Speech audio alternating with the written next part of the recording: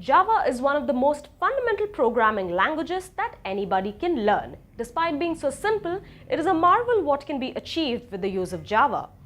Hi everyone, I welcome you all to this Java full course session by Edureka. But before we begin, let's look at our agenda for today. So we're going to start out by talking about Java, what it is and why do we need it. Then we're going to discuss a few basic concepts like variables and data types in Java, followed by which we are going to talk about operators, control statements and methods. We are also going to discuss the meat and potatoes of this session, classes, objects and object-oriented programming concepts in Java, followed by which we are going to talk about exception handling. Then we are going to discuss Java collection frameworks and finally close this session by discussing the DOM parser in Java. Also, do click on the subscribe button to never miss an update on the hottest technologies by the Edureka YouTube channel. Okay, before we start off, let me introduce myself. I'm Vinod and I have been with this industry, IT industry, specifically into Java development for last 12 years. All right, so the first topic is about introduction to Java.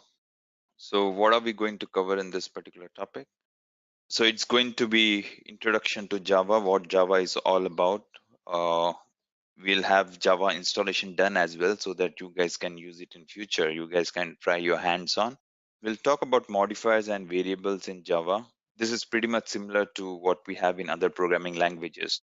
We'll talk about Java data types as well, which is nothing but data type as we have. It's a storage for different data types, right?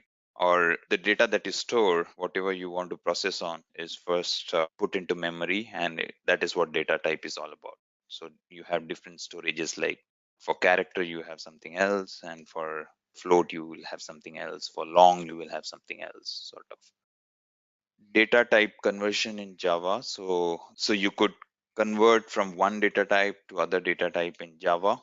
There are implicit conversions done wherein the programmer need not take care about it. Java programming by itself would take care about converting it, which is implicit conversion.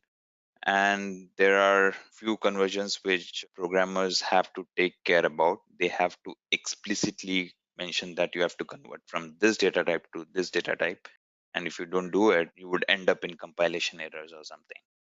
We'll talk about operators. Operators are nothing but the operators that work upon this data type, and which is nothing but transformation. So you kind of use this operators to add up. For, say for example, you have two integers, you want to add it up, so you would have these operators used.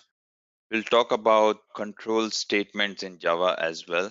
Control statements like you have if else and for loops and stuff like that. So we'll talk about it. So Java is pretty much similar to other programming languages. Thing is, it has some unique features which makes it really important in the current industry, the IT industry, when it comes to big data and stuff like that. So we'll touch base on all these important features of Java, which would help you to understand why do we really use it. All right, so the first topic is introduction. So what is Java? So Java, as we said, it's a programming language which has object-oriented programming model. So when I say object-oriented programming model, everything in Java is taken as an object.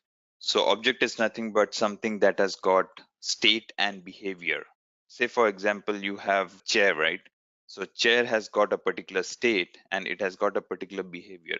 If you do something, if you move it, it would go this way and that way and stuff like that. So basically, any object, if you think about in reality realm, any object for that matter would have some kind of state and it would have some kind of behavior which incorporates on its own, right? So basically, similar to that, Java is programming language which is based on object-oriented programming model. So everything Java could be thought of as an object, or you define a class. So say for example, you have house, right? So house could be thought of as an object or class rather. A house is a class and it would have certain attributes, right? Like number of rooms or stuff like that. So that is nothing but the state of the house. So this was actually brought in by Sun Microsystems in 1995. And basically Java is nothing but we have JVM, but JVM is nothing but you kind of can say it's a specification, right? Sun Microsystems has said that this is how it should be, so that any company tomorrow I can go and create my own version of Java, but it has to be aligned to this particular specification that is given by Sun Microsystems. So Java is nothing but the reference implementation of Java is provided by Sun Microsystems, but nevertheless, as I said, JVM itself is a specification which anyone can implement actually. But we will talk about Sun Microsystems, talk about the reference implementation that is nothing but one created by Sun Microsystems. So everything in Java would have a state and behavior, and which would be defined by class. Again, it was started off by a team led by James Koshling, and we know it's an open source, which doesn't stop anyone from putting in whatever code they want to. Still, we have a lot of versions coming in Java. So it's not that you just have one version created by Sun Microsystems and it's been used across the industry. You have, like, if you find some issues or if they want to have some kind of enhancement in a particular module, they keep doing it. So right now we have, like, Java is at version 12, which is like we have a lot of enhancements coming in. It's a evolving thing. It's ever evolving thing. And as I said, this is open source. Tomorrow, if you become a good programmer in Java, you could go and actually write something for Java, and which would be moderated by someone and which would be put as open source and anyone can use it. Other thing is Java, the very important feature why we use Java or why Java is so widely used is write once and run everywhere. So you write a class or you write program once and you compile it, and this particular compiled version of class could be run anywhere on any machine, or you could transport this particular compiled version of Java, which is nothing but class file. We call it as a class file. Again, you did not get into what is class file, but just to say that you compile it, you get a compiled version of it, and this compiled version of class could be transported anywhere in the network, or you could put it anywhere and just run it. So you could take it on your pen drive as well and go anywhere and plug your pen drive, get this class path, download this class path, or download this class rather, and just run it. So it write once and run everywhere. And the magic part is it could be run on any environment. It could be run on any platform. That's why it's platform independent.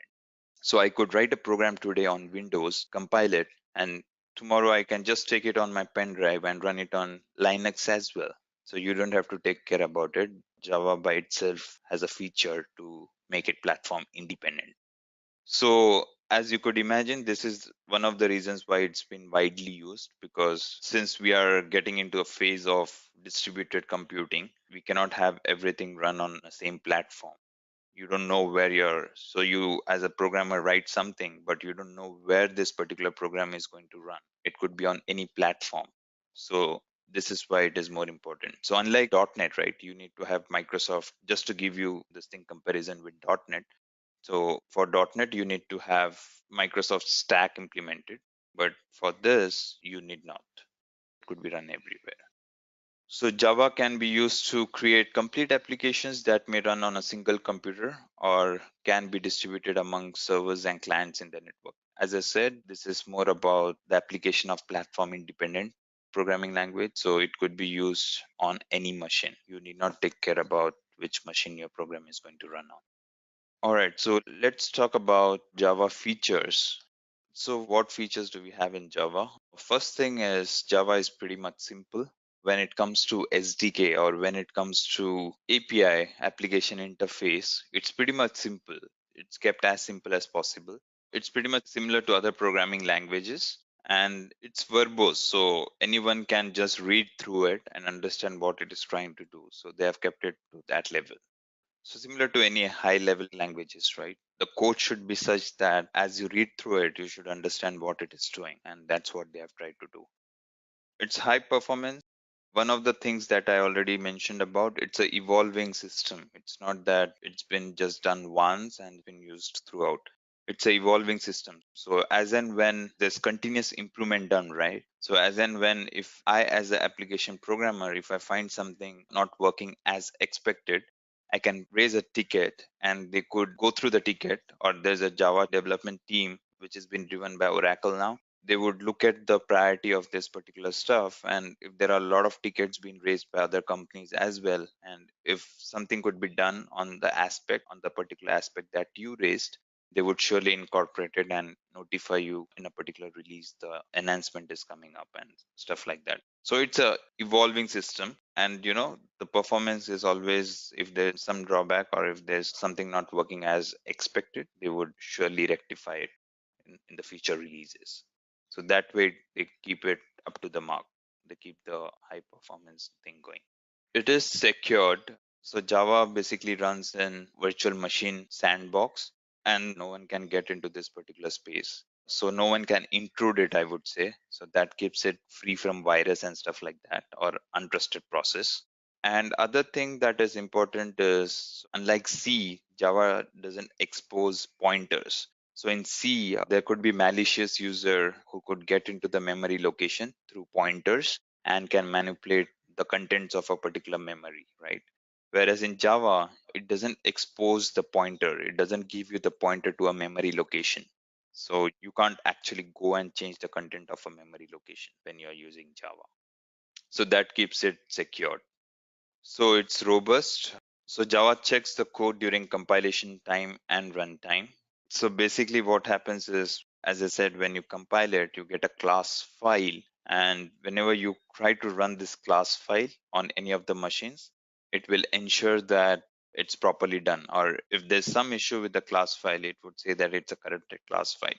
So basically, you have some kind of checks done during the compilation as well. Compilation is nothing but if you have some syntactical error, say for example, if you miss a semicolon at the end of a particular statement or an end of any statement, it would prompt you during the compilation time that this is not what is expected, or it would ask you to correct it. Once you have everything as per the expectation, it would compile it and create a class file. And when you port this class file to any of the machines, during the runtime, it checks as well. And the other thing is about, you don't have to take care about memory allocation and releasing, unlike in other programming languages. Java by itself does garbage collection. Garbage collection is nothing but when a particular memory is not being utilized by your program or goes out of scope, it would, Java by itself has a thread. I don't want to get into threads and stuff like that, but Java would clean off the memory contents by itself. You don't have to explicitly write a code to clean it. In C, you have to write a code to clean it, whereas in Java, it's done by itself. So that makes it robust.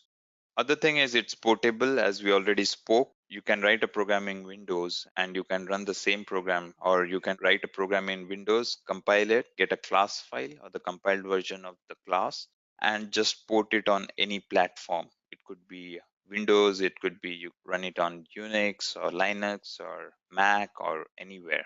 So you don't have to take care about it. So Java by itself does it, and that's where JVM comes into picture, which we'll talk about in the further slides. So other thing is it's dynamic, which means that it has runtime polymorphism. So all the objects are evaluated during runtime. It's not just that it's done during the compile time. There's something done during the runtime as well. So basically it's called as runtime polymorphism. But just to keep in mind, not everything is linked up during the compile time. There's something done during the runtime as well. So it could be distributed as well. You don't have to have all the code put into one machine and run it. From my machine, I could run something written on your machine as well if into net in the same network, or if they're exposed to a network. We could run programs on different machines. So that's what distributed is all about. So you could think of big data. So this is one of the major features why Java is being widely used in big data, right? So big data is nothing but you have chunks of data.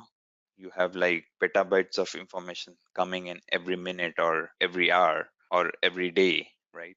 And you want to process it. So it cannot be done in one machine. If you want to run everything on one machine, as we had earlier, right? Everything was monolithic. Everything was done on one machine, sort of. So that's where you would want to have servers, right? Now the server thing is not being used that much since there's a lot of investment and stuff like that. So distributed computing is nothing but we have like peer computers or normal computers that we have, and programs are actually run on these machines rather than having high-end machines. So basically, this feature is what helps Java to be used in big data. And as I said, it's run on commodity hardware as against server hardware, which needs a lot of investment for companies. Java is multi-threaded. So multi-threaded is nothing but, so you have multiple cores on your machine, right? You have like 4 cores and stuff like that. So you could utilize all these 4 cores. Say for example, you want to do addition of 2 numbers and multiplication of 2 numbers, right? Different numbers. So you don't have to run everything on one core. So this could, since you have 4 processors, right? 4 cores, you could have addition run on one core and you could have this multiplication going on at the same time, at the same instance, right? You could have this multiplication going on as well.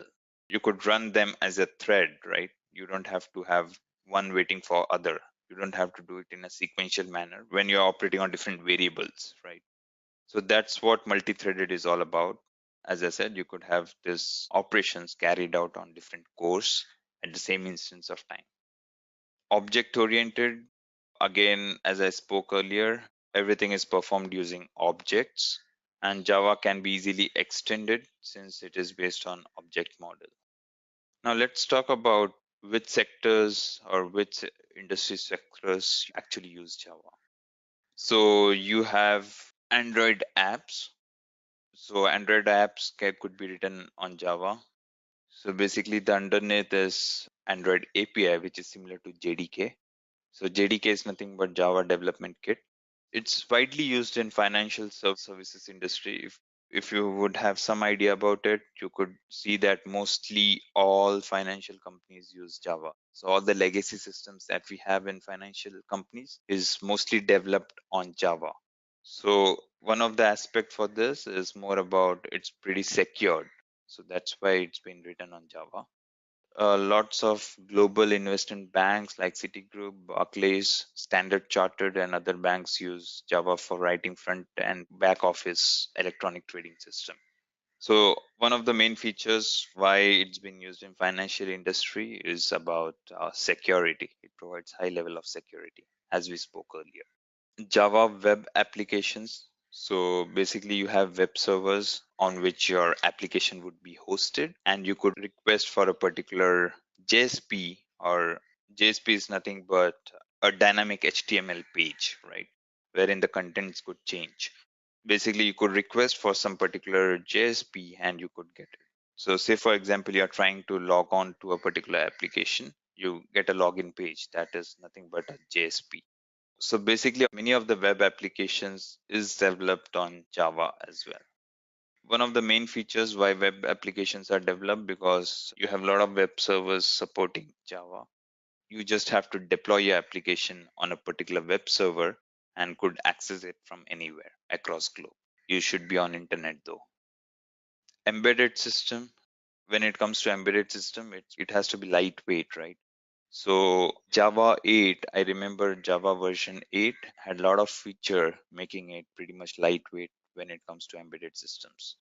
So basically you have micro edition J2ME. What we are talking here is J2SE. And the thing that so there are 3 flavors of Java. So one is J2SE, which is nothing but standard edition, and which is standard edition, which you have like all the data types and stuff like that, all for loops and stuff like that, right? That is about J2SE. You have J2EE, which is enterprise edition, which is nothing but the web application that we spoke about. And we have J2ME, which is micro edition, which is nothing but for embedded systems. As its name suggests, it is micro edition, which is light in weight. And as we can imagine that in embedded system, it has to be lighter since it is burnt into a chip, right? And you cannot have a big application. So that's why we have lightweight when it comes to J2ME. So again, as I touch base on this, it's about web servers and application servers, which makes Java compatible for web applications. So we have Apache Tomcat, which is pretty much widely used. which was a web server earlier. Now they have Apache Tom E, or which is Tom double E, which is nothing but an application server version of it. So basically, when it comes to web servers or application servers, what you do is you as a client could send a request to a web server, and web server or the application server would just process this particular request and send the response in the way the application is written. So basically, it would serve the expected result out. So you have enterprise applications. Again, this is Java Enterprise Edition, which makes it favorable for web applications. So all these are specifications, J2ME, J2EE, J2SE. These are nothing but specifications exposed by Java. So if you as a developer wants to do something, or if you want to write your own version of it, you could do it. So where is Java used? Again, scientific applications. So as you could imagine, in scientific applications you need to have high level of accuracy and precision. Rather, there could be mathematical equations and mathematical computations which needs a lot of CPU time, because it's very CPU intensive, right? When you do a very precise calculation with high degree, it needs a lot of CPU time, right? So that's where Java is good at. So basically, this is about, as I spoke about, multi-threading, utilizing all the cores to the fullest. So suppose you have 4-core processor, using all these 4 cores is being done by Java. Java has feature, or through threads, you could actually read through or actually utilize these 4 cores to the fullest. Big data technologies. Again, big data is nothing but, as I said, it's distributed. You cannot have everything run on one machine, which was the case earlier. You would have one server put up and everything is run on that particular server. Now it cannot be the case. That's where big data comes into picture, wherein you have distributed architecture and you have this data being processed across network rather than just on one machine. And mind you, as I said, these machines are commodity hardware and not server level hardware or the enterprise level hardware, which makes it cheaper. Internet of Things. So, Internet of Things is coming up, is a booming thing wherein you could connect things together. Say, for example, you have cars, right? So, you could connect cars together.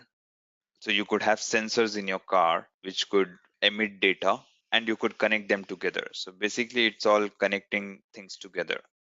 Or say, for example, let me talk about internet itself. So earlier, if you remember, computers were not connected. It were all peer, right?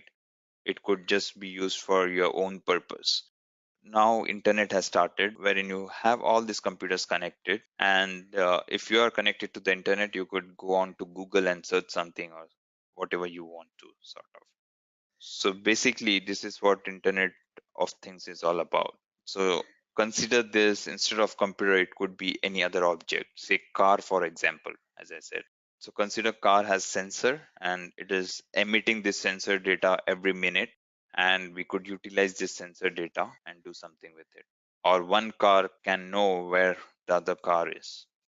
So that's what Internet of Things is about, all about, connecting things together. Let's start off with the setup for Java. So basically, you could go to this particular site and just download the SDK based on this JDK, right? So basically, based on whatever platform you are at, if you are using Windows, you have to select Windows. If you are using something else, if you have Mac, you can select Mac. So this is pretty much similar to other softwares. You get a exe file downloaded and you just have to run that exe file. So basically, if I can show you what gets downloaded. So I've downloaded version 12 for Java, as you could see here, and since it's Windows, it is mentioned as Windows. So this is nothing but a exe file that you get, which you could run, and you would have Java installed on your machine. So it's pretty simple. It's pretty much similar to other softwares you have. Say, for example, or I could just show you the location where it is installed. So if you get into the program files, you can see Java being installed here, right? And it says JDK 12. So once you install Java, Once you download this particular stuff, JDK, and once you install this executable, you should be able to see this Java folder in your program files. So it shows here. So you can select whatever you want to see. You have, as you could see here, there's Linux, there is Windows, Mac OS, and stuff like that. You have to select the platform you are on, and you should be good to go. This is done. You could see you get a exe which you have to run. So basically, to run Java, what you have to do is, yeah, so you go to the system, you have control panel system, you go here and you have to click on advanced system settings. Basically, what we are trying to do is we are going to set environment variable, right? And what we are going to set is this path variable. So you have, if you want to put it specific to a particular user, you can put it here, put it in the upper space, or if you want it across the system, you could basically put the path variable here in the system variables. So once you install it, you have to make sure that you have this particular path being put in your path environment variable. So basically it tells the OS that you have executables within this particular directory. So once that is done, once you have this properly set up, let me open up PowerShell. So PowerShell is nothing but it's pretty much similar to command prompt, but it's a Linux flavor of it. So basically you could run Linux commands as well. Okay, so I'll once this is done, give me a second. Okay, so with PowerShell you can do ls, which would give you listing. Unlike in command prompt, you have to give dir. So it's basically good for programming.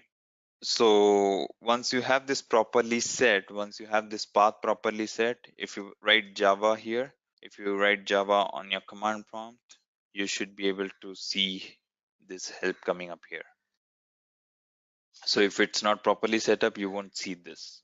It would give you unrecognized command. Yeah, open command prompt and type Java. So once the path is properly set, you should be able to see this. So let's set up Eclipse as well. So it could be Eclipse or IntelliJ, whatever you are comfortable with. So you could use either of them. Since IntelliJ has much more features, you could use IntelliJ as well.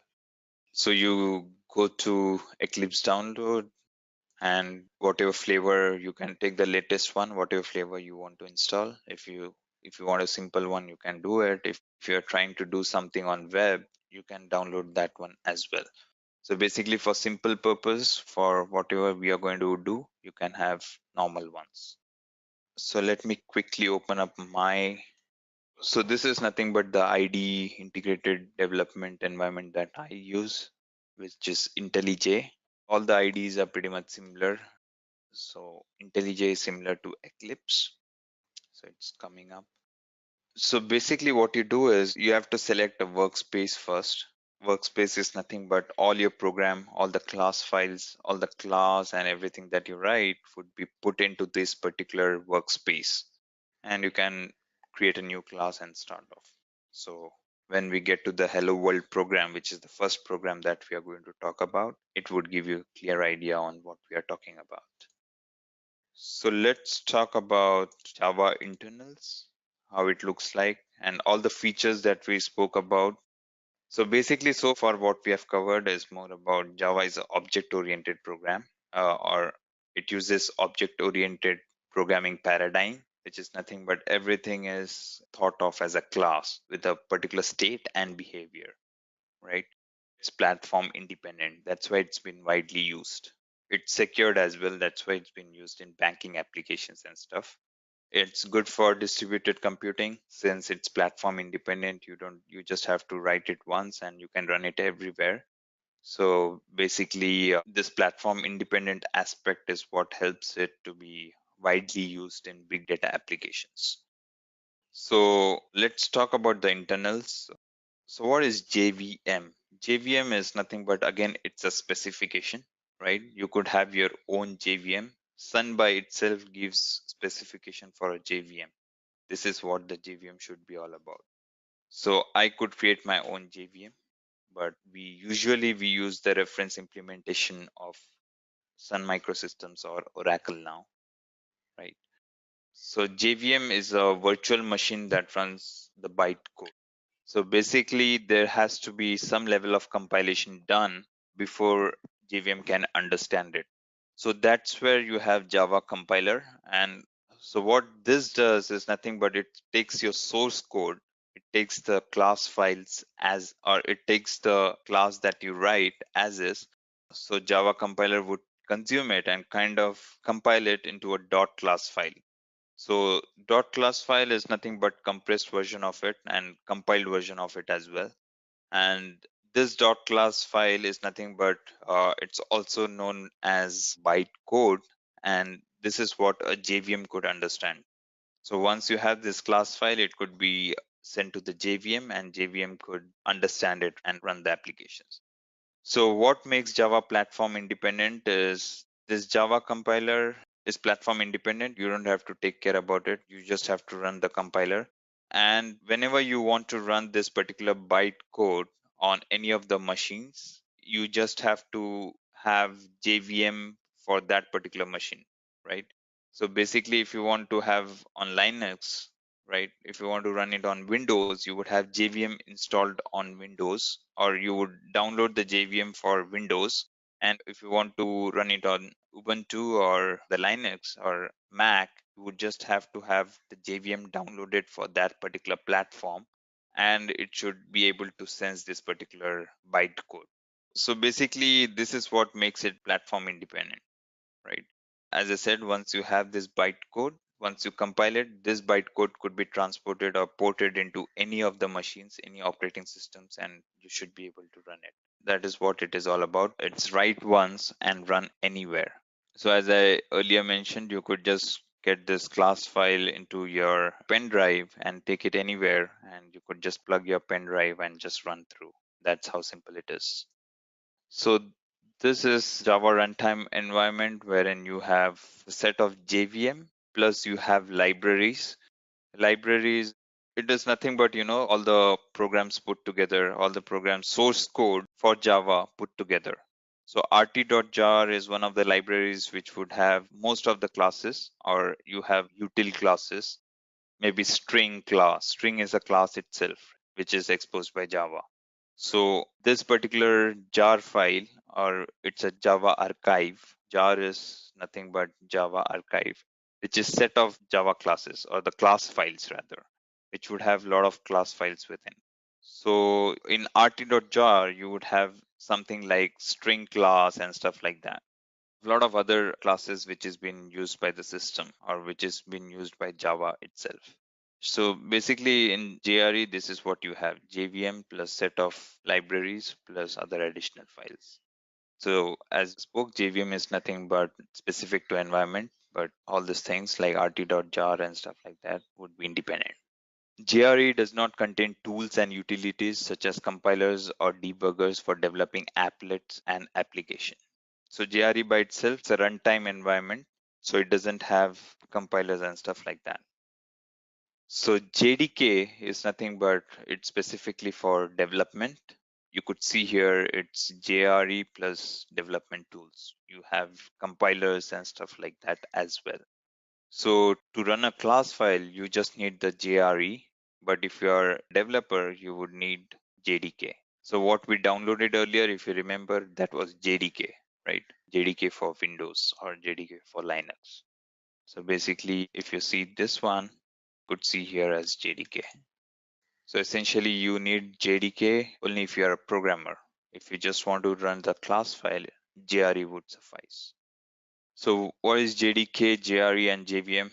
As we spoke about, you could see JDK is a superset. It has everything, right? JDK would have your JVM plus it would have, as we spoke here, it's JRE plus your development tools as well. As you could see here, details, it has everything here. It would be really confusing right now if you directly get into what all this is all about. But basically, you could imagine JDK is a superset, and JRE is nothing but it's your runtime environment, which has JVM and some additional files, or rt.jar, as we said, which is nothing but set of class files that is exposed by Java, which could be used, like string, for example, right? Let's see how it works. So basically you have your source file. So this is what a developer would typically write, would create a .java file. So whatever you write, you create a class, you just create a new class and write something to it. What you get is .java. You get the extension .java. So basically this is your source code, whatever you write, you as a developer would write. This class files would be sent for compilation, or whenever you are good enough done with your coding, you would compile it. And once the compilation is done, once everything looks good enough, once the compiler doesn't mark anything and doesn't flag anything rather, which means everything is syntactically right, you would get Java bytecode, which is nothing but .class file. Now this .class file could be moved across network, or you could, as I said, you could just put it in your pen drive and can take it anywhere. And you could run it on any of the environments. You just have to have JVM. So basically you could run this class file, which is compiled on Windows. You could run it on any of the environment, any of the platforms. So this is something that we spoke about during runtime. There's a verification as well. So when class loader would load this particular class file, it would ensure that it is up to the mark or it's not manipulated sort of. So if at all it sees something wrong, then it would flag it off as, corrupted file or something. So this is nothing but Java class file libraries, rt.jar that we spoke about, Java archive. So this is what is happening when you run a particular class file, right? So you have this class loaded, and then you have this compilers, just-in-time compiler actually running it for you. So basically it's a part of JVM. So remember JVM is nothing but it's a platform. It is specific to platform. So basically for Windows, you would have a different JVM, and for Linux, you would have a different JVM. So yeah, you get this class, you load this class using class loader, and you run through the application or run through the class files. So typically this is how Java operates. So just to give a gist on this one, so you have a source code, you have .java file written, you compile it, you get a .class file, and you can port this class file anywhere. You can run this class file anywhere on your network or wherever you want to. You just have to take this class file, and on the machine on which you run, what would happen is you load this class file first using class loader, and with JVM would have just-in-time compiler, which would run a particular class for you, right? So what we are trying to do here is you're running the source code that's written on any environment. You're running it on any other environment. So basically you could write this on Windows. You could write source code on Windows, but you could run it on, say, for example, Linux. So that is what makes it platform independent. So yeah, let's create one class. And as we create it, I'll talk more about it. So you could open up your Eclipse and could create something like new project. So it could be a bit different for you. The look and feel might not be exactly the same as mine, but you just have to create a new project. Select Java. So basically I put a project name, so whatever you want to. So basic nomenclature is like it has to start with uppercase letter, which is camel casing, right? So you should follow camel casing that's one of the best practices. It won't flag you as some error or something, but that's a normal industrial practice that whenever you create a Java project, it has to use camel casing. Create Edureka Java. So it's creating a project for me. And as you can see here, I have this particular project being created, right? Now what I do is I create Java class. So basically, as we said, everything could be seen as a class, right? That's what object oriented is all about.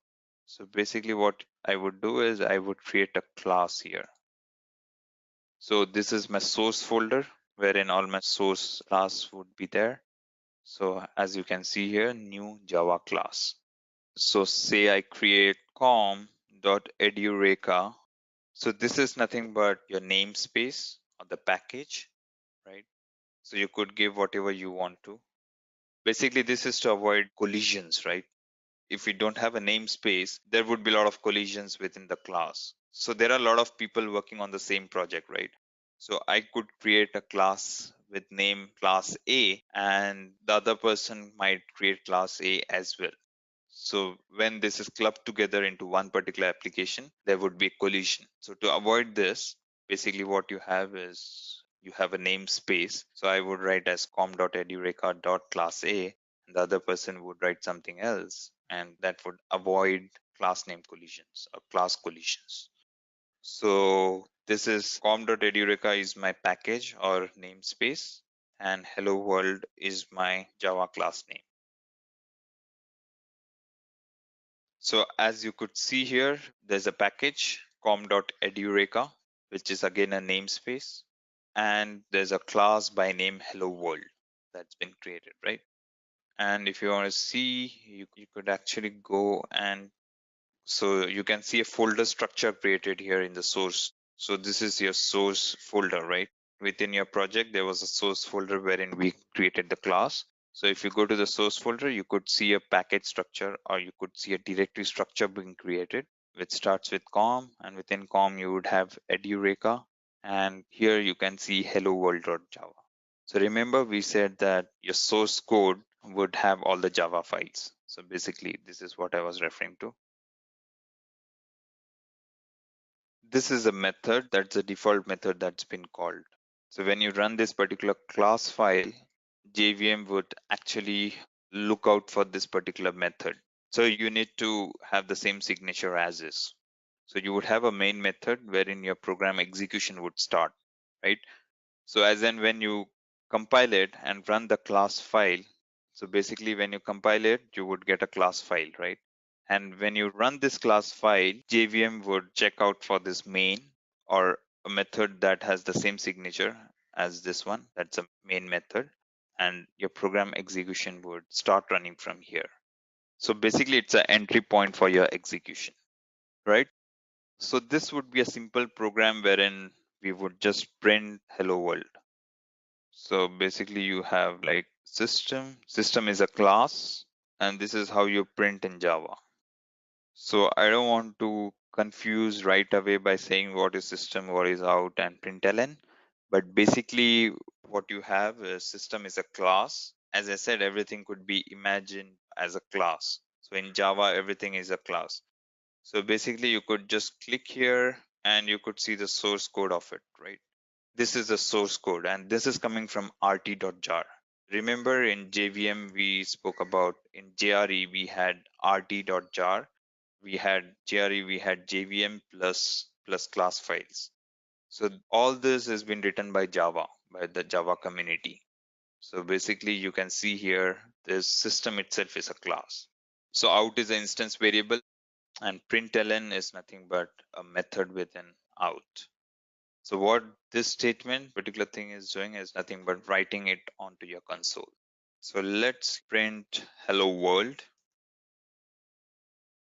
So basically when you build a project, it's compiling it. As you could see here, it's saying it's building it.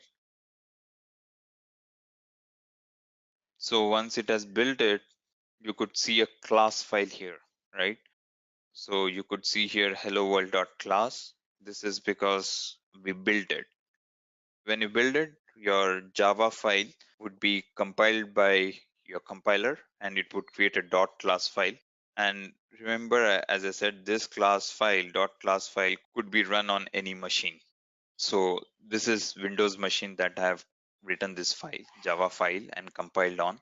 Now this .class file could run on Linux or any platform that you want to run it on. So let me talk about this class, right? So you have a public keyword, which is nothing but access modifier, which gives visibility. So basically what we are trying to say here is hello world is could be publicly seen. So it could be seen anywhere within the application. So basically for class level, you have public, which as the name suggests or as the name gives out, it could be seen anywhere within your application. That's a visibility key access modifier. All right, so you have the keyword class here, which is for the class. You need to have it mentioned as class. If you write something else, then it would give you compilation error. So it has to be exactly the same. All right, that's the syntax of it. Hello is nothing but the name of your class. Then you have this public static void main, which is nothing but, as I said, this is the entry point for your application or your class file. So when you run this particular class, it would start off from here. You have a static keyword. Static keyword is nothing but it's at the class level. So basically you need not create instance. We haven't reached to that point yet. So basically hello is a class and you could create instance of hello, which is nothing but object, right? So when you have a static keyword here, you need not create object of hello to run it. If it's not static, then you need to have object of hello created. So basically what I'm trying to say is, say you have one more method here, which is test. Now this doesn't have a static keyword here. So basically what we can do is we can print.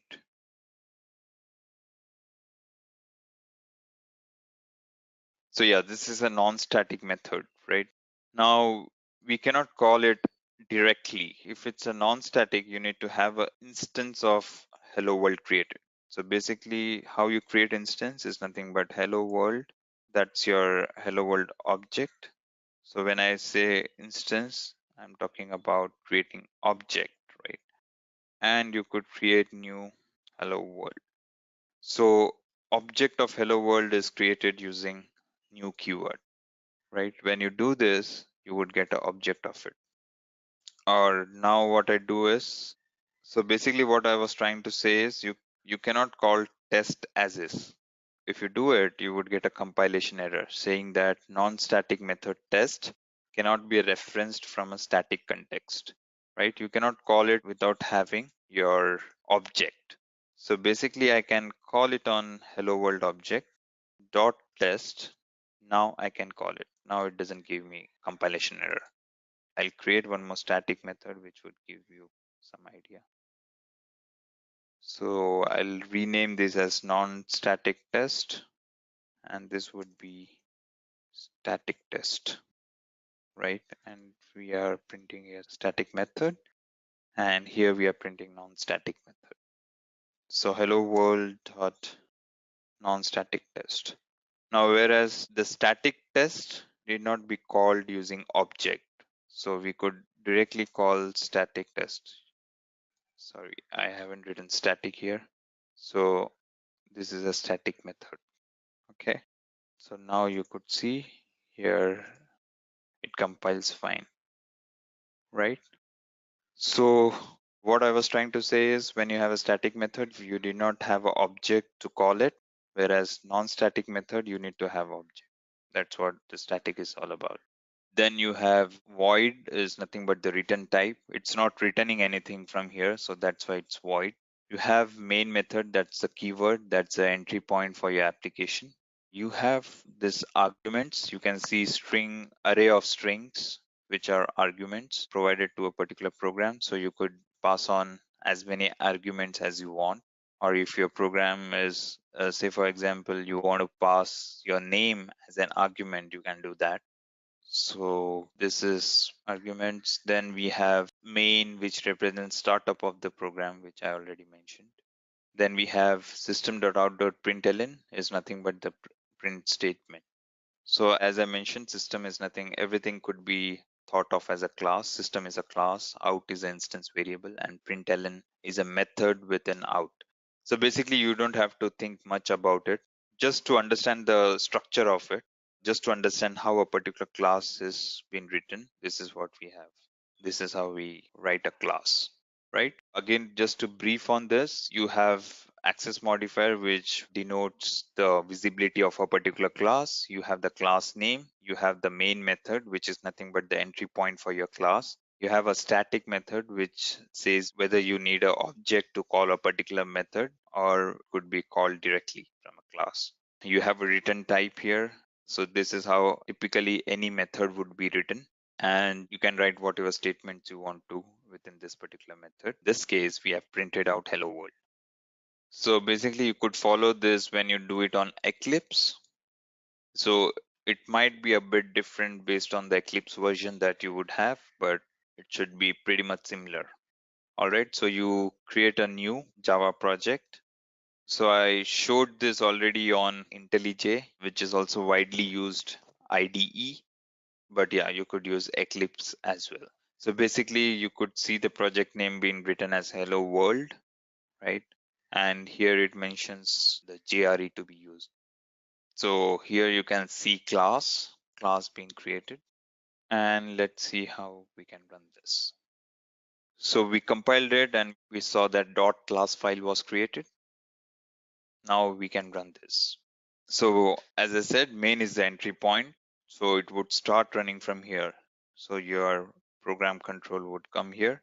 And the first thing that it would see is you have printed hello world. So it should print this one. Then I would keep it simple. I don't want to, let's see what's been printed here, right? So you could see here hello world being printed first, right? This is where the program execution started from. So it came to main, saw hello world, it printed out hello world. Then you gave a call to this non-static method. So it printed non-static method, which has been printed in this particular method. And then it gave a call to static method, and you could see static method being printed here. So one thing to remember is the program execution starts from main and it just executes this main method. So whatever content you want to write, you would basically write it in the main method. So you could see here hello world being printed out. Now let's see how easy it is to code the same in the J shell. So J shell is nothing but shell prompt that was created in Java version 9. Since 9 you would have J shell. So since I have Java version 12, I should have J shell as well. So yeah, J shell is nothing but a prompt. So it's nothing but instead of writing into integrated workspace, you could have J shell and you could try out something here. It's not something for production use as such. It's basically to test something, right? You as a developer could, if you want to see what it does, instead of writing everything into the main. So if you write a class, you would have to write things into the main and then run it and stuff like that. With J shell, it's just a kind of interpreter wherein you could write something, some command and see what the output is. So basically you could say, for example, we printed hello world, right? So system.out.println hello world, right? If you remember, this is what we typed into our main method, right? So if you want to run this, you have to have all these artifacts created as is, right?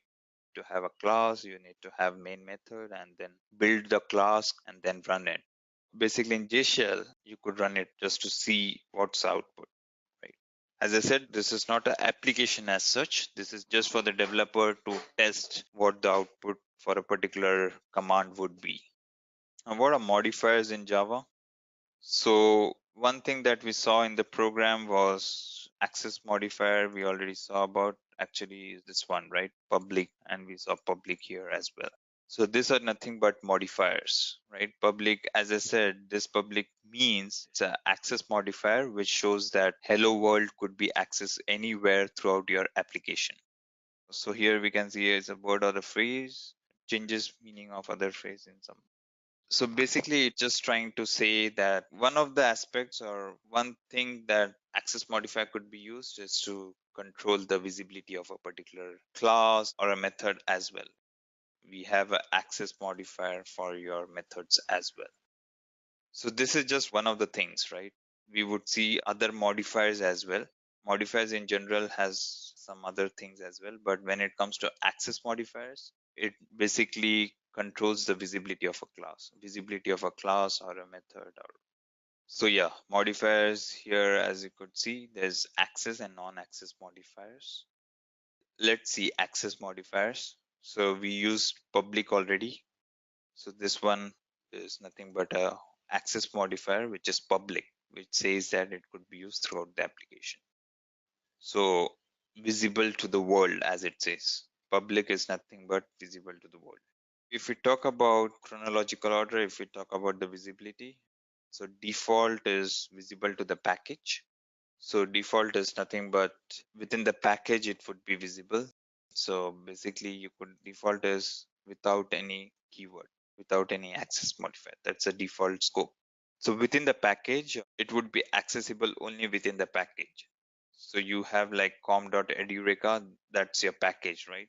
So this hello world would be accessible if it has a default scope, it would be accessible only within com.edureka. If you try to access it from some other package, you would get an error. So that's the default visibility, visible to the package. Private is nothing but it is visible to the class. It is only visible to the class. So this is the lowest visibility, only visible to the class. If you try to access it from outside class, even within the same package, you would get an error because you won't be able to access it. It is accessible only within the class. Public is accessible to the world. It could be accessed from anywhere within your application or anywhere within your wherever your class file. So basically if you have a jar file, but what I'm trying to say is public is accessible anywhere, right? Protected is again visible to the package and all the subclasses. So we'll talk about subclasses. So subclasses is nothing but in C we have inheritance, right? Say for example, integer. Integer is a class. So as I said, in object oriented paradigm or in Java, everything could be visualized as a class. So integer itself is a class, right? So there's a number, there's a superclass, which is number, which has all the common state and behavior that a particular number would have, right? So number is a superclass, and you have subclasses like integer. A float would be a subclass of number. Long would be a subclass of number. Basically, this is inheritance, right?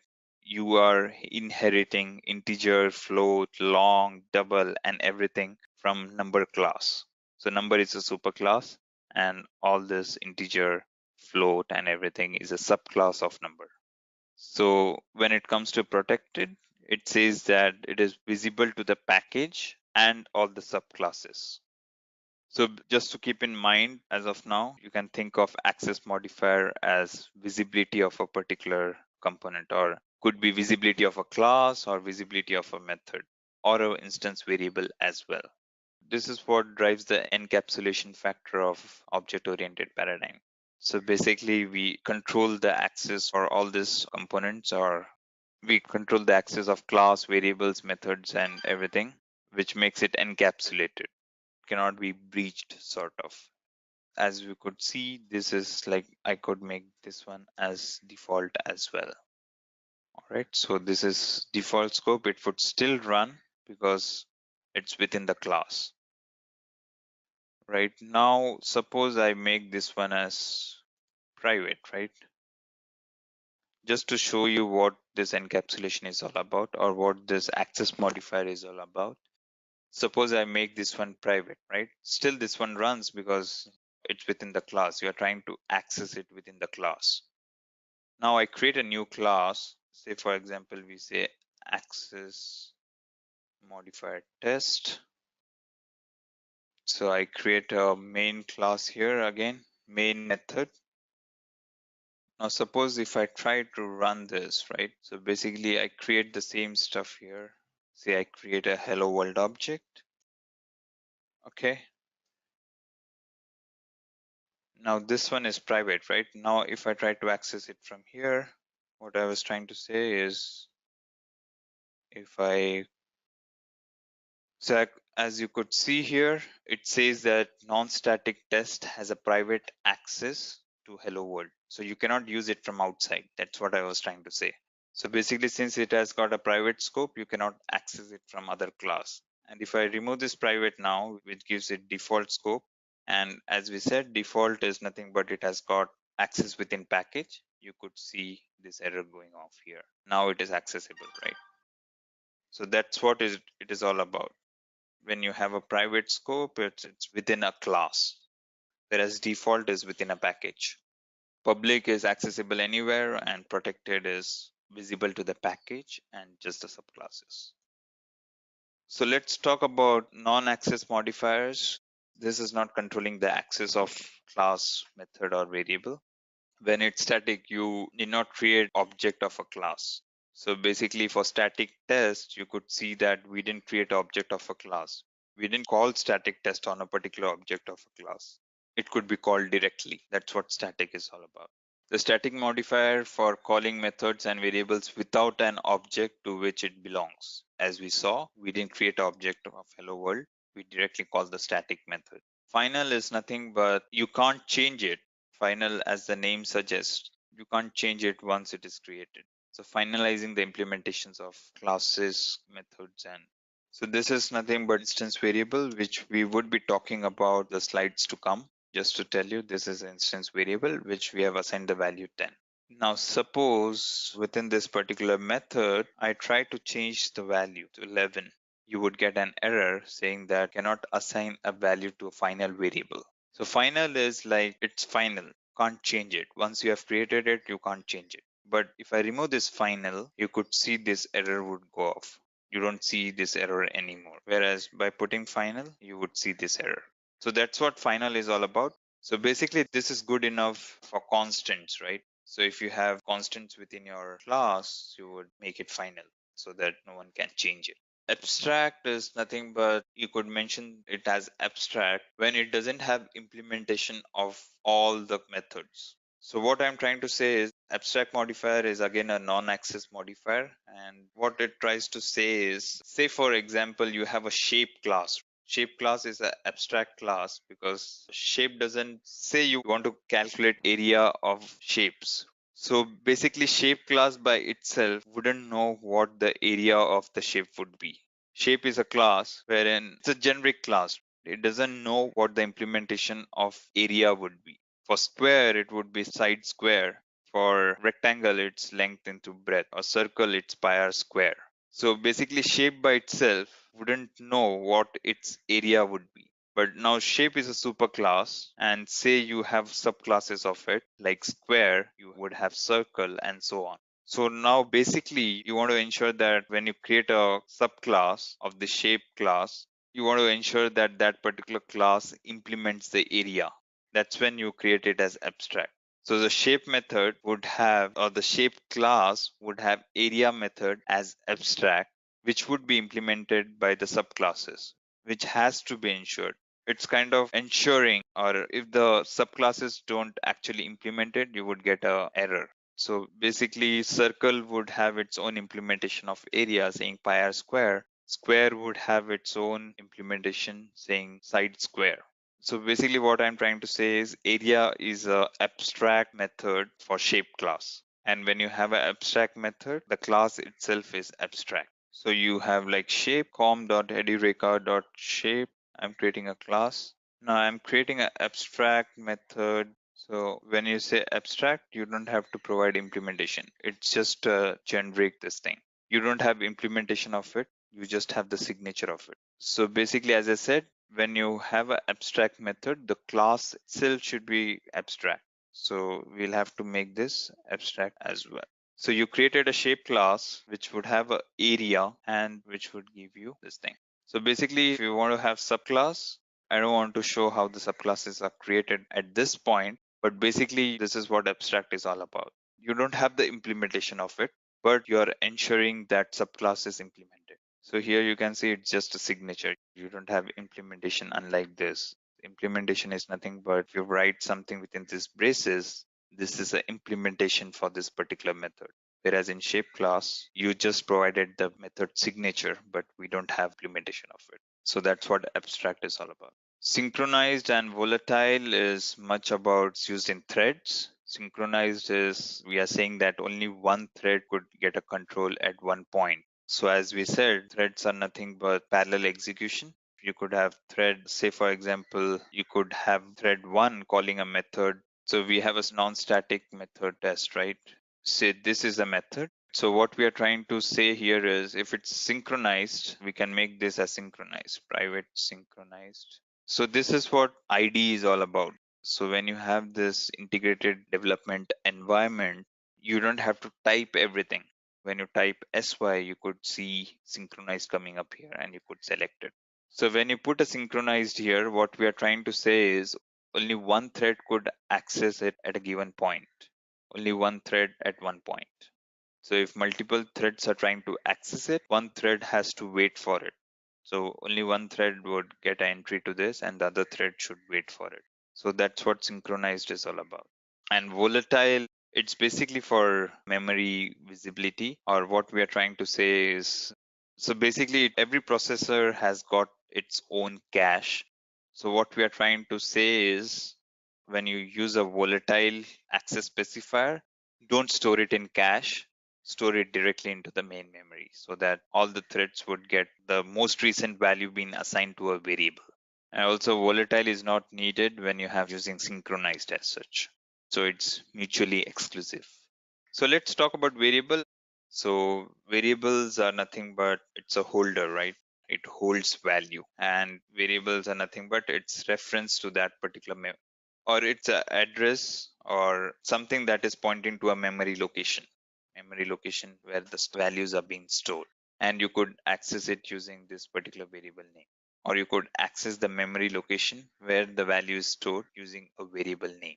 What I'm trying to say here is, so this is a variable and you could access, so this 10 is stored somewhere in the memory and you could access this part of memory location where this 10 is stored using this variable, or you can manipulate it as well.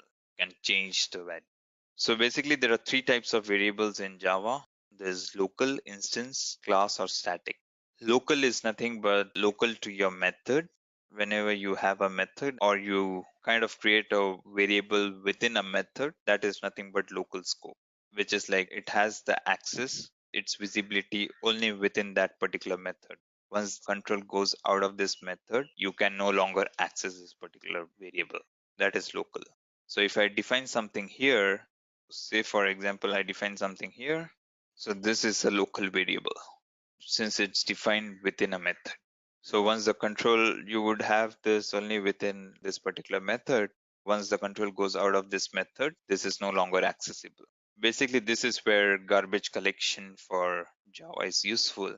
Once your control goes out of this particular method, garbage collector would kick in and would clean off this variable or clean off this particular memory location, or would make it available for use. So that's the local scope. The next one is instance. Instance is nothing but something that is defined at the instance level. So this is instance variable. So since it's at the class level, right? This is, you could see it at the method level. This is at the class level. So this is nothing but an instance variable. Now there is static variable as well. So this is how you define a static variable. So instance variable is nothing but it's per instance. So you could go and change this instance variable to something else. Suppose I assign a value 40 here. Now I could have one more object created. Suppose I call this object 1 and I have hello world object. So I create one more object here. So what we are trying to do is we are trying to change the instance variable through objects. So basically this is what it is. When you have an instance variable, normal instance variable, which is non-static, you could access it through objects, right? So through object one, you assign for object one, you assign instance variable value to 40.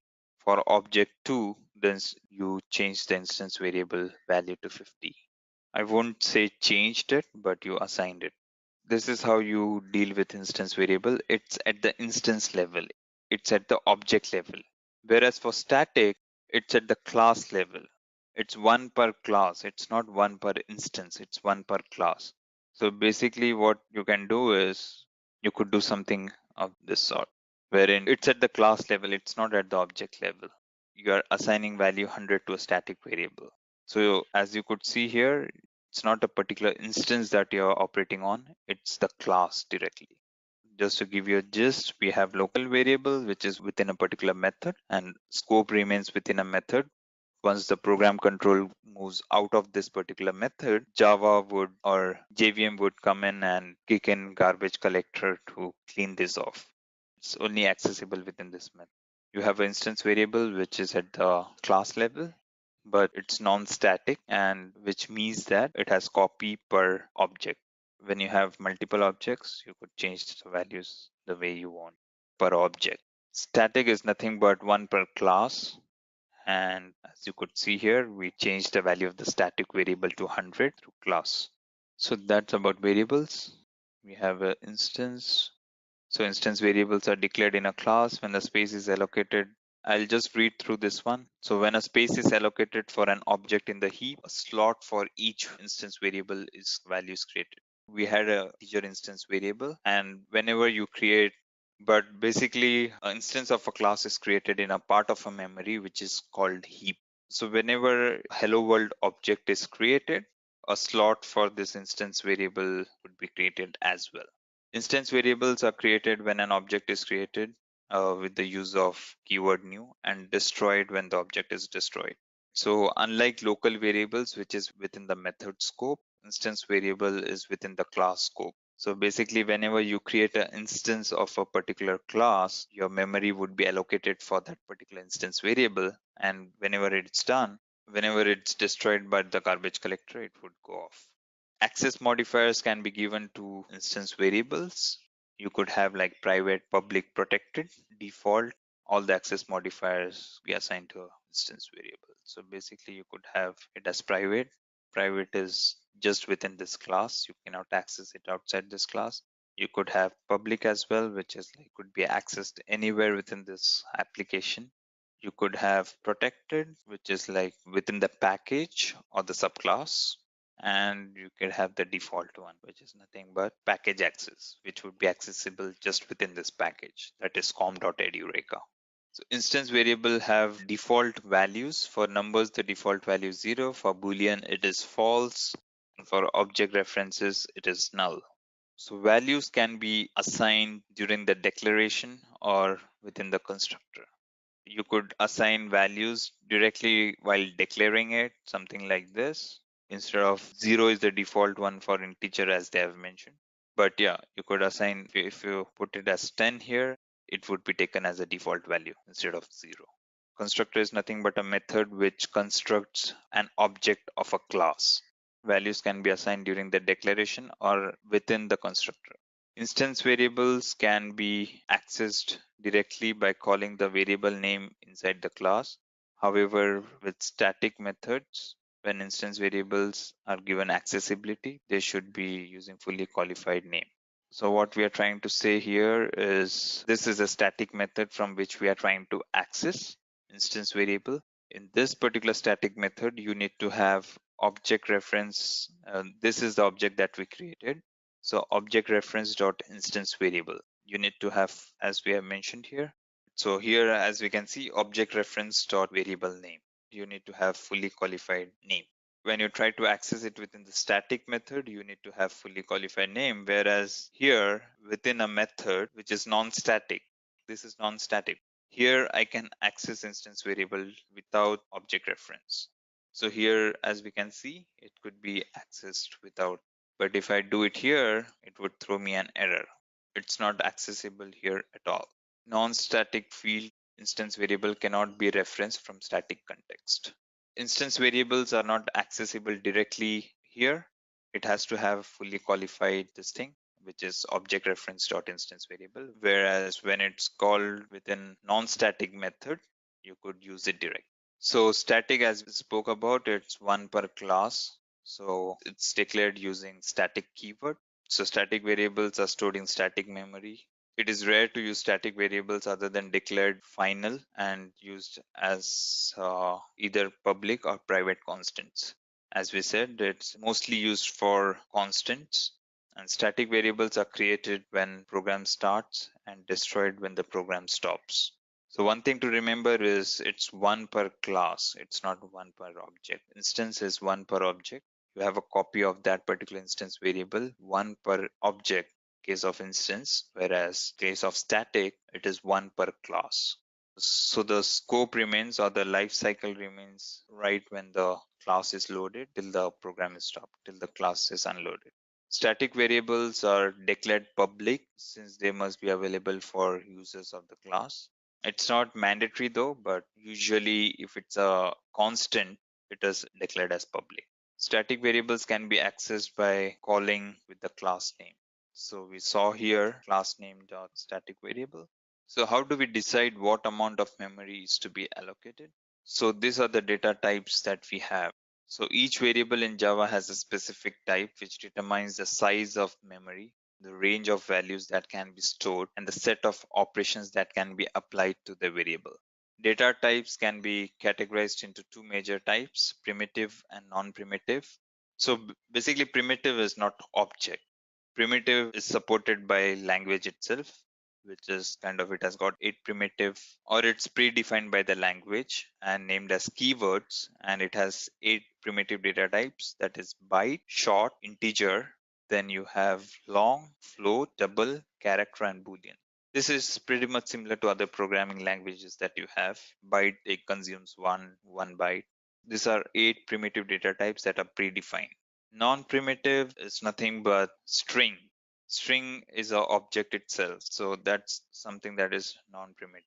Or if you define your own class, say student for that matter here, right?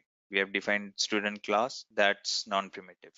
So this student class is non-primitive. We have strings for storing string, which is again kind of non-primitive. We have arrays, or basically it's all called as reference variables, since we're referencing a particular memory location through variable name.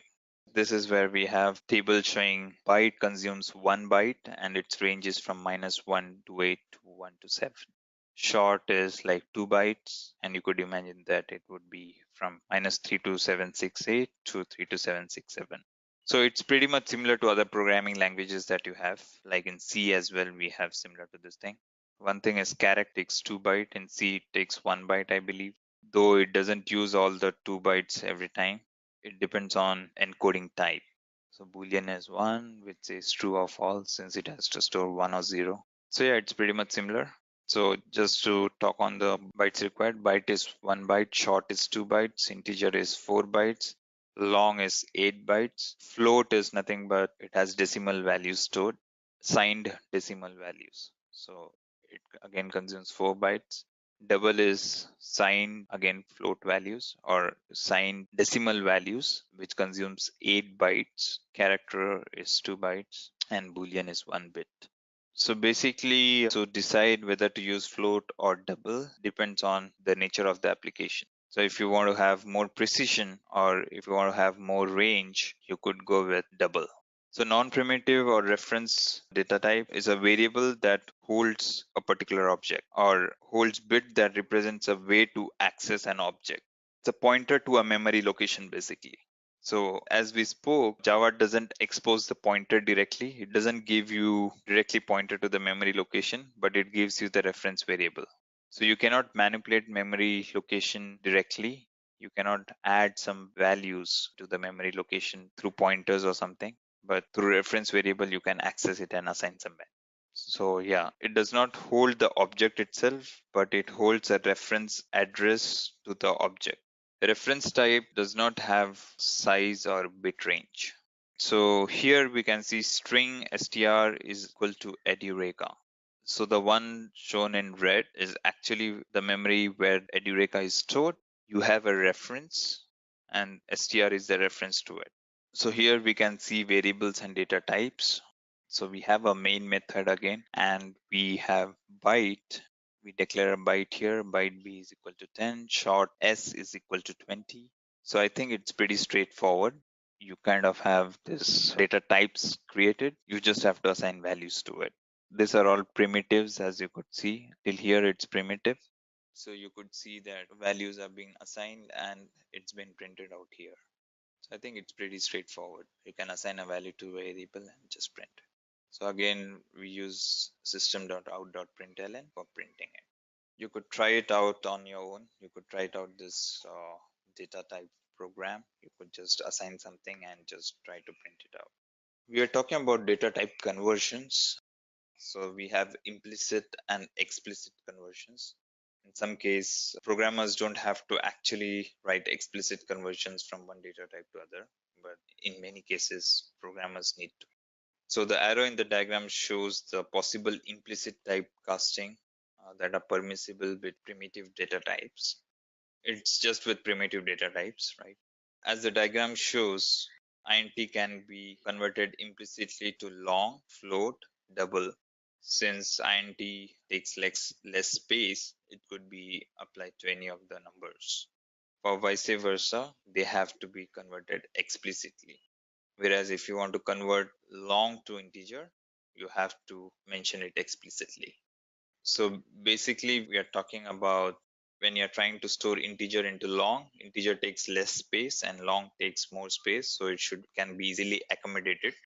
Since long takes more space, if it is more than the range of the integer, it wouldn't know how to assign it to integer. So that's why it has to be explicitly converted. Implicit conversions, we can on the J shell, you could type this. So here what we are trying is we have a character C is equal to A, and you could see C is assigned A. Now integer K is equal to C, which could be done. You could assign character to an integer. So basically it's a ASCII code for it. So 97 is the ASCII code for C, which would be assigned to K. So now when you assign C to float, which works as well, so you get 97.0. You could assign character to long as well, which is 8 bytes integer. You could assign double as well, which is 8 byte float, and you could see. But it cannot be done the other way around as we spoke. So you cannot have integer or you cannot have double assigned to character. So it would give you incompatible or possible lossy conversion from double to character. It has to be explicitly done if you want to do that. Need of type conversions. So here we have integer a equal to 100, initiated a variable with type integer. Then you have a string b, which is assigned value hello. So basically here you can see string being used, which is a reference variable. And you have string s is equal to a plus b. S equal to a plus b, then it adds up like 100 plus. Since hello is a string, it would concatenate it. So you could see 100 and hello being concatenated, and you could see 100 hello. The data type of both the variables are different, but to perform any operation, we need both the variables to be of same type. Here, integer value is converted into string and gets concatenated with other string. So basically, had b been an integer, you would have got addition of it. Say, for example, integer b is equal to 200, and if you 100 plus 200, you would get 300. But since it's a string in this case, 100 is converted into string and it's concatenated with hello. Explicit type conversions. We saw the previous case wherein double was being assigned to character, which prompted us with lossy conversion. So this is similar to that. So basically here what we are trying to do is we are trying to assign double to integer. So you have double, d is equal to 45d, which is 45, right? Again, double is 8 byte decimal signed decimal number. So you assign 45 to it. And now we are trying to assign this double value to integer. So it's possible lossy conversion. But you have a provision to typecast it. So basically what we are trying to do here is you're trying to assign again double to integer, which is possible if you typecast it. So when I say typecasting, it's nothing but opening parenthesis, then the destination data type, then your data, actual variable. So basically to the right side, you could see that through explicit typecasting, we can assign double to integer. So casting may lose information.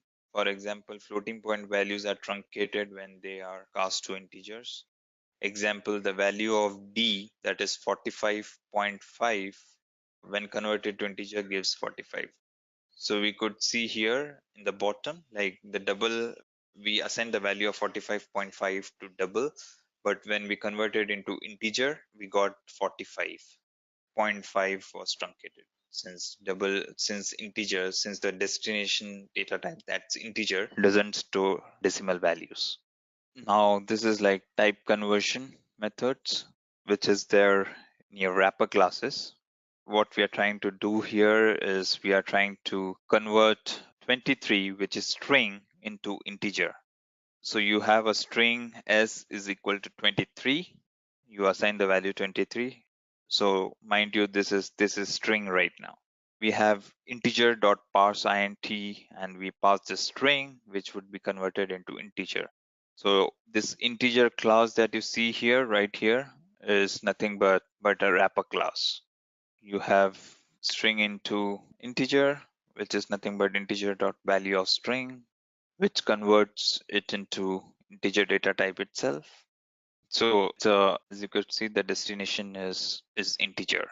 Now integer to string, you have integer. We have a toString method which converts integer into string.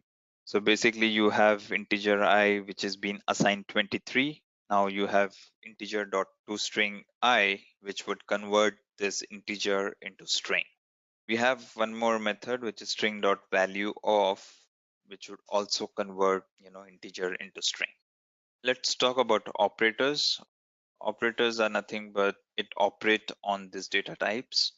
So you have unary, which is kind of pretty much similar to what you have C++. You have postfix and you have prefix. Postfix is I++ or expression++, and the operator is after the variable, which means that it would be assigned value and then it would be added. Prefix is before the operator, which would be added first and then assigned, or the operation would be done first and then assigned. That's prefix. Arithmetic is pretty much similar, like multiplicative. You have like multiplication, division, and mod. You have additive, which is plus and minus. You have shifting operation, which is bits shifting to the left and bits shifting to the right. You have relational operators, less than, greater than, less than, equal to, greater than, equal to, instance of quality of two data types or two variables. We check whether they are equal and not equal. We have a bitwise and bitwise XOR, bitwise inclusive OR, which is happening at the bit level. We have logical and logical OR.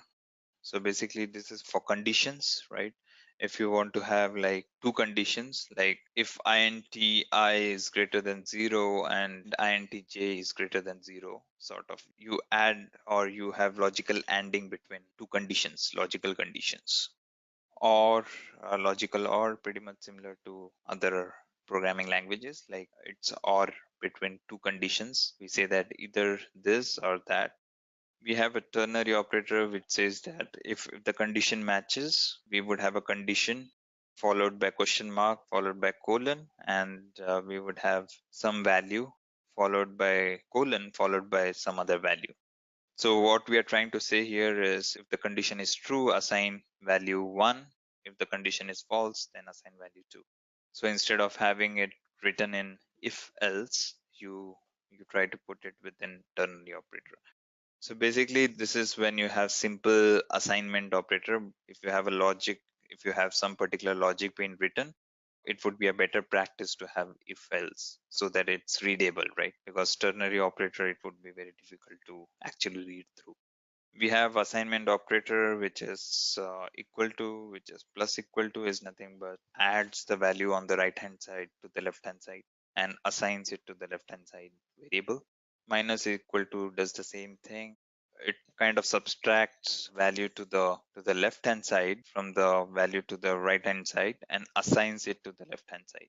So I believe this is pretty much similar to other programming languages. There's nothing different in this. We might have used it somewhere or the else. Should be pretty much simpler for you guys.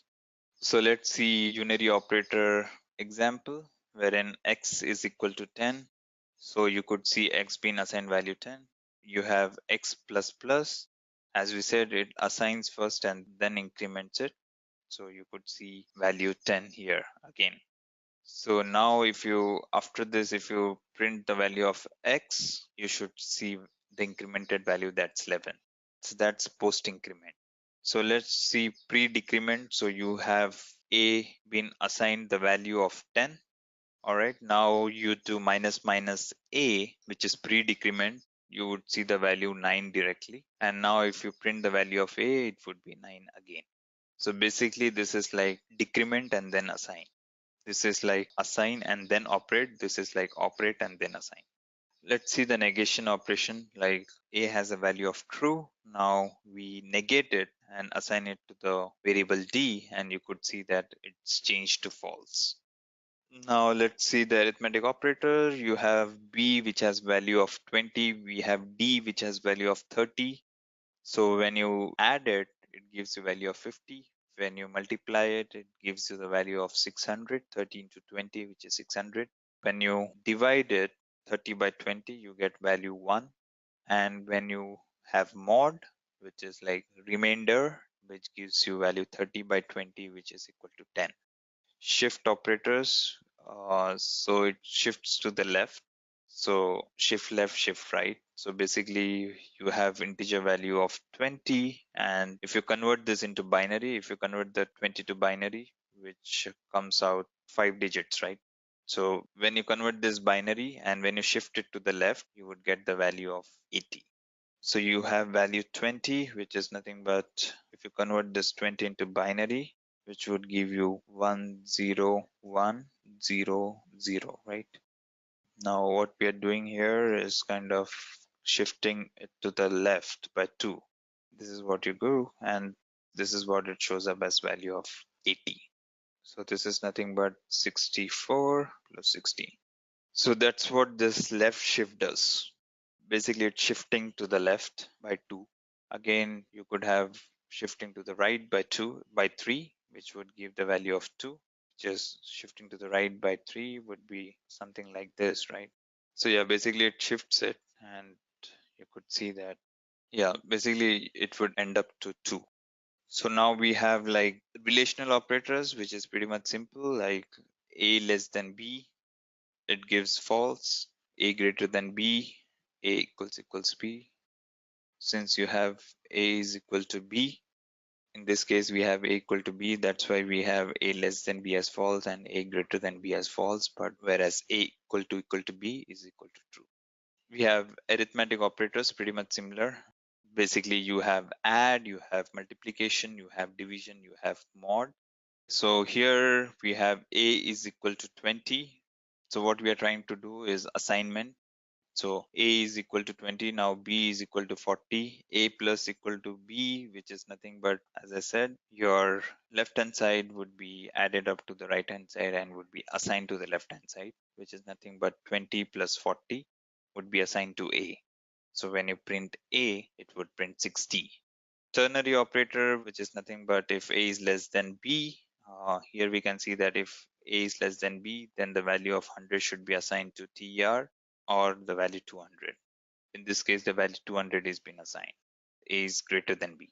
Logical operators is nothing but ANDing and ORing of conditions. Yeah, here we are saying that A is less than B and D is less than B, then return false. And it's like kind of ANDing logical conditions. Now let's talk about the control statement in Java. Now again, this one is pretty much similar to other programming languages, nothing different in Java. So you have control statements, you have iterative statements, you have jump statements. So one is selection or decision making statements, which is like if else ladder. You have if this particular condition satisfies, do some things, do some execute group of statements, and if it doesn't, then execute other group of statements. That is about if else. Switch is nothing but based on the value of a variable, like you execute different step of statements. Like say for example, you have you write a switch on integer variable x. Now when x is 1, you do something, or if x is 0, you do something. Or you can have a default statement as well. When x is neither 0 or 1, do something else. That's about switch. Iteration is you repeat the same set of statements again and again till a particular condition is met. That's iteration. So you have for loop, which is like after every iteration, the value of variable or the iterating variable would be changed and would be checked against a condition. And if it meets, it would come out. Or if it meet, it would execute it again. And if it doesn't meet, then it would come out. So yeah, this is pretty much similar to other programming languages. So for int I is equal to 0, I is less than 10, I plus plus, and you write something within it. So this loop would go on for 10 times from 0 to 9. It would break, it would come out when I is greater than 9, which is 10. When it goes to 10, it would come out. While is again pretty much similar to that. You have do while construct, which is guaranteed to be executed once because the condition is checked after the execution is done once. So basically, no matter what the condition is, it has to be executed once for sure. That's when, if that's the behavior you want to put into your program, you would use do while. Execute once for sure. Jump statements, you have like break, which come out of for loop or any iterative statements. You have continue, which would again continue, and return is again coming out of a method, or yeah, mostly from the methods you return something. So the control leaves the method. Now, just to give you what if else is, if the condition is true, then execute the conditional code. If the condition is false, come out of the execution or come out of the conditional code. Skip the conditional code. That's what if else is. So here you have int I is equal to 10, int b equal to 20 if I is less than b. So it's pretty much similar to the ternary operator that we had. So you could see here tr is equal to a plus b. So basically the value, if a is less than b, which is in this case, a is equal to 10 and b is equal to 20. In that case, you would have ter as 30 since it is true. So basically it checks the condition, and if the condition is true, it executes the code with it. Now let's talk about if else. If else construct is nothing but you have a else set of statements to be executed when the condition doesn't succeed. So in this case, if a is less than b, tr is equal to a plus b, else tr is equal to b minus a. So in this case, it was less than a is less than b, so you got the value of 30. Whereas if a is greater than b, we have again changed it. So if a is greater than b, then tr is equal to a plus b, else tr is equal to b minus a. So in this case, a is less than b, so which means tr should be b minus a, which goes into the else condition statement. And here you have 20, b as 20 and a as 10, which is 20 minus 10. So you should have tr as 10.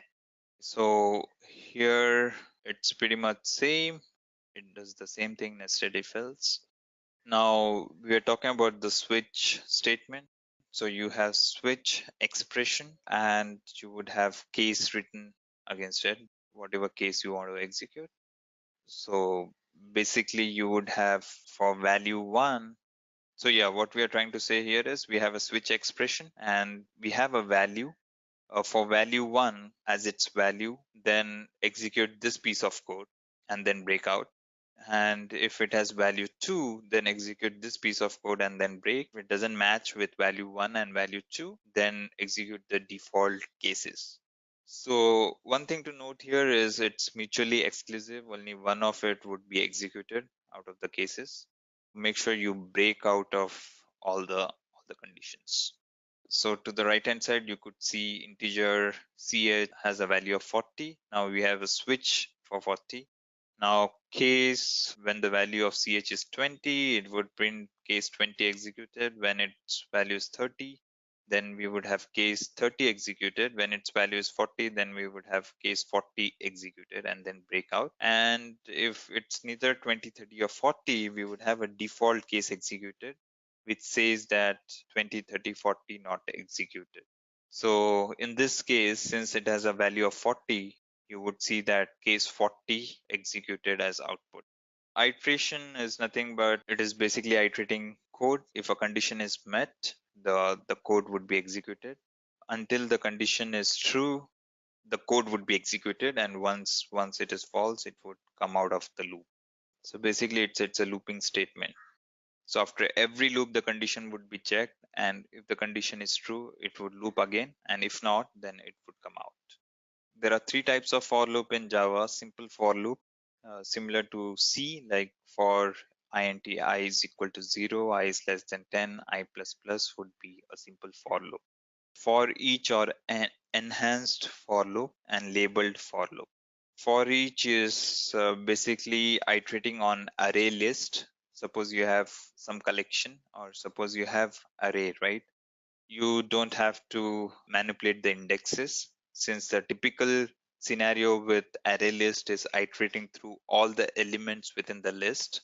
So we have an enhanced for loop wherein we don't have to actually deal with indexes. Java has come up with a enhanced for loop wherein for each iteration it would assign the value of each element within the array to a variable which could be used within the loop. So we don't have to deal with indexes, like we don't have to loop through till the size is met, till the loop through till the size of an array is met. Basically, it's all done by Java itself. We have an example which would clarify it. So simple for loop is, as I mentioned, you have for int I equal to 10, I is greater than 1, I minus minus. So it would print from 10 to 2. That's a simple for loop. Now, what's the syntax for it is for, then open up round brackets, then you have initialization, then you have a condition, and you have increment or decrement, whatever you want to do. Or you could even add up like I plus equal to 2, even that is good enough. It's like for each even number. Not even, I would say, it's like incrementing by 2. Now, this is what I was talking about. So this is for each loop or enhanced for loop, wherein a typical scenario with array is you kind of iterate through each element within the array and then do something within the loop, right? So this is what Java has made it easier for us. So basically, you don't have to deal with indexes here. If you wouldn't have had for each loop, what you would do is you would, till the size of the array is met, you would iterate through and read from each indexes, right? But in this case, as you could see, there's an array, and for each loop, the value within the array would be assigned to this variable, and you could use this variable within. Makes it pretty much simpler for us. And as I said, this is a typical thing that we do with arrays. Now, labeled for loop, it's not recommended to use this often, but still we have these constructs here. So basically, it's like go to. We can have a label of each for loop. It is useful we have nested for loop so that we can break or continue a specific for loop. Normally, break and continue keywords continues the innermost loop, innermost for the loop only. To give rationale behind why I mentioned that this shouldn't be used often is because it becomes very difficult to debug, right? If you dry run it, if you use these labels, it becomes very difficult to actually understand what's happening within. So we should avoid it, and all this could be done by writing a proper constructs or using simple for loop as well. So we should avoid it somehow. So basically, as per my experience, this is not a good practice to use it. So type of while loop, we have simple while loop, we have do while loop. All right, so simple while loop is first the condition is checked. If it meets, then the looping statements are executed. Whereas do while loop is kind of the statement is executed once for sure, and then the condition is checked. If it is met, then it is looped again. If not, then comes out. So this is a simple while loop. So you have condition. As you could see here, while a is greater than 1, you print the value of a and you decrement it within. Here it's a do while loop. So no matter what, you would have this 2 printed and it would be incremented. So it's 2 to 9. So no matter what, some value would be printed for sure when you use do while. Now we have jump statements, which is break is like coming out of a loop. So as we mentioned, it's the innermost loop that it comes out of. So that's what break does. If a particular thing is met, or you could write a condition for a particular loop to be broken rather than continuing it. So basically you could have like this would be more or less like you could have an infinite loop, say for example, running through. And if a particular condition is met, you could break out of it. A typical scenario where it would be used. So here you could see that you have a loop from 10, which iterates from where I is equal to 10 and where I is greater than 5, I minus minus, which we are decrementing each loop. Whereas you are saying that if I is equal to 7, we should break out. So here you can see, though I is greater than 5, you can see the loop has broken out after 8. Since the value has reached 7, it's not printing the other indexes because it broke out of the loop. So basically, this is like if a particular condition is met and you don't want the loop to go ahead, you can break out of the loop. Continue is similar. When you write continue, it goes to the start of the loop again. It starts the loop again and it skips the messages, or it skips the code that you have after continue. So in this case, you could see that we have I equal to, in case when I is equal to 5, we are continuing the loop, which means the print statement for I when I is equal to 5 wouldn't get executed since you're continuing it. So basically, as you could see, the values being printed here, you can see 0, 1, 2, 3, 4, and there's no 5 here. Then we have 6, 7, 8, 9. So basically what we are saying here is when I is equal to 5, don't execute the statement within the loop. Just continue, just skip it. Okay, so what are methods in Java? So method is if you would have written function or if you would have used any programming languages, if you want to perform some operation, if you want to do something, or if you want to do something on some particular data, you would write a method. So basically in Java, methods are defines the behavior of a class.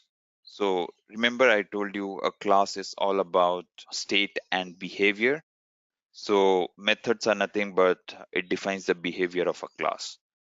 So what are methods? A method has a group of statements. Of course, as I said, since it defines the behavior of a class, you need to have some operations done, right? So you define the operations through group of statements. It is much more used to have reusability of a block of code that minimize redundancy. So imagine if you didn't have methods, then you would have written the same piece of code again and again. Say, for example, you have a method which adds to number, right? And if you write the piece of code to add to numbers directly into the main method, if you want to write it again, or if you want to again add two numbers, you will have to write the same piece of code again in the main method. Whereas if you have a method, what you would do is you would refactor and take this add method or a functionality which adds to numbers into a method. And this method could be invoked from anywhere within the application, which is nothing but reusability, right? Rather than writing the same piece of code, now what you're doing is you are defining this add method into some other method, which could be called anywhere within the code. So that's about redundancy. That minimizes redundancy and increases the reusability of a code. A class can have multiple methods, as you could imagine. You could have multiple behaviors introduced into a class, which means that you would potentially have multiple methods within a class. A method returns a null or a value using the return statement. So basically, the intent of the method is to perform some operation, right? So what the method would take is it would take parameters and do some operations on these parameters, and it may or may not return something back to the calling program.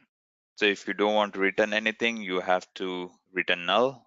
Or if you want to return some value, you could have, say, for example, you want to return string, you would return a string of a method.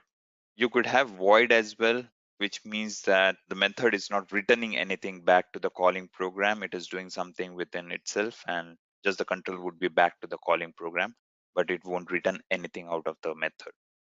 That's about method. So let's talk about, so what's the syntax of method?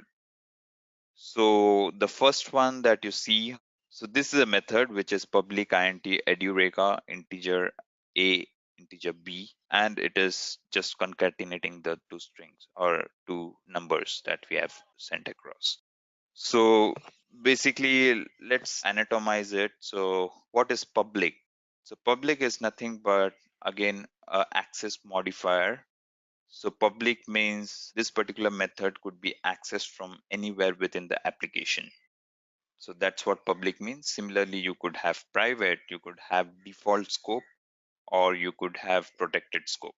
So public is accessible anywhere within the program, private is within the class, default is within the package, and the protected is within the subclass and the package. Okay. What is this int? It is nothing but the return type. So this particular method is going to take two arguments and do something and return integer, right? Name of the method is, you can see Edureka, that's the name of the method. Okay, so what you see within the parenthesis after the method name is nothing but the arguments that this method takes. So what this particular method is doing is it is taking two arguments which it is acting upon, right? So it takes integer a and integer b. That's the parameter list. So whenever you want to invoke this particular method, you have to pass arguments in this order.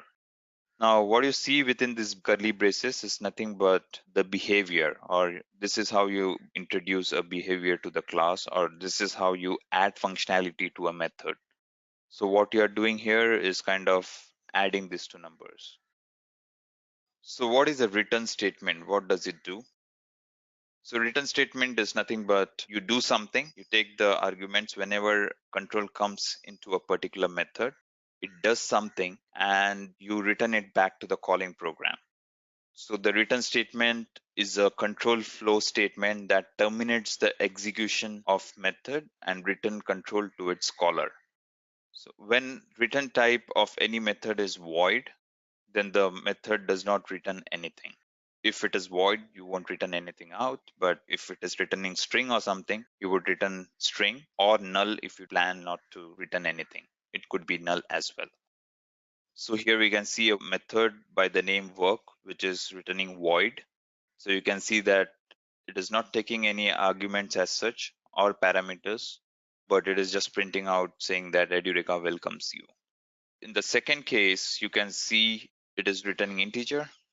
So it's taking int a and b, okay, and then it is printing out and it's returning integer as well. So let's write a program, sample program to add two numbers, and we would be writing all this logic within a method. So let's start off by defining a class. All right, so we define a class, say com.edureka. And a typical name for all arithmetic operation, class with all arithmetic operation would be calculator, right? So I would write it as calculator, for example. All right, so here you can see the naming convention again.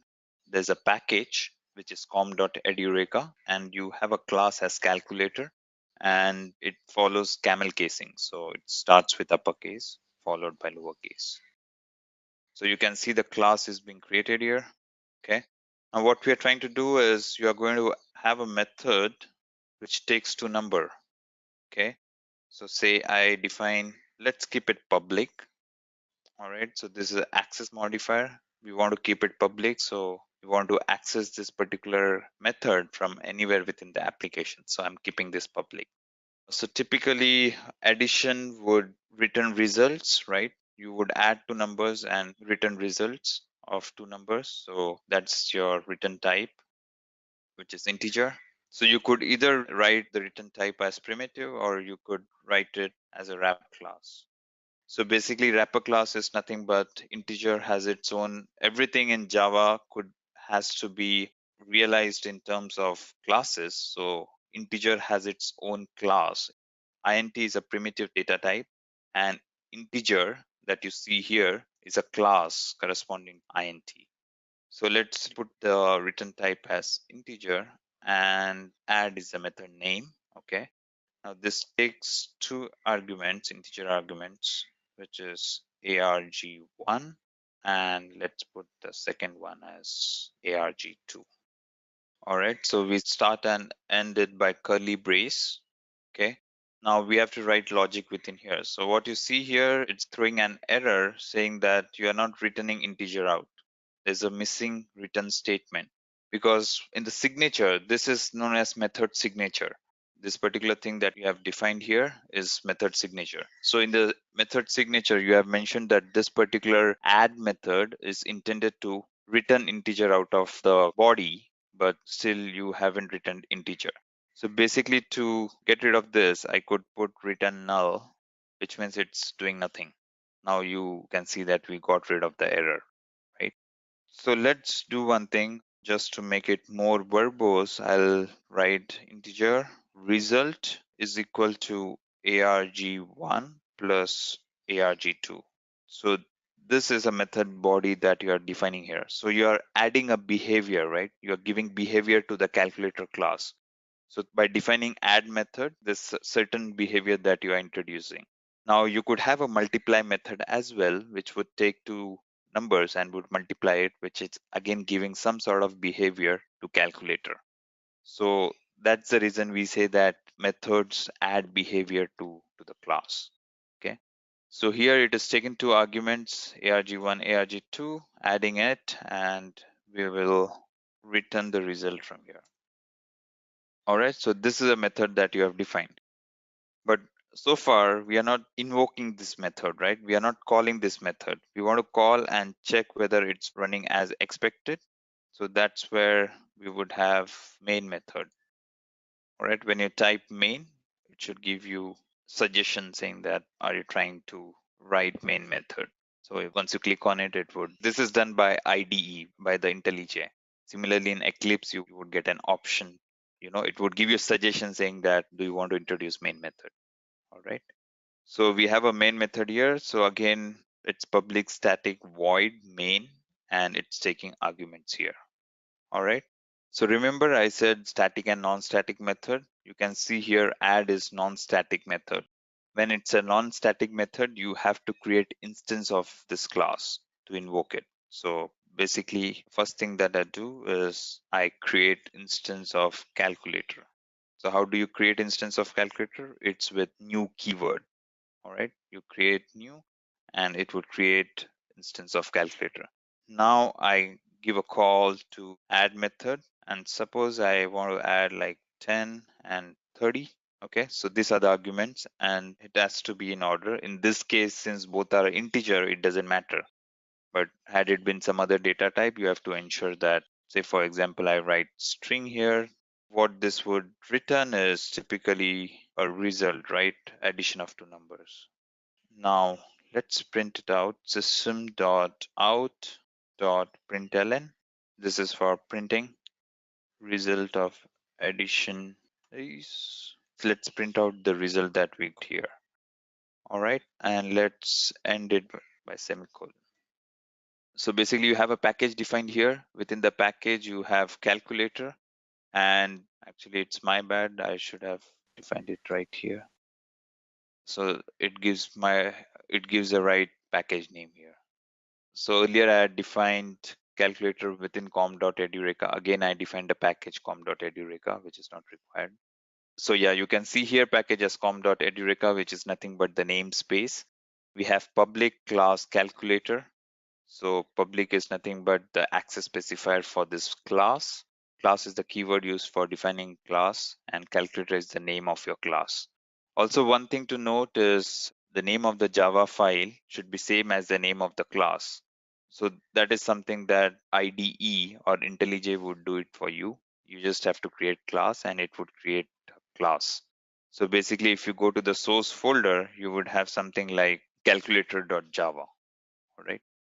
Then you have public method, which is again, here's the method that we have defined. Public is the access modifier for this method. Integer is the return type. Add is the name of the method. It's taking two arguments, arg1, arg2. Within the body, you are adding two numbers and you are returning result, which is integer, which aligns to the signature that you have put here. All right, in the main method, just to check whether this add method is functioning properly, what you do is you create the instance of calculator, you add two numbers, you pass two numbers to it, 10 and 30, and we are going to print the result and see if it returns as expected. So here basically it should print the result as 40 since adding 10 and 30. So remember, while it builds it, it would compile into a class file. Okay, the .java file would be compiled if it's properly written, if it's syntactically correct, it would create dot class file. All right, let's wait for it to run.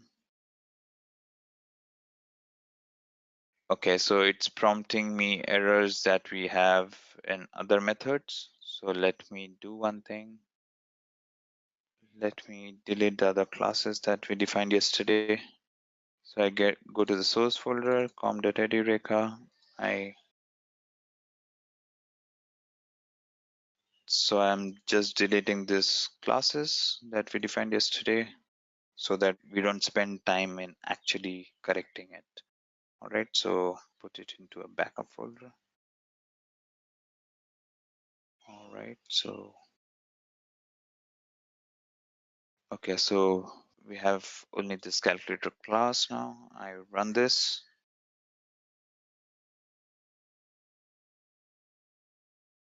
So yeah, you can see here it has printed result of addition is 40. So basically what it has done is adding these two numbers, 10 and 30. All right, so that's what we have here. So we're adding two numbers. So let's talk about the sequence of how all this is being carried out by Java, right? When you run a particular program, how things work out. When you run a class, the first thing that's been called is the main method. Okay. JVM is nothing but Java Virtual Machine, which runs the program for you, which is part of JRE, Java Runtime Environment. When you run a particular class, it would search for a main method. And if it doesn't have a main method, then it would give you an error saying that a class can't be run. So it's pretty much similar to an executable file, right? So if you're trying to run a class, it has to have a main method, or you won't be able to run the class directly. So that's where the execution starts from. That's the entry point for your program. Okay. So once it encounters main and everything is good, your JVM would start executing the statements that are there within your main method. Okay. So in the addition case that we saw within the main method, we created the instance of calculator and we invoked add method, right? So when we ran that particular class, you could see that the addition was done. So basically what's happening behind the scenes is, JVM would execute the sequence of statements that you have within main. So again, coming back to the example, add example. So within the main, you invoke the add method, right? When you invoke add method, the control would go to the add numbers method and it would again execute whatever functionality you have put within that particular method. This case, it was addition of two numbers, so it would execute it. Once the execution is done, it would return whatever is being written out. So in this case, ours was addition of two numbers. So it would return addition of two numbers back to the calling program. So your calling method was the main method wherein you called this add numbers from. Okay. So it would come back to the main method and that's how it prints it out. So following the invocation of add numbers, you could see that we have printed out the result that comes out of this add numbers. And that's how it gets printed onto your console. So that's the sequence of execution that happens behind the scenes. Now, what are the ways in which you could call a method? There's call by value. Call by value is nothing but instead of passing the memory location, it passes the value of a particular variable. Okay. So this is similar to call by value and call by reference that we have in C. Okay. Instead of passing the memory reference or instead of passing the reference, it's just a value that's been passed. So if you change something within the method, or if you change the value that's been passed within the method, only the local copy would change, whereas the main copy would remain as is. But basically, call by value is just passing the value, but not the actual reference. All right, so to understand call by value, so this would give you some idea. So say for example, I have integer arg1, which is equal to 10, integer arg2, which is equal to 30. Okay. Now I pass arg1 comma arg2. So what's happening here is it's passed by value. So suppose you change, so what I'm trying to say is here, if you change arg1 to something else, say 100, Okay, so what we are trying to do here is we are trying to pass this to arguments arg1, arg2 to add method. And within the add method, we are changing this arg1 to 100. Basically, we would check whether this 100 is being reflected in arg1 here. Okay, arg1 here would change to 100 as well. Let's see what happens here. Okay, so I print it, okay, before passing it by value. So I print arg1 here. Okay, and after I give a call, I would again print it. Printing arg1 after passing it by value to a method, add method. All right, so let's run this.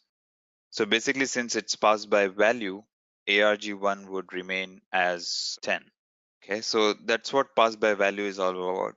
So here you can see arg1 before passing was 10 and arg1 after passing was again 10. All right. So the change that you made here doesn't reflect here. So that's passed by value. All right. So there's one more concept of method overloading. So within Java, you could have same methods with different number of parameters. Same method, when I say same method, it has got a same method name, which would take variable number of parameters. Okay.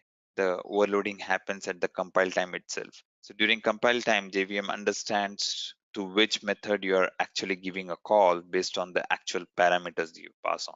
So just to give you a fair idea about this, I define one more method,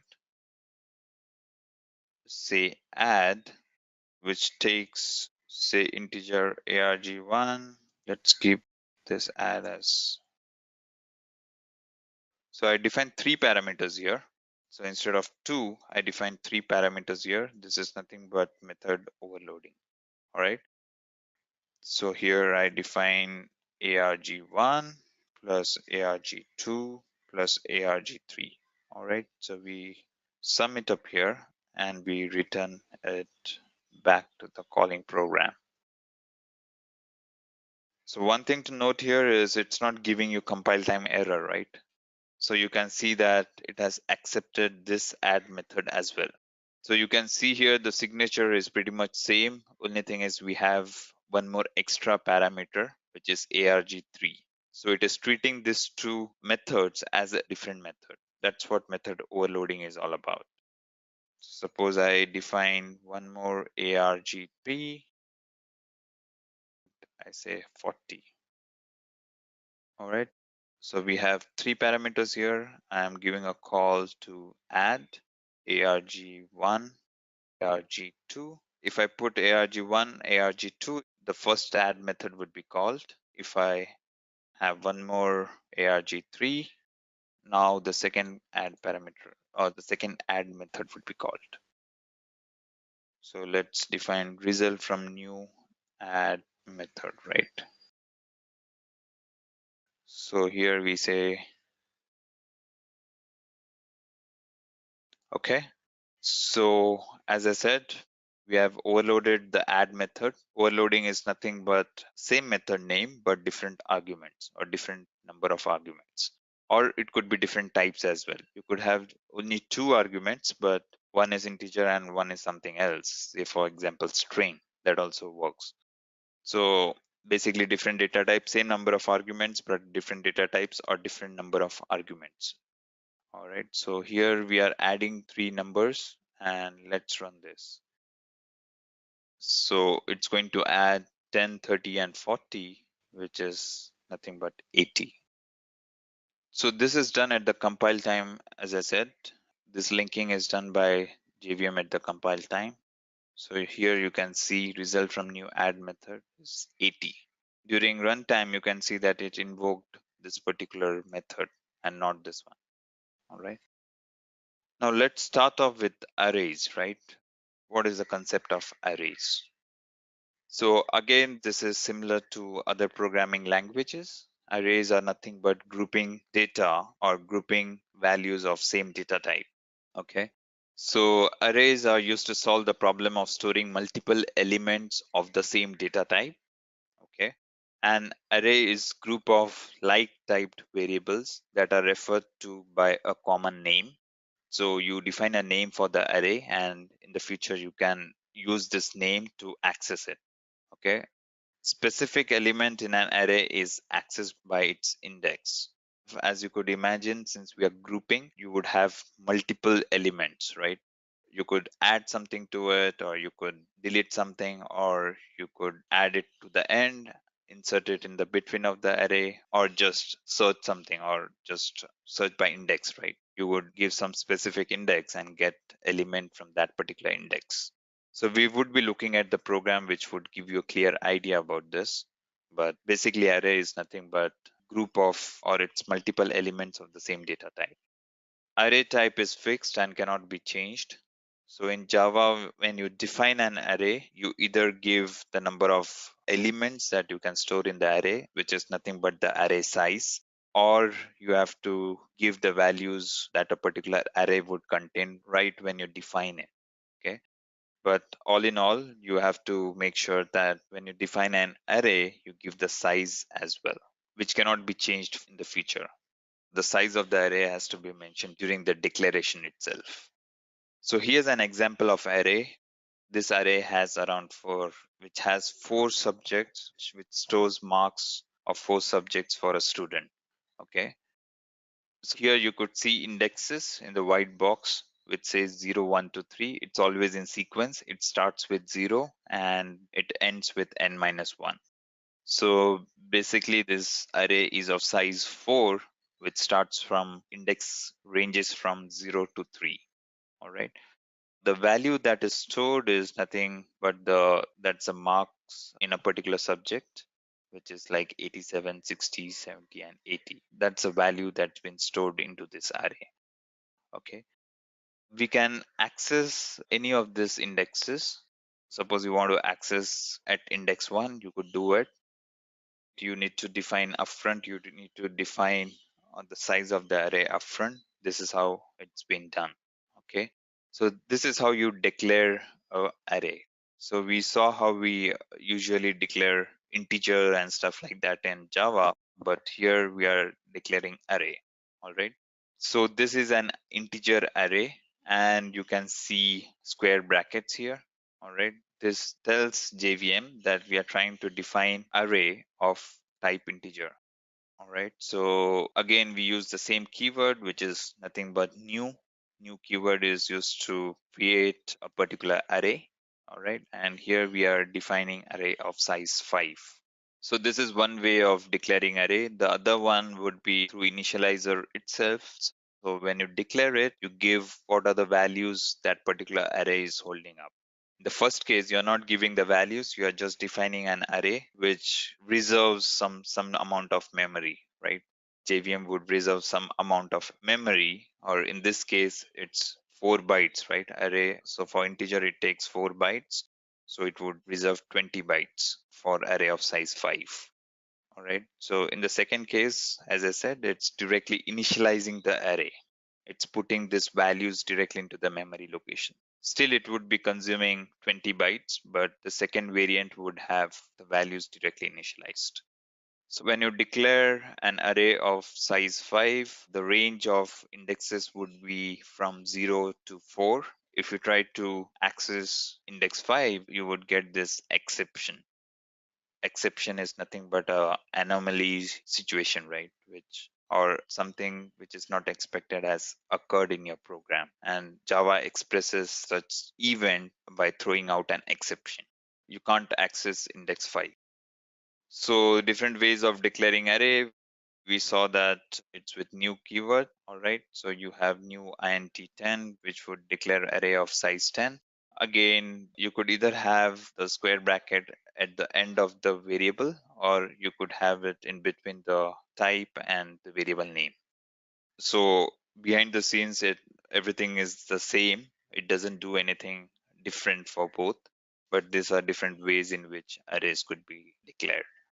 All right, the third one is similar to the last one, wherein we are initializing it directly. All right, we are putting this value 1, 2, 3, 4, 5 into this array. This one is again the same. You are So within the square brackets, you can see that you're not defining the size of the array, but you have an initializer at the end by which you express that you want to put in 1, 2, 3, 4, 5 into this array. So basically 1 and 2 that you see here does the same thing. It declares the array of size. The first case is 10, the second case is 5 though, but behind the scenes it's doing the same thing. It's nothing different when it comes to actual reserving memory and stuff like that. It's doing the same stuff. And 3 and 4 does the same stuff. Only thing is syntactically it's varying, but what I'm trying to say is JVM doesn't do anything different to actually execute it. So the length of the array is set when it is declared, and when an array is declared, array index gets initialized. All right. So if you define an array and if you try to print the length of it, you could see that it prints out. In this case, we have declared array of size 20, and when you do x dot length, when you print it out, you could see that it prints 20. All right. So what are different types of arrays that we have? Again, similar to what we have in other programming languages, we have single dimensional array and multi-dimensional array. Single dimensional array is what we saw earlier, like you define array of integer of size 5, that is a single dimensional array. So in this case, you could see a array being initialized with value 2, 4, 6, 8, and 10. That's a single dimensional array. Since we have just one dimension, one row, right? Say, for example, you want to store marks scored by a student or marks stored by a particular student, just one student, that would be a single dimensional array. All right. So, say for example, the first one is the marks code in math, the second one is the science, and so on and so forth. All right. So, that's single dimensional array. So now what's multidimensional array? So taking the same example of storing marks scored by a student. So by a particular student, it would be a single dimensional array. But suppose you want to store marks scored by all the students in all the subjects. If you want to store it, it would be a multidimensional array. So one particular row that you see here would be a marks secured by a student, by just one student in all the subjects. The first row would be by student 1, the second row would be by student 2, the third row would be by student 3, and so on, right? So that's where you have this application of multidimensional array. So how you access it is nothing but if you want to access the first element or the first index, it would be a of 0, 0, and this would be of 0, 1, and so on. So as I said, if the first column is for math, if it's a marks secured in math, this entire stuff, the first column that you see would be marks secured by all the students in math. That would be the first column. Whereas the first row is the marks secured by student A in all the subjects. So basically, this could be imagined as a table in a database, right? You have a table wherein you have rows and columns. So columns are nothing but you have fields within a table, and the rows that you have are different entries that you have within a table. So this could be imagined in the same way. So you could see how the indexes, you could see how the indexes are aligned. So X increases when you go down and Y increases as you go to the right. The memory allocation of array. So for single dimensional array of type integer, one integer value takes 4 bytes, right? So now when you declare an array of size 5, you would have 20 bytes reserved. That's how memory is being allocated, right? If you have a character array of size 5, it would be 10 bytes. Since each character takes 2 bytes in Java, so you would have 10 bytes reserved upfront. All right, so that's about memory location allocation in single dimensional array. And when it goes to multi-dimensional array, in this case, you have like 5 elements, right? You have array of 5, 5, which means that you have 25 elements stored within the array, right? 25 integer elements stored within the array. And each integer value takes 4 bytes for storage. So it would be 100 bytes. All right. So if you have array of if you define a multi-dimensional array of 5 into 5, you would have basically 100 bytes allocated for it. Let's write some programs and understand more about how these arrays operate. So we have an array of 5 elements. All right. As you could see here, 2, 4, 6, 8, and 10. Write a program to access element at a specific index. Okay. So you have an array of 5 elements, 2, 4, 6, 8, and 10, and we want to access it. We want to access particular element. All right. So let's write.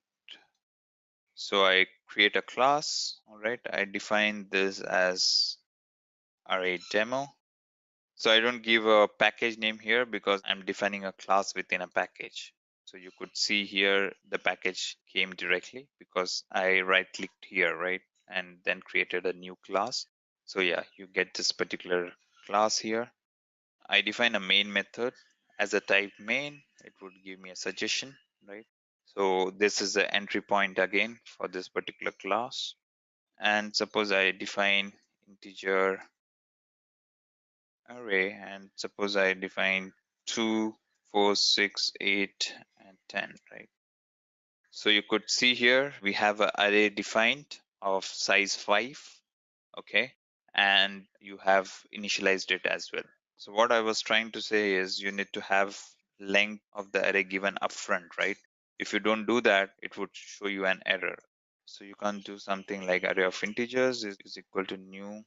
So you could see here array initializer expected. All right. So either you will have to initialize it or give some value to it. So if you put here 10, you could see that it compiled, right? So either you will have to mention some indexes here or the length size of the array, or the other way is to initialize this. Okay, now you could see the compilation error has gone. So what I'm trying to say is JVM has to know about the size of the array upfront. If it doesn't know, then it would flag you with an error.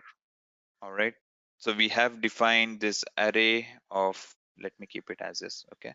So now we have defined an array of size here 5, and we have initialized values as well. Now let's try to print out values, right? So just to keep it simple, suppose it ranges, the index would range from 0 to 5 in this case. So this value 2 is stored at index 0, value 4 is stored at index 1, value 6 is stored at index 2, value 8 is stored at index 3, and 10 is stored at index 4. All right, so let's try to print 0. By the way, I want to copy it.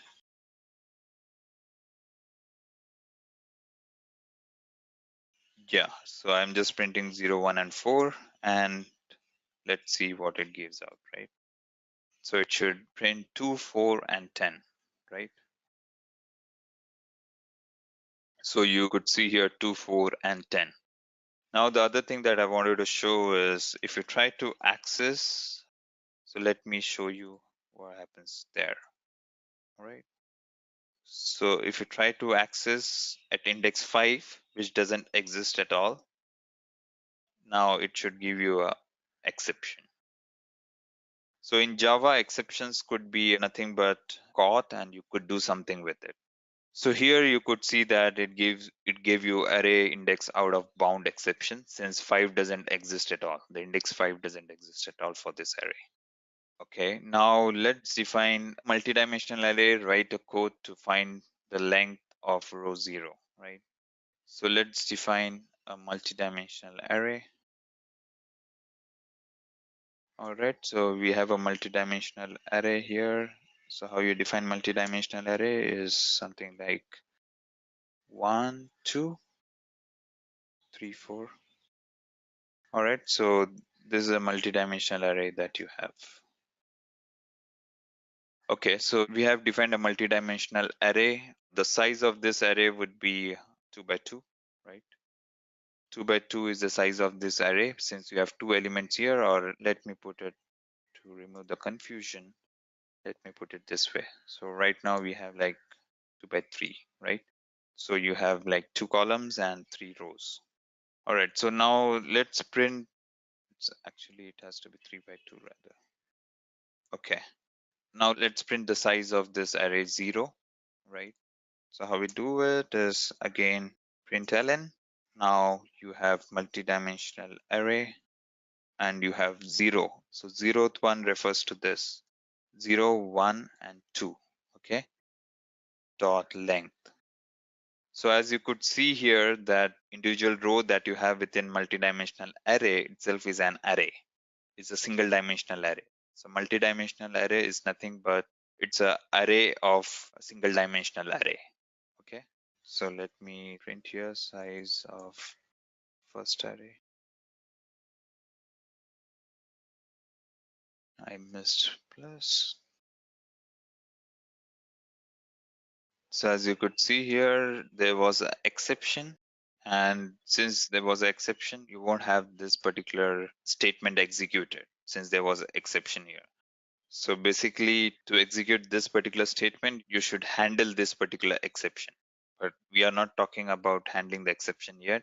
So I'll have to comment this to pass through. So now you could see that it has printed out 2, which is your size of first array. So this is a program that we actually did right now.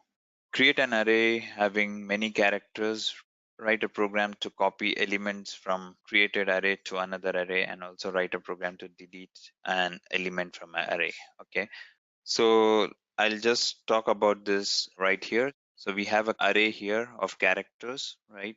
So basically, when you want to delete something from an array, what you will have to do is you will have to shift the indexes, right? You can't delete something directly from an array. So what you will have to do is if you want to remove something, then you will have to shift the indexes. What happens is, suppose you have an array of 5 integers and suppose you are deleting the second element, right?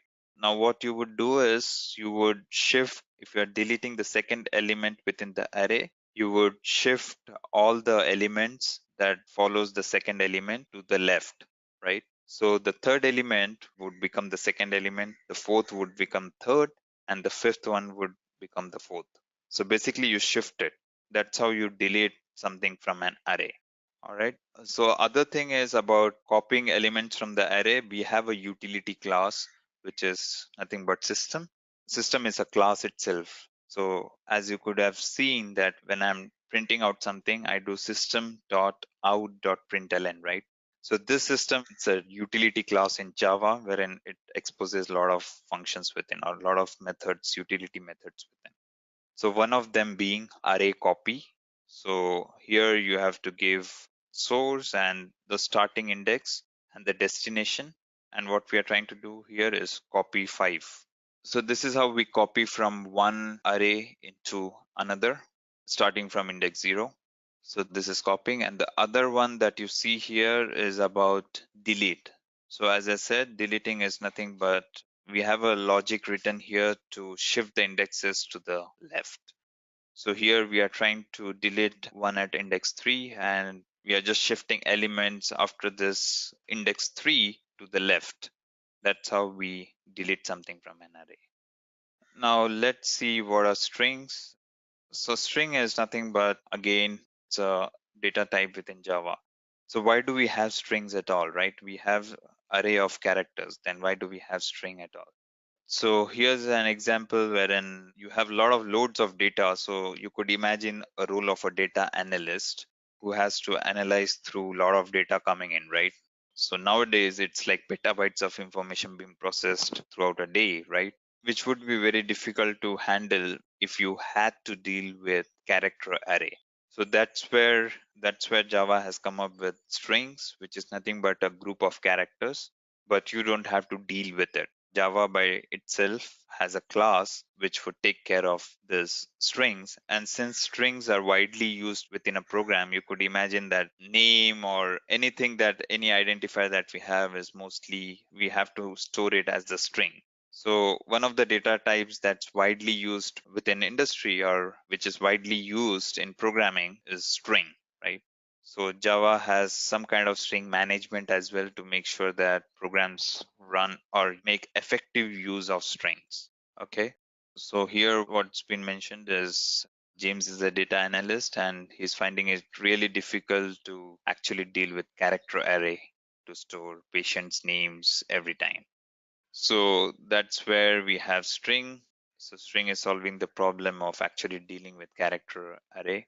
So Java is actually having character array is storing characters or the characters in the string in a form of character array, but it doesn't expose it to the outside world. You can just use this class to deal with it, but you don't have to deal with character arrays. So Java string is nothing but sequence of characters. They are objects of type string class.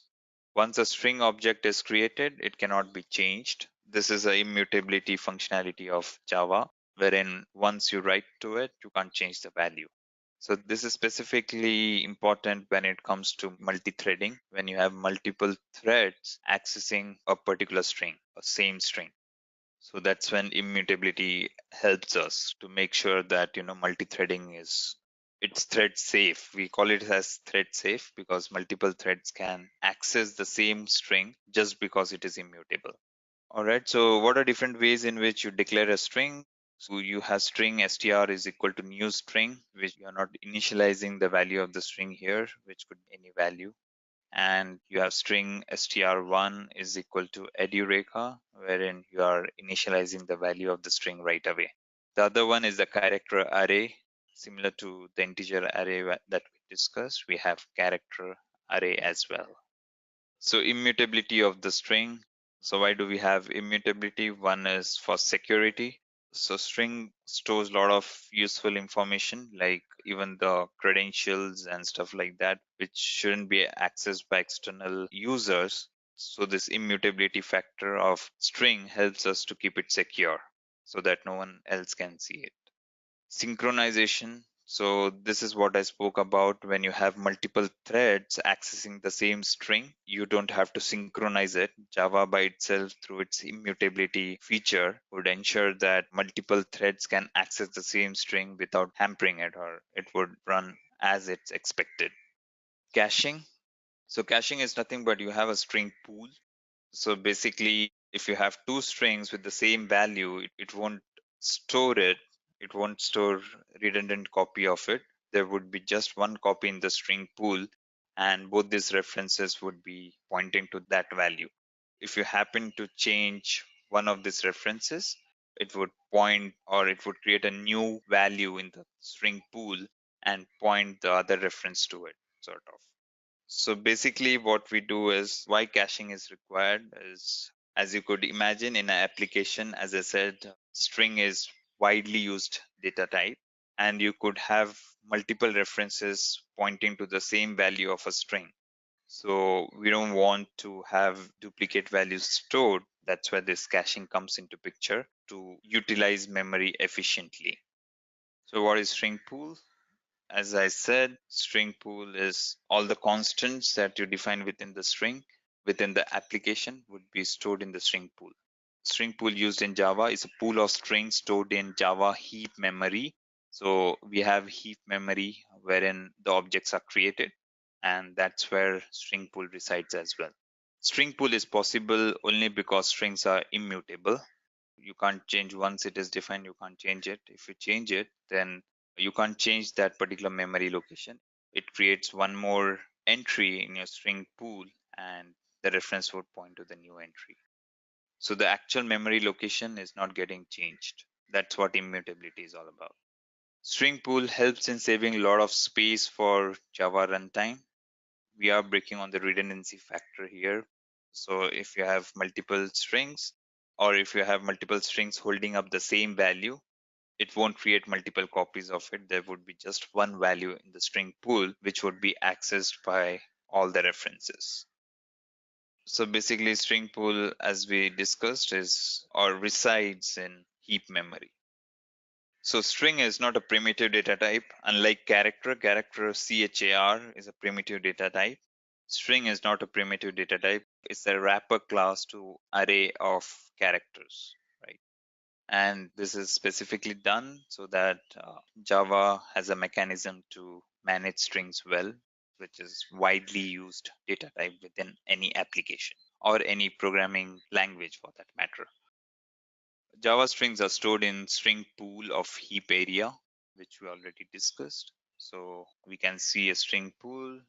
So we have stack memory and heap memory. So when you have a local variable, when you define something locally, the reference is created in the stack, all right, and it points to the actual object is created in the heap, but the reference is created in the stack. So you could see S pointing to hello in string pool. Okay. So S is nothing but a reference to the string. Okay, so here we can see that we are concatenating, right? So this would give you a fair amount of idea what immutability is all about, right? So here we have string S1 is equal to happy, all right? And what we are printing out is the original string that is happy, right? So you could see here S1 is a reference that's been created in the stack. You have a string pool within your heap memory, which would store all the strings, all the constants or literals that you have defined here. So you could see happy been stored in the string pool and S1 pointing to it. Now you are trying to concatenate S1 with learning, right? So it's happy learning. So you could see that the memory location that S1 is pointing to is not changed, right? It's still pointing to happy. But there's one more constant that's been created in the string pool. That's a concatenation of happy and learning. So you could see happy learning also created. But what's important to note here is S1 is still pointing to happy. It's not pointing to happy learning. All right. So if you want S1 to actually point to happy learning, this is how you do. So you have S1, which has the value happy. All right. So you do S1 dot concat learning and you assign it to S1. All right. So you are assigning to the same reference as S1 and you are printing out S1. In this case, what would happen is, unlike the previous example that we saw, wherein S1 is still pointing to happy, you would see that S1 is pointing to happy learning. So here you could see that S1 is pointing to happy learning. So basically you move the reference from happy to happy learning. All right. So let's see what are strings. How do we operate on strings, right? So let me create a new class here, just string demo. I create a main method again. All right. Now what we do is string s is equal to Edureka. All right. So let's first print the length of the string. All right. So this is how this utility class, or this is how this wrapper class helps us. So it has all these utility methods, right? You just have to do s dot length. It would give you length of the string. So had we not had strings, and if you want to deal with the character arrays, you would have to print the size of the array here. All right, so when we run it, it should print 8. 8 is the size of the string, Edureka. Let's have substring. So it's a beginning index. So suppose if you give 2, so it would give you substring from index 2. So basically we are getting substring. We are getting part of the string. Substring is nothing but part of a string, right? From a particular index. So since we have given 2 here, it starts from index 2. So you have 0, E is at 0, index 0, D is at index 1, and U is at index 2. So it starts from U till the end of the string. You have compared to, you could define two strings and you could actually compare them and see the value. So basically, so you could have one more string defined here, something of this sort. All right, so here we compare it. So we are doing s1 dot compare to give s2. So we are comparing s1 with s2. So it compares the given string with current string.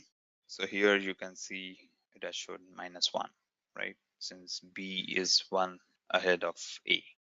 So if you have same string, it would show you 0. So if it's exactly the same, it would give you 0. You have is empty. Suppose you don't have anything within your string, you could check it whether it's empty. Is empty returns a Boolean variable, which means if it's true, it is empty, and if it is false, it has some value within. We have two lowercase, we have two uppercase. In this case, suppose you want to, there could be scenario in which you want to change or you want to change the casing. So I'll just take one of it.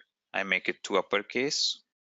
Okay, so S1 is nothing but we have Edureka stored within, and we are, so when I run this, you should have Edureka printed in uppercase. So here we have it in camel casing, and let's see the output. So here you can see the string was converted or translated into uppercase. So similarly, you could do lowercase, which would print string in lowercase. Now we have value of is nothing but the value of a string, value of some of the data types. So you could pass integer and you could do value of, and it would give you a convert integer into string, right? So value of is a method within string which takes different data type and converts it into string. So just to give you an example, you could have like integer I is equal to 100 string dot value of, and you give I, it's converting this I into string. So it would print the same value 100, but it's converting it into string. You could replace something within the string if you want to replace particular character within the string, which could be done with replace method. So replace method takes two parameters. Replace is a method within string which takes two parameters. First one is the character that you want to change, and the second one is the new character that you want to change replace to. Okay, so here to show s1 dot replace, I could replace e with e maybe. All right, so we are making it lowercase, and as you can see here, it's printed in uppercase E was changed to lowercase e. So that's about replace. We have contains, which again gives you Boolean type result, which says whether a particular value or particular character is present in a string. All right, so in this case, we check whether we have S2 with HELDO, and you replace D with L, which becomes hello. And now we are checking with the replaced string contains D, which it doesn't contain it, right? So it would give you false. So that's about contains. Equals is basically checks for the equality of string. It takes one argument and it compares it against the string object against which you invoke the equals against. All right, so to give you an example, so you have S1, which is Edureka. Now to print it, so here we do S1 dot printing equality of string. So since it's the same, it would give you true. If had it been different, it would give you false. So you can see here it's printing both the strings are the same. You have different methods like compare, ignore case, wherein in this case we compared with case, right? If you would have had Eureka in lowercase, right? If it would have started with lowercase e, you wouldn't have got 0 here, all right? Whereas there's one more method which is s1 dot compare to ignore case, wherein it doesn't consider the case, right? So even if there's a case change, if there's a one in uppercase and one in lowercase, still it would match, or still it would give the value as 0, which means both the strings are the same. We could get some character out from a string. Okay, there's a method character at. There's ends with, which again returns a Boolean value saying that whether a string ends with a particular character. All right, so here what we are doing is we are checking whether the string P, which holds the value happy learning, is ending with U, which doesn't, right? That's the reason it gave you false. Had it been G here, it would have given you true. Now that's about strings. Now let's talk about different variant of strings and why do we need it. So there are like three variants of string. One is the string class itself. The other one is string buffer, and you have a string builder. So we'll talk about why do we need these variants at the first place. So string buffer is nothing but it's good for multi-threading. When you have multiple threads, usually it's good to have string buffer because all the reads and writes that you do on the string, it is synchronized. So when I say synchronized, there's only one thread that could access a particular method within a class at any given point. So you can't have multiple threads going in and changing the value or doing something. So basically, if you have a string within your application which is being accessed by multiple threads, it's better to go with string buffer. Or if there's a lot of not accessed as such, access is one factor, but of course, if there are a lot of modifications done and stuff like that, like with string buffer, you could append to a particular string, which cannot be done in string, right? In string buffer, you could actually do a lot of things which cannot be done in string. And just to make it thread safe, they have made all the methods that modify the string contents as synchronized so that only one thread can access it at any given point. So see, you can see insert here, right? In string, you don't have all these methods. You don't have methods to manipulate the strings in string, right? Whereas in string buffer, you have methods to manipulate the strings. So when I say strings, those are literal strings, right? Not the string class. All right, so here we have string buffer and we are trying to append something to the string buffer.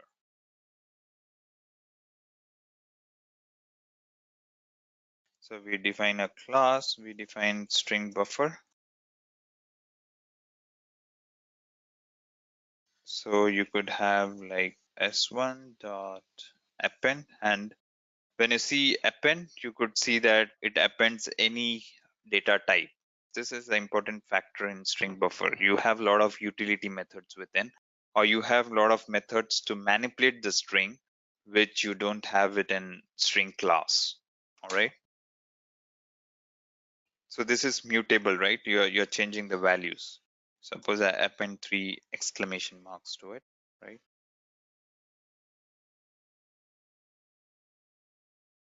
So what we are doing here is we are just printing out the new string. All right.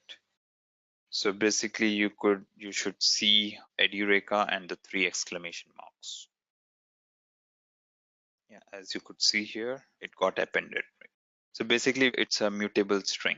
Change the value within. Insert is nothing but inserts a new character at the given position. So here we are saying that insert W at position 0. You could replace particular or replace substring with a new string. So here what we are saying is replace index starting from 0 till 2 with this new character sequence. You could delete something from it, delete sequence of it.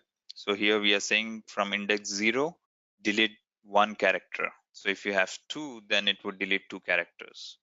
So basically, when you say 2 characters, even this E would have been gone.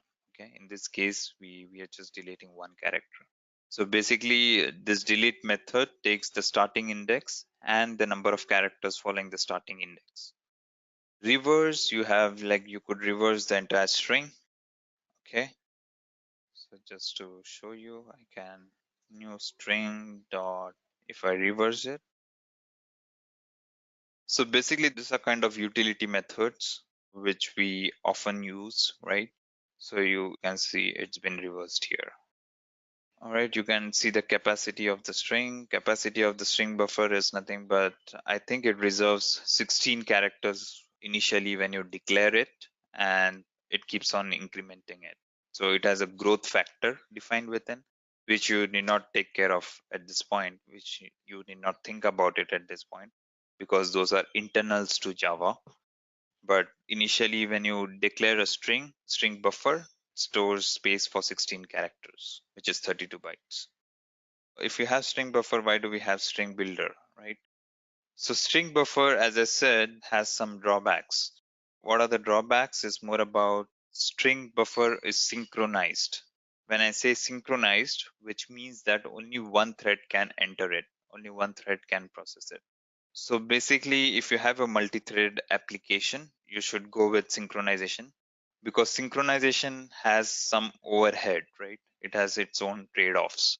So when you use synchronized, what happens is when you move out of the synchronized methods, JVM internally has to do some operations which takes some time. So basically, it's good to avoid synchronization, and which would make the application much more faster. And that's where string builder comes into picture. If it's a single threaded application wherein you know that you don't have multiple threads which are going to access a particular string, in that case, you should go with string builder as against string buffer, because string buffer would give you a slightly lower in performance compared to string builder. Most of the things that string buffer does is done by string builder as well, as far as the functionality is concerned, but it's not thread safe. String builder is faster, but it's not thread safe, which means that you cannot have multiple threads accessing it. All right. So to keep it simple, if you have multiple threads accessing a string buffer, then you should go with string buffer. But if you have a single threaded application, you should go with string builder, which would make the application much more faster than string buffer.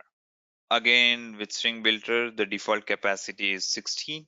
When you initialize it, it stores, as you could see, it allocated 16 space for 16 characters initially. So as far as the demo is concerned, it's pretty much similar to string buffer.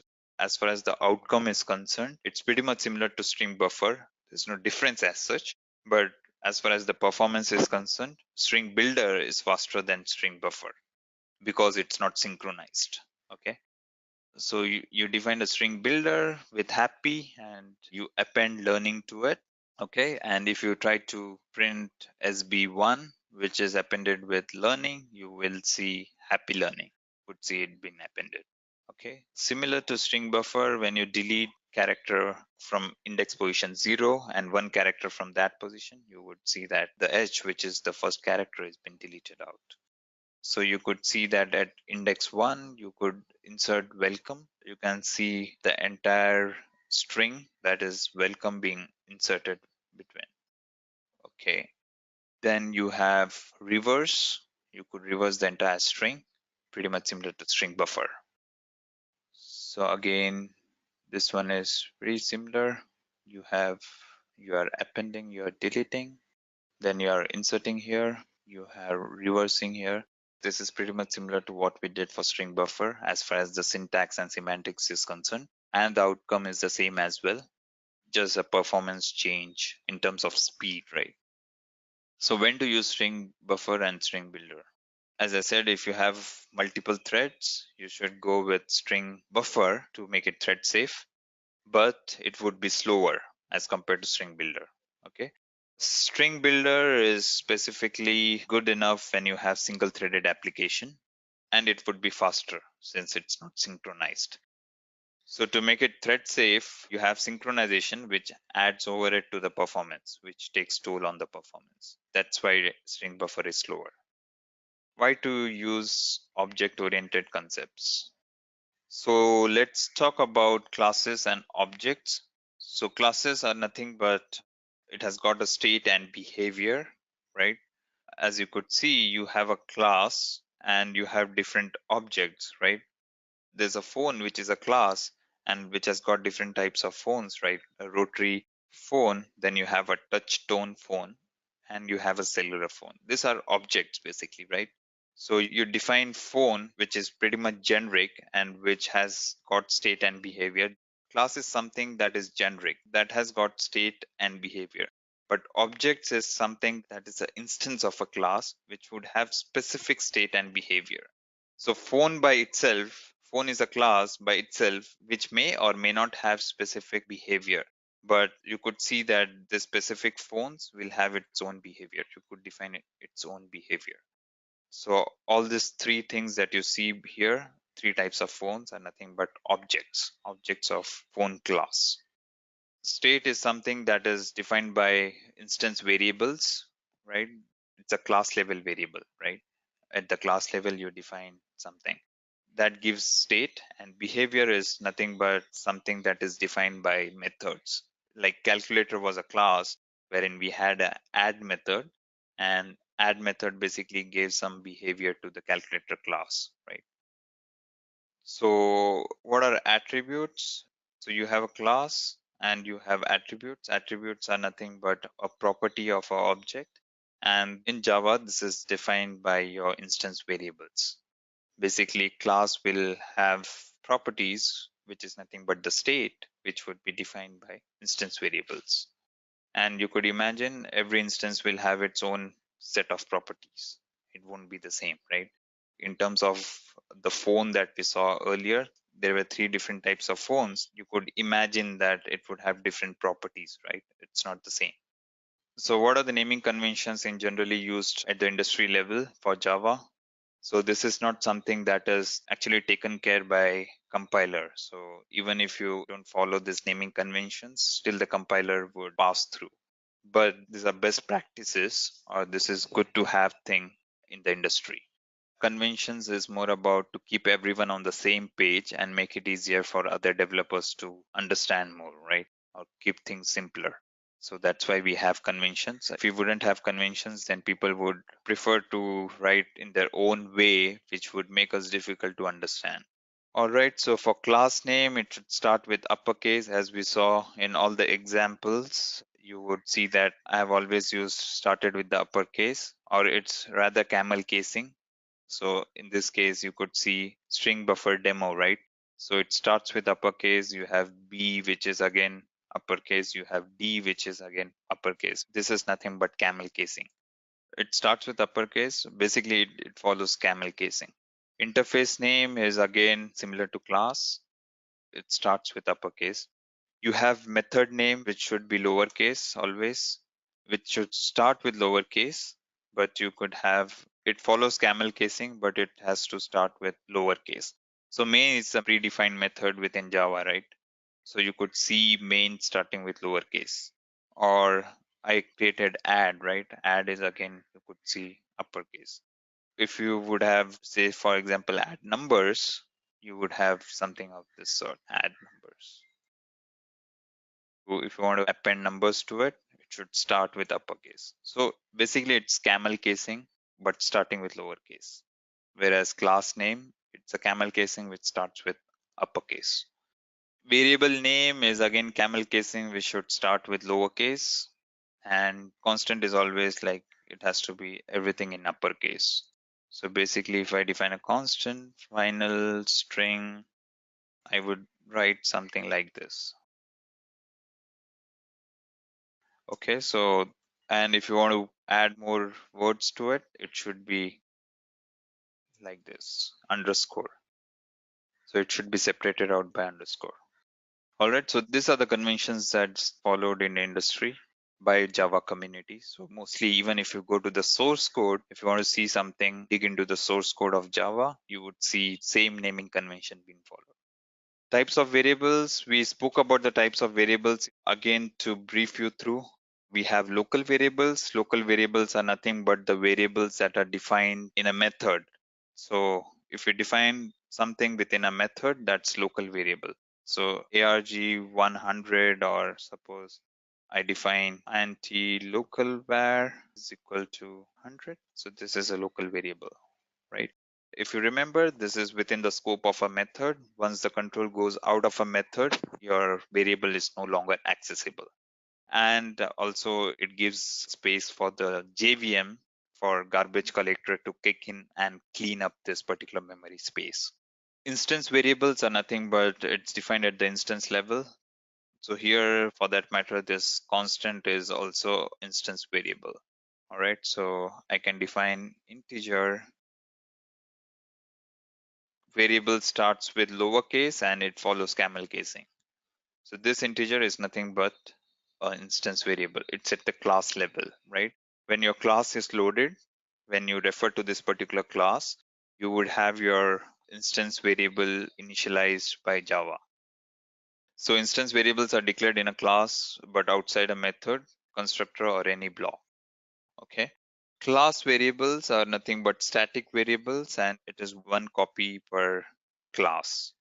So as against instance variable, which is one per object, whereas static variable or class level variable are it's just one per class. So if you define static, This is just one per class, and this could be accessed directly using calculator dot constant example. You would be able to access it. But for instance variable, you need to have an object created. This is non-static, basically non-static instance variable. So one of the reasons why you need to access instance variable is because different instances might have different values for a particular instance variable, right? I could define calculator 1, right? Or let me put it as calculator, and we have like normal calculator. You could have one more class which is like scientific calculator. It's one more object. Now normal calculator can have its instance value as 10, and scientific calculator can have its instance value as 100. You have different values, but whereas in static, since it's one per class, it's not at the object level. So you have demo D is equal to new demo, which is an instance of a class demo, and you print message, right? D dot print message, and it should print this message. So basically there's a class demo which has got a method print message, and we are trying to invoke that message from the main method. Okay, let's talk about the constructor. Constructor is nothing but when you invoke new keyword, new calculator, there's a constructor, implicit constructor for each class, which is without any parameters. So we'll talk about that. But when you do new calculator, basically there's a method which could be used by the programmers to initialize variables. If they want to initialize something, so for each instance, if you want the same value for an instance variable, you could initialize it within constructor. So basically constructors are for initialization, or if you want to do some kind of pre-processing, right? On invocation, if you want to initialize something or do some kind of pre-processing, that could be done through constructor. Constructor is used in creation of an object. It is a block of the code used to initialize an object. So when I say initialize an object, it's nothing but initialize some property or variable within your class. Constructor must have the same name as the class it is in, and it does not have any return type. So unlike method, which has got a return type, constructor won't have a return type at all, because what we are trying to do through constructor is just to initialize objects within, but you can't return something out of it. So basically constructor is a special method which you don't have control over. You're not doing anything within it. You're not trying to actually return something out of it, right? You don't have control over its invocation. It's done by JVM itself. JVM calls a special method when you invoke new, or when you create instance of it by using this new keyword. Constructors are of two types: default constructor and parameterized constructor. So when I say default constructor and parameterized constructor, this is nothing but, so I'm defining a constructor now, calculator. As I said, it has to have the same name as the class. Okay, so this is a constructor. And as I said, this could be used for initialization of variables. Say I initialize this to 200. So for all the objects, you would see this being initialized to 200. That's the initialization. Okay, so I have created two instances of it, two instances of calculator class, that is normal calculator and scientific calculator. Let me do normal calculator dot instance variable. Okay, so here we are printing the value of the instance variable. Let me copy the same thing again, but in this case, the second case, I would be,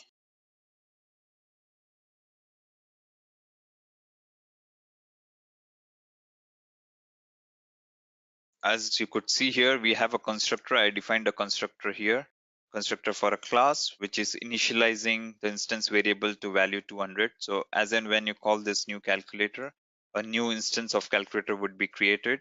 the first thing that would be called is this constructor, and which would initialize it. So basically what we are trying to do here is, we are right after the construction of this particular object, we are going to print the values of instance variable to see if it assigned 200 to it. So here you could see the value 200 being printed out. So basically, if I wouldn't have constructor, then the value wouldn't have been 200. So let me comment out this one. This is how we comment in Java, by the way. This is a block comment which starts with slash and asterisk, and which ends with asterisk and slash. So I commented out that one. I commented out the constructor, and you would see the value being initialized to 0. So you could see value being initialized to 0. All right, so that's what constructor is all about. Now this is a default constructor. You could have parameterized constructor, which is like integer, you provide some value, right? And you assign this value to variable. So instead of hard coding this value of 200 for the instance variable, you could pass on some value during the construction of the object. So basically what we are doing here is, I pass 30 here and I pass 40 here. All right, so I'm passing 30 and I'm passing 40 to the constructor. And as you could see here, we are initializing the instance variable to that value. So basically for normal calculator, it should be 30, and for scientific, it should be 40. Yeah, as you could see here, you have 30 and 40 being printed out, and this is the parameterized constructor. That's what this default and parameterized constructor, and that's what it is all about. So default constructor is, you don't even have to specify any constructor. So I commented this calculator constructor. Still implicitly there's a constructor put in by JVM, which is the default constructor. So it's not mandatory to have constructor each time unless you want to initialize something. So what's the difference between constructor and a method? Constructor must not have a return type, whereas method may or may not have a return type. Here you could see that unlike the methods add integer which return something, this doesn't say anything. This doesn't return anything because we are not doing anything within it. We are just initializing it, initializing some instance variables, right? Constructor name must be same as the class. So this is a contract. This has to be followed. Constructor has to have same name as the class. Since you are not invoking the constructor by yourself, it's done by the JVM. You don't have control over invocation of constructor, and you have to follow the naming pattern that Java recommends to, or Java forces us to. You have to make sure that constructor is given the same name as the class name, whereas method can have any name. As we saw the add method, you're free to use whatever method name that you want to. Constructor is used to initialize the state of an object. We saw the instance variable being initialized within the constructor. Method is basically, it gives some behavior to a class, right? We saw add method, which is giving some behavior to the calculator method, which is nothing but adding up to numbers. Similarly, you could have multiply, you could have divide and stuff like that, which adds more behavior to it.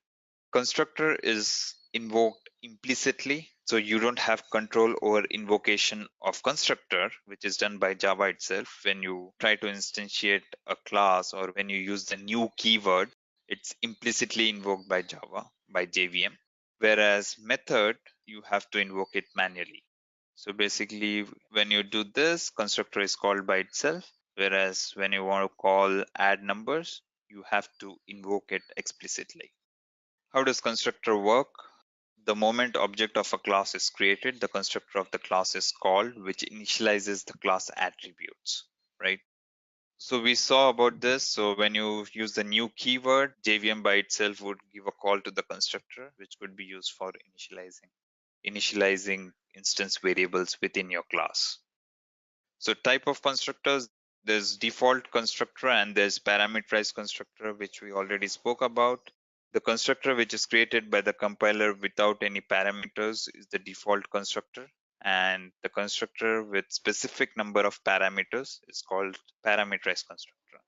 So here we spoke about this already. So we have integer value, right? This is a parameterized constructor since you are passing parameter to the constructor. Whereas if you don't define anything, Java by itself. So in this case, you could see that we didn't have a constructor for this class, right? Array demo, we don't have constructor for this class. So Java by itself puts a default constructor for array demo, which is known as default constructor. So it's not mandatory that you need to have constructor every time since Java takes care of it. That's the differentiation between default constructor and parameterized constructor. We use parameterized constructor for passing values to the constructor and initializing something based on the value that's been passed in rather. So the default constructor is used to provide the default values to the object like zero, null, depending on the type, right? When I didn't have any constructor at all, for a moment, I'm going to comment this. So this is a line comment. When you put two slashes, it's a line comment. Okay, it's commenting just this particular line. There's a block comment and there's a line comment. Block comment is slash asterisk and ends with asterisk slash, whereas line comment is two slashes, forward slashes. Okay, so basically I'll comment out these constructors as well. All right, now we have this calculator class. Now let me print the value of the instance variable. Value of instance variable initialized by default constructor. All right, so we don't have a constructor at all. So that's what I'm trying to say here. I commented out these constructors, right? So we don't have a constructor at all. And when you create a new calculator, JVM by itself would have a default constructor, which is used by JVM to initialize variables within. So you would see this instance variable as value as zero, because that's what the default constructor does. It assigns some value to it. It has like specific values. For integer, it's zero. If it's a class, it would be null.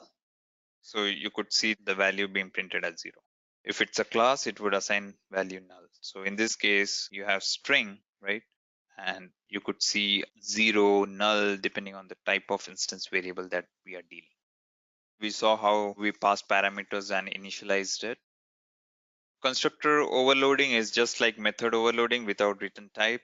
Constructor overloading in Java is a method of having more than one constructor with different parameter list. Like we defined add, we had two add methods, and now I have renamed this to add numbers, but basically this was add method, right? So you could have multiple methods with the same name but different parameter list, which is known as overloading. Similarly, for constructor, you could have the same paradigm. So basically what we are trying to do here is we have a constructor with one parameter that's integer. I'll define one more constructor here with two parameters. So we define one more parameter here, and I say, for example, I put something like this. So we are adding up these two parameters and putting it into instance variable. Okay. This is constructor overloading. So here you have single parameter being passed. Here you have multiple parameters being passed. So based on whatever you pass here, suppose I say 10 and 20, or I say, so on construction, you should see 130 as the value of the instance variable.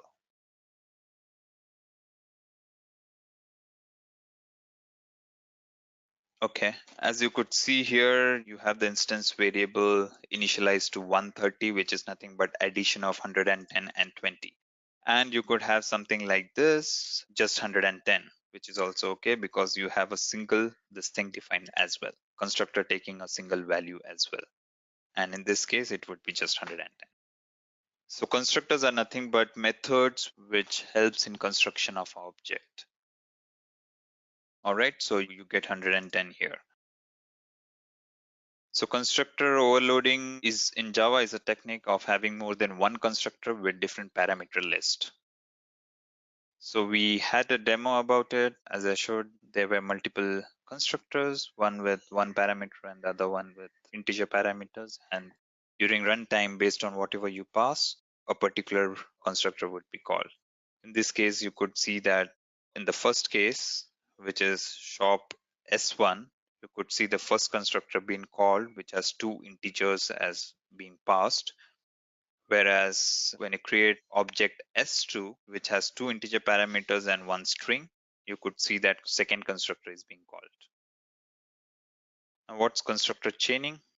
So constructor chaining is the process of calling one constructor from another constructor with respect to the current object. The real purpose of constructor chaining is to pass parameters to a bunch of different constructors, but the initialization should be done at a single place. Constructor chaining can be done in two ways within the same class from the base class, and constructor chaining occurs through inheritance. So basically for constructor chaining, there are two keywords that we have. So one is this. This itself is a keyword in Java, this, THIS. This is a keyword, and this super keyword. Let's see how we do it for this particular constructor. I have this constructor which has this value, right? So instead of doing this directly, what I could do is, so here I was initializing this value directly to the instance variable. What I could do through constructor chaining is I could do this, and I could pass the value comma 0. So basically you're chaining here, right? You could see that what I'm trying to do here is I'm trying to invoke this constructor from this constructor. That's what the chain is all about. So when you say this, it tries to find constructor within your class which takes two parameters, two integer parameters, and this is the one it finds out, right? It has two parameters. And basically what we are doing is we are keeping the second parameter as 0, which means it would initialize the instance variable to whatever value you have here, right? This is what constructor chaining is all about. It's more about calling constructor of the same class within the constructor of the same class. So basically from this constructor, you are giving a call to this constructor. That is constructor chaining. Super should be the first, I think. It gives a call to the super constructor. So you have a subclass and superclass, right? What you do here is you give a call to superclass. For constructor chaining, I think this should be good enough, wherein you use this keyword to call constructors within the same class. You basically chain them together, right? We have demonstration on constructor chaining here. When you create student, you could see there's a constructor without any parameter, and we could see this Megan being called. So basically what we are trying to do here is the default name would be Megan, right? So, and again, we have one more constructor, which is overloaded constructor, which takes name. And in that case, it would give a call with the specified name and mark as 70. So basically 70 is a default marks that we are assigning, and Megan is the default name here. If you don't provide name, it would be Megan. All right, so this is what constructor chaining is all about. Static keyword. Static keyword, again, we have spoken about in a couple of instances, but I'll just walk you through this slide again. The static keyword is used for memory management. Static is non-access modifier used in Java, accessible, applicable for blocks, methods, class variables. Static keyword is used to refer the common properties of an object. So as we spoke, it's at the class level. It's not at the object level. We have it common across all the objects, right? When the static keyword is used to declare any parameter, then memory is allocated only once for that parameter. So in this example, we could see that since it is one per class, so you would have this constant example defined just once, right? It would be allocated just once. Whereas in the non-static ones, like this instance variable, you would have memory allocated for each and every instance. So basically, for this instance, you would have memory allocated for this instance variable. For again, this normal calculator that we had earlier, you would again have a memory allocated for instance variable. All right, so it's one per object, whereas the static ones are one per class. So yeah, memory is allocated only once for that parameter. All right, so here we can see that we have a static string company which has some company name put in there, and we are just displaying it, right? We can see that we are displaying ID, salary, and company. And you could see that for both the instances, for E1 and E2, you have two employees here with ID 25 and salary 25,000, and we have employee E2 with salary 30 and with ID 30 and salary 3,000, right? So we are defining two instances of employees, and you can see here we are not passing the company name as a parameter to the constructor, right? Still, when you display it, look at the output at the right side, you can see that it has displayed 25,000 and SRT traders. The company name came by itself because it's one per class. So what we are assuming is this class is basically designed just for one company, right? That is SRT traders. So all the instances of the class, or all the employees that you create here, all the instances of employees that you create here will have the same company name that is defined here, since it is one per class, right? Whereas their ID and salary would be variable, which would differ as per the value that you pass to the constructor. Here we can see that company is a static variable. It allocates memory only once. So here it could be seen that you, as I mentioned earlier, you have reference variables being created out in the stack. And in the heap memory, you could see values being stored. So ID is 25, salary is 25,000. For E2, ID is 30 and salary is 3,000. And you can see the static variable. So basically static variable is stored in a different space, which is permanent generation memory. That's where the static variables are stored. So a method could have static as well. When a method is static, you need not create instance of a method to call that method, instance of a class to call that method. Pretty much similar to static variables, right? So basically I can have one more static method here. So say for example, I have private static. All right, so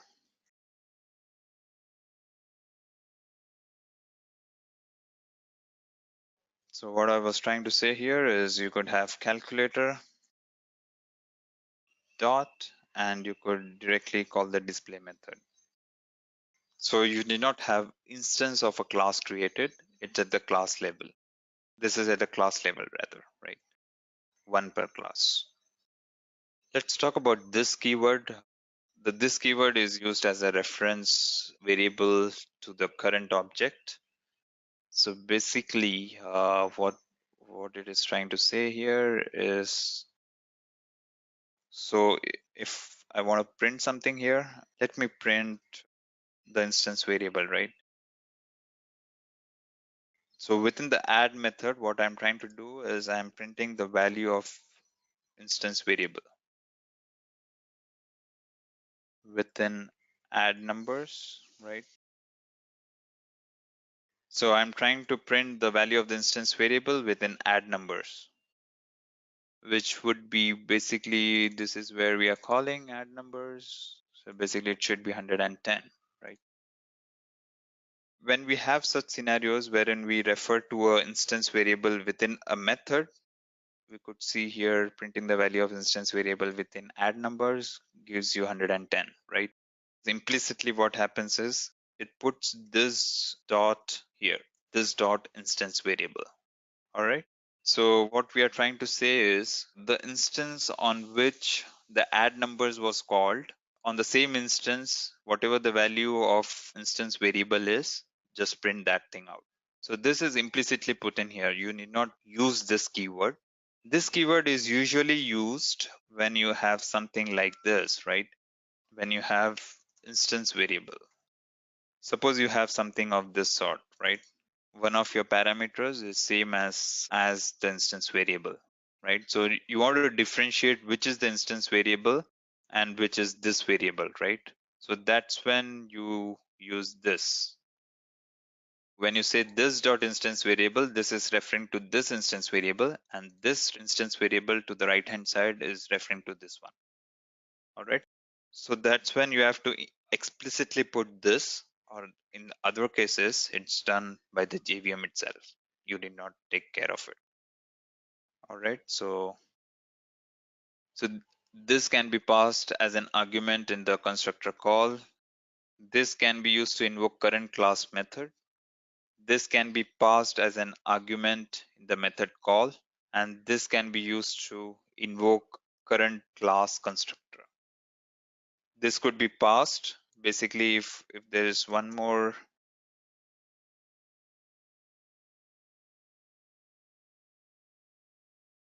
So say for example, you have something of this sort, which is very vague though, but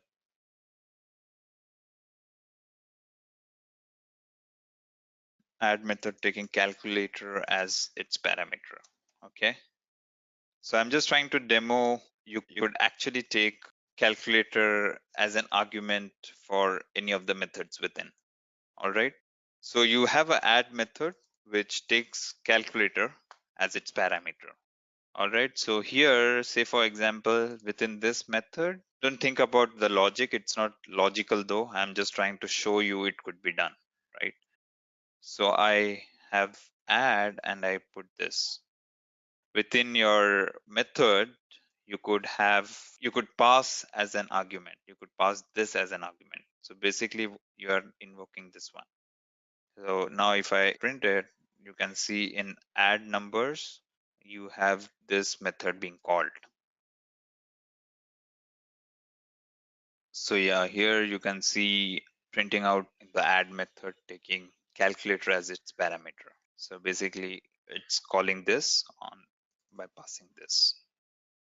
So yeah, we spoke about the constructor earlier. We saw how this could be used in the constructor. And one of the use cases, as I said, here you could see that similar to the example that I spoke regarding the instance variable, you could see the parameter, the name of the parameter is roll number, which is same as the name of the instance variable. This one is pretty much similar to that. You could see that the name of the parameter that is passed to the constructor is same as the instance variable name. The roll number to the left hand side is nothing but instance variable within the class info, whereas to the right hand side it's a roll number that is passed as an argument to the constructor. Similarly, for the name, you have this dot name, which is referring to the name, the instance variable in the class info, and to the right hand side it's a parameter that's passed to the constructor. That's a typical use of this. So we are creating a message here, and you can see that we are giving a call within the constructor. This is within the constructor actually. So we saw this in the previous example. Basically, this is what it does, right? This value of 0, that is what this is doing. Within the constructor, you have this, and you are giving a call. So in this case, this Annie would give a call to message string n and would print it out. So how does it work? The main function is executed. So again, this is a sequence in which the things execute behind the scenes. The main function is executed first. When an object of the class is created, a default constructor is called. Okay, in this case, the one without parameter is called, right? Then you have this dot Annie, which is nothing but you're giving a call to the constructor within the same class, but with the parameter Annie. So the JVM would check whether you have a constructor with parameter as string. So it finds it and it would give a call to that constructor, which is nothing but the constructor that you see here in a blue block, right? Then it would, similar to any method, after the method invocation is done, it comes back to the calling method, right? So after this Annie is called, it comes back here, then it prints welcome to Edureka. And once this is done, it would go back to the main method. In general, what happens is whenever a method is invoked, The local variables and everything is pushed onto the stack, similar to C, right? In C also you have a calling stack. So your local variables go into the stack, the calling method is invoked. After the method is being invoked and is completely done, it would come back to the stack and start off from where it had left earlier. So typically how the subroutines and everything work in programming language, that's how it's done in Java as well. So that's why we have calling stack. So that's a sequence of execution that happens. So let's start off with object-oriented programming concepts. This is pretty much generic. This is not something that is just for Java. So this is an object-oriented programming concept, which usually all the object-oriented programming languages use it or adhere to it. So we have inheritance, which we'll be covering up in the topics to come. Polymorphism, which is we have like static polymorphism and we have dynamic polymorphism. Cover it up in details in the coming slides. We'll talk about what is abstraction and also how Java has encapsulation or how Java is aligned towards the encapsulation feature of object-oriented programming. So let's start off with inheritance. Just to give you an analogy, you could think of inheritance anything that is derived. You have some superclass or you have something from which other subclasses are derived. When you have some feature of your parents, we say that you inherit it, right? Because you have got it from your parent. So you have a parent. So this could be analogical to something of that sort. Maybe your looks is inherited from your parents, sort of. That is exactly what inheritance is all about. You have a parent class and you could have subclasses out of it. And these subclasses would inherit the features or inherit state or the behavior, I would say, of your parent class. So to give you an example, as you could think of vehicle, right? Vehicle is generic thing, which could be a superclass. So vehicle could be thought of as a superclass. Now there are subclasses to vehicles. You have bike, which is a type of vehicle. You have car, which is a type of vehicle. You have buses, which is again a variant of vehicle, and truck, of course, is again a vehicle. So basically, this defines is a relationship. Bike, if you read it out, you could clearly say that bike is a vehicle, car is a vehicle, bus is a vehicle, and similarly, truck is a vehicle. So basically, this is something like it defines is a relationship. So let's see about how actually these classes or the subclasses inherit from the parent classes. Just to read out, inheritance is a powerful feature object-oriented programming through which one object acquires some or all properties and behavior of parent object. So as I said, it's a is a relationship. So is a relationship is represented in Java through inheritance. It could also be seen as a parent-child relationship. So subclasses are actually childs of parent classes. In the previous case, you have bike, which is a subclass of superclass vehicle. So vehicle is a superclass, and henceforth we would be talking in these terms or we would be using these terminologies. So just wanted to be sure you get it.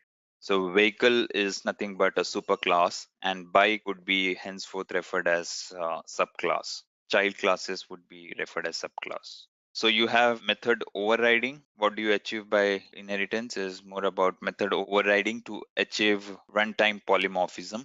And the second thing is code reusability. As I mentioned, the subclass would inherit properties and behavior from your superclass or your parent class. So there could be some method defined in your superclass which need not be redefined in your subclass. It inherits by itself. That's the property of inheritance. If it has got a common behavior, like say you have two kinds of calculator, different types of calculator, the example that we spoke about yesterday. There could be a parent class calculator which is adding numbers as is. You provide two numbers, it adds up and it gives you. Maybe this add behavior could be added into the calculator class. Now, suppose there's a subclass of calculator wherein you have this scientific calculator or something, which is modifying this behavior of, or which is using the same behavior of add, right? Basically, though a normal calculator or a scientific calculator will have the same add behavior, adding up two numbers. Whatever you send it as a parameter, it would add it up and give you the result. So basically, you would define this add in the calculator. In the scientific calculator, that would be the subclass of your calculator. You need not redefine this add method. It would inherit from the calculator method. So that reduces code redundancy, or it helps you in code reusability. You need not redefine the add method again. We have a lot of slides to come about method overriding and method overloading. So I won't talk it right away. This is inheritance. You have a manager class and you have like employee, which is extending manager. So what we are trying to show here is e.salary. As you could see here, there's a salary property in a manager, and this employee 2 is extending manager. And we could see here that employee 2 inherits salary property. Though it doesn't have a salary property, we are able to access the salary property from employee 2. So let me give you an example. You just have to click on create new project and give some project name. I'll give Edureka module 3. So it opens up a new window. You could go to the source folder and you could right click on it and create a new class. So basically I'll do one thing. I'll create employee class. I'll follow the same example that's been mentioned here. I create com.edureka.manager class. So com.edureka is nothing but the package name and manager is your class name. So now I define a property here, say salary in that case, right? Suppose I say, maybe I'll put it as long salary. So I define a property within your manager, which is salary.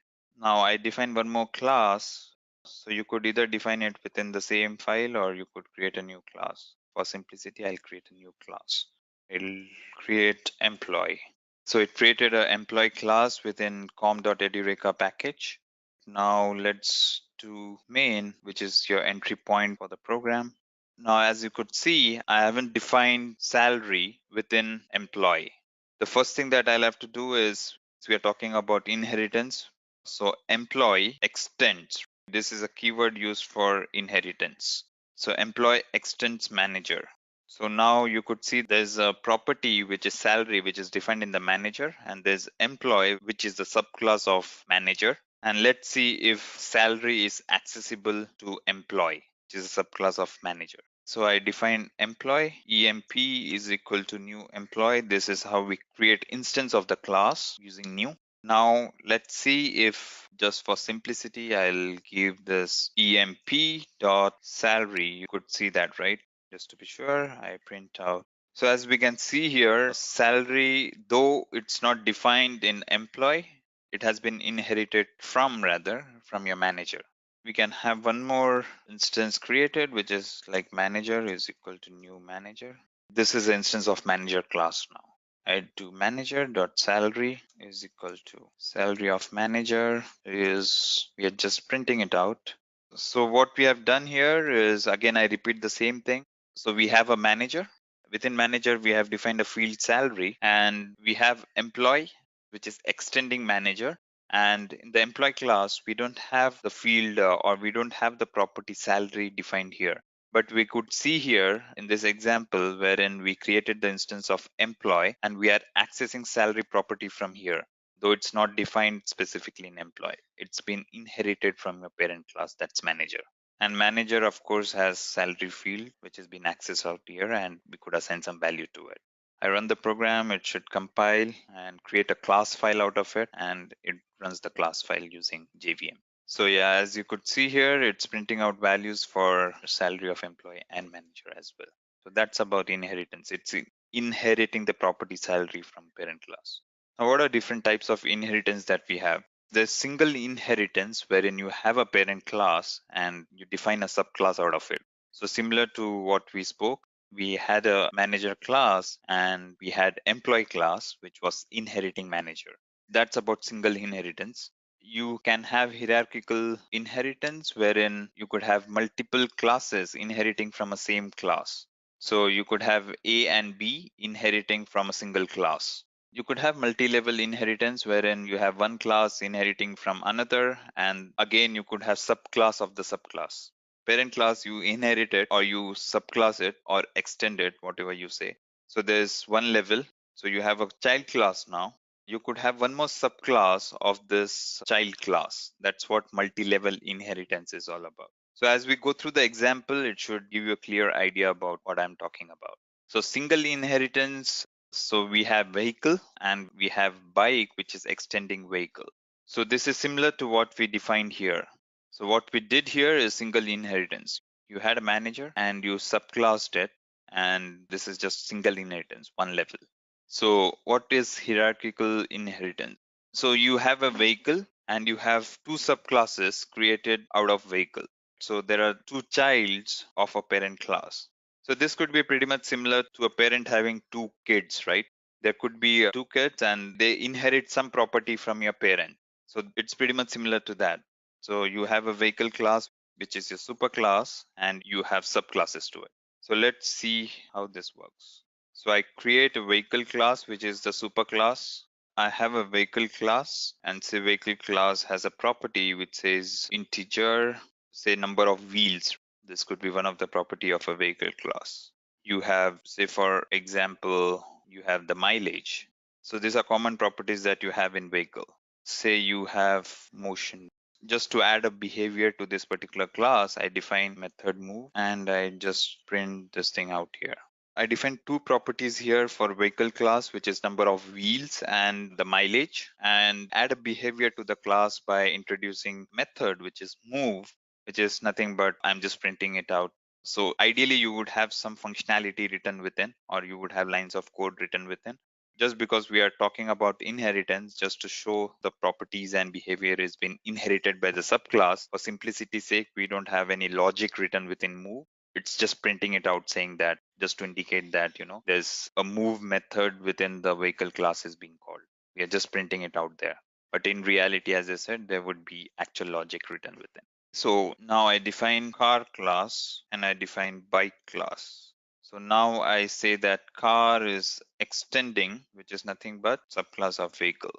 So remember we said is a relationship, car is a vehicle. So what we are saying is we are subclassing or we are inheriting properties of vehicle into car. Suppose I change the property of any method within, or say I can have its own movement when car class. So basically we are overriding it. What we are trying to do is we are trying to, whatever method you had within your car class or the vehicle class, you are overriding it for the car class. You are trying to change something. Similarly, in your bike class, you could override the move. So first thing that we'll have to do is bike should extend your vehicle. So bike is a vehicle, we are extending it. Now we are again overriding this move method to say move in bike class. So now basically we can have, say, one more just for simplicity's sake. We have just a class wherein you would write the main method. So this is generally a practice wherein such classes are called as client classes, wherein you have a main method and you do something with it. I just call it as automobile management class. So you have a main method. So suppose you want to change number of wheels for a car. So what you would do is car is equal to new, or it won't be car. It would be like, suppose I put Mercedes is equal to new car. I create Mercedes. I create BMW is equal to new car. So now what we do is I want to override the property that is number of wheels for Mercedes to 4. Similarly, I could have a bike class, say R1 is equal to new bike or something of this sort. You could have Ducati is equal to new bike. So this is just to give you an idea of how we have classes and objects, right? Now you could imagine what objects is all about. So Mercedes is a object of car, BMW is a object of car, R1 is a object of bike, and Ducati is again an object of bike. So now I could override the properties here, say number of vehicles as 2. So yeah, this is what it is all about.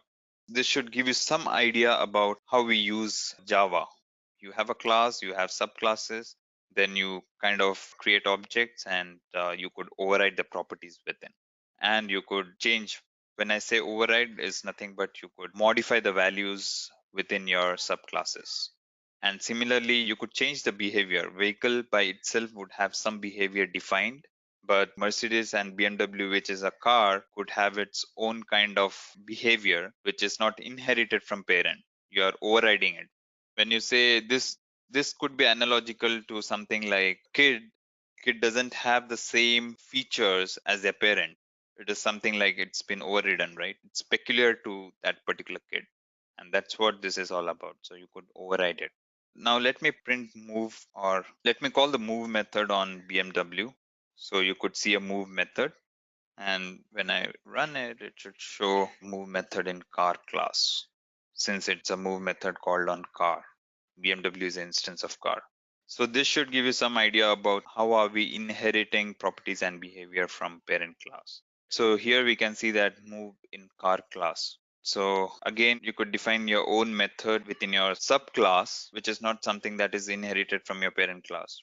So BMW by itself, or car by itself, could have something like, say, turbo, which is not in vehicle maybe. This is specific to car. So this is what we spoke about, is hierarchical inheritance. Now let's talk about multi-level inheritance. So basically it's nothing but, say you have a superclass category. So let me use the same example. You have a vehicle class, you have a car, which is extending vehicle. Now I define one more class, which is nothing but superclass, supercar, which is extending car. Basically, I can put this turbo in supercar rather. That would make more sense. This is like kind of multi-level. So I'm putting this turbo here in supercars. You have a vehicle class. You have a car, which is subclass of vehicle. You have a supercar, which is subclass of car. So all the properties that you have in vehicle class could be accessed in car as well as supercar. That's what we want to see here. So you could have something like, say, change wheels, which is void, which is not returning anything here. I just want to show you that we can still access number of wheels here. Though it's not defined in car or supercar, but in vehicle class, you could actually, it is still visible here and you can modify it. That's the beauty of it. Again, to brief, you have a vehicle class, you have a car class, which is extending vehicle class, you have a supercar class, which is extending car class. So basically, there's a multi-level of inheritance, and all the properties and behavior that you have in vehicle class would be visible to car class as well as supercar class. And supercar class can access properties and behavior that is there specific to car class. So what I'm trying to say is, if you define a new method here, so I just mentioned here behavior specific to class to car. So there's some behavior that is specific to car that we have defined within the car class. Now supercar class can access this one as well. So you could see here, you could access behavior specific to car as well. If you look it as a tree, this is a leaf node. This is supercar class can access everything from vehicle and car class. Whereas car class can access everything from vehicle class. But it's not the other way around. Car cannot access something that is specific to supercar. There's a turbo method that we have put in into the supercar class. Now, if you try to access turbo from here, you won't be able to access it. All right. So it's not the other way around. So you cannot access something that is specific to your subclass in your superclass. Whereas you can access anything that is there in your superclass into your subclass. So it's a one directional flow from superclass to subclass. Now let's talk about has a relationship. Has a relationship is nothing but you have properties within your class, which is has a relationship. All right. So say for example, employee, right? We define the employee class, and employee would have an ID specific to an employee, and it can have salary and stuff like that, which is has a relationship, which is nothing but employee has a ID sort of, right? So a department in a class, let's talk about this example. A department in a college has several professors. Without existence of departments, there is good chance for the professors to exist. Hence, professors and department are loosely associated, and this loose association is known as aggregation. So one can exist without other, which is loose association, and such thing is nothing but aggregation.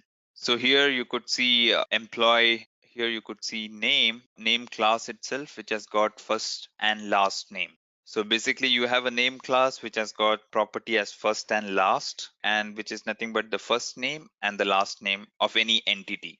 It's not associated with anything. Right now it's a different entity. Name is a different entity which would have first and last name. Now there's an employee info class which has got ID and which has got name. So you can see name here. This name property is nothing but the instance of name class that is there at the left hand side. So this is has a relationship. This says that employee info has name. So basically this is what it is. When you talk about has a relationship, it's containment. It's basically you have class as a property in a class. So in this case, name is a property within your employee info. And similarly, this name could be used somewhere else as well. It's not that it has to be used just in employee info. That's a kind of detachment they have, right? It's not tightly coupled, it's loosely coupled or decoupled. So basically, you have name, which is altogether a different entity defined as a class, which would have first and the last name, and you would have an employee info, which is containing name, which has name. So this is has a relationship. And also to give you idea about has a relationship, it's not just it has to be object, right? So vehicle has number of wheels. Vehicle has mileage. This could be thought of as a relationship. So let's talk about polymorphism now. When one task is performed by different ways, then it is called as polymorphism. Poly is multiple, morphism is forms. Basically, that's the meaning behind it. So multiple forms, that's what polymorphism means. And when one task is performed by different ways, then it's called as polymorphism. This person, which is a superclass, you have a subclass, student is again person, millionaire is a person. These are superclasses. So you have a person class, you have a superclass student and millionaire. You have a behavior which is nothing but pay bill and which would be specific to both of them. So as we move on, you would get much more idea about the different kinds, but basically you have multiple forms. That's what polymorphism is all about. So what is method overloading? So we spoke about this yesterday. If you remember, we spoke about constructor overloading, wherein you had multiple constructors defined. One was integer, integer, and the other one was like it was taking three parameters, integer, integer, and three integers, right? So basically, this is what method overloading is all about. You have the same name of a method, but you have different number of parameters passed to the method, or you have different type of parameters passed to the object, to the method, and based on that it would understand which is the method that needs to be called. So suppose you have add with two integer parameters defined and you have add with three integer parameters defined. Now when you invoke add method on a particular instance of calculator and you pass two parameters to it, it would appropriately call add method with two parameters. And if you pass three parameters to it, it would call one with three parameters, or it would resolve it during the runtime, which one to be called. Rather, it's not overloading doesn't happen during runtime. It's done during the linking or the resolving operation happens during the compile time itself. That's why it's static polymorphism. Method overloading is nothing but static polymorphism. So return type is not taken into consideration when it comes to method overloading. It's just the parameters that a particular method takes. So Alex wants to write a code which can be used to find out the area of triangle as well as of circle. So generic code which would have area of triangle and circle. So such are the instances wherein you could use method overloading. So what's the thought behind this? I want to find area of both the shapes. Here area is a common method. It's there for both the shapes. It's there for rectangle, it would be there for square, it would be there for circle, and so on and so forth. So basically you would have a shape method which would have area, which is a common method. So instead of writing two methods of different names, I'll write area as a method name for both shapes and I'll pass different arguments according to the respective shape. So instead of defining multiple area methods, you would have just a generic area method defined in your shape class and your subclasses would overload it as per the type of shape. So here we can see that there's area class, there's the area method, which is taking integer. Since it's a triangle, it's base and height. So it's taking base and height as parameter. So Java doesn't understand base and height. This is user defined, by the way. It understands there are two integer parameters passed to the area. Whenever there are two integer parameters passed to area method, this one would be called. The other one is again we have one more method which is area, which is by the same name and which is taking just one integer parameter, which is radius. So this is supposedly for circle, pi r square. So during runtime, when you call it, So I'm not repeating this exercise again because we did the same thing yesterday. If you remember, we kind of had multiple add methods in the calculator and we saw that it was getting resolved to the proper one based on the number of actual parameters that you pass. So I'll just read through the slides to make you give more explanation on this, but it's pretty straightforward. So here you have area method, which is taking 4, 6, which is nothing but it would get resolved to during compile time. This particular area method invocation would get resolved to this one since it is taking two integer parameters. The second one is taking just one integer parameter, which is 5. So it understands that it has to call this area method, the second area method that's been defined in method demo, and it will call it accordingly. So here you could see that when you run this particular program, you could see that the first one resolved it to triangle and it said that the area of triangle is nothing but 4 into 6 into 0.5, which is nothing but 12. The second one goes to pi r square and it gives answer as 78.5. So you could see there are two different invocations done based on the number of actual parameters. Now let's talk about type of parameter. The method overloading can happen on type of parameter as well. So you could have multiple methods with the same name taking same number of arguments but different data types. One could be taking integer as a parameter, the other one could be taking string as a parameter. And during runtime or during compile time itself, it would resolve that, this one should be resolved to this invocation and the other one should be resolved to the other one. So basically, it tries to resolve based on the parameter, based on the data type of the parameter that you pass. So here's the example wherein you have two different methods. I'll take this one, say for example, I define public integer, so it's a dummy value to be printed. One of the best practices when you write Java code is to express it, right? So you can have a big variable name. You shouldn't be restricting on variable name, which makes it difficult for other programmers to understand.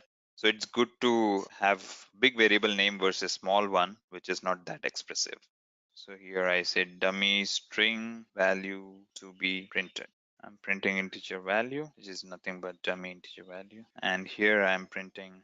So we have two methods with the same name, but it's taking different data types as argument, and we are just printing it out. So I define a main method here, and I define manager. So we have instance of manager, say senior manager grade 2 dot display. I pass integer to it. I pass 100 to it, and I pass. So I have two method invocations here. One is first one we are passing 100. The second one we are passing string to it, and it gets resolved. You could see that the first one would go to this display method, which says printing integer value. The next one would go to this display method, which prints string value. So you could see here, right? So first one is printing integer value. The second one is printing string value. So based on the type of the parameter that you pass through or pass to the method, particular method would be called. This is static polymorphism. Now what's runtime polymorphism? So since it is resolved during the compile time, it is static polymorphism. There are a few things that gets resolved during the runtime, or the compiler cannot judge it upfront what the instance would be, and that's when it does it during the runtime. And that is nothing but dynamic polymorphism or method overriding. So method overriding is mostly used in a easy relationship. So in one of the methods, or we saw in vehicle and car example, we have a move method here, and here we overrode it. You can see a override annotation here for the move because we are overriding the behavior of vehicle in car class. So that's where it says that there's a easy relationship. Method overriding must be used in case of inheritance, that is easy relationship. Method must have the same name as in the parent class. We saw in the move, in the example, move, we have the same name as in the superclass. So vehicle has a method move and car has a method move as well. Method must have the same parameters as in the parent class. As against method overloading, which has different parameters, method overriding, you have to be sure that it takes the same parameter. If I change this to integer, if I add an integer parameter to it, so it's not taking it as overriding. You could see it's not been taken as overriding because you have integer parameter to it. So basically it has to have same number of, or it has to have the same signature as your parent class. So that's about method overriding. Let's have a demo on this. So which we already saw, but I'll again reiterate on that. So basically in this example, you could see there's a man class which has got a pay method, which is adding behavior to the man method. And you could see it's a dummy print there. And you have a millionaire is a man, and you could see it overrides the pay behavior. When you run this program, one thing to note here is you can assign millionaire to man. You can assign, unlike all the examples that we saw, we are creating instance of the same class or assigning the instance of a class to the same class. But in this case, you could see the instance of millionaire is being assigned to reference of man.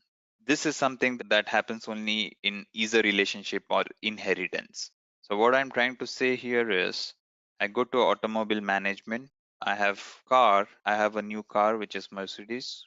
I could assign this Mercedes to vehicle. Since Mercedes is a vehicle, it should be assigned. You should be able to assign it, right? This is something that you need to keep in mind. Your subclass object could be assigned to superclass. So here we have Mercedes being assigned to vehicle. But one thing to note here again is the tricky part is vehicle itself has its own move method, which prints move in vehicle class. And Mercedes, which is car, itself has its move method, which is move in car class.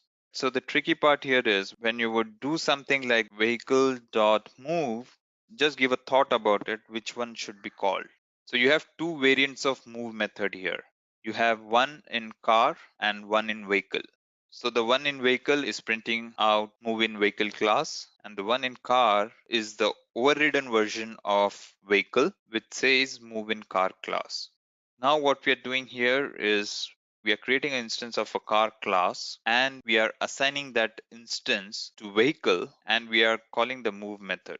So just give a thought whether the move method on the vehicle class would be called or a move method on the car class would be called. So this is where method overriding comes into picture.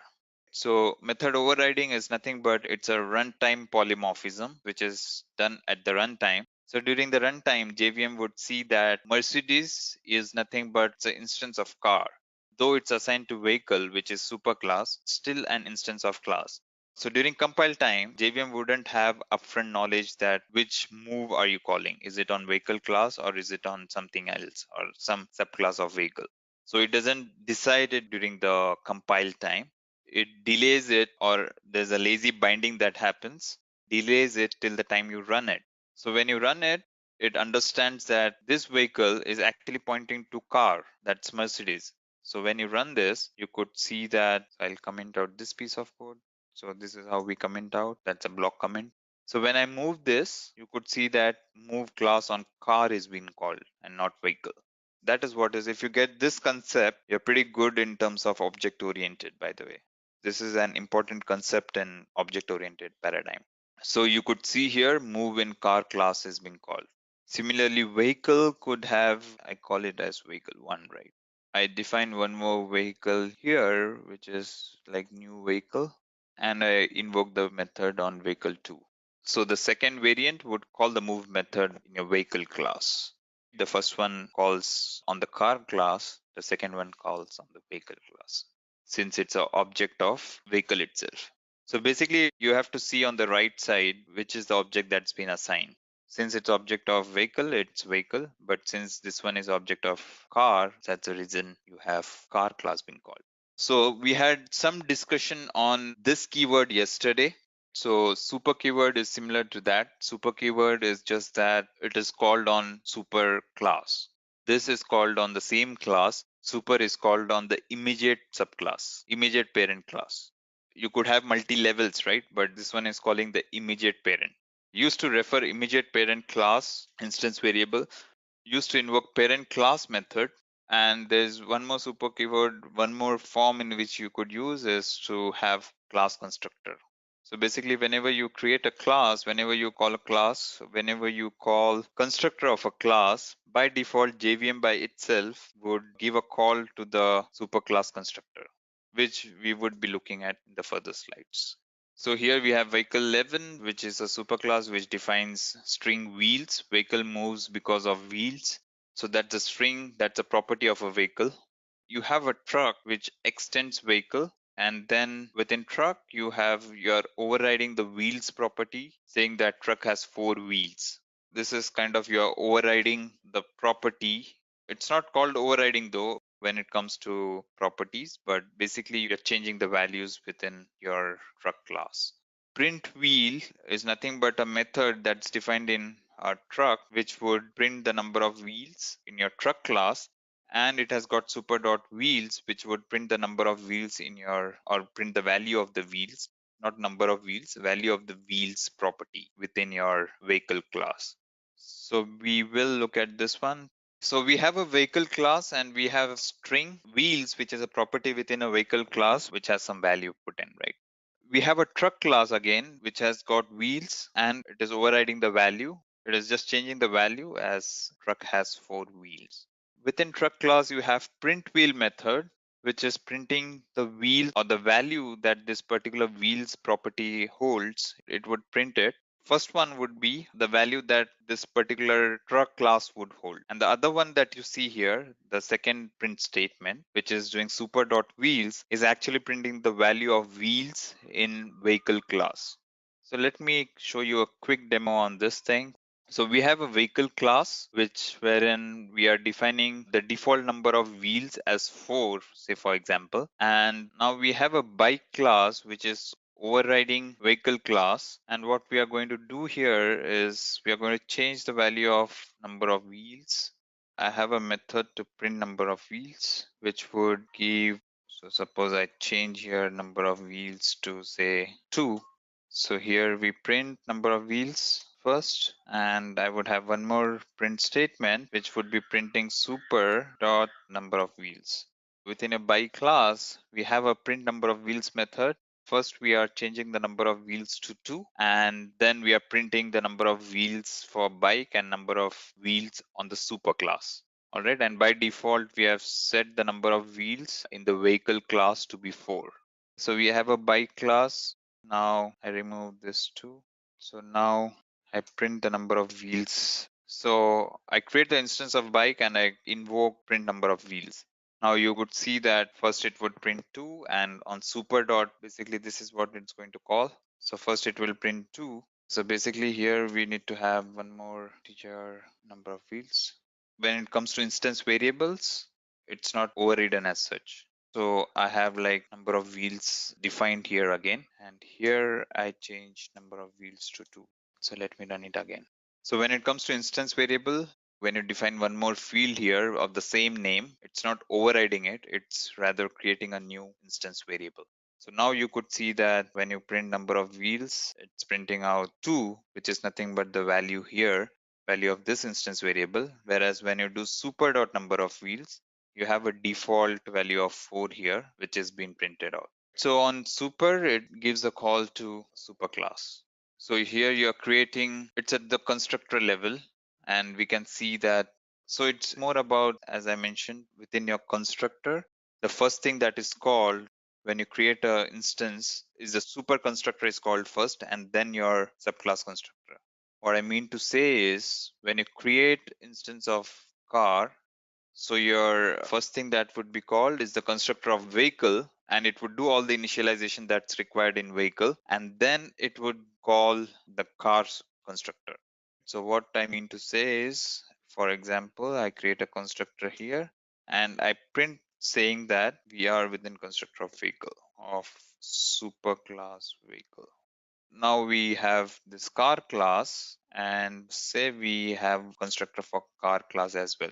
Remember we said that there's a default constructor, implicit constructor that's already been put by JVM itself. You don't have to take care about it. So I don't do anything here. So basically you need not you did not write constructor. JVM by default writes constructor unless you want to write something or you want to initialize something. That's when you would write explicitly, you would write constructor. But in this case, since we are not initializing anything as such, I won't put a construct for car. What I'm trying to say is we are creating an instance of car here, and let's see when we create the instance of car, there's a super constructor that's been called. That's what I wanted to show. So that's why we created a constructor here for vehicle. This is not a method, this is constructor, by the way, since it has got the same name as your class and it doesn't have any return value. So I've printed it out saying that we are in the constructor.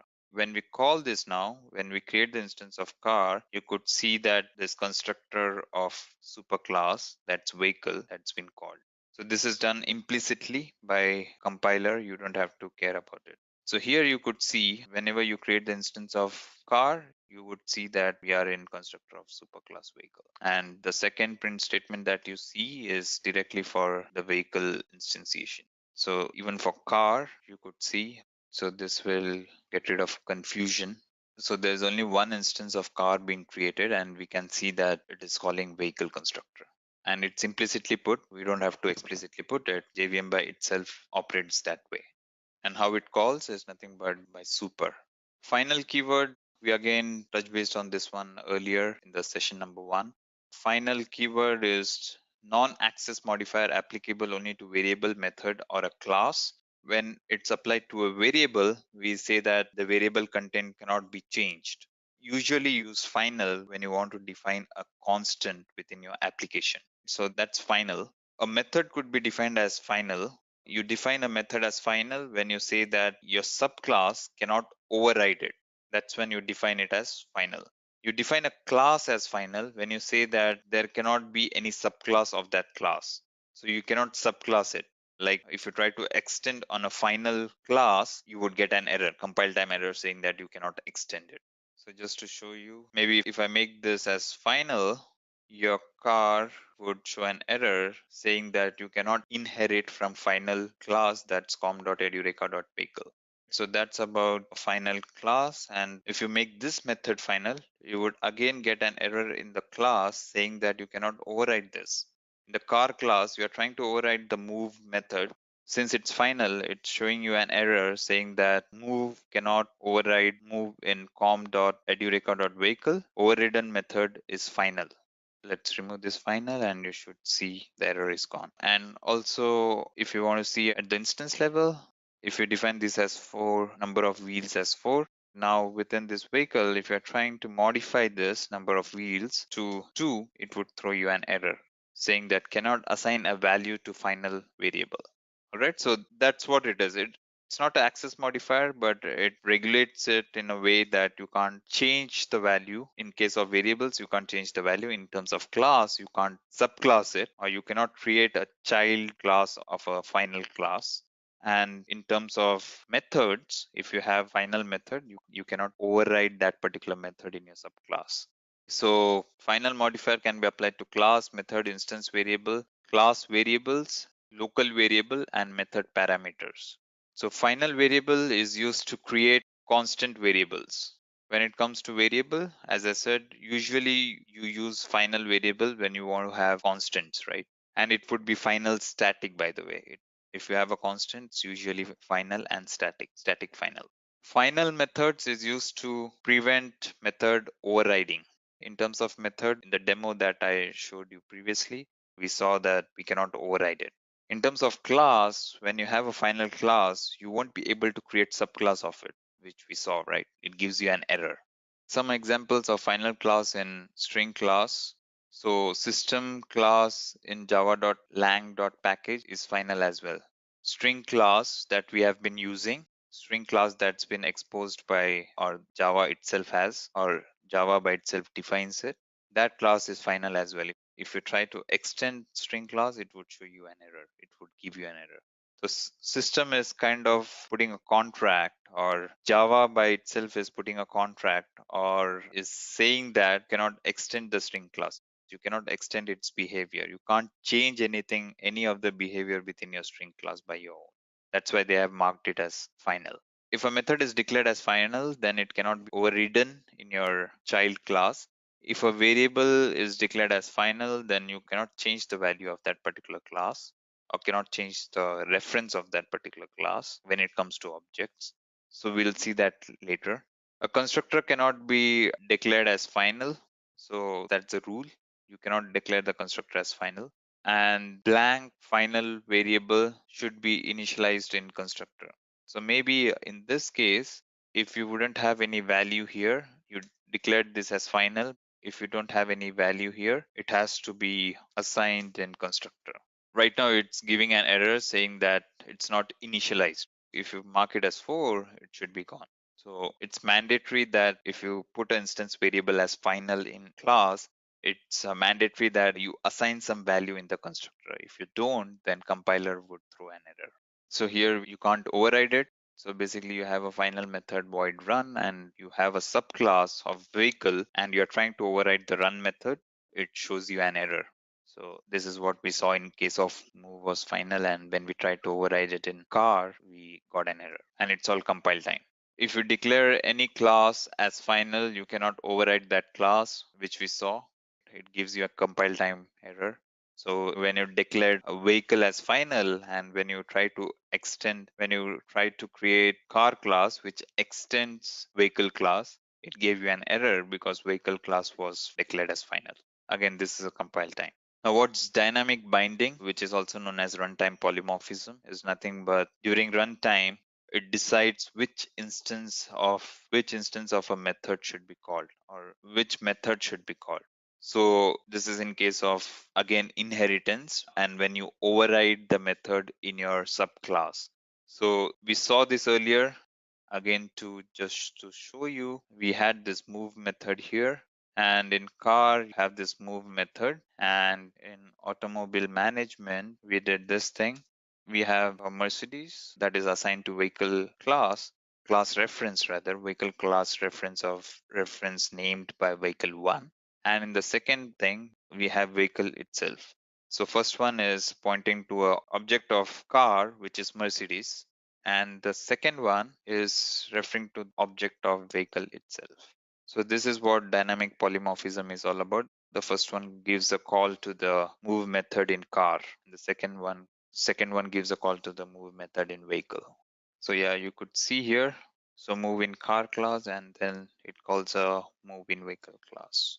And it happens at runtime. That's why it's runtime polymorphism.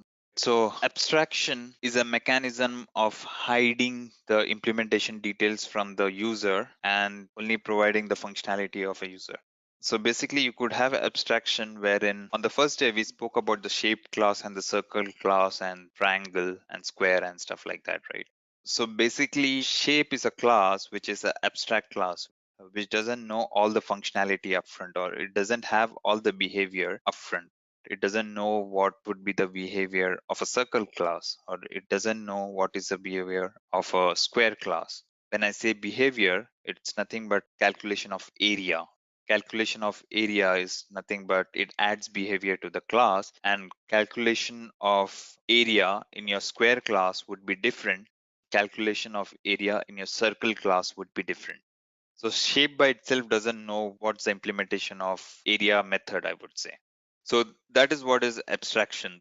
There are two ways in which you could provide abstraction in Java. One is by abstraction class, which is not 100% abstract, which could have like abstract methods, like area in this case is abstract. But there could be some methods which is same throughout or common throughout all the subclasses of shape. Say for example, printing area. You just have to have a print statement which is printing area for a particular shape. From the implementation per se, it's same throughout all the classes. Area method would be something that is abstract, whereas display area could be something that is non-abstract method.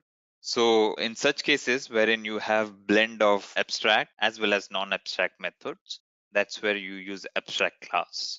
So it's not 100% abstract. Whereas in interface, interface is something which says that it has to be 100% abstract. So interface is altogether a new construct that we have in Java. When it comes to abstract class, abstract is just a modifier to a class. So you write class and you just prepend it by abstract, which makes that class an abstract class. Whereas interface is something that is a new construct that we are going to see in the coming slides. Abstract class and abstract methods. So abstract method is, as I said, area would be abstract method in this case, wherein you don't have a concrete implementation of area in your shape class. That's the scenario in such cases wherein you don't have a complete concrete implementation of a particular method, you would declare it as abstract method.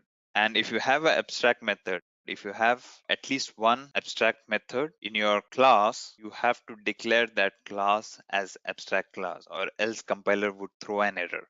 So whenever you have a abstract class, it means that there is at least one method within that particular class which is declared as abstract.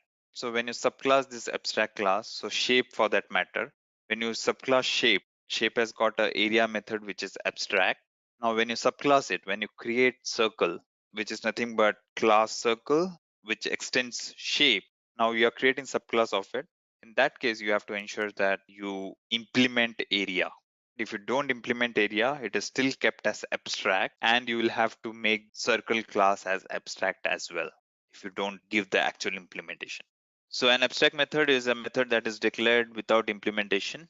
Any class that contains one or more abstract methods must be declared with abstract keyword. An abstract class is a class that is declared with abstract keyword. An abstract class may or may not have all abstract methods. So as I said, it's a mixture of abstract and non-abstract methods. An abstract class is mostly used for inheritance. So let me take the same example of shape and shapes. So we define a shape which would have abstract area. This is what I was saying. So when you have at least one abstract method, the compiler would throw an error. So in this case, it is saying that you have an abstract method, but your class is not abstract. So we have to make this one as abstract. And as I said, abstract class is nothing but a modifier. You just have a modifier that you need to prepend to the class. This is abstract method. And you say you have a method which is public void. It's not returning anything. We are just displaying area. Now, rather than defining it here, maybe I'll put something like,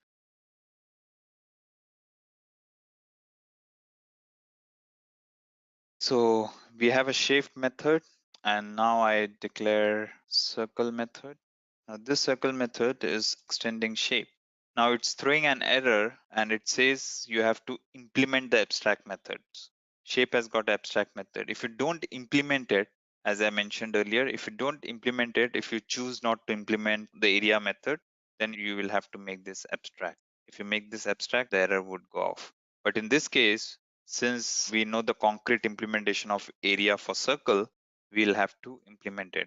When I say we'll have to implement it, we say area and we override it. So for simplicity reason, I'll just put some value here for now.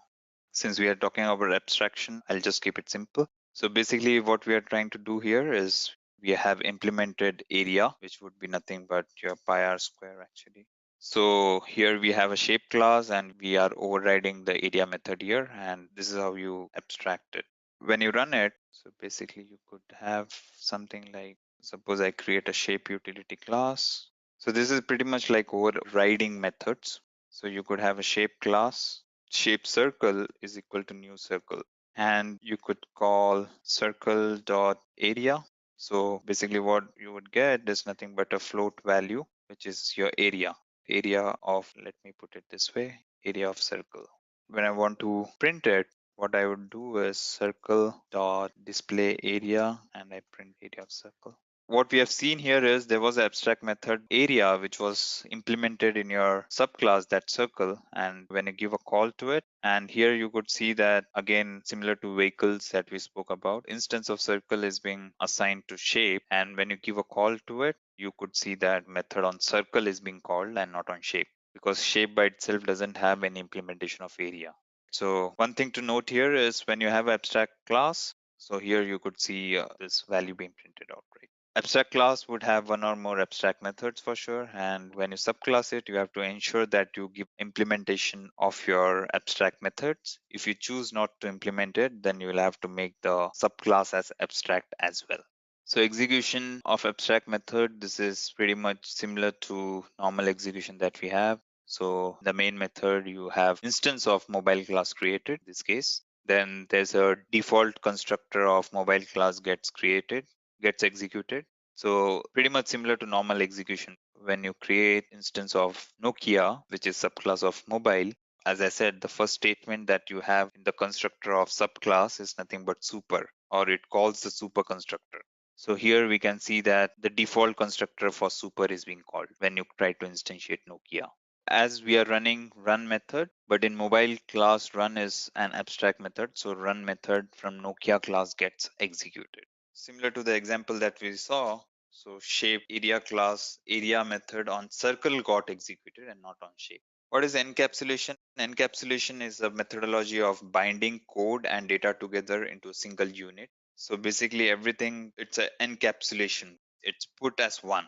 So you could imagine class being put as one, right? Class has got this for that matter. You see everything being encapsulated as one, right? You group this together.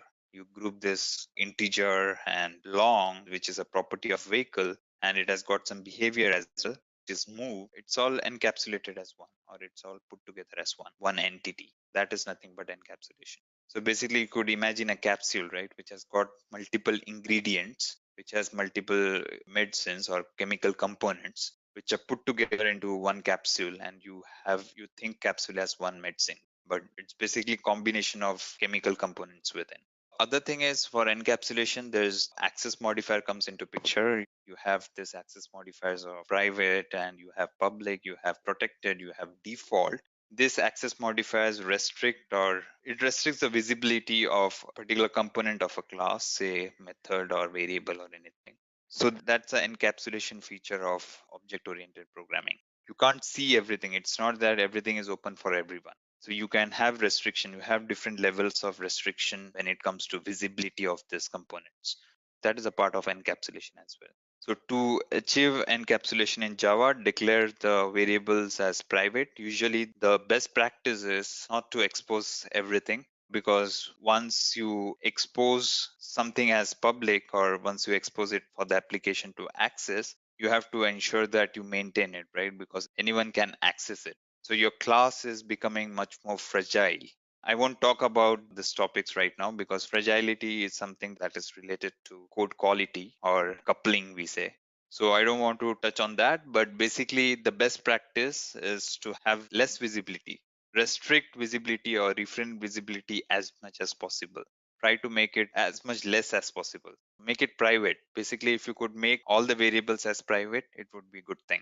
So basically, all non-private or public variables are liability for application. So it increases the maintenance of the application, and it's easy to break that way. If you make some changes to a class, it becomes very difficult in the future to maintain it. So usually the general practice is to keep the methods variables as private, not methods variables as private, and we have getters and setter method, which exposes, which are public methods, or mutator methods, which would expose this variable to the outside world through public. So usually we don't have setter methods, we restrict setter methods again. Usually you have a private instance variable, and you have a getter method, which is a public method, which is nothing but returns the value of the instance variable to the outside world. So data hiding, the user will have no idea about the inner implementation of the class. What are the advantages of data hiding? User need not know the core implementation of the class. It increases flexibility. We can make variables and methods read only and write only as per the requirement. So imagine if you didn't have all these access modifiers, there's only one that is public, which is exposed to everyone. So it would create a havoc. So this is basically based on your requirements. You could have different patterns of this access modifiers used within your application. It makes testing easy. So basically, third point is reusability, easy to reuse and easy to change with the new requirement. So with reusability, even the maintainability of the particular application is improved when you have this encapsulation. And easy to reuse in the sense, if imagine the other way around, wherein you have only private methods. So a class could access only the instance variables within a class, nothing from outside world. It cannot be accessed from outside as well. Imagine such a scenario, right? In that case, you would have a lot of code redundancy, right? Everywhere you would write the same code. It might be the same thing you have already implemented in some other class, but you will have to re-implement it since it's not accessible outside the class. So that's how encapsulation increases the reusability of code, and it makes testing easier, of course. So here you could see that employee one. So this is the encapsulation mutator method that I was talking about. So basically you have employee one, which has got string name, which is private. You could see here it's defined as private. When I say private, this name property would be used only within this class. If you try to access it from outside class, you would get an error. But there might be scenarios in which you want to access this name from outside class. You want to understand what its value is. In that case, you would have something like this, right? You would have getter method, get name, which is nothing but its return type is string, which is the data type for name, and it's returning the name. Now, one thing to observe here is this is public. This one was private, name was private, but get name is public, which means it could be accessed from outside as well. Similarly, you could have setters, which is not a good practice, by the way. You shouldn't have setter methods. So again, setter is something like you pass the value that you want to set this particular name variable. So basically you are saying that whatever you send through this method is going to set to the name variable.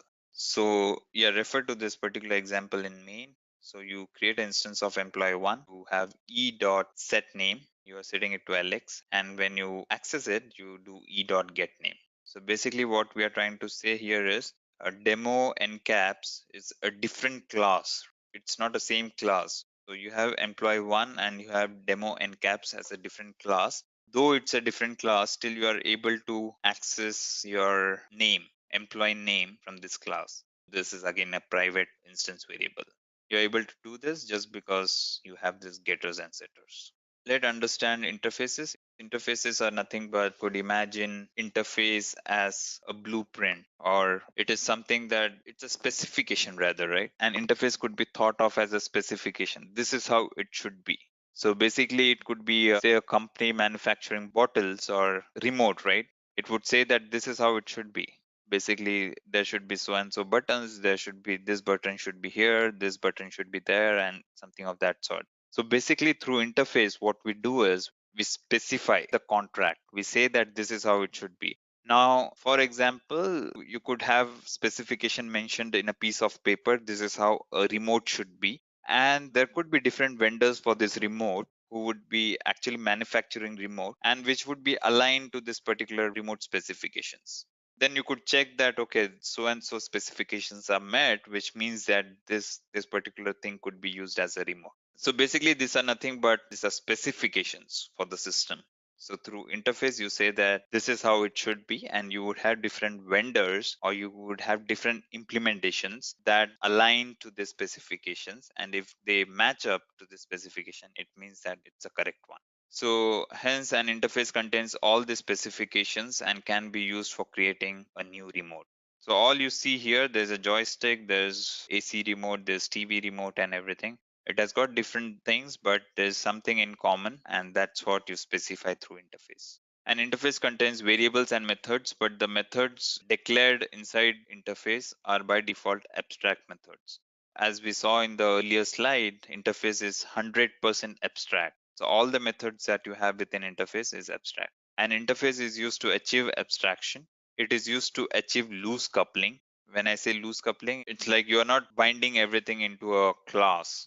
Basically, you say that if it's a remote, it has to have these features, right? So basically, you're kind of decoupling it, or you can say that all the implementations of remote will have so and so specifications, which has been introduced by interface. Also in Java, you cannot have multiple inheritance. You cannot have a class which extends multiple classes. You cannot have car which extends vehicle and which extends, say, for example, locomotive. Locomotive is one of the classes, say, for example. So you cannot have a class which extends two classes. That is multiple inheritance. Though you could have levels and you could have hierarchical inheritance, but you cannot have multiple inheritance. But through interfaces, you can have multiple inheritance. You could implement multiple interfaces, but not multiple classes. Again, since this is inheritance, interface is 100% abstract class, and basically you create subclasses from, or you implement an interface. It's nothing but it follows either relationship. So what's the difference between interface and a class? An interface can never be instantiated. Just to give you an example, I'll show you what interface is. So instead of this class, I'll make this interface. So this is how we define an interface. We define interface, but as I said, an interface is 100% abstract. Everything has to be abstract. You cannot have methods, something of this sort. You cannot have a concrete implementation of method. Though you could have a default method which we would be looking at in the slides to come, but at this point let's imagine that you have a shape class, and whatever methods you declare within your shape class has to be abstract. By default it is abstract, you did not even mention it. By default JVM puts it as abstract. Even if you mention it abstract, it's not a problem, it is abstract. So now when I, unlike extends that we do on class for interface, you implement it. So you implement shape class. So you'll have to make it public. By default, the access modifier for a method interface is public. So here you can see that we have implemented it. You could see that it's 100% abstract. So with this, you could see most of these differences being listed here. An interface should contain abstract methods, which we saw. Class can contain only concrete methods. We are talking about normal class here, not the abstract class. The members of the interface are always public, which we again saw. When I didn't implement this one as public circle, it gave me an error. So by default, it is public. The members of the class can be private, public, or protected. An interface can never have a constructor. Since we are not creating instance, the first point you can see that interfaces cannot be instantiated. Since we cannot instantiate interface, there's no need of constructor. A class can have constructor to initialize the variables, which we read yesterday. Implements keyword is used for inheritance, and whereas in terms of class, we have extends, which we saw now, right? For interfaces, we changed it to implements rather than extends. After extends keyword, any number of interfaces can be given. This is multiple inheritance that we spoke about. Whereas after extends, you can have only one and only one class. You cannot have multiple classes. Cannot contain instance fields. The only field that can appear in an interface must be declared both static and final. Can contain instance fields. So only the constants would be declared in your interfaces, whereas within class, you can have all levels of all the instance variables. Classes have implementation, whereas this is between class and abstract class. So classes have implementation, abstract classes have no implementation, or they can have implementation as well. So it's a mixture of abstract methods and non-abstract methods, as we saw. So abstract class is not 100% abstract, right? Unlike interfaces, you could have concrete implementation as well. Concrete classes are instantiated to create object. Abstract classes cannot be instantiated. Similar to interfaces, abstract classes cannot be instantiated. A concrete class can be final. An abstract class can never be final as it has no defined functions. For abstract class to be complete, it has to be extended. That's what the purpose is.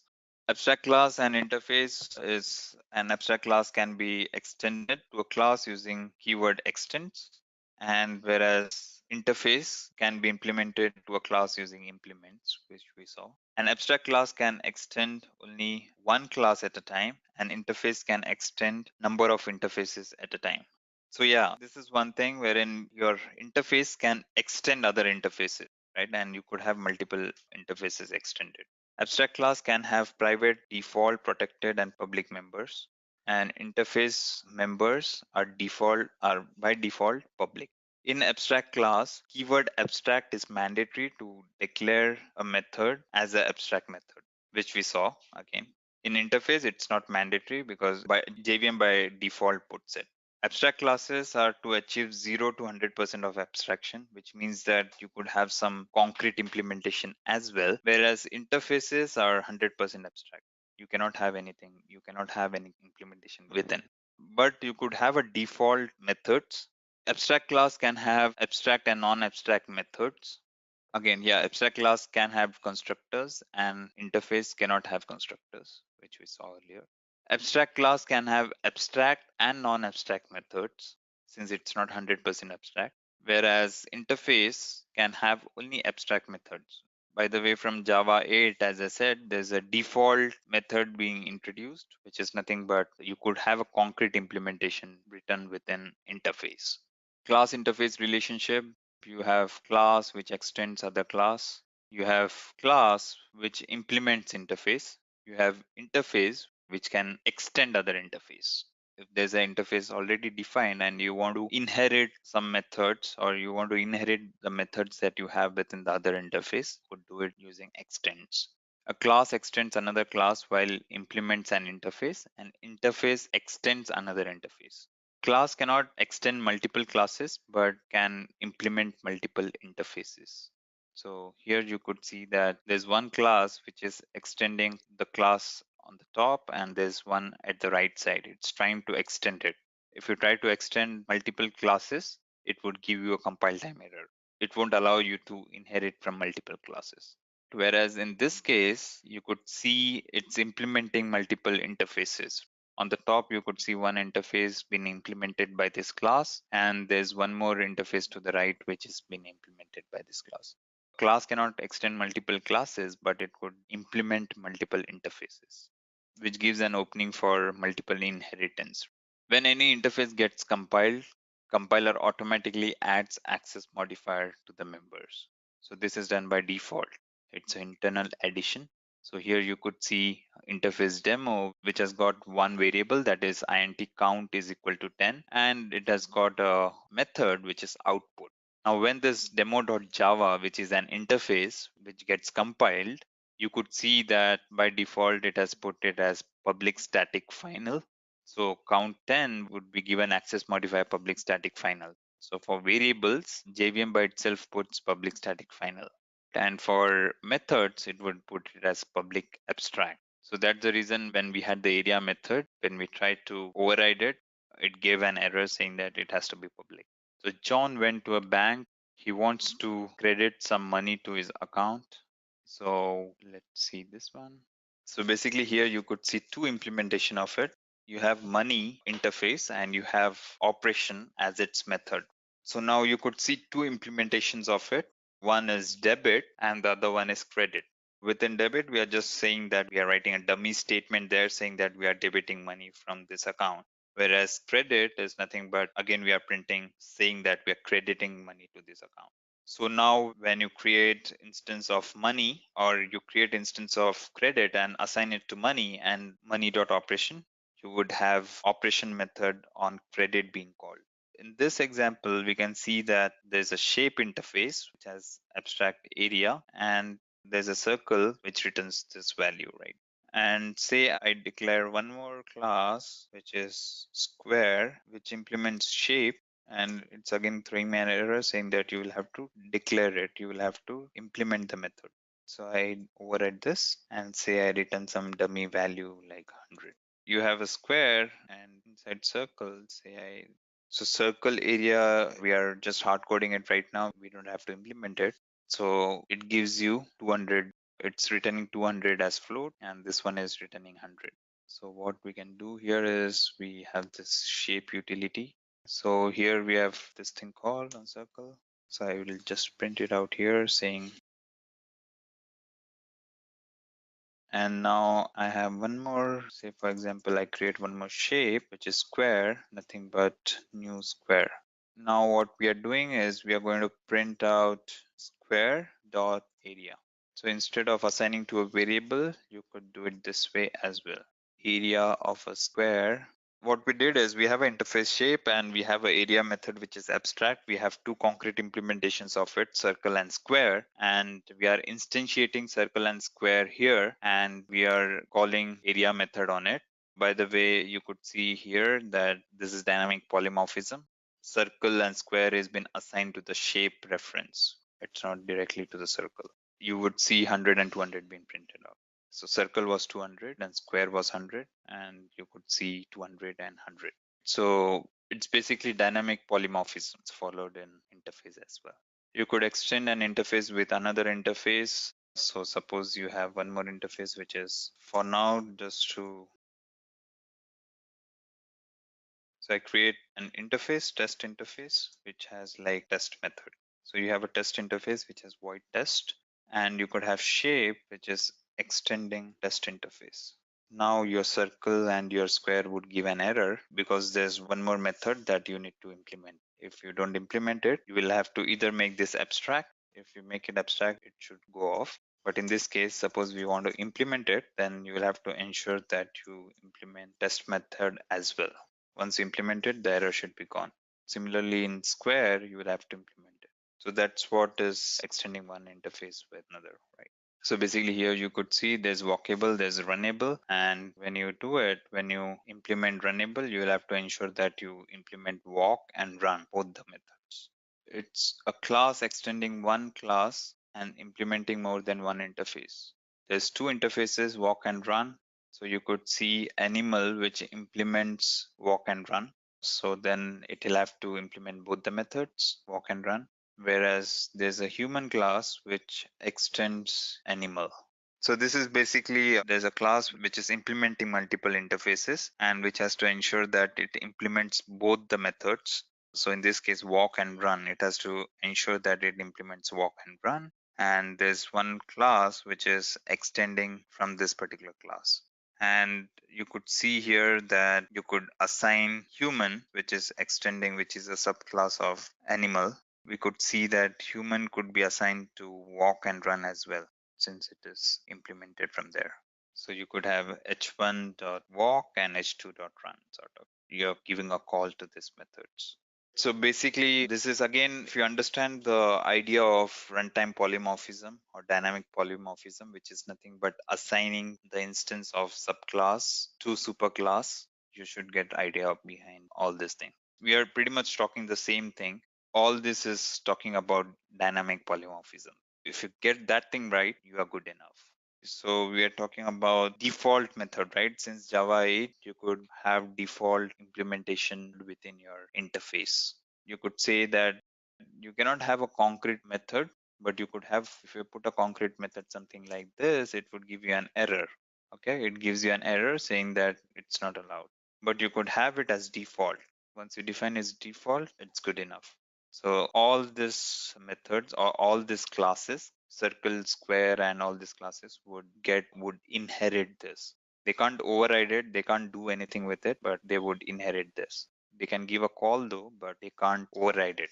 So basically, I'll just show it here. So basically you have default method, which is say, and which is printing out hello, welcome to Edureka, right? And you can see here default class interface demo, which is implementing welcome. And you could see here hello being concrete implementation of hello, which is nothing but it's printing out the message that's passed to the hello method.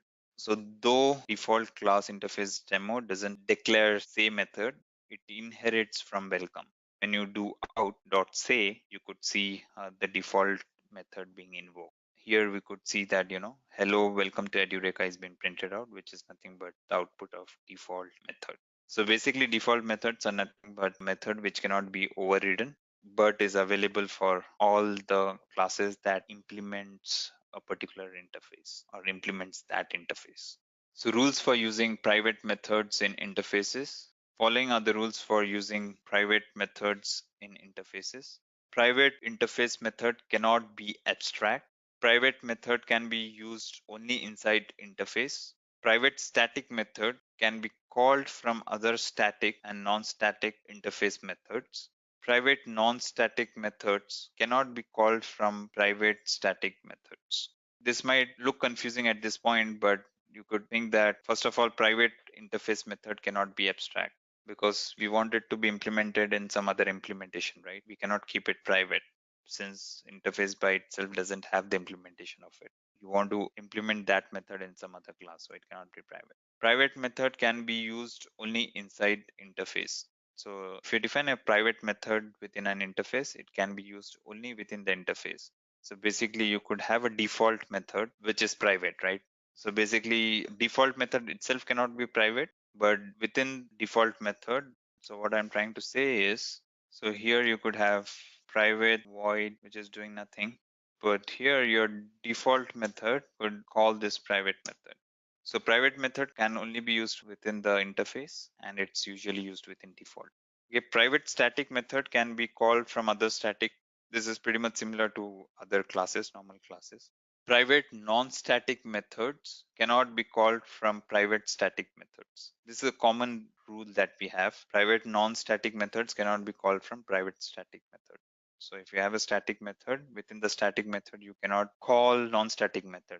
Remember we mentioned it earlier, unless we create the instance of it, we can't call it. But in this case, it cannot call it at all.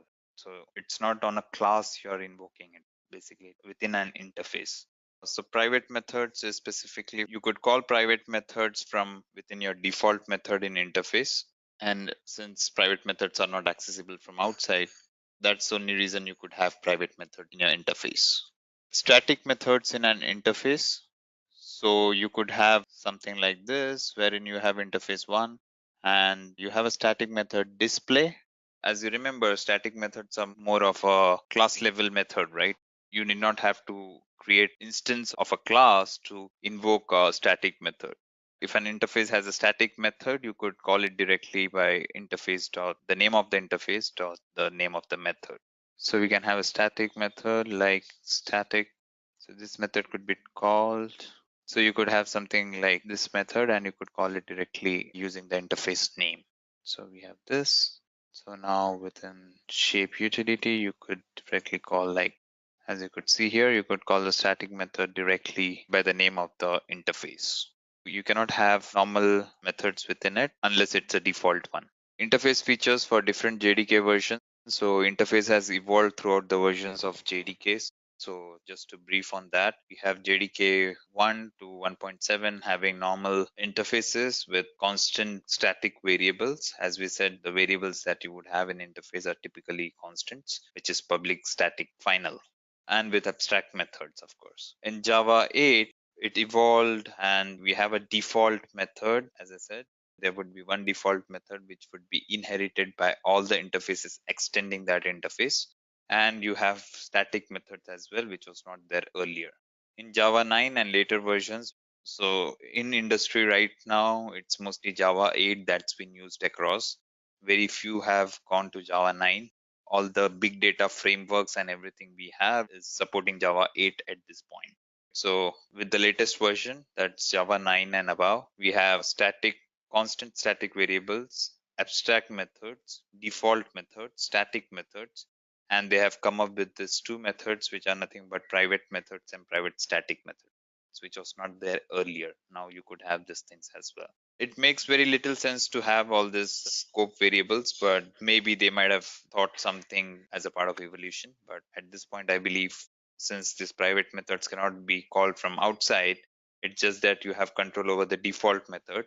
So basically, yeah, maybe if you have a big logic to be written within your default method, just to modularize it, just to break it into multiple methods, not to have one monolith big function or big method, you could have this private methods. That's what I can think. What is a package? We have been using package since day one. So package is nothing but it's a namespace. It's for avoiding collision. So basically I could write a name class with name shape and maybe someone else within my team would write the same thing, right? So basically at the end, when we archive it together, like we have a jar file, which is Java archive. When we archive these files together, there's going to be name collision, right? You wouldn't know which shape class are you referring to. So basically namespace is nothing but it adds namespace to it and it avoids collision.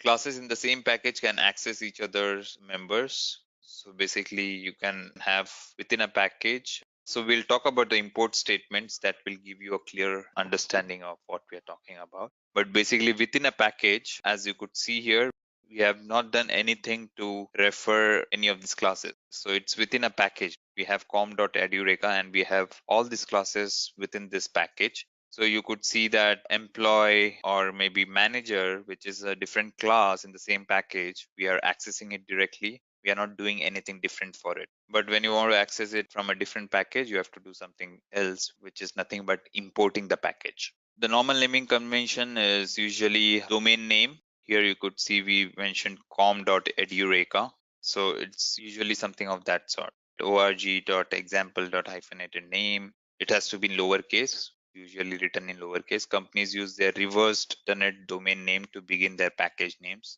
So basically, if you have mypackage.example.com, you would have it in reverse order. This is typically one of the best practices or practices that's been followed across industry to define the package, but it doesn't have any constraints from the Java side as such. You could do anything. So for example, if I make it uppercase, so basically it's saying that it's not showing error because of it's in uppercase, but basically you don't have a directory starting with uppercase. As per Java or from the Java side, you don't have any constraints. For example, I could do something like, so basically it does convert it into lowercase even if you give uppercase. I don't know whether this is a feature in IntelliJ IDE, or it is, of course, it has to do something with the IDE because IDE is converting it into lowercase. As far as the Java naming convention is concerned, this is what we do, but it doesn't have constraint. Java predefined packages. So Java itself has many packages. So you could imagine the entire language being written in Java source code.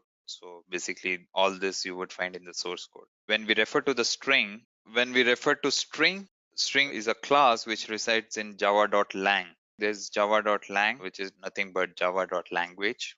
So string is something that resides in java.lang. Object is a class which is a superclass for all the classes. So you know what superclasses are after we went through the inheritance thing. So you have superclass and you have subclasses. So the superclass for all the classes, no matter what class you use within Java, all the classes are inherited from a class called object. There's a class object in Java from which all the classes have inherited from, or all the class inherit from this particular class. Thread is used for multi-threading. Java.lang.thread is used for multi-threading. Multi-threading is nothing but two lightweight processes in order to leverage the potential of your processors. So if you have multi-core, then you could have multiple operations happening at the same instance of time. That's what thread is all for, to make it faster. You have exception class, you have system class, java.lang.system. This package is used to achieve the language functionality such as conversion of data from string to fundamental data,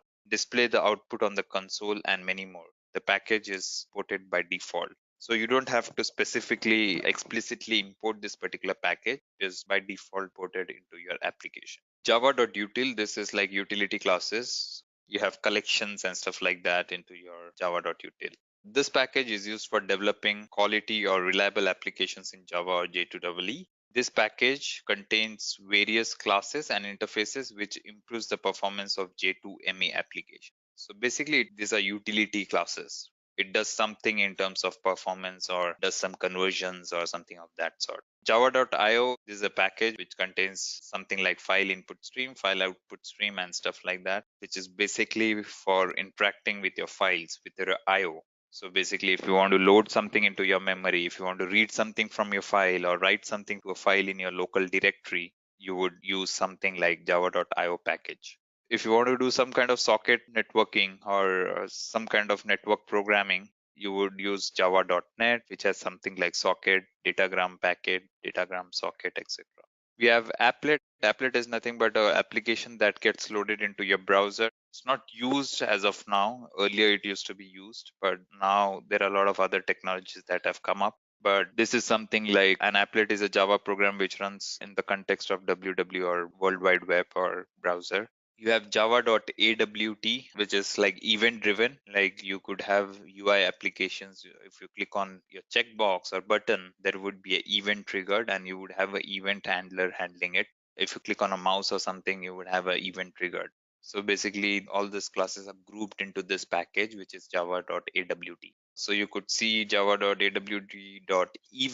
which has like mouse listener. This is specific to event. So without these classes, it is impossible to handle events generated by GUI components. So as far as the front end is concerned, as far as all this AWT applet is concerned, it's not in use. Basically, Java is much more useful in terms of backend programming, which means you take data and do something with your data and stuff like that. But it's not well suited for UI applications, and it's not used to that extent in market or in industry. You have java.sql, which is nothing but all your database related stuff. So if you want to connect to your Postgre or if you want to connect to Oracle, you have all the stuff written in java.sql. So mostly in java.sql you have interfaces, and this interfaces, as I said, it's nothing but specifications, and these specifications are implemented by database vendors. So it's nothing but interface is just an abstract method. It would have like 4 or 5 abstract methods within. So all this concrete implementation, someone will have to implement to use these interfaces, or someone will have a class which will implement these interfaces, and we as developers can use those classes to interact with databases. So vendors like Oracle will have its own set of implementation to the specifications that are mentioned in java.sql. As I said, most of the thing in java.sql are interfaces. So about the access modifier, we have spoken earlier. We have public, we have protected, private, and default modifier. Public is nothing but it could be accessed from anywhere within your application. So you could have your methods as public, you could have your class as public, you could have your instance variables as public, which means that particular method could be accessed from anywhere within your application. You could have protected modifier. Protected modifier is nothing but your subclasses can access it and your current package. Whatever the package in which a particular method or particular class resides, in which you have protected method, you could access it from that class, or any class from that particular package access the protected methods defined within a class in that package. So I'll give you an example since we have spoken about inheritance now. So I'll give you a demo on protected. Private modifier is basically it's private, it's within a class. You cannot access it from outside. If you try to access it, you would get a compile time error saying that it's not visible. Default modifier is package, is public within package. So within package, any class can access it. So basically, it's like protected, right? Protected can be accessed within the package. Plus, it has like if your subclasses are outside the package, even those subclasses can access it. Whereas in default, it's just within the package. So protected has wider scope than default modifier. This is kind of public. So public has almost like everything. So widened scope. Then comes protected. Then comes default, and then comes private. So access modifiers, public. What are public? So when you have public access modifier within a class, in this case, you have two packages, edureka.pack1 and edureka.pack2, and you have some public members within your class 1, which we can see here that all these public members could be accessed by class 2, class 3, which is there in the same package as class 1, that is edureka.pack1. So now there are two classes in edureka.pack2. One is a class which doesn't have any relationship with class 1, but still it can access it, though it's there in a different package, but still it can access the public members of class 1. You can see class 4, which is a child of class 1, since it extends class 1, but it's there in a different package, but still it can access the public members of class 1. So protected is nothing but it could be accessed within the package in which the class is defined, and it could be accessed by members that are outside the package but child of that particular class. So in this case, we can see that there are a few protected members in class 1 which could be accessed by class 2 and class 3, since they are in the same package as class 1. Class 3 and class 2 are defined in edureka.pack1.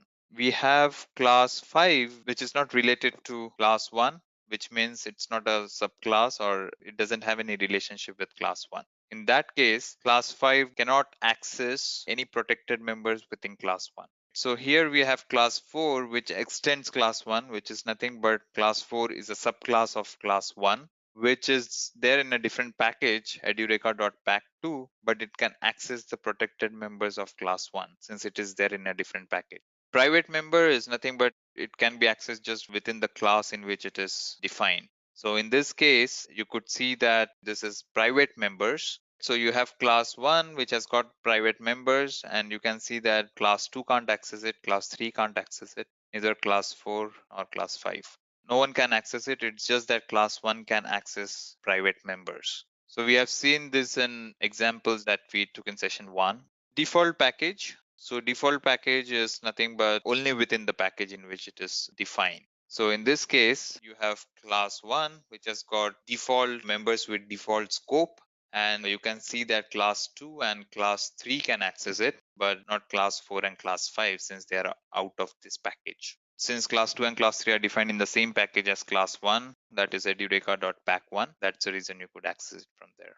This is same for attribute or method. There's a table here which is summarizing whatever we discussed so far. You have modifier public. So yeah, it's within the class, yes. It's within the package, yes. If it's within the subclass, yes. And within the world, yes. So everywhere it could be accessed, right? That's why you have public. Protected is within the class, yes. Within package, yes. Within subclass, yes. But not within world. So it's just within package and subclass. But if you have different package, or if you have different package but it's not a subclass, then you can't access it. No modifier which is a default scope within the class, yes, within the package, yes, but we saw that it cannot be accessed within the subclass if the subclass is in a different package. When we say world is nothing but any package and they are not related.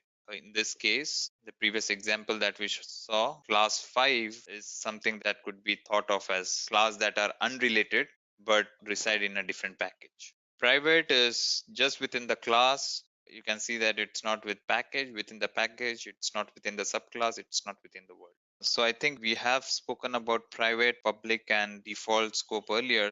Let's start off with protected.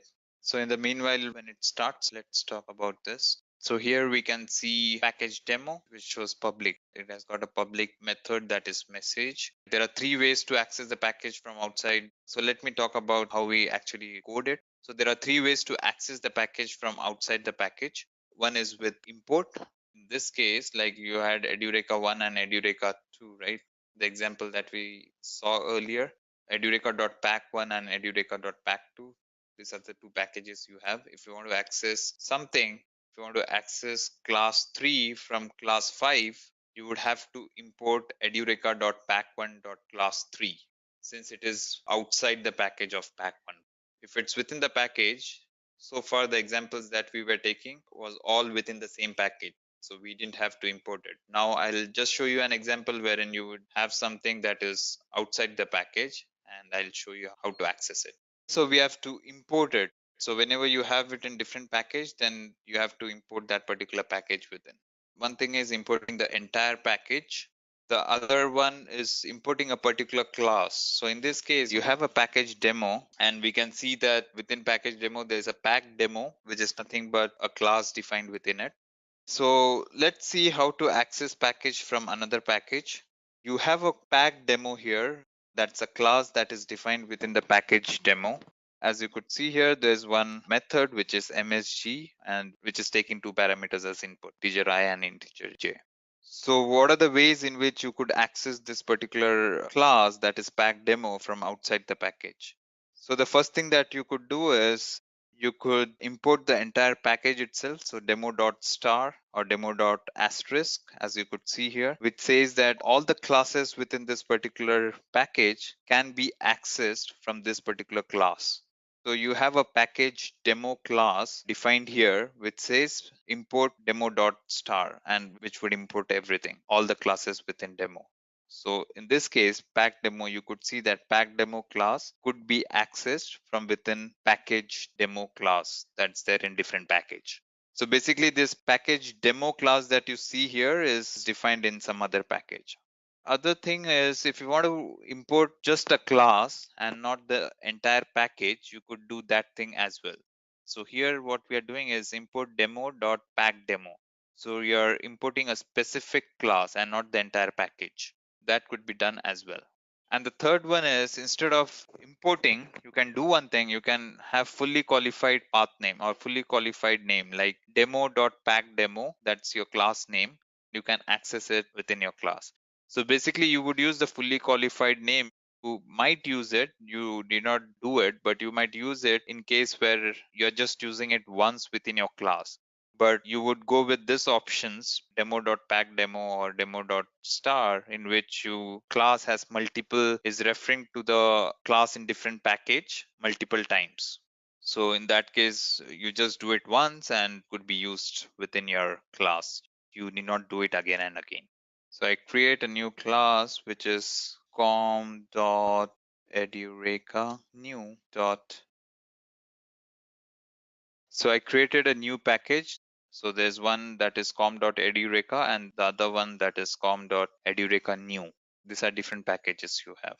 If you want to use something within this package com.edureka, suppose I want to use vehicles, right? So this is what I was talking about. When you try to access it, you can't do it. You can't access vehicle from here because it's there in a different package. Now you are not able to access it because you haven't imported it. So what I do here is import com.edureka.vehicle. Once I do this, I am able to access it now. Now what I was saying is, if you are accessing multiple classes from multiple classes within the package, like car also you are accessing. So instead of writing it like this, so what you would do is com.edureka.car. Now the compilation error has gone. So basically, instead of doing this, like instead of writing it multiple times, the other option that we have is like com.edureka.star. So now if I get rid of these two imports, still it would work. I don't need these two imports because we have ported all the classes within the package. So it's able to access both the classes, vehicles and Edureka, from com.edureka. The other one was you could get rid of this. Now it's showing up error. What you could do is com.edureka.vehicle. You could access it directly with the fully qualified name. So you can see the error has gone. So these are the three ways in which you could access different packages or access classes from different packages. Now let's understand what is a regular expression. So regular expression, pretty much similar to other languages that you have. Regular expression is nothing but an expression through which you could extract some sequence of characters from your string, or you could check whether a specific regular expression or whether a string is aligned to a particular regular expression. So you could define a regular expression saying that, say for example, email ID, right? One of the use cases of regular expressions could be like you have email IDs and you might have seen it on websites wherein you do some kind of registration or something. And if you don't give a proper syntactic one, then what it would do is it would give you an error at the rate gmail.com. If you don't give that, it would throw you an error showing that it's not proper. So it's not checking against the Gmail server to see whether your email ID is proper or not. So it is just checking syntactically. You might have seen it. So if you give a wrong syntactic email ID and if you go to the next tab, if you tap to the next column or to the next space, what it would show is you haven't entered it correctly. So basically what it's doing is it's checking it against a regular expression. It has got a regular expression saying that this is how an email ID could be. It should end with so and so characters. It should be at the rate. It should have at the rate. It should have Gmail, or it should have some characters in between, then it followed by .com or something of that sort. So basically, to have this syntactic this thing done, just to ensure that you have given it properly, you have a regular expression. So yeah, one of the use cases could be to have this pattern checker, usually to see if you're giving value which aligns to what is expected. So maybe other thing could be if you're typing something or if you have been asked to put some amount and if you type characters there, it would give you an error saying that it's not allowed. Those type of checks could be done through regular expression. Or if you want some value to start with a particular character and end with a particular character, you can check it against a regular expression. Regular expression is a pattern used for searching and manipulating strings. It could be used for manipulating strings as well. So one of the use cases is searching and the other one is for manipulating. The regular expression either matches the text or fails to match. So basically it would validate and say whether it's a match or it's failing. So we call regular expression as regex, which is nothing but abbreviation for regular expression. So Java supports regular expression, and these are the classes that we have within Java, which is in java.util package. So remember we spoke about java.util package, which has got utility classes. So these are among them. So here you can see pattern class, you have matcher class, and you have pattern syntax exception. So basically if you have some exception, if it's not proper, then you would get some exception as well. So we would be taking an example to clarify what this is all about. So here are some matching patterns used in regular expression. So just about to read through it. So you have like ABC, which means it has to exactly match ABC. If the string that you are matching it against has the content ABC, it would match. When you put it into square bracket, which says any letter A, B, or C should match, any character, and again if there's a negation, if within the square bracket if you have this negation mark which says that any character except these three characters should be matched. So if you put D, it will match. In the second case, if you put A or B or C, it will match. And here it would be from D to Z. If you put anything, it will match. Not just alphabets, it could be anything, any character. A to Z, So when you say A to Z, it says that we are giving a sequence of it, right? So we are saying from A, it's a range basically. So it understands range as well. So when you say A hyphen Z, which means that it is from A to Z. Here we are saying that any one letter or digit should be in sequence. So basically you could have uppercase and lowercase as well. Basically it is saying it should be in sequence. It should end with basically digit at the end. Dot is some kind of a wildcard character saying that any one character except line terminator must be in sequence. This one indicates beginning of line.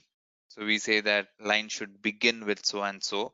You could put some character here and we can say that if a line begins with so and so character sequence or whatever regular expression that we have put in, then the entire line matches it. The other one is end of the line to check if any character present at the end of the line. Other thing is word boundary. We have an example about this, so which would give you a clear idea about it, but it's more about it cannot be part of a word. Here, when we put slash b to the front and the end, or to the start and the end of a particular character sequence, which means that it has to be a separate word, but it cannot be part of some other word. Slash b to verify that any character is not present at the word boundary. Slash g to check that the character is present at the end of the previous match. Meta characters. So we have slash d. Instead of writing 0 to 9, you could use meta characters slash d to define digit. When you want to define non-digit, which is like you can see here, negation of 0 to 9 set, which is non-digit, which could be like alphabet, space, or anything, which could be grouped as slash d. Slash s is a white space character. So space, tabs, and stuff like that could be enter for that matter is a white space character. Slash s is a non-white space character, which means it's an actual character rather than white space. Slash w is a word character, and slash uppercase w is a non-word character. We have quantifiers, which is a quantifier defines how often an element can occur. So star, which means that 0 or more times, plus, which means that it has to occur 1 or more times. Question mark is it could be no or just one time. You could mention the number of times you want a particular sequence to occur, which could be put into your curly braces, occurs X number of times. X, you could put a range within your curly braces, X comma Y, which means that it should occur somewhere between X and Y. So it's a range. You have asterisk, question mark. It tries to find the smallest match. This makes the regular expression stop at the first match. So as and when it finds the first match, it would stop. So we'll have a quick demo on regular expression. So here, before we start off, we define a pattern here, basically.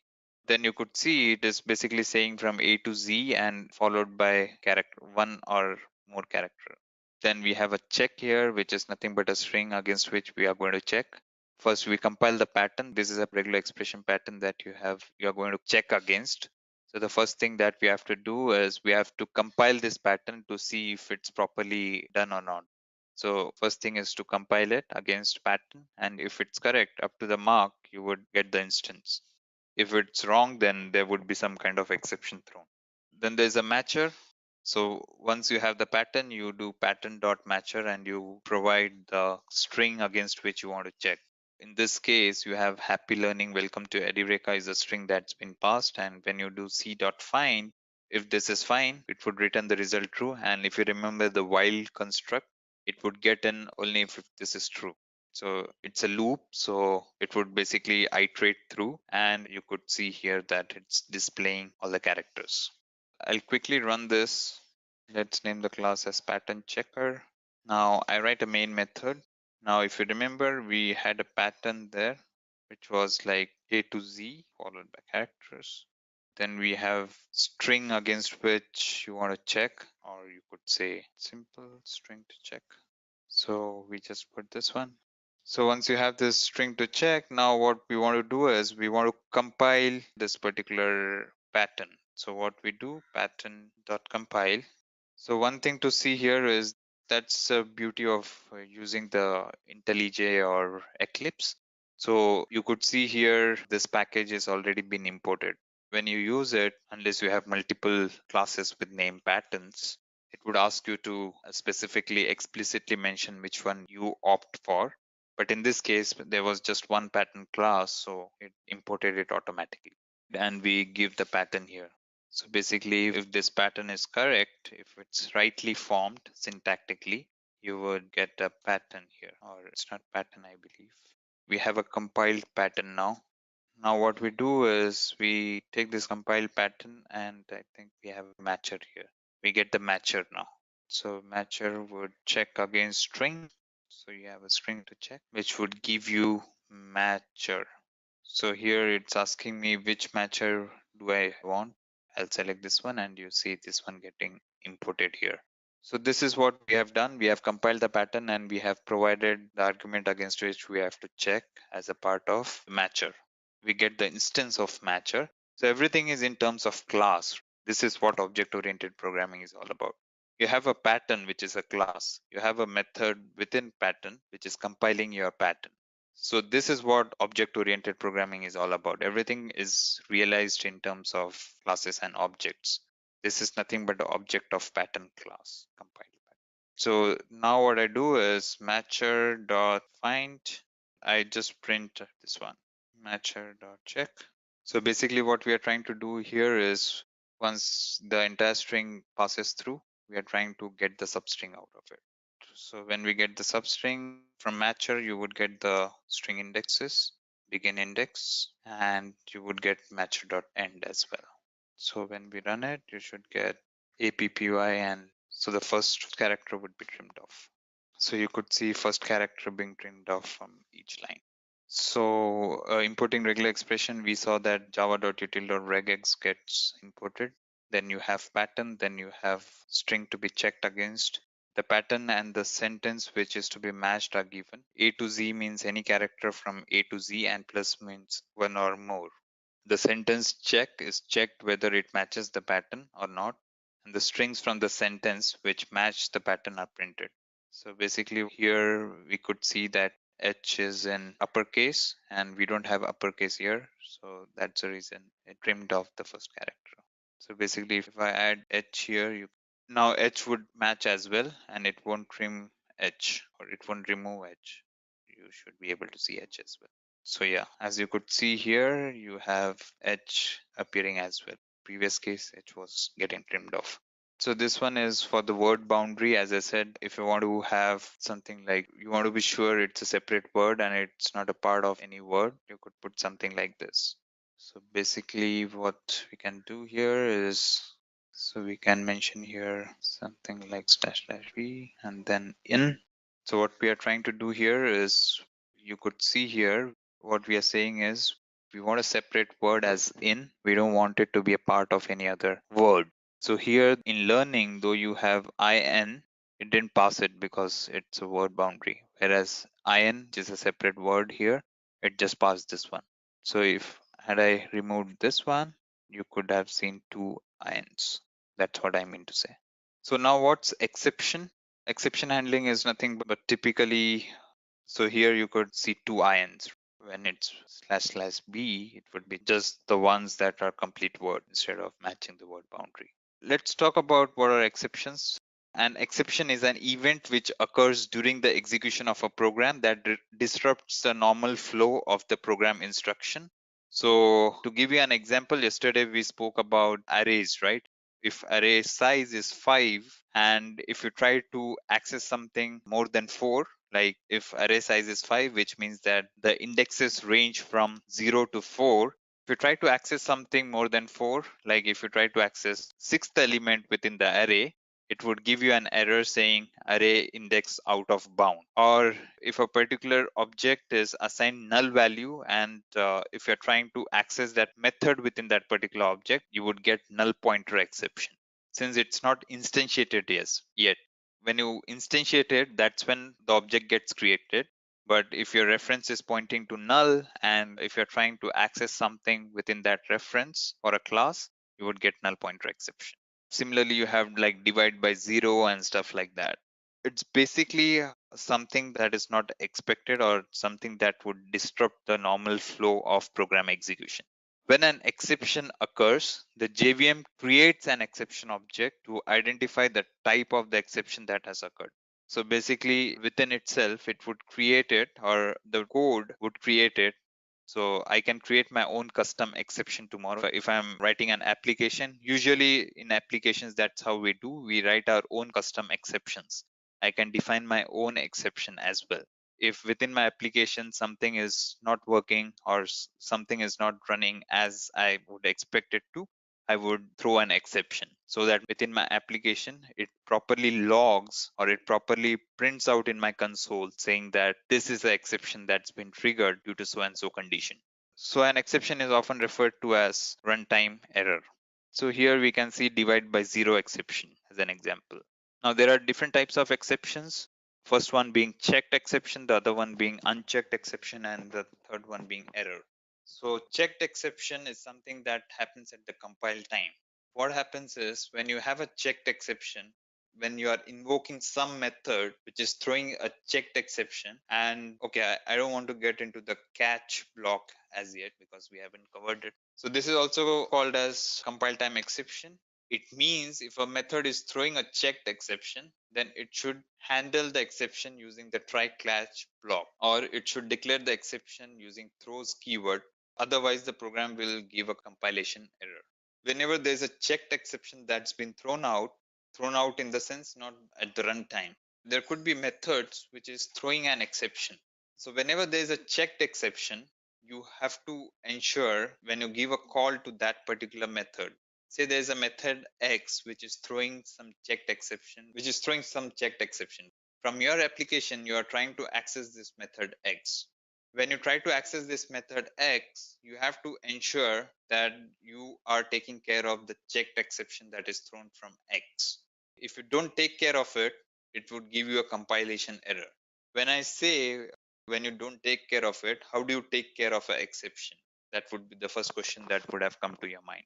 So when I say you have to take care is nothing but you have to catch it. You have to handle that exception. So try and catch is a mechanism through which you handle the exception. So what you would do is method call or the call to X, you would put it into a try block, and in the catch block, you would say that if this particular exception occurs, execute this block of code. That's a handler for exception X or checked exception that is thrown from method X. So basically, you write a handler for in the catch block saying that this is what I want to do when this exception occurs.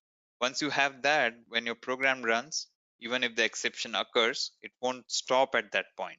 It would go and check whatever is written and whatever piece of code that you have written, and it can continue from there on. It's basically a decision made by the developer whether to carry from there on or whether you want to break it there. Whenever there's a checked exception, you have to ensure that you handle it. Either handle it or you say that I'm not going to handle this. I'm just going to throw this off from my method or throw this off from the method where I'm executing this method X, which we spoke about, which is throwing checked exception. I can choose not to handle it and just to throw it off to the calling program, wherever the execution initiated from. So if you don't do that, you would get a compilation error. Unchecked exception, unlike checked exception, it's not mandatory that you catch. It's not mandatory that you handle it. It's a runtime exception. Basically, it could occur anytime and it's not mandatory that you go and actually handle it. So even if you don't handle it, JVM would be okay with it and it won't give you compile time error. So basically, these are nothing but runtime exception. So divide by zero that we spoke about is nothing but a runtime exception. It's not mandatory that you go and actually handle it during the compile time. You can either handle it or you can leave it as is, and during the runtime you would get an exception. So compiler doesn't check for the unchecked exception. It's done at the runtime. Now error, these are exceptional conditions that are external to the application and that the application usually cannot anticipate or recover from it. For example, if stack overflow occurs, an error will arise. They are also ignored during the time of compilation.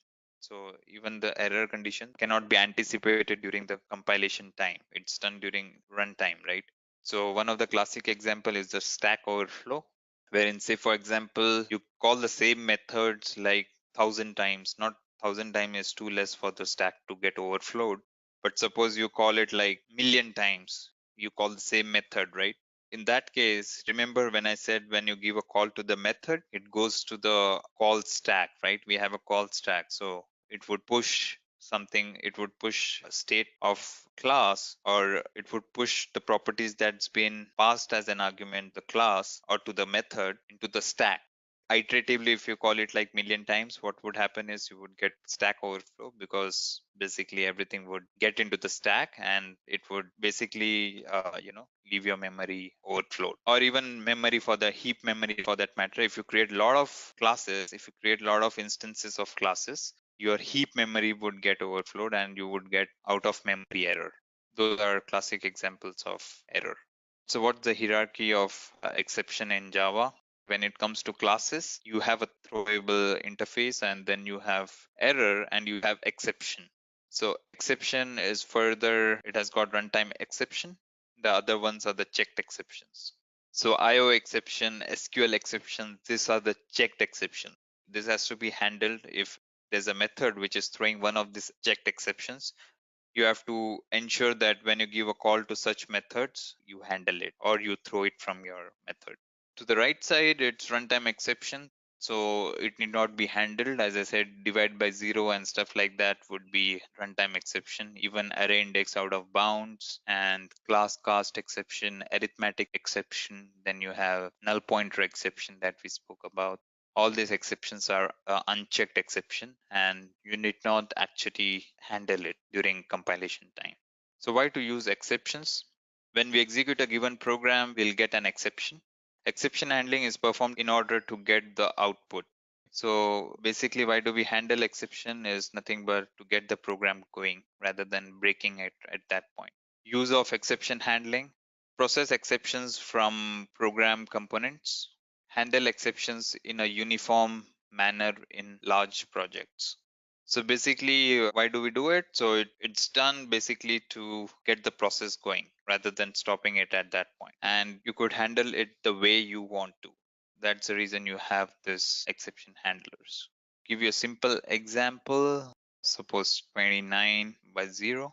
What I'm trying to print here, result after dividing 29 by 0.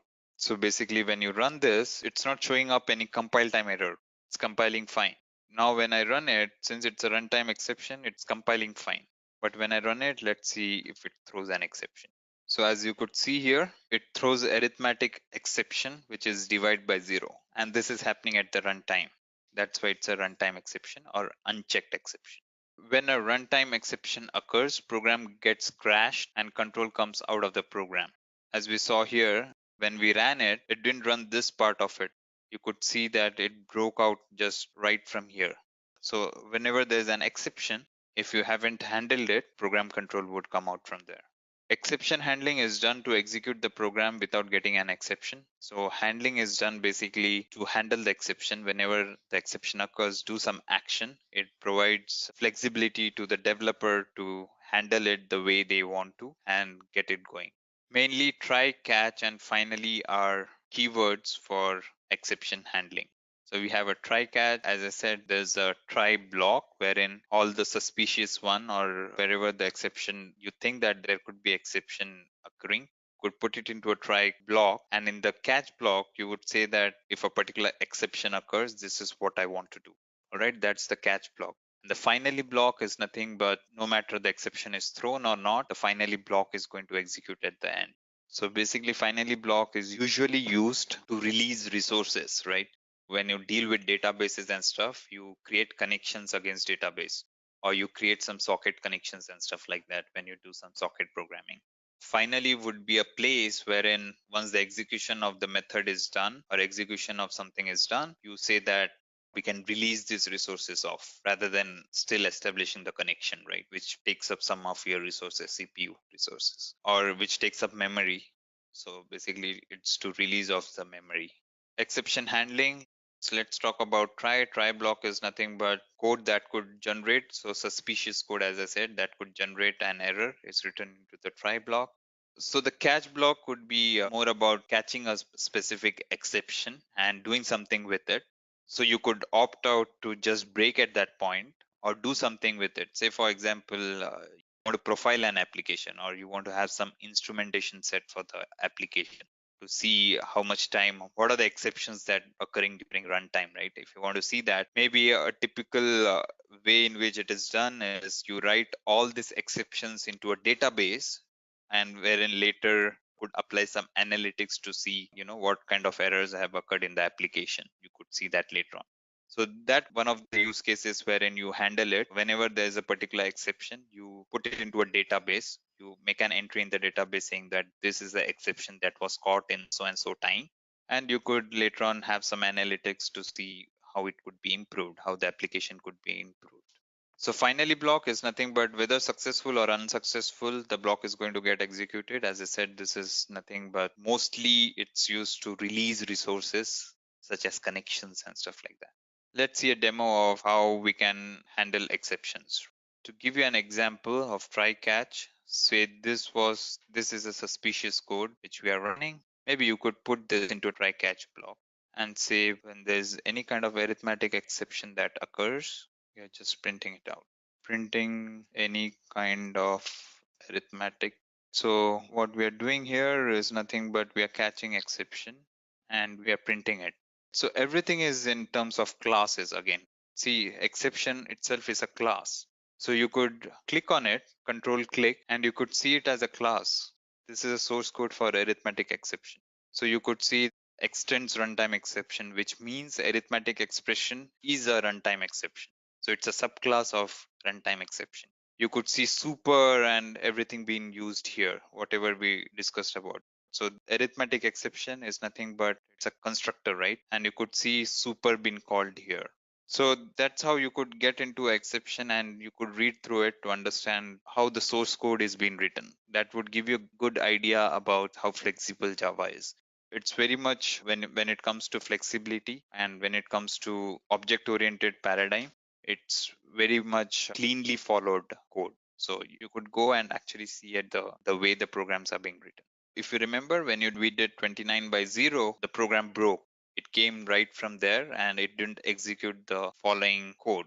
Now we have handled it. We are saying that whenever there is a arithmetic expression in this piece of code that's here, we are saying that whenever there is an arithmetic exception, we are going to just print it and we are going to continue it. Don't stop at that point. So you could see here the program didn't break, right? It gave you an opportunity for you to actually handle it, and it didn't break, it continued. So you could see this statement's been executed as well. That's why you have this results. So we had printed here. So as a part of handling, exception handling, what we did is we just printed out saying that what kind of exception had occurred. So exception.get message that gave like divide by 0. This divide by 0 that you see here is nothing but is printed out by this message. So it gave you an opportunity to handle it and get the program running as is. So try catch finally block. Basically what I can do here is let me define integer denominator is equal to 0. So as I said, finally block is going to execute no matter what, is going to get executed. So I just print a message here saying, I'll say here, I'll put denominator. When the denominator is 0, we would get an exception and it would come to the exception block here or the catch block here and it would print it and then it would come to the finally block. So let me run this and see. So as you could see here, it came to the exception handler. It got arithmetic expression that is divide by 0 and then we printed out saying that printing the typical message or the actual exception that we got, and it came to the finally block here. Let me put a scenario which is not going to throw exception. In this case, my denominator is 1, which means 29 by 1, which shouldn't throw any exception. So what I want to show is still it would execute the finally block. So you could see here 29 being printed out, which this got executed successfully this time because the denominator is not 0, it's 1. It got successfully executed. Still the finally block is being executed. Why to use multiple catch blocks? So you could have multiple exceptions and you could write multiple catch blocks. There are different exceptions that we spoke about. There could be like null pointer exception as well, which you want to handle, right? So it depends upon your program logic or what you're trying to do here. So there could be null pointer exception, then you have finally, so you have multiple catch blocks here. So you usually don't handle null pointer exception, but this is just to give you an example. So basically you have this arithmetic exception here being handled, then you have null pointer exception being handled here, then you have finally. So if you want to have different exceptions to be handled within your application, you could have multiple catch blocks. Since all the exceptions are derived from exception, catch exception E should be placed at the end. So basically, if you put the exception, there's exception, right? If you remember the hierarchy that we spoke about, all the exceptions are derived out of exception class. So you could have something of this sort. So if it is not an arithmetic expression, not a null pointer exception, then there's of course going to be some kind of exception which is going to be handled in this exception block. So basically we are catching all the exceptions here. First is specific to arithmetic exception. The second one is null pointer exception. If it's not a null pointer exception or arithmetic exception, then this particular catch block is bound to get executed. And it has to be last. You cannot place it first, because if you place it first, these two blocks, exception handler blocks, will never get executed, because even these two exceptions are a subtype of exception class itself. So it is mandatory that you place it at the end, or else it would give you compile time exception. So you could have something like array index out of bounds and stuff. So just to give you, this is integer array. I put 1, 2, 3. I define an array. Now I say integer array of, there are three elements, right? And if I try to access the, or just choose, so when there are three elements, the index ranges from 0 to 2. So now I put 3 here. So this is generic exception handler. For all the exceptions, we would have this handler. When you run it, this is going to give you array index out of bound, because you're trying to access element at index 3, which doesn't exist, right? So you would see a generic exception handler. So it came here. What I was trying to say is, so you could have array index out of bound here, right? So instead of null pointer exception, now I have array index out of bound. Now it would be handled by this block, and it wouldn't come to the generic exception handler. So here you saw it came to the generic exception handler. Now what you would get is array index out of bound exception handler, because it's been handled by this particular catch block and not the last catch block. So this one is, as you go down, it becomes generic. So here you could see it's been handled by array index out of bound exception. So as you go down, it becomes generic, more generic. Why to use multiple catch block? So this is pretty much similar. We have array, we have arithmetic exception that occurred. Array has 4 elements, 0 to 3, and you're trying to access the 10th element. That's when you would get array index out of bounds exceptions, as we saw. There could be a nested try, wherein you could have try and inside try. So basically, when you have try inside try, if there's an exception that occurs in the nested one or the innermost one, it would try to see if there's a catch handler for that particular exception innermost one.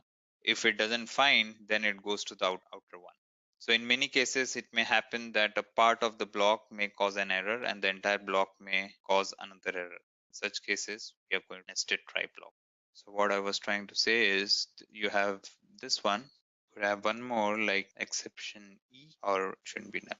So you have a nested one. Within this try, you have one more one, this thing which says array index, which is handling null pointer exception. It's handling just the null pointer exception. It's not handling array index out of bound. So what I was trying to say is, if such scenario occurs, it would check the innermost one. If it finds the exception handler, it would execute it. If it doesn't find, then it would come to the outer one. So basically, though this try doesn't have handler for array index out of bound, still it would be taken care of. So you can see here, it came to the outer one. So if you would have some piece of code right after this, it won't get executed. So this piece of this code will not execute if inner try. So basically, if there's a exception which occurs in the inner block, and if it's not handled, it would come to the outer block. But this piece of code, whatever you have in between this catch and this catch, wouldn't get executed. Why to use throw keyword? The Java throw keyword is used to explicitly to throw an exception while executing the program. So if you want to throw something, as I said, you could create your own custom exception, and if you want to throw something, you could throw it out. You could throw an exception from your program. It can be used to throw checked or unchecked exception. Any kind of exception could be thrown using throw. And the Java throw keyword is used inside a method. So you could see here, basically, if b is equal to 0, you throw new exception, divide by 0 causes an exception. So before it goes to actually dividing it by a by b, you are kind of handling it prior to that. You are checking whether denominator is 0. If the denominator is 0, you are throwing exception by yourself. You are creating a new exception. This is kind of your own exception, right? You're creating your own exception and saying that it's divided by 0. So for any condition, so basically if denominator is equal to 0, you could throw it from here, saying or denominator. So basically if I keep this denominator as 0, and this should be prior to this, just cut this and this should be done prior to this. Okay, when to use throws? Throws is something, as I said, when you have a checked exception, you can either handle it using try catch, or you have to throw it out of the method saying that I'm not going to handle this. Let the caller handle it. You could do that using throws keyword. The method is not taking the responsibility to handle a checked exception, and it is, asking the caller of the method to actually handle it. This is in terms of just checked exception, when you have a checked exception. So basically, since you're throwing it from there, but since you have handler here, it's coming to this. So you have this denominator, you threw an exception from here, but this exception is been handled here. So it came here saying that generic exception handler. All right. So if I remove this, that's the reason you have generic exception handler here. So I remove this handler. I'm not going to handle exceptions. Whenever you throw an exception, it has to be handled since exception is a checked exception. So basically you could have runtime exception which need not be handled. So basically the handler that you see here, we just have two handlers, which is for arithmetic exception and array index out of bound exception, but we don't have handler for runtime exception. So that's the reason it gave you an error saying denominator is 0. So this is the exception that we threw here using throws. So it's giving you an error right here because this is a checked exception. The exception itself is a checked exception. Now you could either handle it like the way we had handled it here. You could write catch exception and you could handle the way you want to. So you have two options now. When you get into this scenario, into this situation, you have two ways to handle it. Either write exception and handle it. This would be a handler.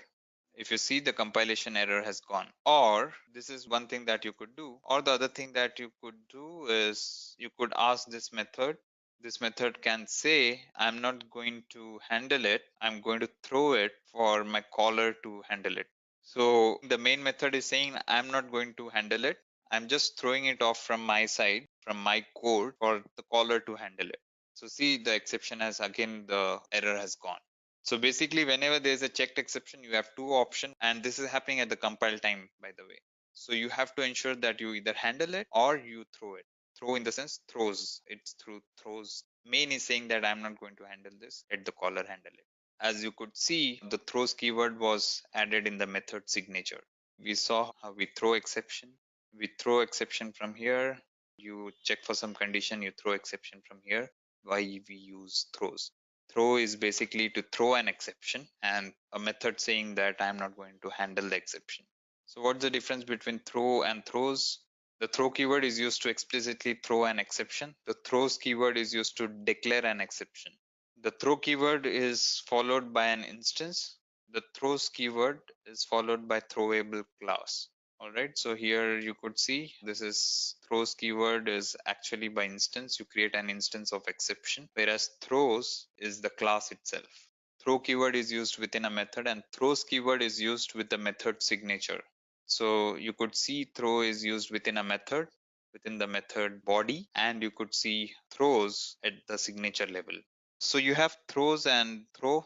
So throw is nothing but whenever you want to check whether there's an exception and you want to throw it out, you want to actually trigger the exception. That's when you would write throw and you would throw this exception. So basically here we are checking for a condition if denominator is equal to 0, which is potentially which would cause error further down the line. So we are checking it upfront saying that if the denominator is 0, then we are not passing it further, right? In such scenarios, we could throw the exception right away. That's how you trigger the exception from the program. Throws is nothing but it's at the signature level of the method that you could see.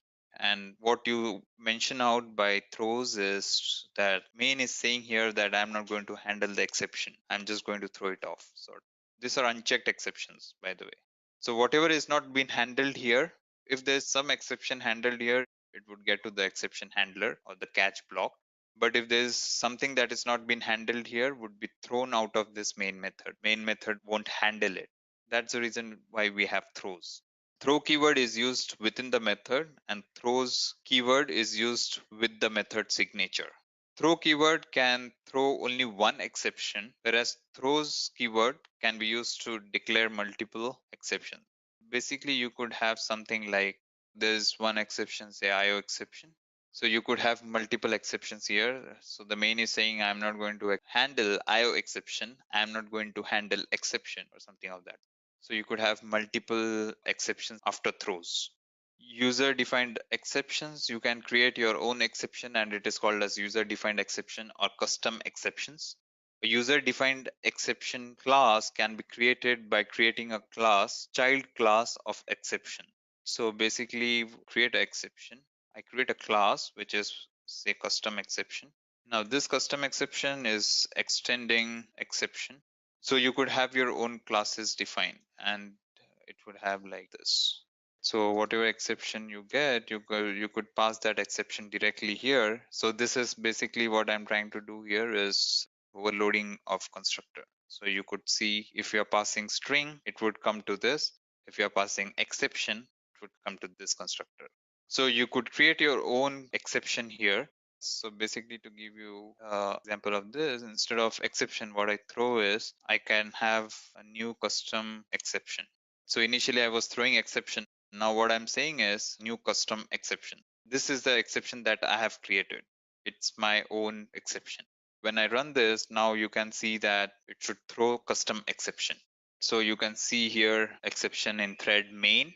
Thread main is nothing but your main method where your program is executing, and it shows the exception type, which is custom exception, which is created by me. And I have passed the string saying that denominator is 0 and at what point or at which line this particular exception occurred. You can see it in the stack trace. This is a stack trace. Basically, whatever you get here when an exception occurs is nothing but stack trace. So hi everyone, welcome to module number 4. Before I start off, I'll just brief on what we covered in module number 3. So we covered on OOPS concepts. In general, what are the OOPS concepts? What are different concepts or terminologies that we have in OOPS? Then we saw how Java is aligned to those OOPS concepts, how Java is known as object-oriented program, right? Or how Java is aligned to object-oriented programming paradigm. Then we spoke about abstract classes, which is a different modifier altogether, right? And then we spoke about 100% abstraction, which is nothing but interface, which is a construct in Java, which helps you to specify something, and you could have different implementations as per the specifications. Then we spoke about exception, right? What are different exceptions and why do we have exceptions at all? And how do we catch exceptions, or what is the need to catch exception? And what are different types of exceptions, right? You have like checked, unchecked exceptions. Checked exception has to be caught by your application, or a particular method might opt to just throw it off rather than actually handling it through the throws keyword, right? We touch base on regular expression as well, and why do we need regular expression, and what are different classes that Java has to support regular expression. All right, so today we would be covering file handling and Java collection framework. All right, so file handling is nothing but you have external files. You might have something on your network, or it could be on your local machine itself. And you want to access it and do something on it, or you might want to have data that's been coming to your program. You might want to write it into a file so that you could kind of analyze it later. I spoke about exception, right? If you get an exception, you could write it into a file so that you could later on go through it and understand at what time a particular exception occurred and you could act upon it. So it's a kind of profiling and instrumentation done on application to understand more on the behavior of the application and to improvise on it. Such activities could be done using file handling. We'll talk about Java collection framework. Java collection framework is nothing but you have array list and everything. That is, we spoke about arrays in the previous topics, but Java collection framework itself exposes array list, which is a dynamic list. You don't have to manage it. So remember, in list we said that when you declare a list or declare an array, you have to mention the size of it, whereas array list is dynamic. You don't have to mention it. It keeps growing. So these are the topics that we are going to cover: file input output of operation in Java, wrapper classes in Java. We are going to talk about Java collection frameworks. We are going to talk about list and its classification in Java, queue in Java, and sets and their classification in Java. So as you could relate, all this collection, all these components within the collection frameworks are nothing but data structures in general that's used, right? So maybe in C, you might have used different data structure, and whereas in different languages, you have different data structures, right? This is just to handle data. Data structures are nothing but to store data efficiently, and you could select one of them based on the use cases that you are handling within your application. So let's start with file IO. File IO is nothing but you have a file on your disk, and if you want to do something, if you want to write to that, or if you want to read from that file, you would ideally use file IO API. All right. So file IO is used to process the input and produce output for a specific file. All right. So you could access some file within your local disk, do something, and you can write it onto a different file as well. All right. Java.io package contains all the classes required for input and output operation for a file. All right. So as we said, package is nothing but name spacing, right? So everything is grouped. All the IO classes or all the classes in Java that is handling IO is grouped into java.io package. Okay.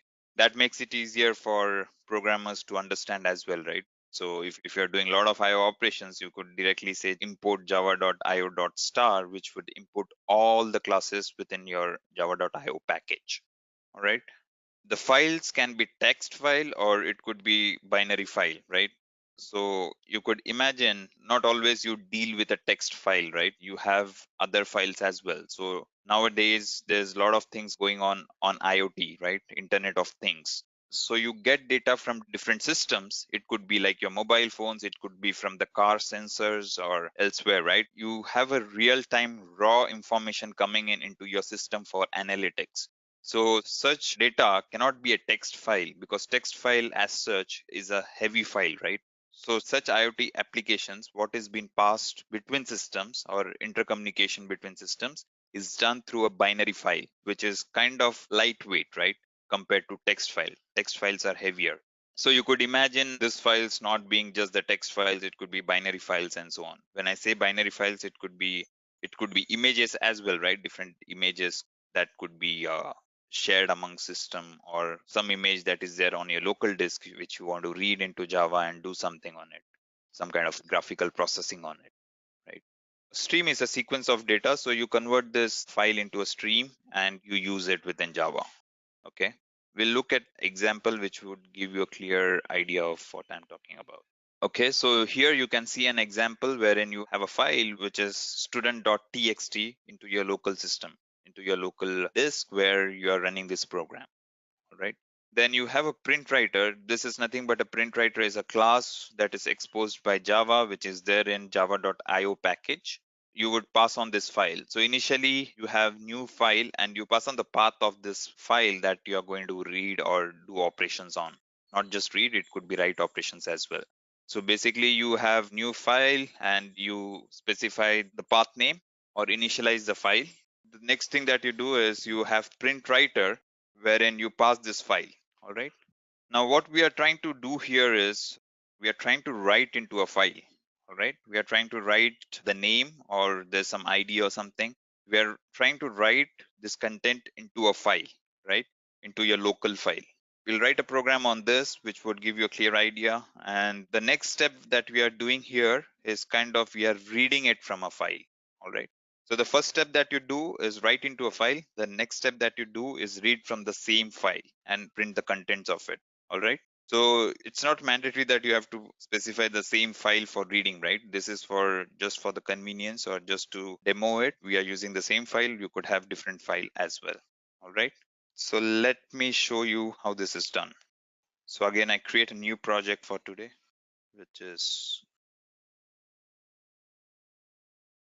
all right. So we create a new project, it's Edureka module 4. All right. So we have this project. Now let's create a new class com.edureka is nothing but the package name, and I give say input output demo. All right, so before we start off, I can do one thing.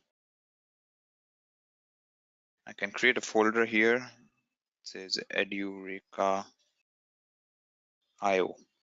All right, so we'll put all the files here. So this is an empty folder that I have created right now, or let me put it here. So for simplicity, I'm going to put it on C drive itself. All right.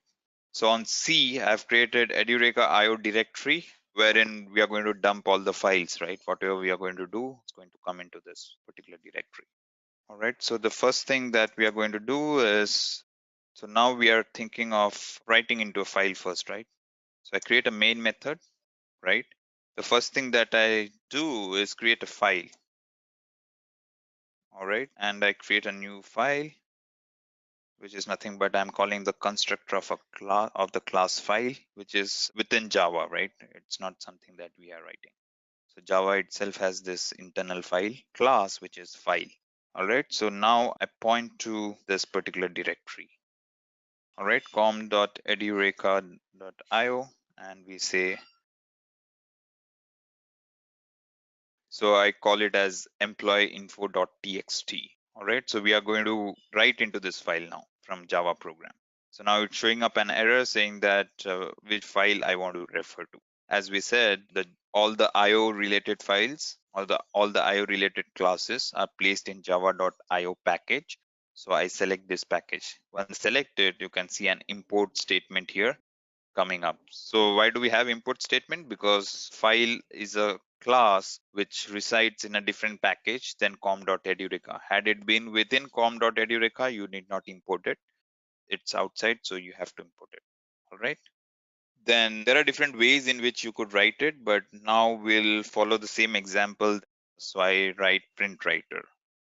Print writer is there within java.io, and you could see it imported here. All right. Employee info writer, say for example. Okay. Now create a new print writer. And if you see the constructor of print writer, so we spoke about constructor overloading and stuff like that, right? So you could see if you go into the source code, if you want to deep dive more, you could go into the source code and see it takes file. All right. So here you could see an option, which is nothing but it consumes file. So the file which we created above, I can put it as employee info file. All right, so there's a file that's created here. So I put the same file here. All right, since the constructor supports file itself. Now this is checked exception. All right.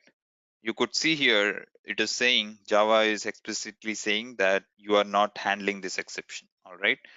So ideally, the better practice is you shouldn't be writing everything into the main because it would become cumbersome to understand later on, right? You shouldn't be dumping everything to the main method. So as a good practice, what you should do is you should create a new method, write to file. All right. So this is best practices, right? It's not mandatory. Java is not going to tell you there's an error or something, but as a part of best practices, this is how you should write programs, which would make it readable for others because tomorrow some other developer is going to handle this particular class. It's not that you are going to be there throughout, right? So basically, so that other developers can easily read it and maintain it well, this is how we write it. I move this content. So whatever the writing part is, I move this content here. All right. So now it's showing up an error saying that it's not been handled, right? File not found exception is not been handled. because it's a checked exception. So remember, in the checked exception, we said that there are two options. One is to handle it within your method, or this write to file method can opt to throw it off, saying that I'm not going to handle it, let the caller handle it. So when I say caller, caller is nothing but this method, all right? So I'm going to create, say here, input demo. So I'm creating an instance here, all right, and demo write to file, and I'm going to pass the file that we created here.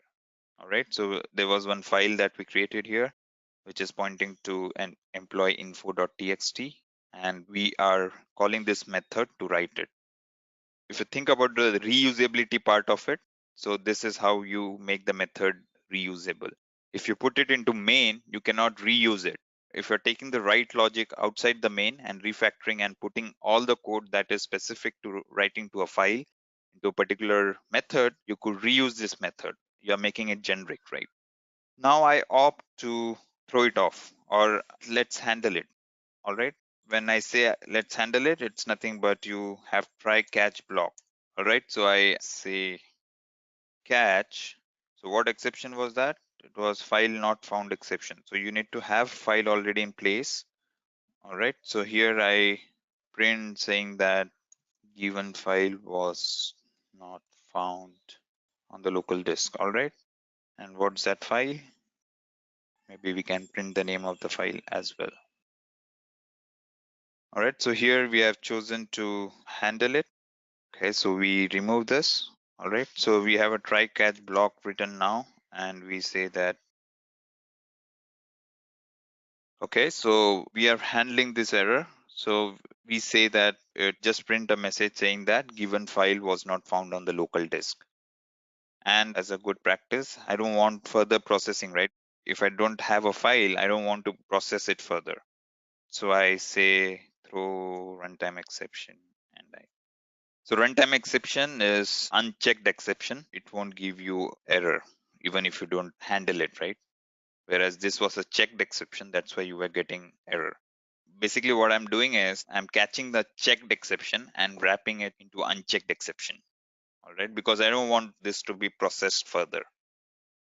So once we have this print writer set, so I'll have to take this print writer outside, or I'll put it here. All right, so what I do is employee.println, and I write some content to it, and say in this case I'm writing Vinod. I write some ID to it as well. Anything you could write, okay? Once I write into the file, I have to ensure that I close the file. So basically you could have finally block. So you would do for this, I'll have to take, so this, if this is within try, so it's not accessible within the finally block. So to make it accessible, what you will have to do is you'll have to take it outside. All right. So I define it outside try block so that it gets accessed in finally. All right. So now what I do is employee info.writer.close. I close it. So that's one of the use cases of finally, as I said, it's basically for closing the resources. So this finally would execute even if this doesn't throw or don't throw any exception, and it would get executed even if it throws an exception. All right. So that's what the use of finally block is. So let me quickly run this program to see. I have to create a file here. So I create a text file here, .txt. All right, before I create a file, maybe I would want to show you what happens if we don't have a file, right? So if we don't have a file, I run it. So we don't have anything into C Edureka IO. All right. Basically, you're trying to write into a file which doesn't exist at all. So it's building and it's running now. Even if you don't have a file, it doesn't throw file not found exception. Rather, it creates one on its own. So remember, we didn't have anything here. Now let's see the content of this file. You could see whatever we wrote, right? The employee name, and you could see the employee ID, which is 100. So whatever you wrote here came into that file. All right, now let's write a program to scan or to read through this file. All right, so maybe I can use the same file or I can use something like, all right, so I write something like BMW, Mercedes, Audi. All right, I write something like this, say it's a vehicle info, and say you have something like, or let's keep it as is. Okay, so you have vehicle info in here. So now we are writing a program to read from a file. All right, so we pass on the file parameter here. There are different ways in which you can do. All right, so we create scanner. Now scanner takes, if you see constructor, you could see that scanner takes file as a parameter. All right, so I put scanner file. Again, it's saying that file not found exception is to be handled. So in this case, you have to be sure the file is present, right? Since you are reading the file, in the earlier case, it was writing to the file, which can create a file. But reading to the file, you have to be sure that the file is present, or else you would get a file not found exception. So in this case, I choose to throw the exception. The read file is saying that I don't want to handle this exception. I instead throw it off. All right. You could see throws here. Okay. Now what we do is we read lines from it. All right. So we have like, okay, so we read line from it and we just print it out. Basically, you would have something like, so let me just print line read from the input file. All right. So this is nothing but we are just printing whatever we read from there. And basically, this should have something like it should loop in until it's the end of the file. All right. So this is how you use the while loop, similar to what you do in C and C++, right? Till the end of the file, till EOF character is encountered, you kind of read the lines within the file. All right, so this is a method that we have written, but we haven't invoked this method yet. So I create file. Since it's a different file, we have to create a file. Vehicle info is equal to new file. We give the path of it, which is nothing but Edureka IO vehicle info.txt. All right, we created a file here. Now what we are going to do is we are going to call read file on this file or vehicle info file, and we should be able to see the contents of it. All right, so now one thing here is since you have thrown exception, it's saying that exception has to be handled here. All right, I can choose to not handle the exception here as well, and I am adding it to the method signature. So main would throw as well. So basically what would happen is if you don't have a file which is being read, your program would stop at that point because you're not handling it anywhere, right? You're just throwing it off up the ladder. So basically at the end, if you don't have a file, you're going to get a exception. Your program is going to stop there. I run this file and let's see what we get. All right, so you could see BMW, Mercedes, and Audi being read out from vehicle info. This was the content that we had within the file and which you could see it's been read. So file writer and file reader. So similar to print, this one is a different way of writing it. So what's written within this program is nothing but we create an instance of file writer and we pass the string, the path of the file rather, as an input to the file writer. Now file writer is nothing but it's character oriented, right? Print was not as such character oriented. This one is character oriented, which means 2 bytes, right? Character is nothing but 2 byte size within Java. So this one is not like it doesn't work at the byte level. Basically, whenever you're dealing with character oriented file, you could use this one rather than print writer. All right. Object of file writer is being created, which is a character oriented file or which is a character oriented class. All right. And you write to a file. You're writing to the file here. All right. And similarly, when you use file reader, it's a character oriented reader. Reads character, one character at a time from the file that you have mentioned here. So maybe I'll take just an example of writing it because it's going to be pretty much similar.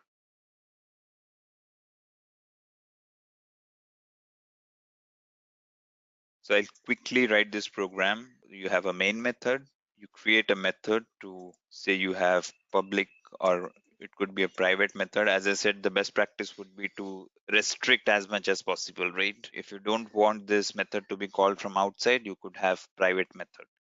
So it's going to be write to file. So you need to give string, or you can have file as well, whatever you prefer to. You would have file and file to write to. Okay. So basically we were talking about file writer, right?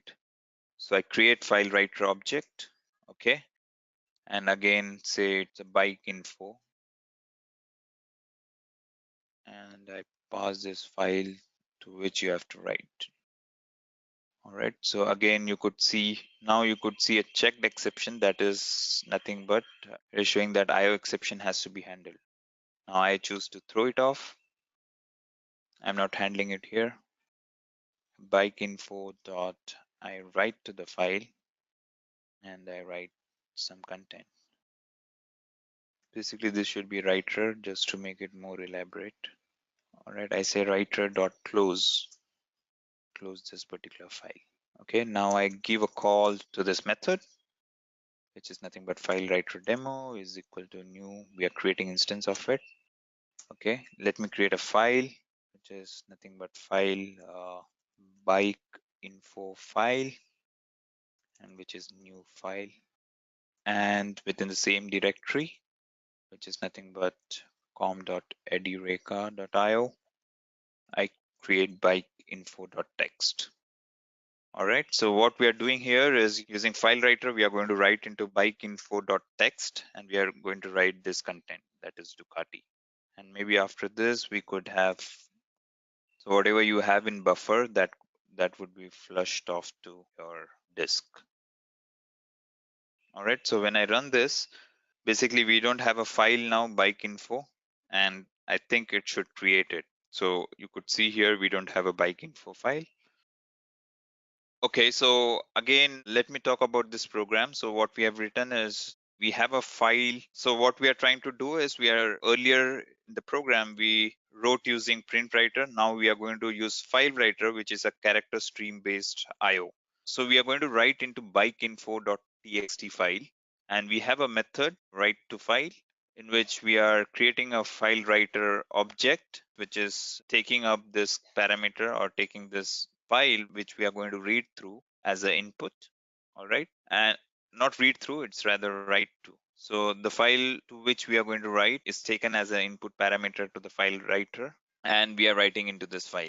So right now we are just writing Ducati there. All right. So I invoke this method like file writer demo dot write to file, and I pass on this file here. All right, shows up an error that you have to handle IO exception, which has been thrown from write to file. So I choose not to handle it here as well, which means if you don't have that file, or if there's some IO exception that's been triggered, program would stop. All right, so I run this program. So basically it should create file and should write to it as well. All right, so I go to the directory. So you see bike info file has been created here. We didn't have it earlier. It got created after we ran this program. Now I just open it up and you should see the value Ducati being written there. All right, so that's about file writer, and similar to that, you have to just read through it. You have to pass the file that you want to read as a parameter, and you just have while loop to iterate through till the end of the file, and you can print the character. So basically, it's pretty much similar to what we did for the print writer, but I just wanted to demo for one of these cases. So we took an example of file writer. All right. So now let's move towards stream-based IO. So Java streams are used to perform input and output operations on 8 bits, a byte, right? Streams is basically operating on a byte. Input stream, it is used to read the data from the source. It could be file, it could be keyboard, or it could be anywhere across the network, right? It could be a socket as well. So basically, it is used to read the data from the source. That's input stream. And output stream is nothing but if you want to write something from your program to any resource on a network, that would be nothing but write. that would be nothing but output stream. All right. So with output stream, you would typically write data to a destination, and with input stream, you're going to read it from a source. All right, just to walk you through. So we have object, as I said, all classes or every class in Java is inherited from a class that is object. All right, this is a super class for all the objects, all the classes in Java. Okay, so you have object, and you could see that there's input stream and output stream. So let's talk about the input stream. There's file input stream, there's byte array input stream, there's filter input stream, and there's object input stream. So we'll talk about this in the coming slides. Why do we have object input stream and stuff like that? But right now you could imagine that we have multiple classes, or you could think that there are multiple classes with it input stream, which are used for different use cases. Like you have buffered input stream, which is nothing but it buffers it. It doesn't read or write it in one go. It sort of buffers it and then it flushes it over. All right, output stream, similar to input stream, we have an output stream. It's an interface, I believe, which has got several implementations like file output stream. You have byte array output stream. You have filter output stream. You have object output stream. And filter output stream is further categorized as, or has further subclasses as, buffered output stream and data output stream.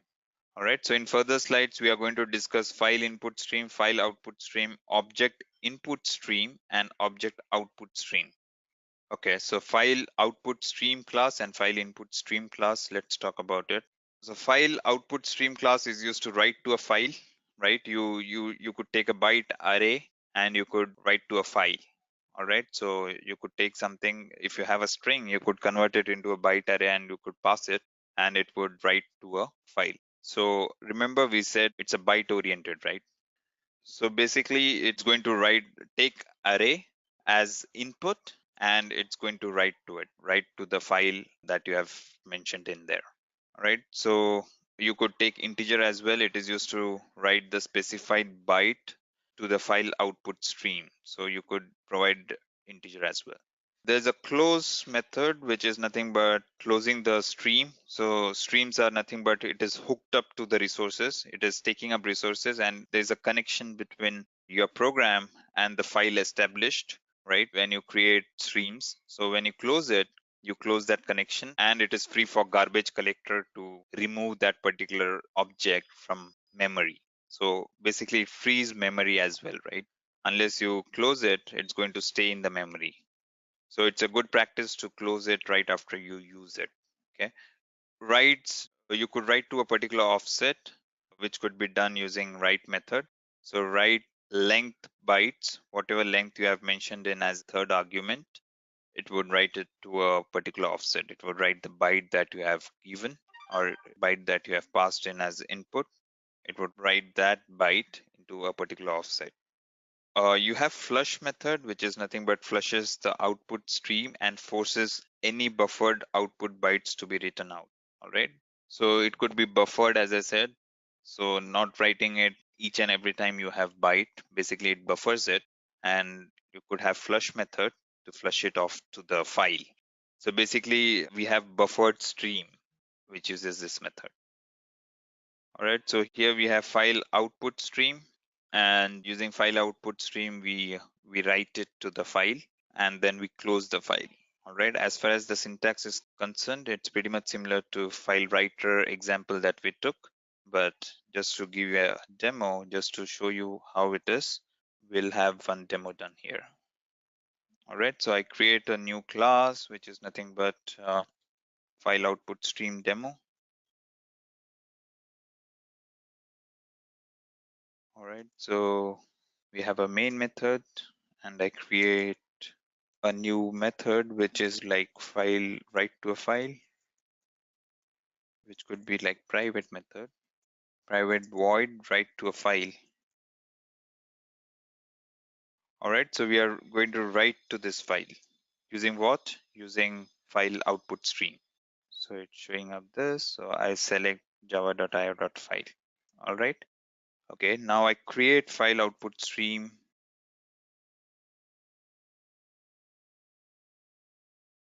I create instance of it, right? Similar to how we did for other programs. Now it says file not found exception has to be handled. I choose not to handle it and I throw it back to the calling program. All right. So now what I do is I do file dot write file output stream. I am going to write it to this file. So I just write a text here. All right. So write a text here. Hello folks, hope you are enjoying the session. And I just close it off. Again, it throws IO exception when you close it. So remember we said there could be multiple exceptions that could be thrown out of a method. So I choose to throw this one as well. So basically what I'm trying to do here is I throw IO exception as well. Okay, so it doesn't take a string as an input. So what I have to do is I have to do dot get bytes. As we saw the constructor of it, constructor doesn't take string as input in case of output stream or in case of file output stream. It interacts in terms of byte array and stuff like that. So I converted this string into byte array. So when you see get bytes method is a method on your string class which converts the string into array of bytes. All right. So now what I do is I give a call to this particular.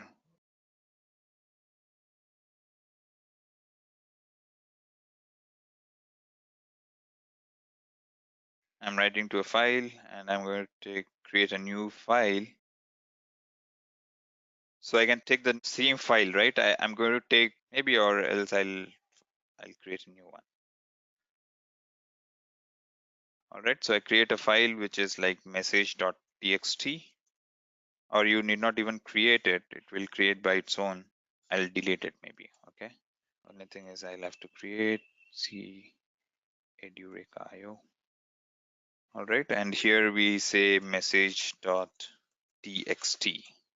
All right. So I call a method to write to the file using file output stream. I choose to throw it off from here as well. All right, so we have a method which is going to write into a file using file output stream. All right, so I run this program. Okay, it ran successfully. Let me open this message and see if we have the message written there. All right, so you could see here, hello folks, hope you're enjoying the session, which is written from your program. All right, so there's file input stream as well, which is pretty much similar. It again operates in terms of bytes. As you could see the signatures of the methods within, it would read the contents of the file into the byte array that you have passed as a parameter. The second one is to read from a particular offset till the length that you have mentioned or passed as a parameter. Close is pretty much similar. It would close the connection that's been established and it would make the class available for garbage collector to clean it off. Okay. Garbage collector is nothing but unlike C, wherein you have to deallocate the memory location that's been used. Garbage collector is parallel thread that is run by JVM to remove the or to free up the memory space that's been acquired by classes. So it runs sporadically, it's not within your control. It runs sporadically and it clears off the memory locations.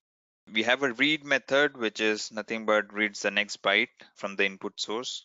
So on the file input stream instance on which you read it, it would read out the next byte. And if it's end of the stream, it would return -1.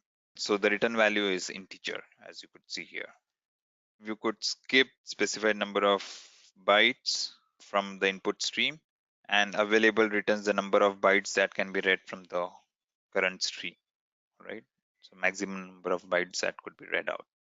So I'm just going to read through this slide, or if you want, yeah, I can take an example maybe. Since we didn't take example on reader, I'll take one example on reader as well. Okay, so here I do file input stream demo. All right, so we create a class here and I have a main method here. Okay, I have a private method which says void and it's not returning anything. And I say read from file. All right, which takes file Again, I'll have to import file. Okay. So java dot, you could see the import statement coming up here. So now I create file input stream. Okay.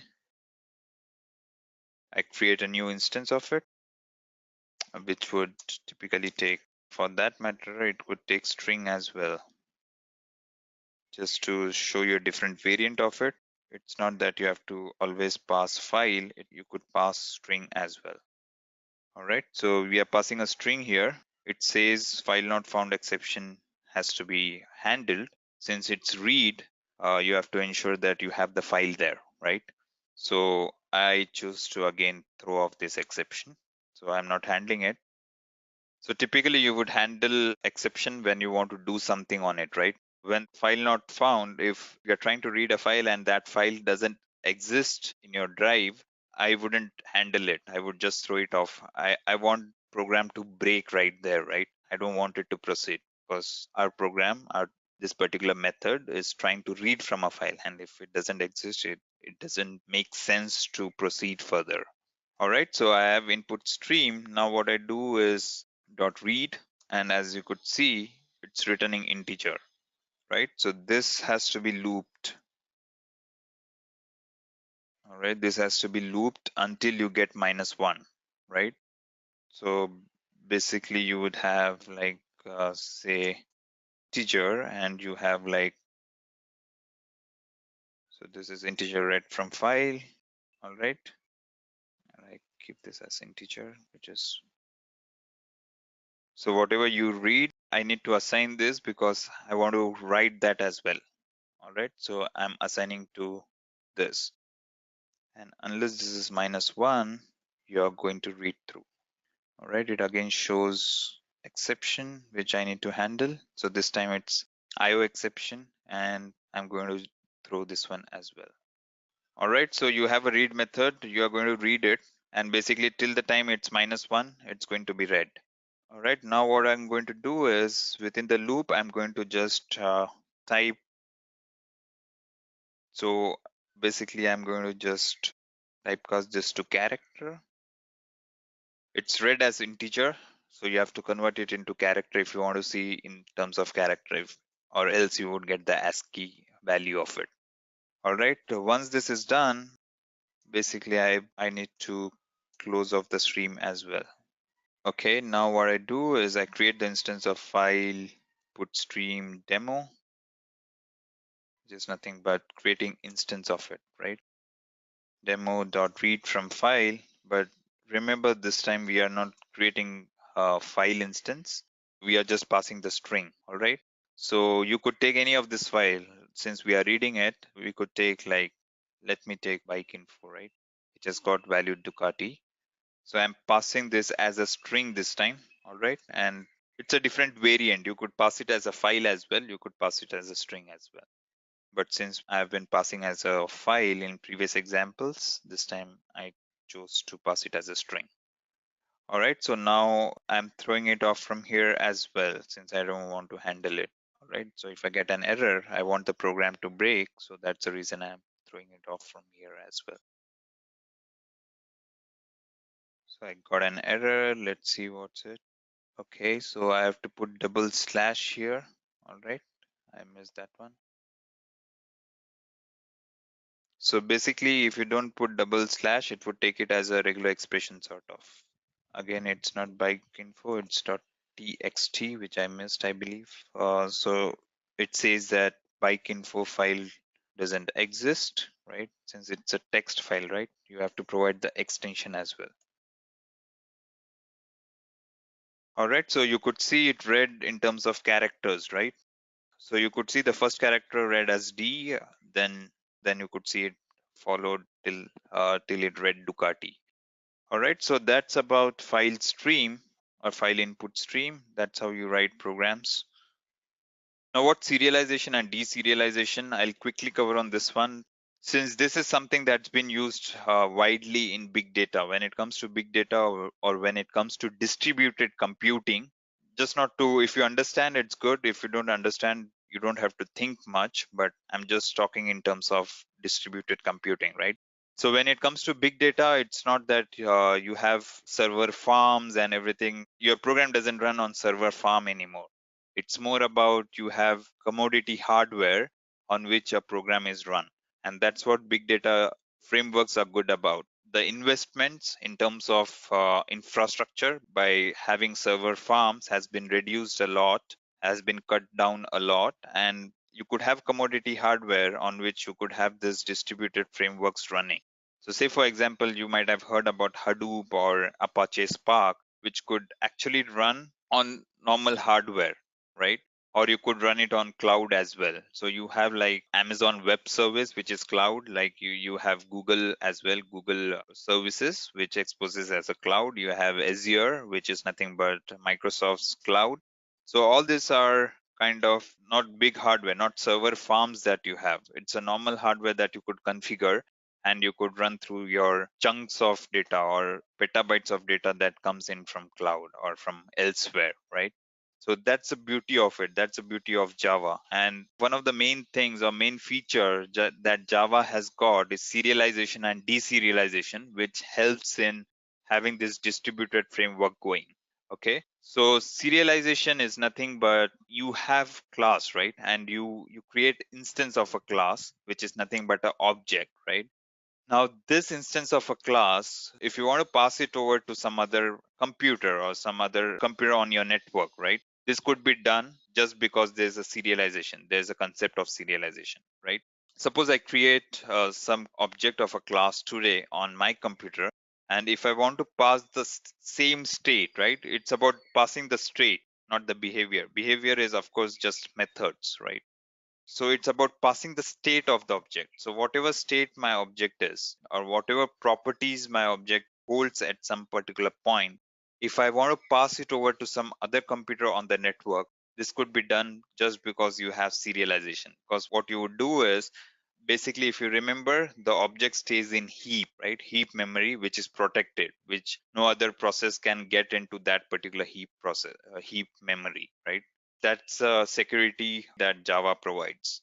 If you remember in the first slide, we covered it, right? So what Java does by serialization is whatever contents of a particular object or whatever contents a particular object holds at any could be written into your disk as a binary file, and you could send it over to some other computer via wire, or you could take it, plug in your USB drive, and you could just take that particular file, the binary file that's created, and you can go elsewhere and just play that file or just deserialize it to see the contents of it, right? So you could imagine this is something that is needed in terms of distributed computing. Since not everything is being carried out on a single computer, you would process something on your computer, you would write it to a file, and you need to pass on this file to a or transport this file to a different computer, right? Or a typical example in which you would think of serialization is more about you could have, say for example, one operation carried out on one computer and same operation or different operation on a same file carried out on some other computer. Now you want to merge them together, and that's where you would have serialization and deserialization coming into picture. Basically, to understand the concept, serialization is nothing but writing the state of the object to a file, and deserialization is nothing but again taking the state of the object that's been written to the file, again putting it back to a class format. Or when you want to use this serialized class, you would basically deserialize it to use it.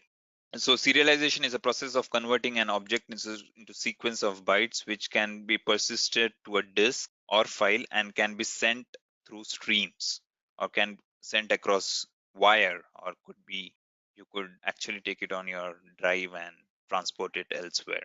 The reverse process which will convert data bytes into object is called deserialization. All right. So how do we have this serialization and deserialization done, or what classes we have for supporting it? Let's talk about that. All right. In this example, you have a student info, which is having ID and name, right? And basically you could see that we have created an instance of student info, which has value of 9 and John. All right. And now what we are doing is we are writing the state. State is nothing but the value that this particular object holds, right? which is nothing but ID of 9 and name value of John, right?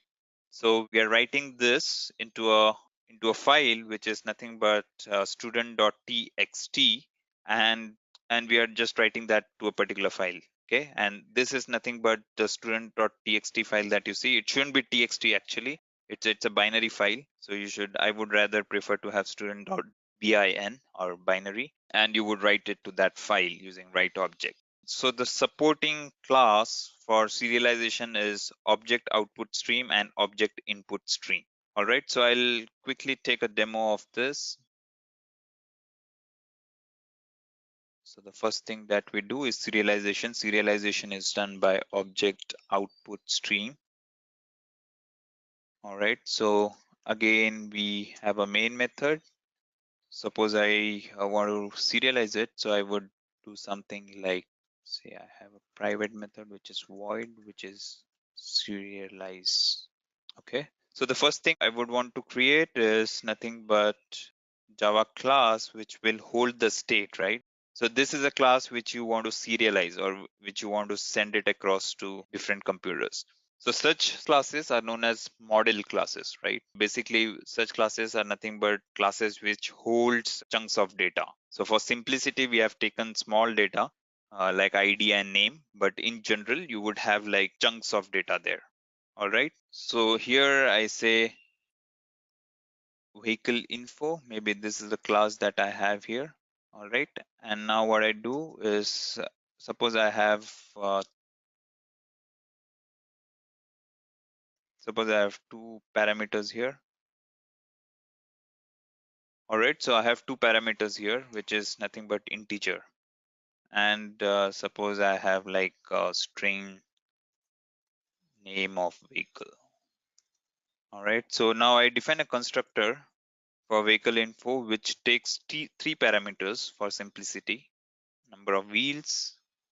First is, say for example, I take name of vehicle, then its number of wheels, and say I have one more parameter which is mileage. All right. Now remember we use of this keyword since the name of the arguments and the name of the instance variables are the same. We need to use this. This dot number of wheels is equal to number of wheels. All right, and this dot mileage is equal to mileage. All right, so this is a simple model class which is supposed to hold values. Basically, in reality, this would be holding like chunks of values. Okay, imagine like could be like megabytes of information or even huge gigabytes of information. All right, but for simplicity here, we are taking this simple class. All right, now what we want to do is we want to serialize this into a file. We are going to create an instance of this particular class, and we are going to write the state or whatever values we have in that particular instance. We are going to write it to a file so that it could be read from somewhere else or it could be used by any computers on the network. All right, so I have vehicle info. Again, suppose I write BMW is equal to new vehicle info. Now what I have to pass is name of the vehicle, which is BMW. All right, number of, and I pass some value like 10. All right. Okay, now we have created instance of vehicle info and we have passed the values that we want to pass it. And now we want to serialize this. Okay. So how do we serialize? Is nothing but we use object output stream, right?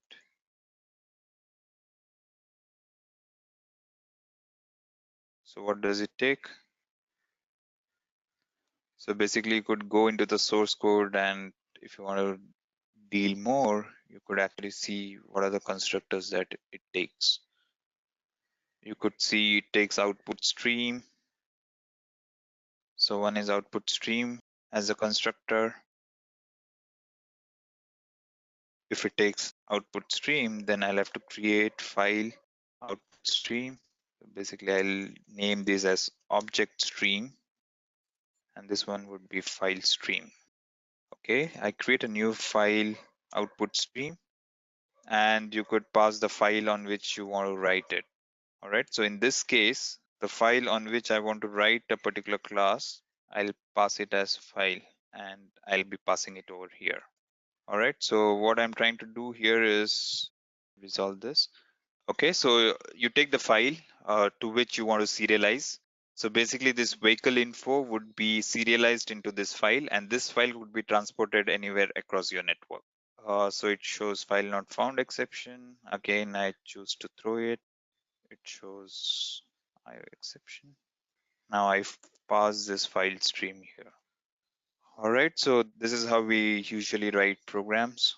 You have file input stream, a file output stream, which is nothing but the file to which you want to write the state of the object, and you instantiate object output stream. Okay, now let me write to it.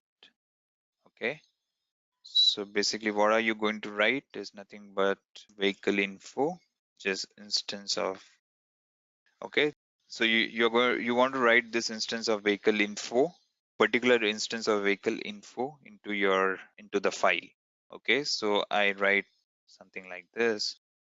Okay, so basically what we'll have to do here is whenever you have this thing, whenever you want to write or whenever you want to write the state of a class to a file, you need to implement one interface which is serializable. All right, it's a do nothing interface. It's just used by, it's a markup interface as well, marker interface rather.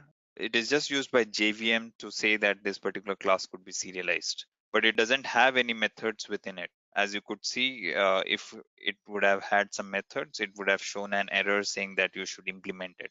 But in this case, it didn't because it doesn't have any methods within. All right. So basically when you have object stream dot write, okay, so it takes, all right, so So we create an object stream, and we pass the file that we want to write to, and we have write object method which would take the instance of the class that you want to write, and we have like we flush it and we close it. So one thing to note here is vehicle info class has to implement serializable. That's a marker interface. Serializable is nothing but a marker interface, and it doesn't have any method within. It is just an indicator. As you could see, it's an empty interface.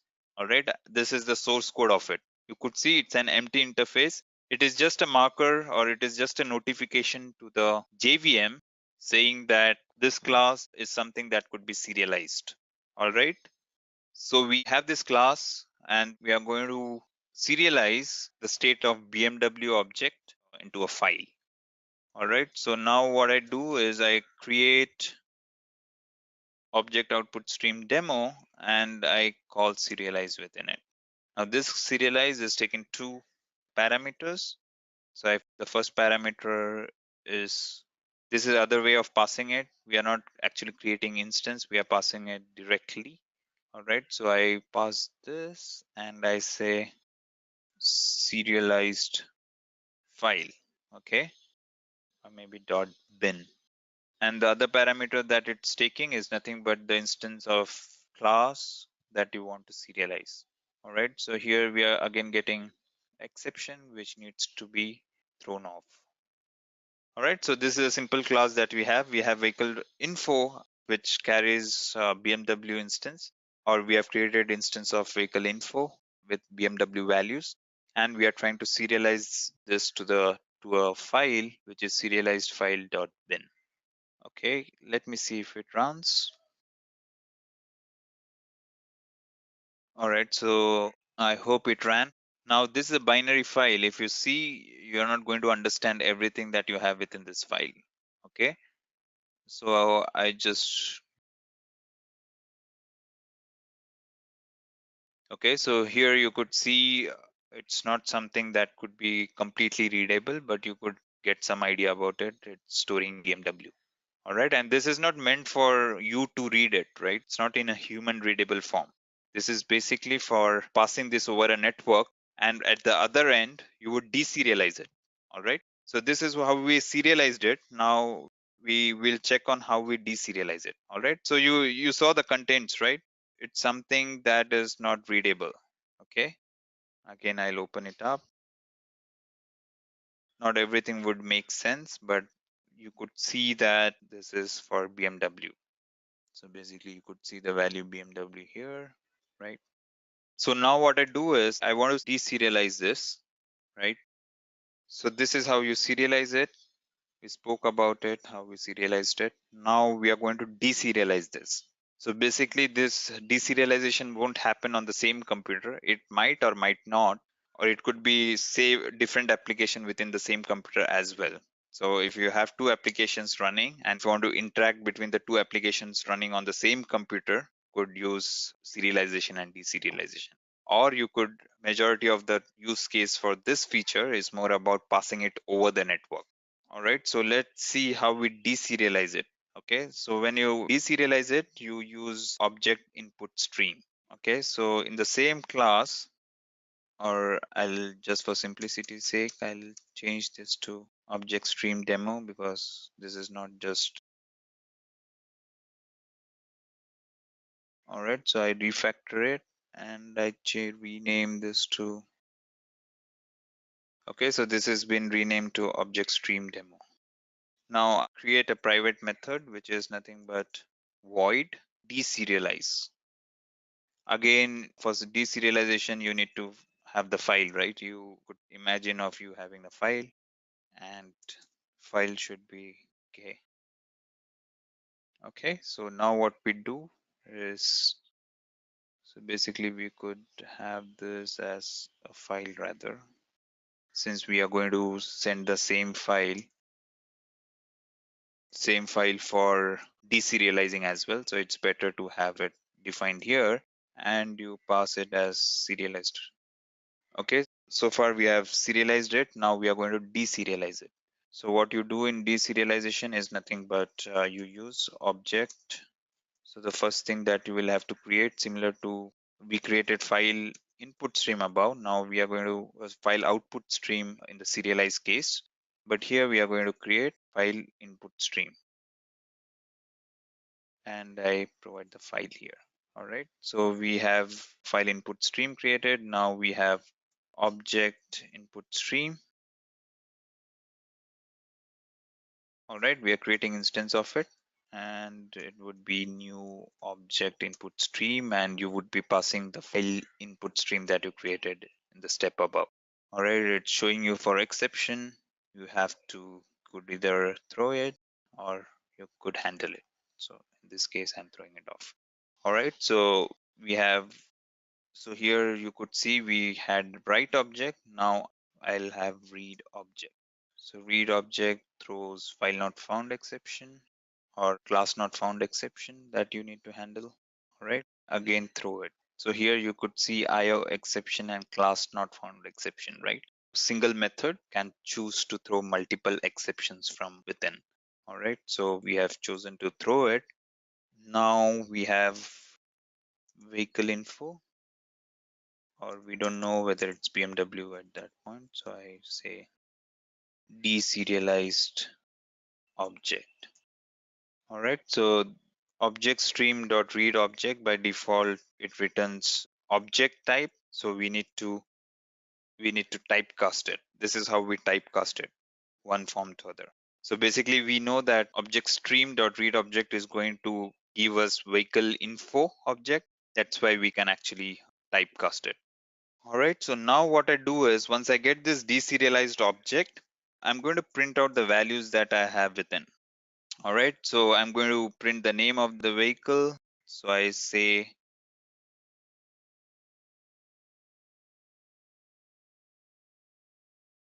all right, put as,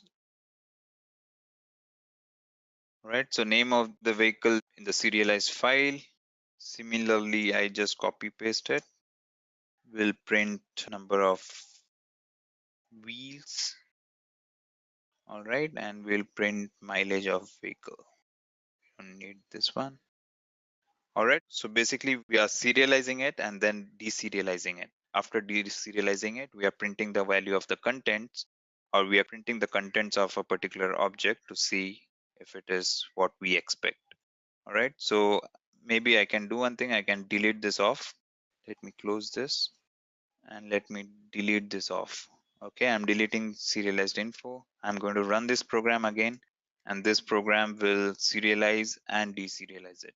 Okay, it will serialize it in the first case, and now I'm going to write for deserialization, deserialized and the serialized file. All right, now here as well I'm going to throw it. Okay, so first we are going to serialize it, and then we are going to deserialize it and see whether we get the contents that we expect. All right, so it's running. Let's see if the file has been created. So we deleted the file. It's not yet come. So we can see that a file was created here, right? Which is a serialized file. And we printed the value from deserialized file as well. After deserialization, we printed the value of the contents in the serialized file, which is like we got the expected value, which was BMW 4 and 10, which you had said. So basically what we are doing here is we are storing the state of a class or state of the object to a disk, and this could be transported anywhere.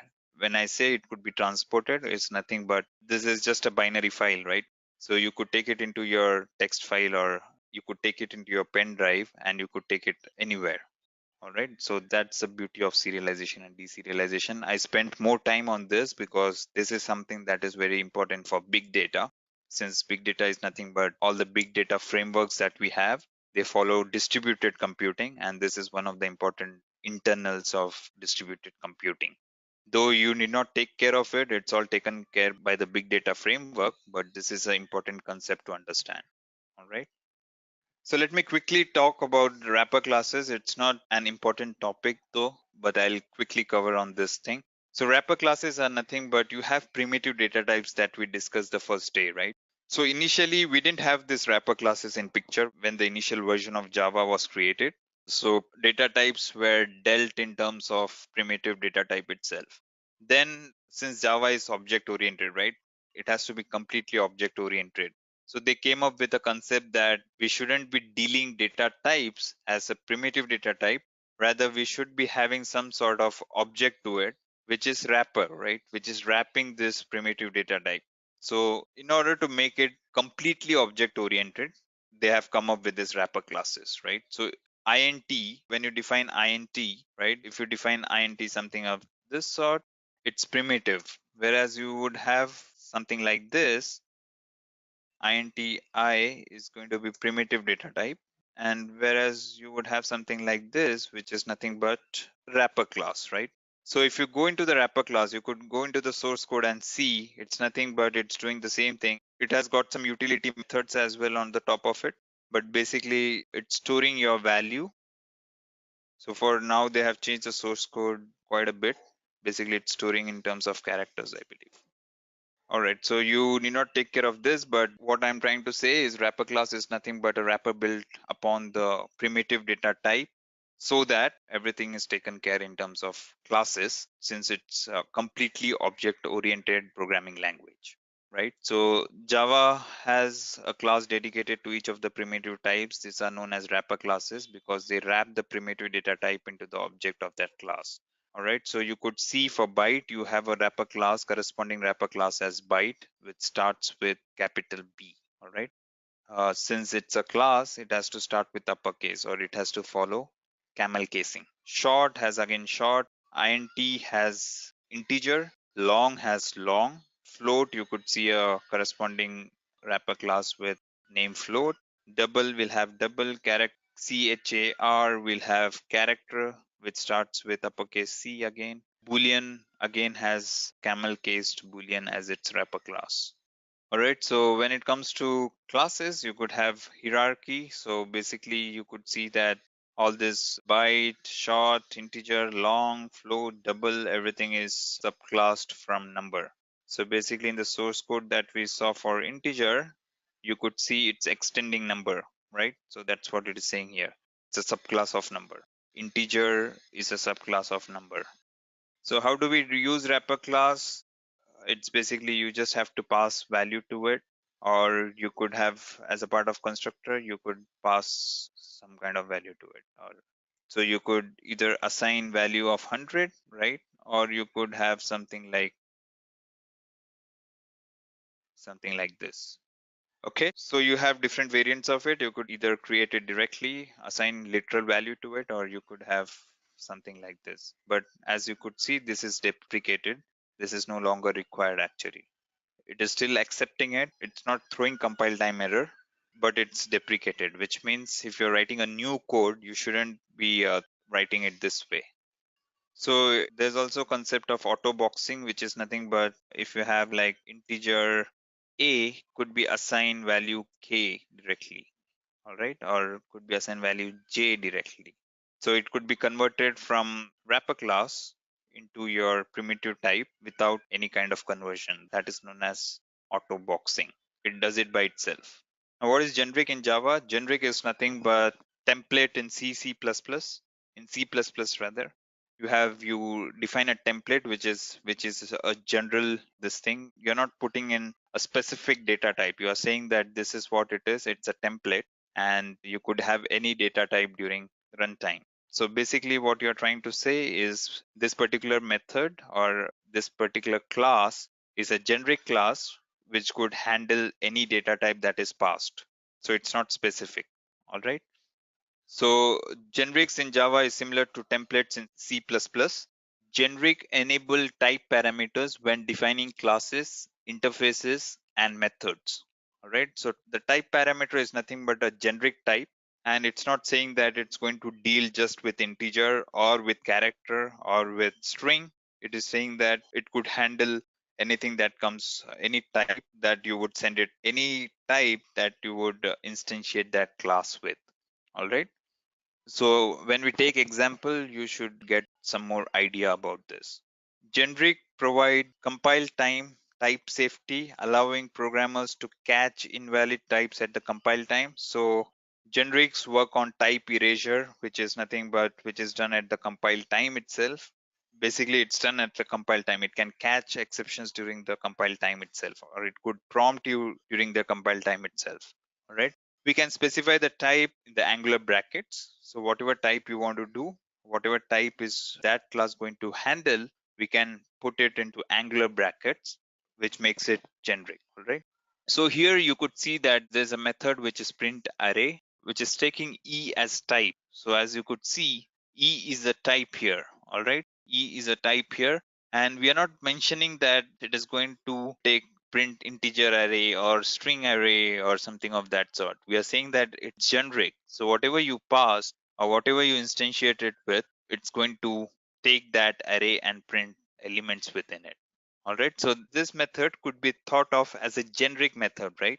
You could think of this print array as a generic method, not a method which is just taking integer and printing it. It could be string array or it could be anything else. So that's what generic means. Advantages of generics: type safety. Objects of single type can be stored in generics. We would be looking at it in the next example. Typecasting is not required. There is no need to typecast this because it knows that what kind of objects that particular data structure would carry or hold. Compile time checking, it checks type mismatch error in compile time, which avoids runtime errors. All right, so imagine a list, which we are going to talk in further slides. What is list? But imagine a list, which is a collection, all right? And you have like, imagine a list which is holding strings, all right? So you have list dot add and you add Edureka to it. Now, when you get zero, typically get zero would have object. The return type would be object since it doesn't know that it is just carrying string. Nowhere you have mentioned that it is a string of, it's a list of string, right? It's a generic list, so it could hold integer value as well. All right. So in that case, what you need to do is when you do list.get zero, you have to typecast to the string. Yeah, the next element could be integer. We don't know, right? Since we haven't said that it's a list of string. So that's the reason you need to have typecasting done. All right. Now using generics, you could define that this list is a list of string. All right. It's going to carry only string, nothing else it's going to hold. Now it makes it simple, right? You add Edureka. Now if you try to during the compile time itself, if you try to add integer to it, like list.add 100, it would throw an error saying that it cannot hold integer because it's meant for string. So that's the advantage that you get over generics. You could hold it, you could catch errors during the compile time itself. All right. So it won't allow you to add or it won't allow you to put 100 into your list of string. All right. And since we know it's going to hold only string, there's no need of typecasting it as well. You can see here it's not typecasting it. In this case, you had to put this string here, right? So basically, in this case, you need not typecast it. There's no typecasting required because we know it's a list of string. Now, what are collection frameworks? Collections framework is nothing but you have data structures in terms of classes. Again, it's a wrapper for data structure. All right. It's nothing but like you have array, which is normal primitive arrays, but this one would be sort of growing array. So basically, you need not take care of actually, adding up indexes to it. It would automatically, it's a self growable array. So you could imagine when it comes to array, you could imagine collection. You could imagine one of the classes within collection is list, which is nothing but growable array of any data type. All right. So Java collection framework provides an architecture to store and manipulate a group of objects. A Java collection framework includes the following. It has interfaces, classes, and algorithm. Interfaces is nothing but again specification. This is how it should be. So Java says that, when you have a list, it should have so and so methods like adding to the list, setting to the list, removing some elements to the list, something of that sort. So it defines collection. If you have a collection, you should have so and so methods, and list should have so and so methods, and so on and so forth. So basically, it's for specification. Classes is nothing but concrete implementation. So list would have all the methods that you just the it's an interface, right? So it would have all the methods that you want without any implementation, but this classes would be actually implementing it, or rather it would be implementing these interfaces and would be giving a concrete implementation for methods, right? So as you could read here, it's concrete implementations of collection interfaces. In essence, they are reusable data structures. All right. Algorithm is nothing but there are utility algorithms that you have, like if you want to sort a particular collection, or if you want to sort a list of string, you could do it using your algorithm, using a predefined algorithms that already comes preloaded with Java. All right. When I say algorithms and where are these algorithms residing, there's a class which is collections. So you have a collection which is an interface, top level interface, and you have a collections class which is holding all the utility methods or algorithms, whatever you call. So basically, you could just read through this hierarchy. These are different types of data structures that is being supported by Java. You have a collection. So the top level interface is, as you could see, there's collection which is extending iterable. All right, extending iterable interface. Collection itself is an interface. You have a list as interface, which is extending collection. All right. So list is extending collection. Queue is extending collection. Set is extending collection. So we have three distinct type of data structures here: list, queue, and set. List is nothing but you could say it's a ordered one, right? It maintains the insertion order, right? The order in which you inserted data into the list. Queue is nothing but first in, first out, and whatever you push in first would come out first. And set is nothing but it's a set in mathematical form, right? Wherein you have unique values. You cannot have duplicate values. So that's what set is, but it need not be ordered. It need not maintain the insertion order, right? So you have the concrete implementations for list are array list, which is nothing but again similar to array that we have, right? The normal primitive array that we use. So it's a wrapper class for it. We have a linked list. All right. So this linked list is nothing but doubly linked list. All right. So you could traverse the either direction. You have vector as well, which is legacy form, which is not used to that extent yet as of now. So we have vector, and we have a stack which extends this vector. All right. Stack is nothing but last in, first out, and it adds some more capability on the top of this vector, which is nothing but it's a subclass of vector. All right. So these are concrete implementations of list. We have a queue, and as you could see here, there's one interface here, DQ, which is nothing but it is extending queue. All right. And we have a array dequeue, which is implementation of dequeue. All right. It's a class which is implementing dequeue interface. All right. There's a priority queue as well, which is a class which is implementing queue. When it comes to set, we have a sorted set, which is again an interface which is extending set. And as you could see, there's a tree set, which is a concrete implementation of sorted set, and it sorts the element that you put into a set. It sorts it into a specific order. All right. Again, the concrete implementation of set phase are hash set, which is nothing but which does some kind of hashing, which is a default implementation of set and which doesn't maintain insertion order. Hash set is nothing but it is indexed to for fast traversal, or if you want to get something out of a set, it's kind of an indexed set, you could say, right? It has buckets and everything. It follows hashing algorithm, right? Which is basically for indexing, or which is basically meant for retrieving data faster from the hash set, from the set.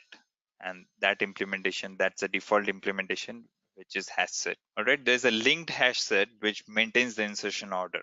All right. This hash set doesn't maintain the insertion order.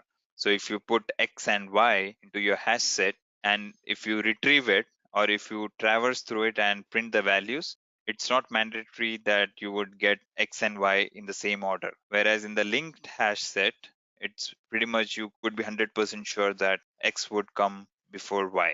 All right. So it maintains the insertion order. What is list? List is nothing but an ordered collection of elements which can contain duplicates. Unlike set, it can contain duplicates, but it has ordered, and unlike set, it is ordered, right? Lists are further classified into following: array list, linked list, and vectors. All right. So based on the use case, you could select one of these data structures. Let's talk about array list. Array list is nothing but similar to arrays that we had. And here you could see elements stored within of size 5, array list of size 5, and you could see values stored within. All right. So this is how you instantiate an array list. Array list object is equal to new array list, and you have an array list created. One of the main things about array list is, as I said, it's self-growable or it's dynamic. You, unlike array, the normal primitive array, wherein you had to, within your square brackets, you had to mention the size of the array during the declaration itself. Whereas in array list, you need not have to mention this size. All right, it grows by itself. As in when you insert data into it, it would grow. So basically, you could imagine in general scenarios, or in most of the programming cases, or in most of the real use cases, you don't know upfront what is the size of data that a particular array is going to hold, right? Or the number of elements that a particular array is going to hold. You cannot know it upfront because things are dynamic, right? So suppose you are reading from the database, you don't know what that size of the data, or what are the number of elements that a particular database is going to have. So typically, you could imagine real cases, you would go with array list and not primitive arrays. All right. So also you could imagine this is saving us in terms of memory, because we are not hard coding the values of it. So by default, it starts with 10, size of 10, and then it keeps growing as and when you insert it. So again, it has a logic. It doesn't keep growing for each and every insertions that you do, but it has a logic within to grow it by a particular size. So which is all optimized, which is good uh, for your cases, use cases. So these are the methods that we have within array list. It's pretty straightforward. When you do add, it happens the specific, it's usually add and not collection. For collection, you have add all methods. So it's a typo here. You have add, and you mention an element that you want to insert into a list. If it's a string, you would have string element, or if it's something else, if it's an integer, you would have integer element. You could add it to a particular index. You could clear it, removes all the elements from the list. You could have last index of, okay, return the index of this list of the last occurrence of the mentioned object. So if you have multiple, as we said, there could be duplicate values within, but when you give last index of, it's giving you the last index. All right, last index of the object that's been passed. You could clone it. So it's basically coming, clone is nothing but a method that's there within your object class, and it would shallow copy the array list. So whatever list you have, there would be a clone of it, right? So clone is, as we could see, it's from the object class. So any class that you create could be cloned. All right. Then you have two array. So you could have an array list, and if you want to convert it into a primitive array and use it in some form, you could do that thing as well by doing two array. You could trim to size. So trim to size is nothing but trims the capacity of this array list instance to the list's current size. All right. So whatever is the size, it would trim to that. So moving on, let us understand how we can traverse through a list of collection. So traversal is done through iterator interface. Okay, so basically you have an iterator interface, and that's how you traverse it. Basically, you have implementations of it. Since it's an interface, it is just a specification. You would have an implementation of it. So iterator is an interface that iterates the elements. It is used to traverse the collection, access the data element, and remove the data elements of the collection. All right, it's used for traversal as well as removal of data elements within the collection. Okay, so what are the methods that we have within iterator? First is has next. So it's nothing but, as you could imagine, it is returning boolean. So if it has a next element, it would return you true. Okay, and if it doesn't, then if the array list is already exhausted, then it would give you false. So you would basically you would have a loop wherein you would see if it has a next, right? And if it has next, you could access the next element using next method. All right, so next would return the actual object, and to remove it, you could do iterator.remove, which removes the last element written by the iterator. All right, so here you could see how iterator is being used. You declare an array list, and you iterate through it, and you print the elements. So quickly we can take this. So basically I do com dot edureka dot, I create one more package now for array list. Okay, I say collections demo dot array list. All right, so I have this particular class created. Now I create a main method, and I create private void. I write a method which is create array list for demo. All right. As you could imagine, when I say create, it's going to return array list. All right. We want it to return list. Okay. What I do here is I would create list, and this list is going to be list of string. Okay. Imagine generics that we spoke about. You're saying that it is going to be list of string. Now it's throwing me error saying which list I want. It's going to be java.util. So you could see java.util.list here. Now I say it's strings.new array list. You're saying that here what we are doing is we are instantiating. So we have a list of strings and we are instantiating it. Since we want array list, it's going to be array list. So here you could see array list being imported as well. All right. Now what we are going to do here is we are going to add some values to it. Strings.add, or maybe I'll put, again, since we have been talking about cars and bikes, I'll cars, right? So we are creating here cars, list of car. All right. So I put BMW. I would put,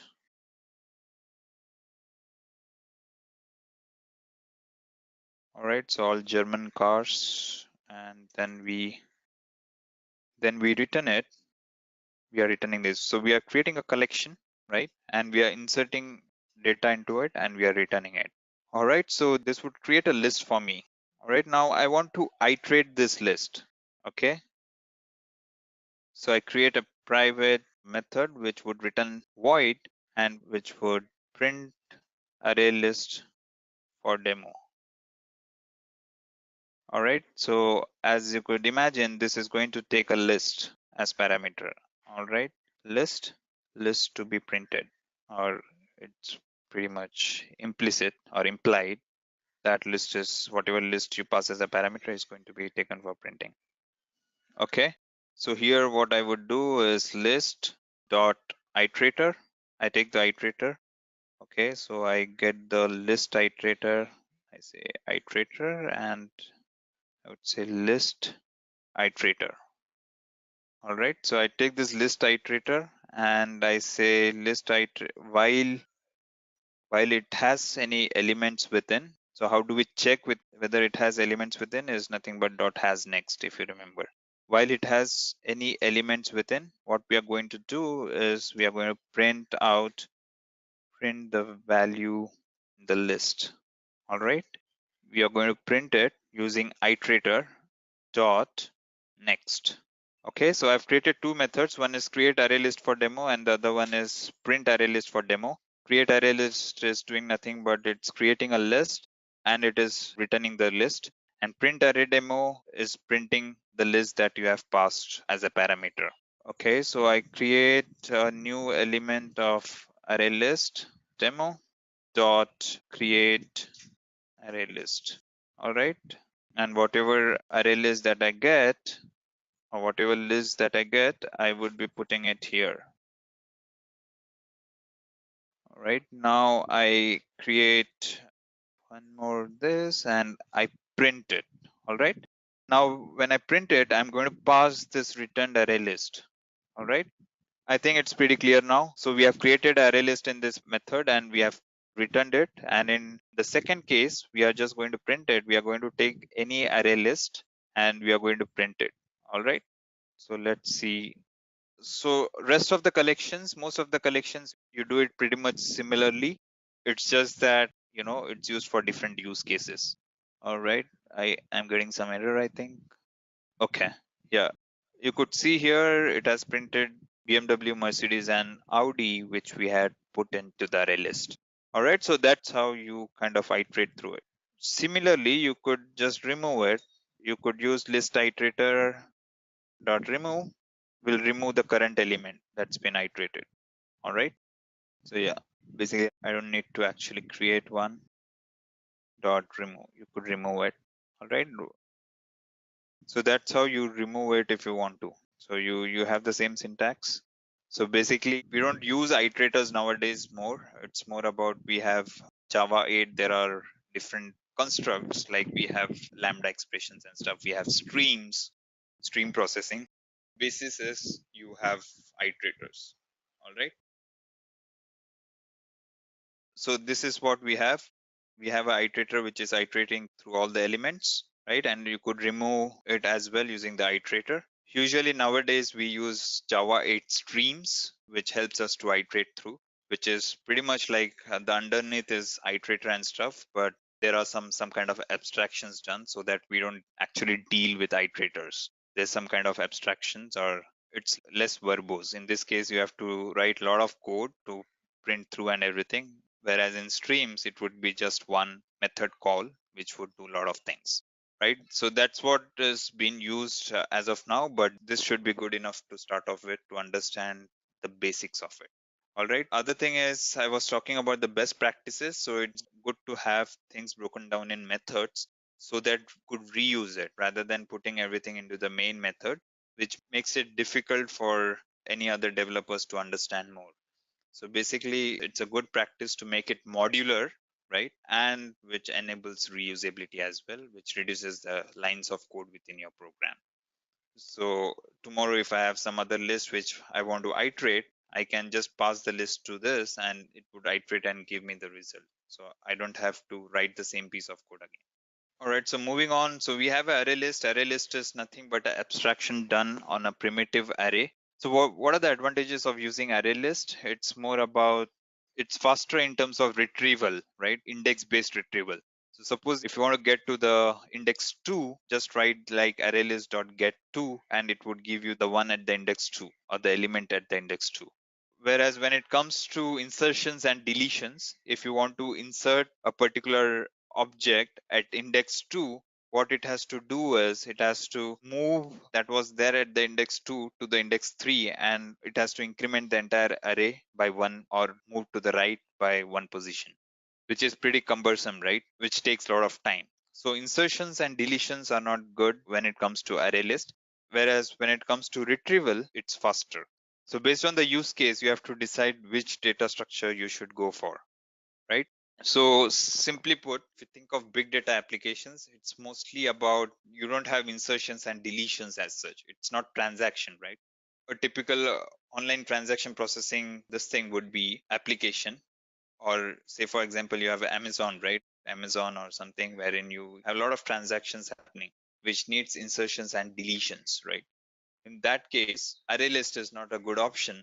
Whereas in terms of big data, which is like analytics, right? Online analytic processing, which doesn't have transactions as such, right? It doesn't have insertions and deletions. It is one time load. You have data, you load it into your data structures, and you do some kind of processing or you do some kind of analytics on this data, but you don't manipulate this data. You don't actually have insertions or deletions done. In such cases, it's better to go with array list. All right. So which is the variant which is good for insertions and deletions? That is linked list. All right. When it comes to insertions and deletions, and you want to maintain the order of the list, insertion order of the list, that's when you would go with linked list. All right. So linked list is a sequence of links which contain items. Each link contains connection to another link, and that's how insertions and deletions are simpler. You don't have to shift elements to the right when you insert it, or you don't have to shift elements to the left when you delete it. There are two types of linked list to store elements: singly linked list and doubly linked list. Singly linked list is nothing but it has pointers in one direction. Doubly linked list is like it has previous and the next. It stores both. Each node would store previous element, pointer to the previous element, and the next element. So yeah, this is a singly linked list wherein you see that it has pointer to the next. It doesn't have pointer to the previous one, right? It's a one directional traversal, right? Whereas in doubly linked list, you could see that it is looping back to the previous element as well. So it has a pointer to the next and it has pointer to the previous one. It's a bidirectional traversal. So linked list has pretty much similar to array list. You have add. You could add a particular object. You could check whether a particular object is contained within the linked list, and that object has to be passed as a parameter to contains. You could add a certain element at a particular index. You could add it to the head of the list. You could add it to the last. You could check the size of the list.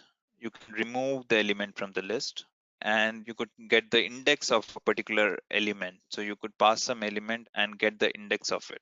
Since linked list is again, it can have duplicate elements. If you want to get the last index of a particular element, you could do that thing as well. So if you have multiple elements, you would get the last one, right? The index of the last one. So linked list example here, you could see that a linked list of string is being created and you add values to it. Rachit, Rajul, Rahul, and Rajat. You add things to it, and yeah, this is just about adding elements to the list. All right. So array list versus linked list. Array list internally uses dynamic array to store the elements. Since I said it's growable, it grows on its own. Linked list internally uses doubly linked list to store the elements. To add an element in between or to remove an element from the array list is slow because it internally uses array. If any element is removed from the array list, then the rest of the element should be shifted to the left. All right. Similarly, when you add something to the list, you have to move everything to the right. Adding an element in between or removing an element with linked list is faster than array list because it uses doubly linked list. So no element shifting is required, right? You don't have to shift any addresses or something. It's just about moving the pointers, right? So you would just move it, skip one element and move to the next in terms of deletion. Whereas in terms of insertion, you would insert a node and you would manipulate the pointers accordingly. All right. Array list can act as a list only. It is normally for list, but linked list could be thought of as a list as well as queue, right? Since it's a doubly linked list, you could have like first in, first out. Array list is better for storing and accessing data. All right. So as I said, this is pretty much good enough for analytical sort of application, analytical nature of application. Whereas when it comes to transactional, linked list would be better. So linked list is better for manipulating data and it is slow in searching an element because it needs to compare the elements from the first node.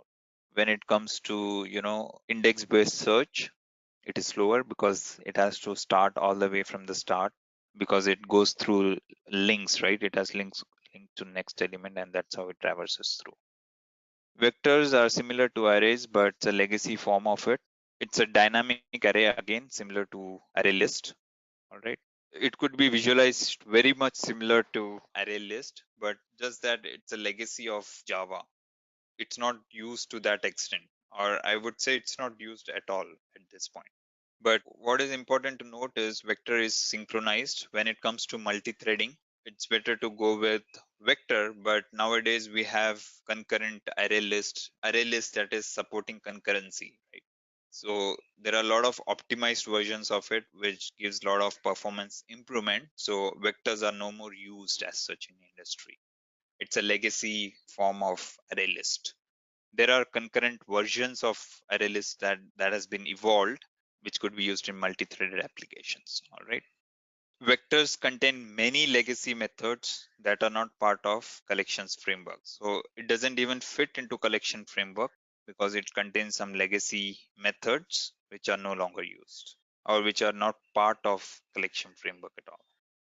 Now vector is again taken into collection framework and it implements list, and that's the reason it has the implementation for these methods, because these methods are typically coming from collection and list, collection interface and list interface, and all the concrete implementations have to implement it. And since vector is one of the concrete implementations of list, they have to ensure that they implement these methods as well. All right, so these are the methods pretty much similar to what we spoke earlier: add, clear, and add to a particular index, remove, and then you could have size, then you could have last index of and last index of object. So it's a vector of string, then you add element, you add Umesh, Irfan, and Kumar, and you just iterate through it to print out the message. Umesh, Irfan, and Kumar would be the output of this application or this program. All right, so you could see iterators used here as well, like we did it in list. So let's talk about queue. Queue is nothing but first in, first out. Whatever goes in first would be first to come out. A priority queue allows you to initialize a queue. These are implementations of queue. So you have a priority queue. You have, as we said, linked list is list as well as queue. So you could have linked list assigned to a queue, right? Linked list is a list and linked list is a queue, right? Is a relationship, which means it's extending it, right? So here we can see double-ended queue lets you to add and remove. So double-ended interface DQ interface allows you to add and remove elements from peak as well as from the bottom. That's what DQ is, double-ended queue, right? And array DQ is nothing but the concrete implementation of DQ. DQ is an interface and the concrete implementation is array DQ. So what are the queue and DQ methods? You have add method, which is nothing but it adds to the top of the queue and it returns boolean, as you could see here. If it is successful, if it has added to the top of the queue, it would give you true, and if not, then it would give you false. All right, you have offer, which inserts the specified element into the queue. Again, it does the similar stuff, it inserts to the queue. All right, you have remove, which removes the head of the queue. We have poll, which retrieves and removes the head of the queue. Again, it does the same thing, retrieves and removes the head of the queue and returns null if the queue is empty. All right, polling is nothing but getting the top of the queue. And you have element, which retrieves but does not remove. All right, so when you do queue.element, it would give you the top of the queue or the head of the queue, but it would just give you, but it would still be there. So if you want to check value that is on the top of the queue, if you want to check it and do something with it based on the value that is there on the top of the list or top of the queue, if you want to perform some actions, you can do it using element. Peek again does the same thing, it retrieves but it does not remove the head of the queue. If you want to actually retrieve and remove the head of the queue, you would either use remove or poll. Basically you would use poll, not remove, right? Remove is not a good operation to do when you want to retrieve and do some actions on it. The best practice would be to use peek to retrieve and use poll to actually retrieve and remove. All right, so let's take an example of queue. So right here in the package, I create a main method, right? So I create private queue, create queue for demo. All right, so it's asking me which queue. I'll go with this one, which is java.util.queue. All right, now I'm creating a new priority queue, which is a concrete implementation, which would be, say, for example, of integer, right? So I create queue of integers. So we are putting integers within, all right? And what we are doing is new, I'm instantiating it, all right? So this is a queue which is going to hold just integers. That's where generics come into picture, right? Queue of integers dot add, suppose I put 100, and then I put add is used to, as I said, to insert, right? And I put 50. So I've created a queue and I return this queue. So I've created a queue so far. Let me print this queue. All right, so we have, which is going to return void and print queue for demo, and which is going to take queue. All right, queue of, say, I'll not even put it here. So now let's see how we can retrieve elements from it. One way is to iterate through it, and let's see how poll and other things work, right? So let me get the head of the list. So this is just retrieving it, right? Retrieving head of the list. We are not removing it. It is still there in the queue. We are just trying to check what it is. So when I say when it's retrieving, it's peak. All right. Now, if I want to remove it, if I want to kind of retrieve and remove it. So basically what I'm trying to say here is when you have queue.peak, it's going to return the top of the list, which is nothing but 50. All right, so the first one, the peak is just retrieving it, whereas when I poll it, it's going to retrieve and remove as well. So I have queue dot poll is going to, now when I do s out, retrieve and remove, say this is the first attempt, all right, and we again do it, which is the second attempt. This is just to show you that when you poll it, it's actually removing it as well, whereas peak is not removing it, all right. So peak is just retrieving it and this one is removing it. So the first poll is going to give you 50, whereas the second poll is not going to give you 50. It's going to give you 200 because it has removed 50 from the queue. All right, so this is what I wanted to show. So let me queue demo. All right, so here I'm going to do demo dot. So when it comes to generic, we can make this a generic queue program by doing something of this, and instead of hard coding it, you could put as T here. Right now, let's keep it as is. All right, so in the first case, queue is being created. The second case, we are going to see how peek and poll works. Retrieving is just retrieving it, and it is still keeping that element at the top of the queue, whereas polling is actually removing it as well. All right, so you could see here, peak is giving you the last one here. It's a double-ended one, so it's giving you the last one here, and poll is giving you this one. It's based on priority, I think. All right, so you can see poll is giving you 50 as well, and when you poll it again, it's giving you 100.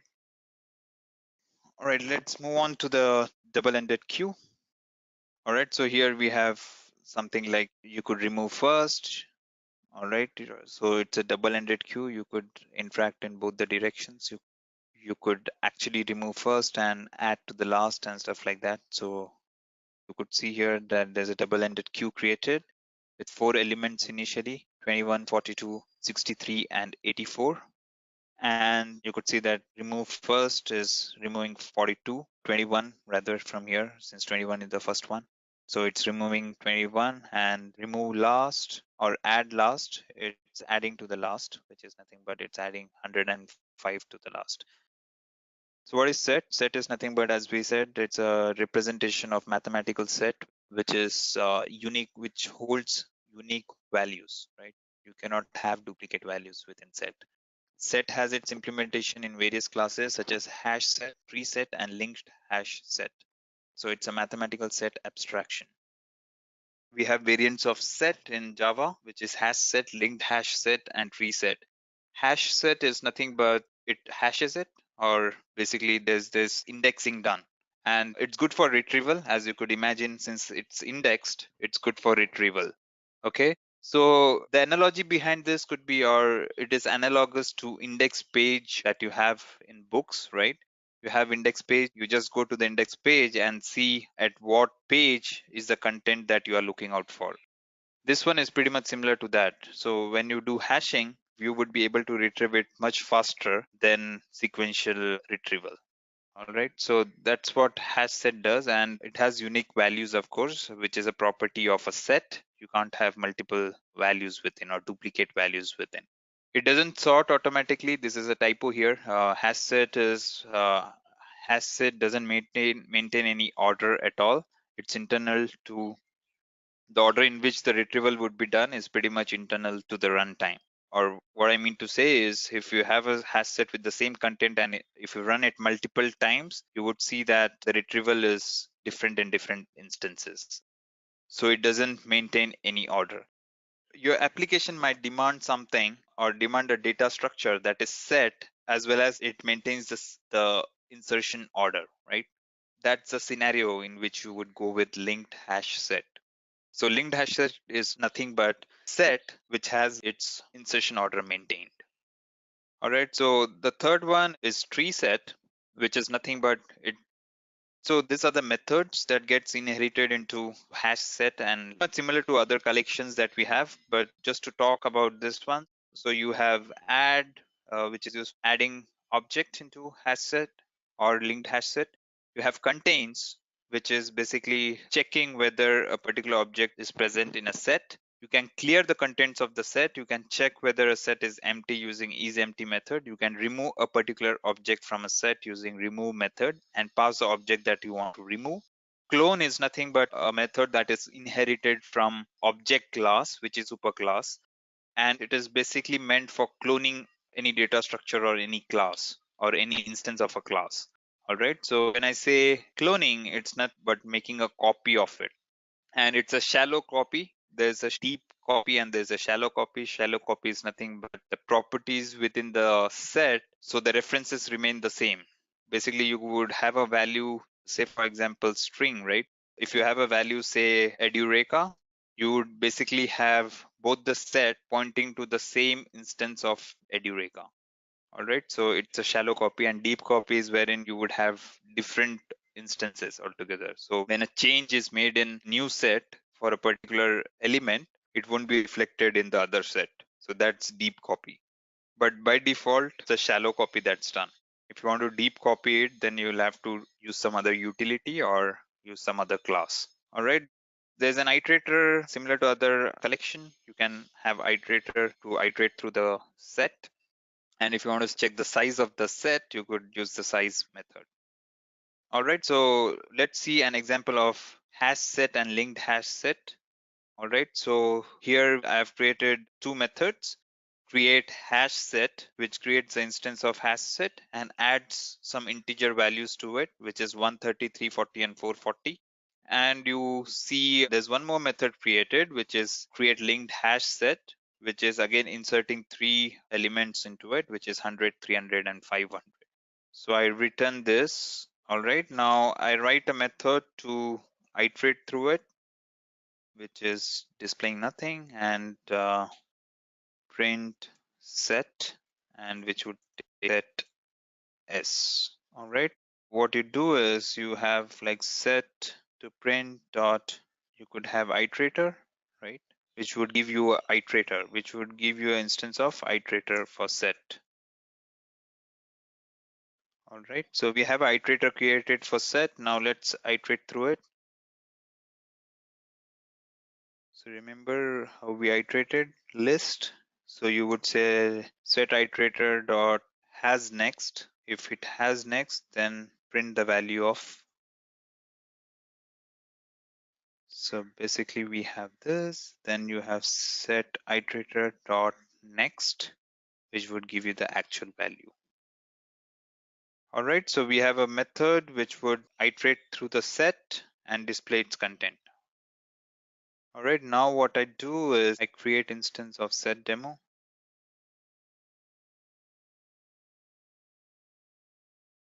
I create hash set, and whatever value I get, I put it as hash set for demo, or I keep it as set. All right, now I have again set.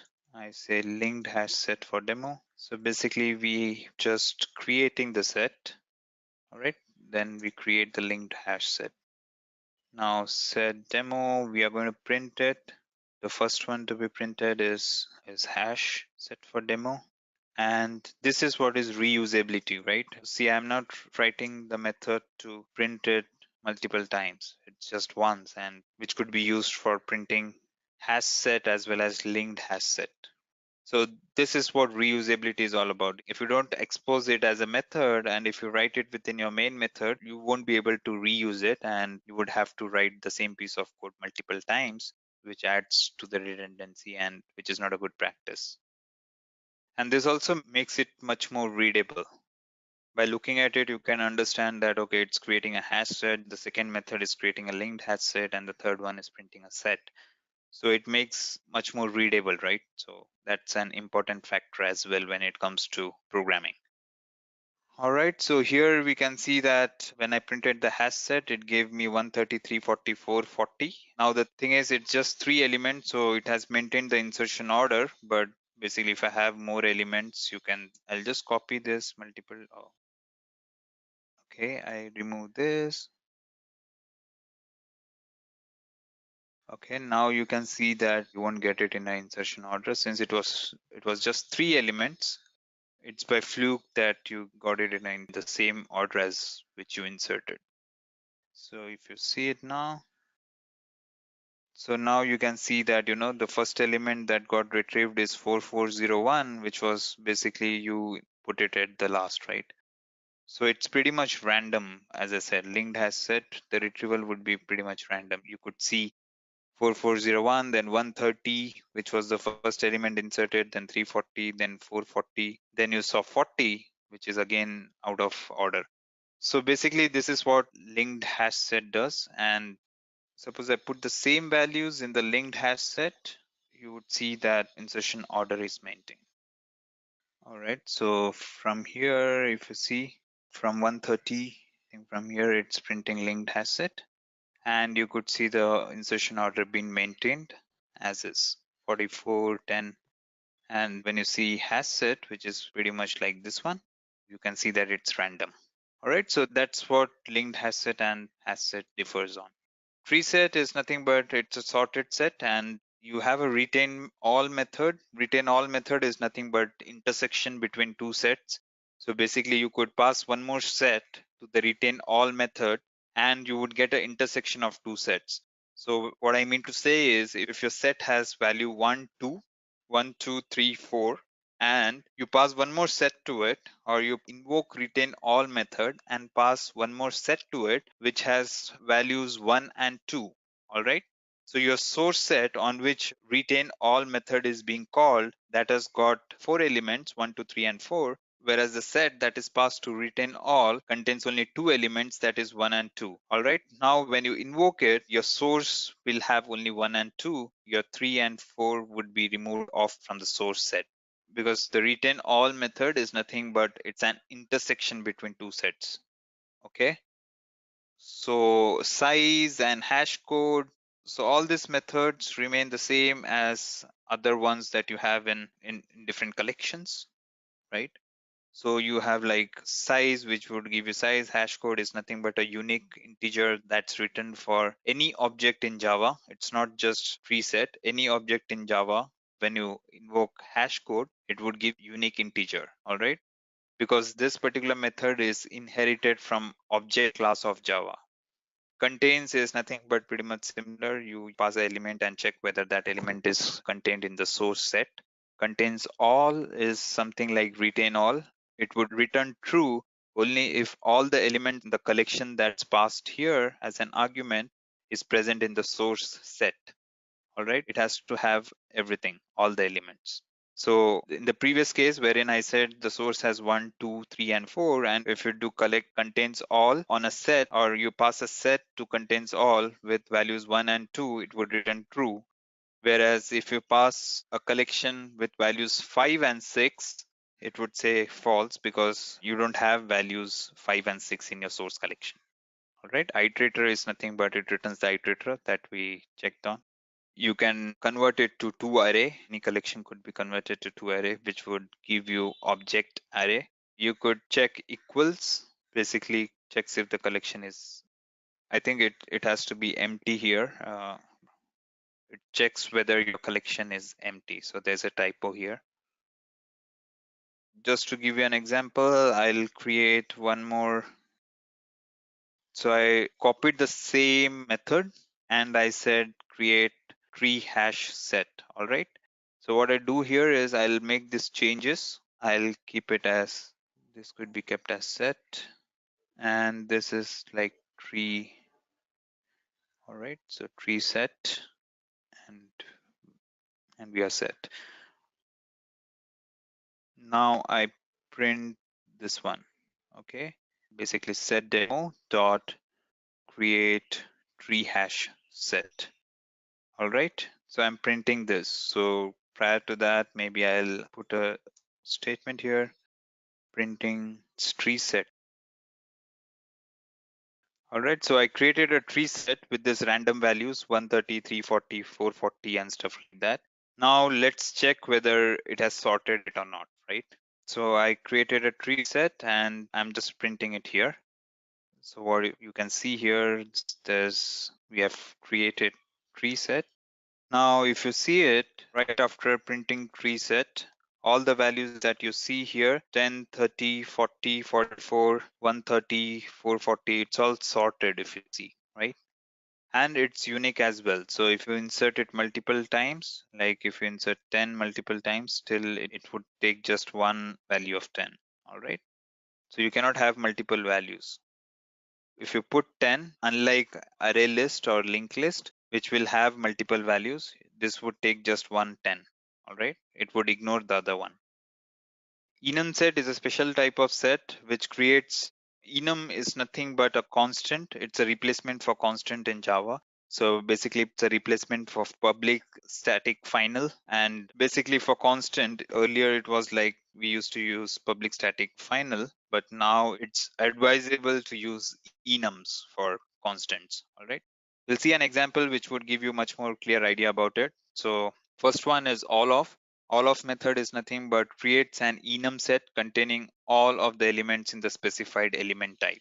So it would create a enum set with all of the elements that you have. Copy of is nothing but creates an enum set initialized from the specified collection. All right, so you could pass a collection and it would create a enum set out of it. None of is creates a empty enum set with the specified element type. There's creates a enum set initially containing the specified element. Okay, you could initialize it as well. So basically here we are giving a specific class with which it would be created, or the enum set would be created. Range creates a enum set initially containing the specified elements, right? And clone is nothing but, again, it's pretty much similar. As I said, clone is a method that is inherited from object class and is meant to clone or have a shallow copy of the data structure against which it is invoked, or object against which the clone method is invoked. All right, so here we can see there's a enum which is months, All right. So here you could see a enum months which has like 3 months declared within Jan, Feb, and March. All right. So now what you do is enum set off, and you just create set out of two of these elements, which is Feb and March. All right. So this is what enum off is. So you could have some enum values put in, and it would create set out of it. Now when you iterate through it, you would see that you have Feb and March into your enum set. All right, so this is something that is required when you have enums with multiple constants, and if you want to have or you want to create set out of it and do something with it, right? So it would be pretty much common, or you imagine of enums as an exhaustive list of constants, right, which is used throughout your application. Now, there might be instances wherein you want to put them into set and do something with it, right? So basically, this is meant because the values within your enum cannot be put into a data structure as of now. Or prior to enum set, we were not able to put the values within the enums into a data structure, right? It was considered as a separate entity. So now this is introduced so that you could put it into a data structure as an object and you could play around with it. So that's the reason we have enum set. What is map? Map is nothing but it's a key value pair and it is unique keys. It holds unique keys. So suppose if you try to insert same key with different value, you would have your value updated or overwritten with the new value. All right. So, but it won't duplicate it. So what I mean to say is it maintains a key value pair, but the key is going to be unique across. All right. So this could be imagined as a table, right? You have a table in data structure which has got one primary key, say employee ID, and there's a name which is like name of the employee, right? Imagine this ID is a primary key, right? So you cannot have multiple values. So if you try to put one more value to it, it won't allow you to put in.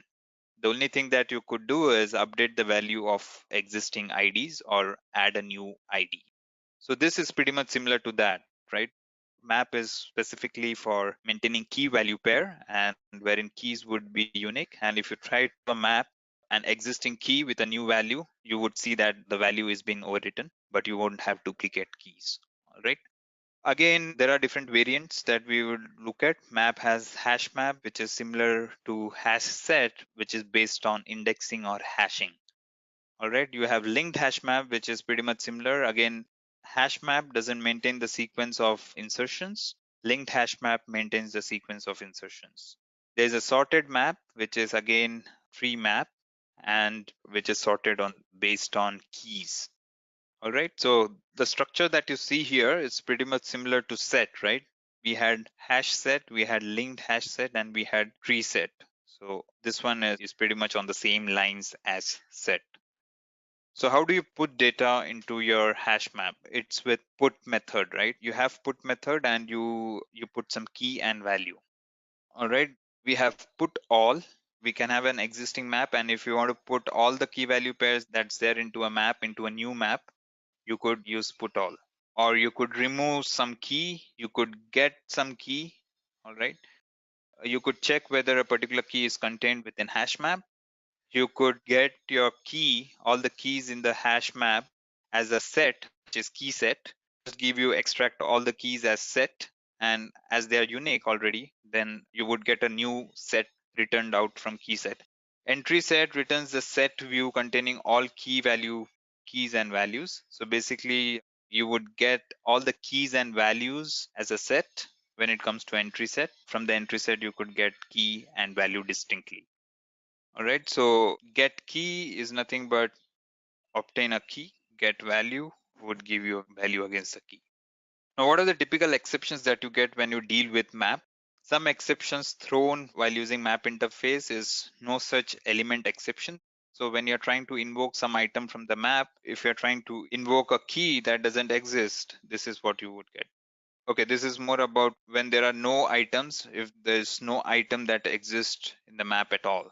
If it's an empty one and if you're trying to retrieve something, that's when you would get no such element exception.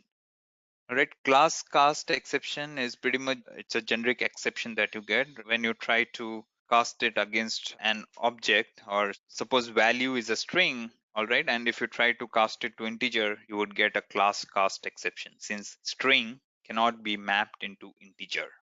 All right. Null pointer exception is the runtime exception, which we saw that if you haven't initialized your hash map and if you try to put something into it, you would get null pointer exception. So you have to make sure that you instantiate the map first and then start using it. Unsupported operation exception. This occurs when an attempt is made to change a map which is unmodifiable. So you can get an unmodifiable version of a map, and if you try to change something within it, this is what you are going to get, unsupported operation. Hash map, linked hash map, and tree map. So this is pretty much similar to the examples that we saw for the set, right? Java hash map class implements the map interface by using hash tables. It inherits abstract map and implements map interface. It contains only unique elements. Hash map contains values based on the key. It may have multiple null values, but only one null key.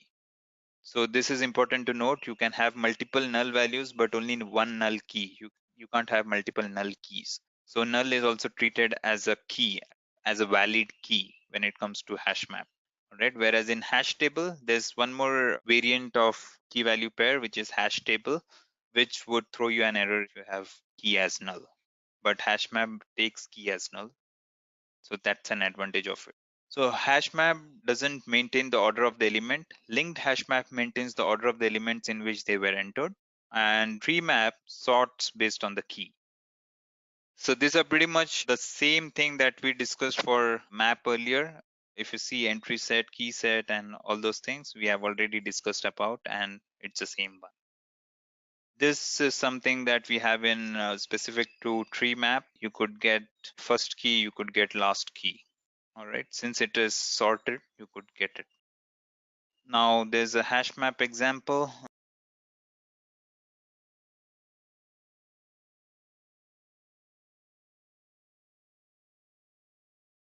I create a main method first. Then I create private map and then create hash map. And I create a new map here, say map of integer string. Typically you would have integer as your ID, right? Say employee map, all right? And which would be new. Suppose I create a new hash map. All right, so I'm creating a new map here, which is like the key would be integer, your value would be string. Dot put is a method that we use, and say employee map dot put. All right, so this is how you put into map. All right, so I've written this map from here. So we'll take an example of hash map wherein we would be putting some ID and we would be putting some value as a string, and we would check how it gets iterated or how we can iterate through or get something out of the set, out of the map.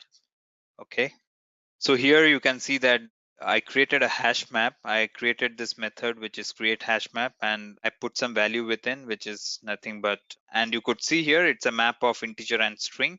So I put a value of 1 and I put value as X. I put 2 and value as Y, and I put 100 and value as A, right? So I created a map of employee ID and employee name, so to say, right? Okay, so I've created this. And so what we are going to do here is, so you could even print out a map directly if you want. If I print it out like this, like map to print, you would see all the values contained within the map. All right, so this is, all right, I print the hash map right here. So basically I created demo dot create hash map. Okay, demo dot print map, and let's print this map here.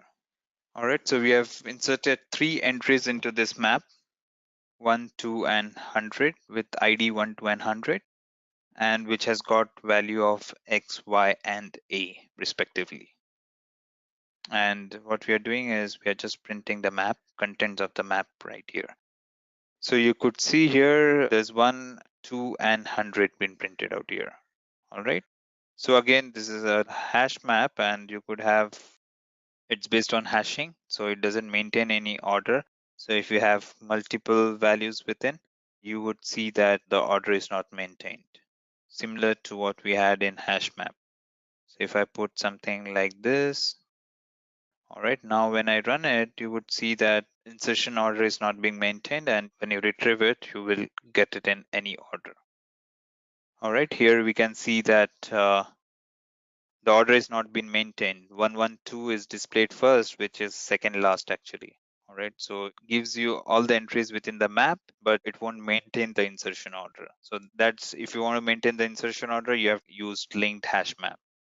All right, if I change this to linked map, linked hash map, so just one single change would, so I copy the same stuff here. All right, and I put a linked hash map. All right, and suppose I create one more, which is for tree map. All right, so we have created 3 maps here. One is your tree map. So the other one is linked hash map. Linked hash map. Now let's print one by one. Right, the first one is hash map that's already been printed here. Now I create linked hash map. All right, and the third one that I print is demo.create tree map. All right, so we have all the 3 maps created, and we are printing it here. All right, so here you could see that when it comes to hash map, the key value pair is not maintained, right? Whereas when it comes to linked hash map, this is a linked hash map, and you could see that the order is exactly the same as the order in which we put in. All right. And when it comes to tree map, which is the third one, and here you can see that it's sorted one. So sorted by your key, not the value. All right, so see the key to the left hand side. When it says 1 equal to x, 1 is the key and x is the value. If you see it, you will see that 1, 2, 11, 21, 100, 111, 112, 1010, and 1100. So you could see that it's been sorted per the key. All right, so there's enum map. Enum map is a specialized map implementation for enum keys, all right, which we saw. Here we can see that there's a enum, which is nothing but constants, and you could see 3 constants being put into the months, which is Jan, Feb, and March. And you could see there's a enum map created for all the months, or for all the months that you have within your enum, that is months. All right, you have this enum map, and you could actually put in values something like this.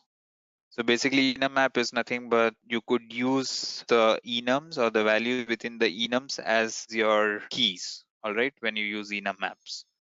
And you could just iterate through it to see that you have these keys put in and values put in properly.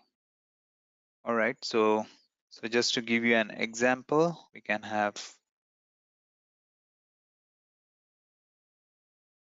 create a enum here.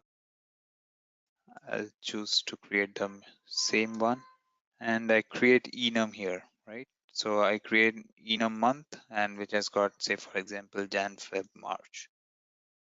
All right, so we have created this. Now what I do is I create a new enum map with months and with string as its value. So I create a main enum map with month, and maybe we could put integer as. I create this enum map here. All right, enum map of you have month and integer. All right, so here we will have to give a month dot, or even months is okay, takes class, so month dot class. All right, so in the constructor we could see that it takes class as a parameter, so we put month dot class as a parameter. Now I put map dot put, I put like the key is your, it is depicting something like sales done per month. All right. It refrains you from putting anything but the enum value as your key. All right. So that's what we are trying to do here. And you could just print enum map calendar and you should be able to see the values. All right. So it's basically restricting the key as one of the values or one of the constants declared within your enum. So yeah, you can see here Jan is equal to 100, Feb is equal to 200. You could. Now I'll quickly talk about comparable and comparator. Comparable and comparator are the two interfaces, or it's used when you want to have sorted set, or if you want to sort a collection. Say for example, you have list of integer and you want to sort it. A list of integer is something that is by default could be done because integer itself implements comparator. But if you have a self-defined class, or if you have your own class, say for example, if you have your own defined class, something like this, vehicle info, which has like a number of wheels, mileage, and name of the vehicle put in. Now, if you want to sort this particular class, if you give it to a sorter, it won't understand because this is a self-defined class, right? It won't understand what you want to sort in this, right? Basically, when you have something of this sort, when you have your own defined class and you want to sort it, that's when you use comparable and comparator. All right, so I'll just walk you through it. So comparable interface is used to sort the objects of user defined class in an order. So to give you an example, suppose you have an employee class which has got ID and say salary, right? If you want to sort it by default, Java wouldn't know what you want to sort within that particular class, right? You want to sort it by the identifier or the ID field within the employee, or if that's the use case, then it could be like you want to understand the order in which employees joined the company. And the other case could you want to sort it by salary to understand which employee is taking the most salary, or to understand the sequence in which salary is being paid to the employees, right? So to make Java understand which use case you are trying to solve based on which identifier or based on which property or instance variable within your class you want to sort, to just indicate Java that this is what we want to do, express it in the form of implementing comparable interface. It is in java.lang package and it contains only one method, that is compare to. It provides single sorting sequence only, that is you can sort the elements based on one data only. You can't have multiple data, can't sort based on multiple data. All right. So I'll just walk you through this, which would give you an example. So basically you have a student which implements comparable. Now here you could relate to the example that I took, wherein you have roll number and name. Now you want to sort it. Now what we are trying to sort here is by roll number. So that's how you express using comparable, right? You have comparable student, right? And you could see here there's a compare to method that this comparable student has got, or the comparable interface has got. Now compare to will take student as a parameter. All right. Now you could see that we are comparing roll number, right? You're comparing the roll number of the parameter student that's been passed to the compare to. If it is equal, then it's 0, right? You don't have to do anything. If it is greater, then you return as 1. And if it is less, then you return as -1. So basically based on this compare to, Java will do sorting. All right. It will sort it based on whatever you provide here. So what you're trying to tell Java is if it is equal, we are returning 0. So this is a contract. Okay. This is what we need to actually, this is how it's been coded, or this is a contract that you need to follow whenever you compare to. So if it's a roll number, then you say it's roll number 0 or return 0 if both the roll numbers match. If the one in your instance is greater than the one being passed here, then it would return 1 or else -1. All right, so how do we use this? So basically you can see here you created student.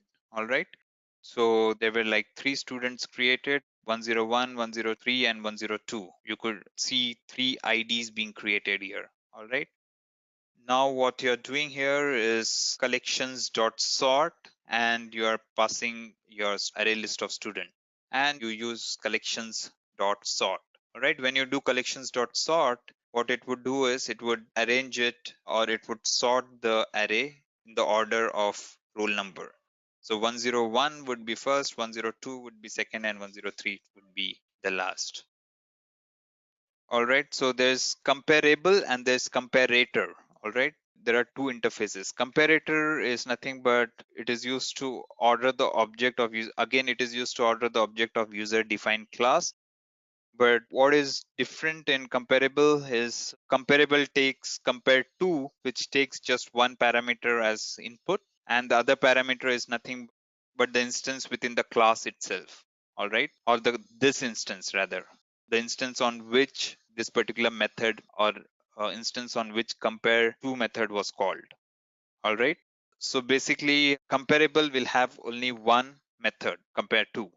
All right, whereas comparator, when you use comparator interface, it will take two methods, or it will take two parameters in the compare method. All right, and it will compare both the parameters that are passed. So basically it's for customized sorting. In the first example, that is comparable, we are putting the logic of comparing within the class itself, but you have a separate class which implements this particular comparison logic. So basically you could see here, right? You have a class student, and student is just holding the values of roll number, name. All right, you don't see how you don't see the comparison logic within. Now you have another class which is name comparator, which implements comparator. All right, there's name comparator which implements comparator. Now if you see the compare method, it takes two parameters. The earlier one, the compare to method in comparable, was taking just one parameter. Here it is taking two parameters, right? And what you could do is you could simply compare based on name, right? Since name is a string, you could do s1.name.compare to s2.name. This would compare based on name. There's another one. You could have one more class created, which is nothing but roll number comparator, which implements again comparator. Now here you would use the same logic that you defined earlier for roll number. All right, if s1 dot roll number is equal to s2 dot roll number, return 0. Else if s1 dot roll number is greater than s2 dot roll number, return 1. Or else if it is less, if s1 dot roll number is less than s2 dot roll number, return -1. So based on this logic, you would see that the compare, or you would see the sorting happening. Now, how do we use this? So we have defined a class, we have defined a model class. So model class is nothing but a class that has got just the state, right? Student, if you see, student doesn't have any behavior as such. It doesn't have any method within. It is just a state. So this is a model class, all right? So student is a model class which has got roll number and name. And we have two separate comparators defined here, name comparator, which is comparing the name, and we have a roll number comparator, which is comparing based on roll number. All right. Now, how do we use it? This is not sorting it yet, right? How do we use it? So how do you use it is nothing but you have collections dot sort. All right. This is pretty much similar to, if you see the other part of the program, this is just about putting the data into your class. All right. So you have 101 put in as Vijay, 106 put in as Ajay, 105 put in as Jay. All right. And now we are trying to sort this based on roll number as well as name. So both these can't happen in one go, by the way. All right.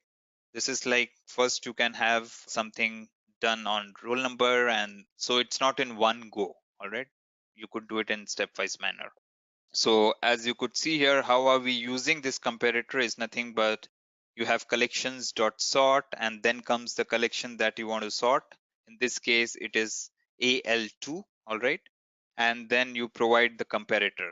So here you are providing new name comparator, all right? So after this particular statement is called, you would see that the collection has been sorted based on name, all right? And the first one here, as you could see, collections.sort AL2, and here you are passing roll number comparator.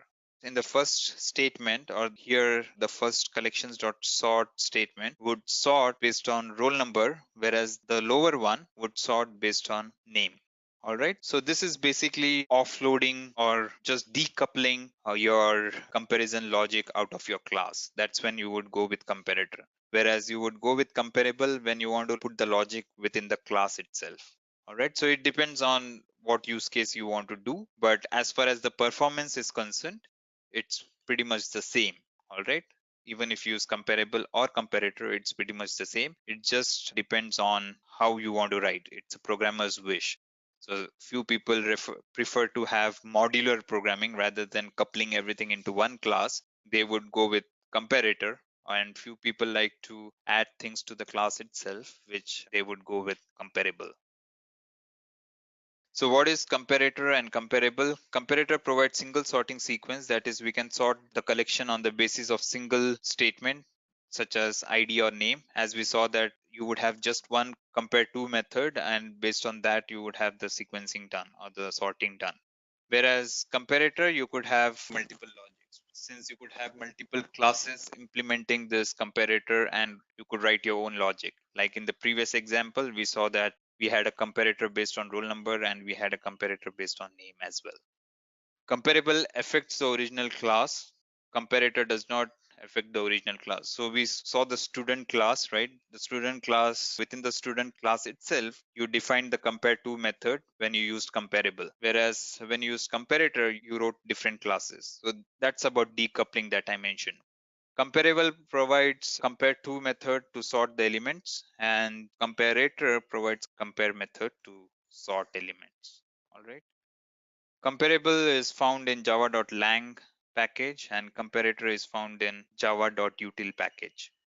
We can sort the list of comparable type by collections.sort list, and we can sort list of elements of comparator type by collections.sort list, comma comparator method. All right. When I say list, it's a list of some type, right?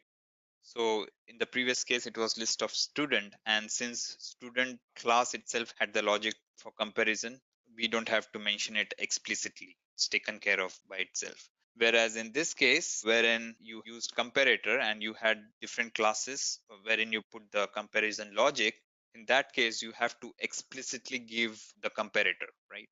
Like we gave something for roll number, we instantiated roll number comparator and gave it for sorting by roll number, and we instantiated name comparator for sorting by name. All right, so that's how we sort user defined classes. So basically, why do we have comparable and comparator?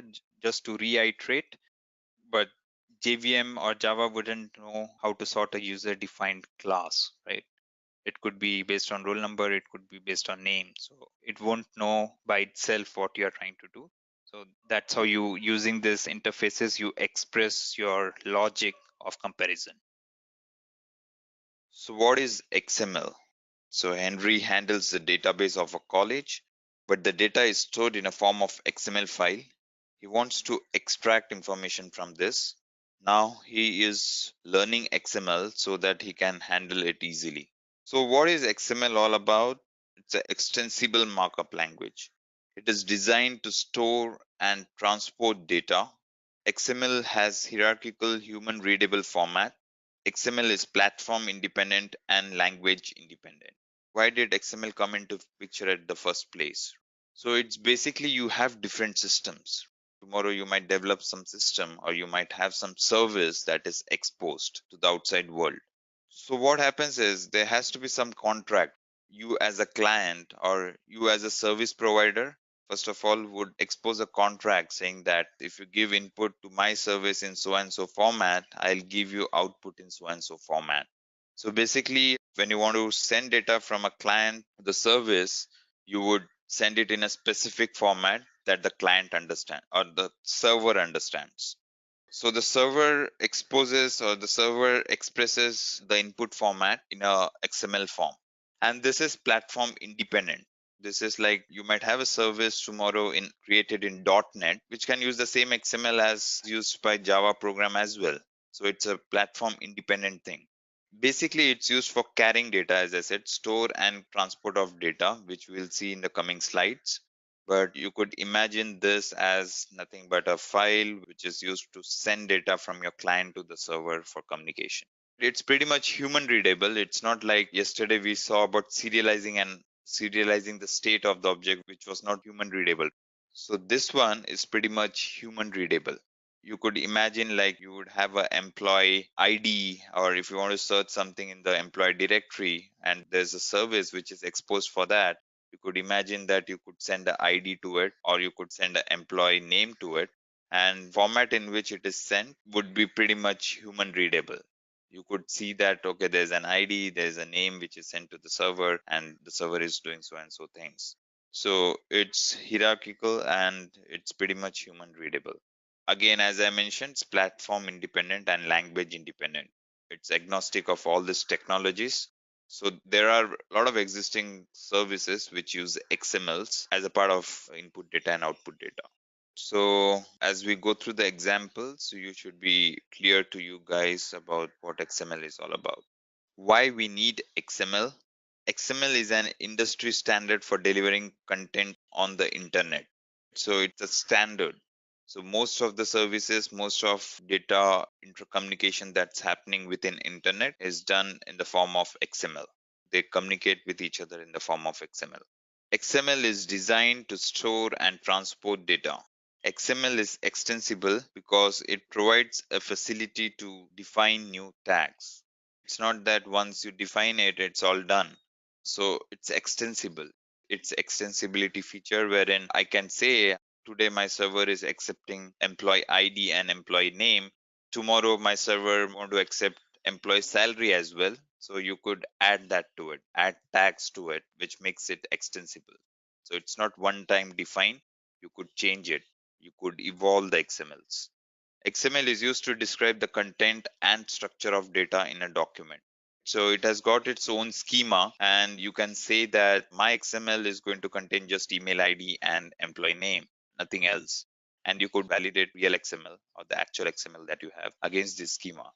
And if you have some extra parameters put in, it would throw you an error. So that's about why you need XML.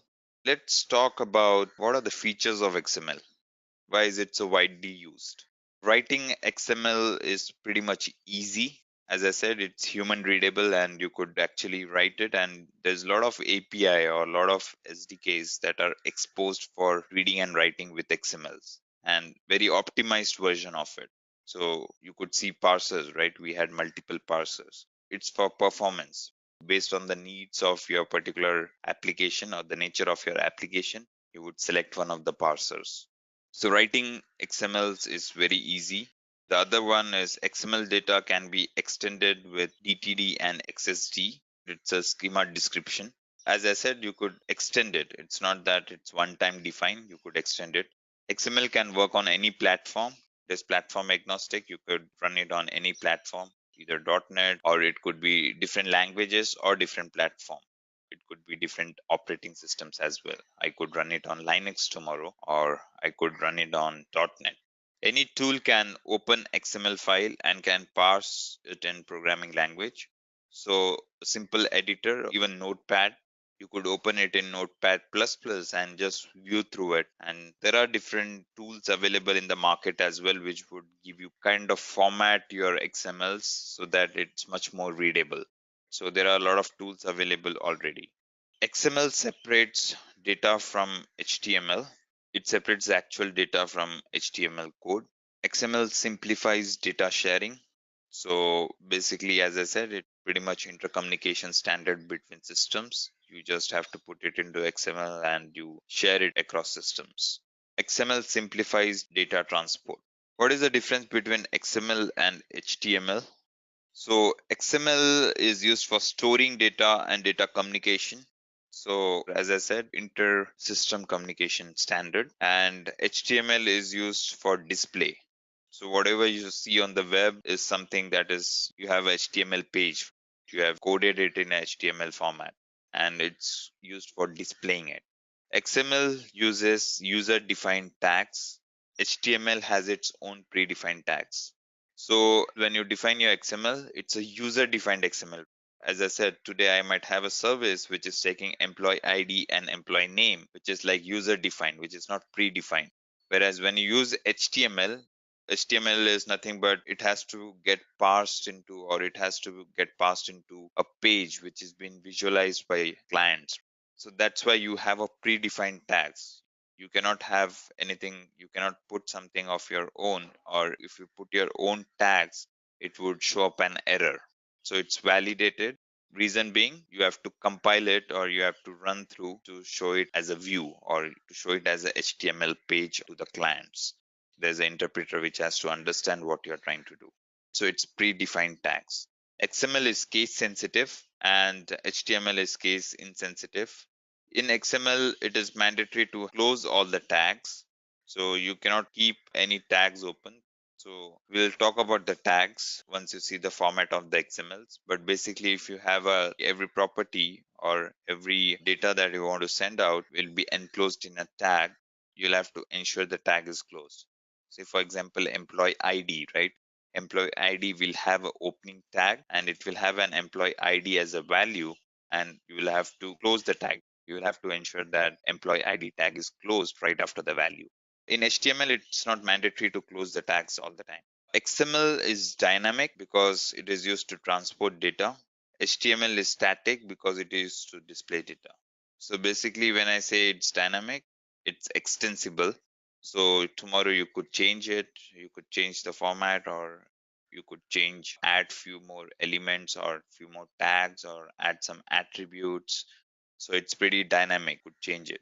Whereas HTML is aligned to a proper predefined tags and you can't change data or you cannot add some tags, additional tags of your own.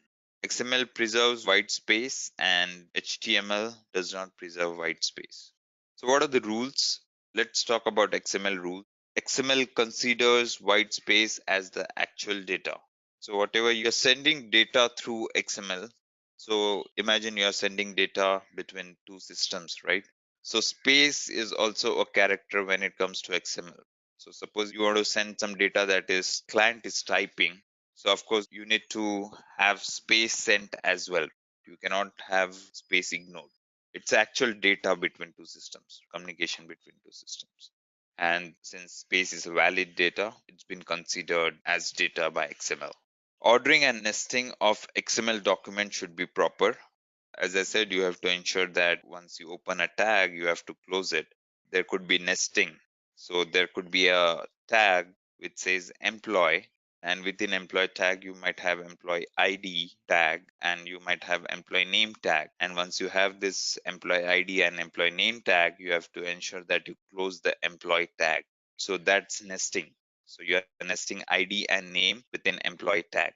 So yeah, this might be really confusing at this point if you have no idea about what the structure of XML is all about. But don't worry, in the coming slides we have examples and it's pretty straightforward. XML tags are case sensitive. Every opening tag must have a close tag, else XML will not correctly function.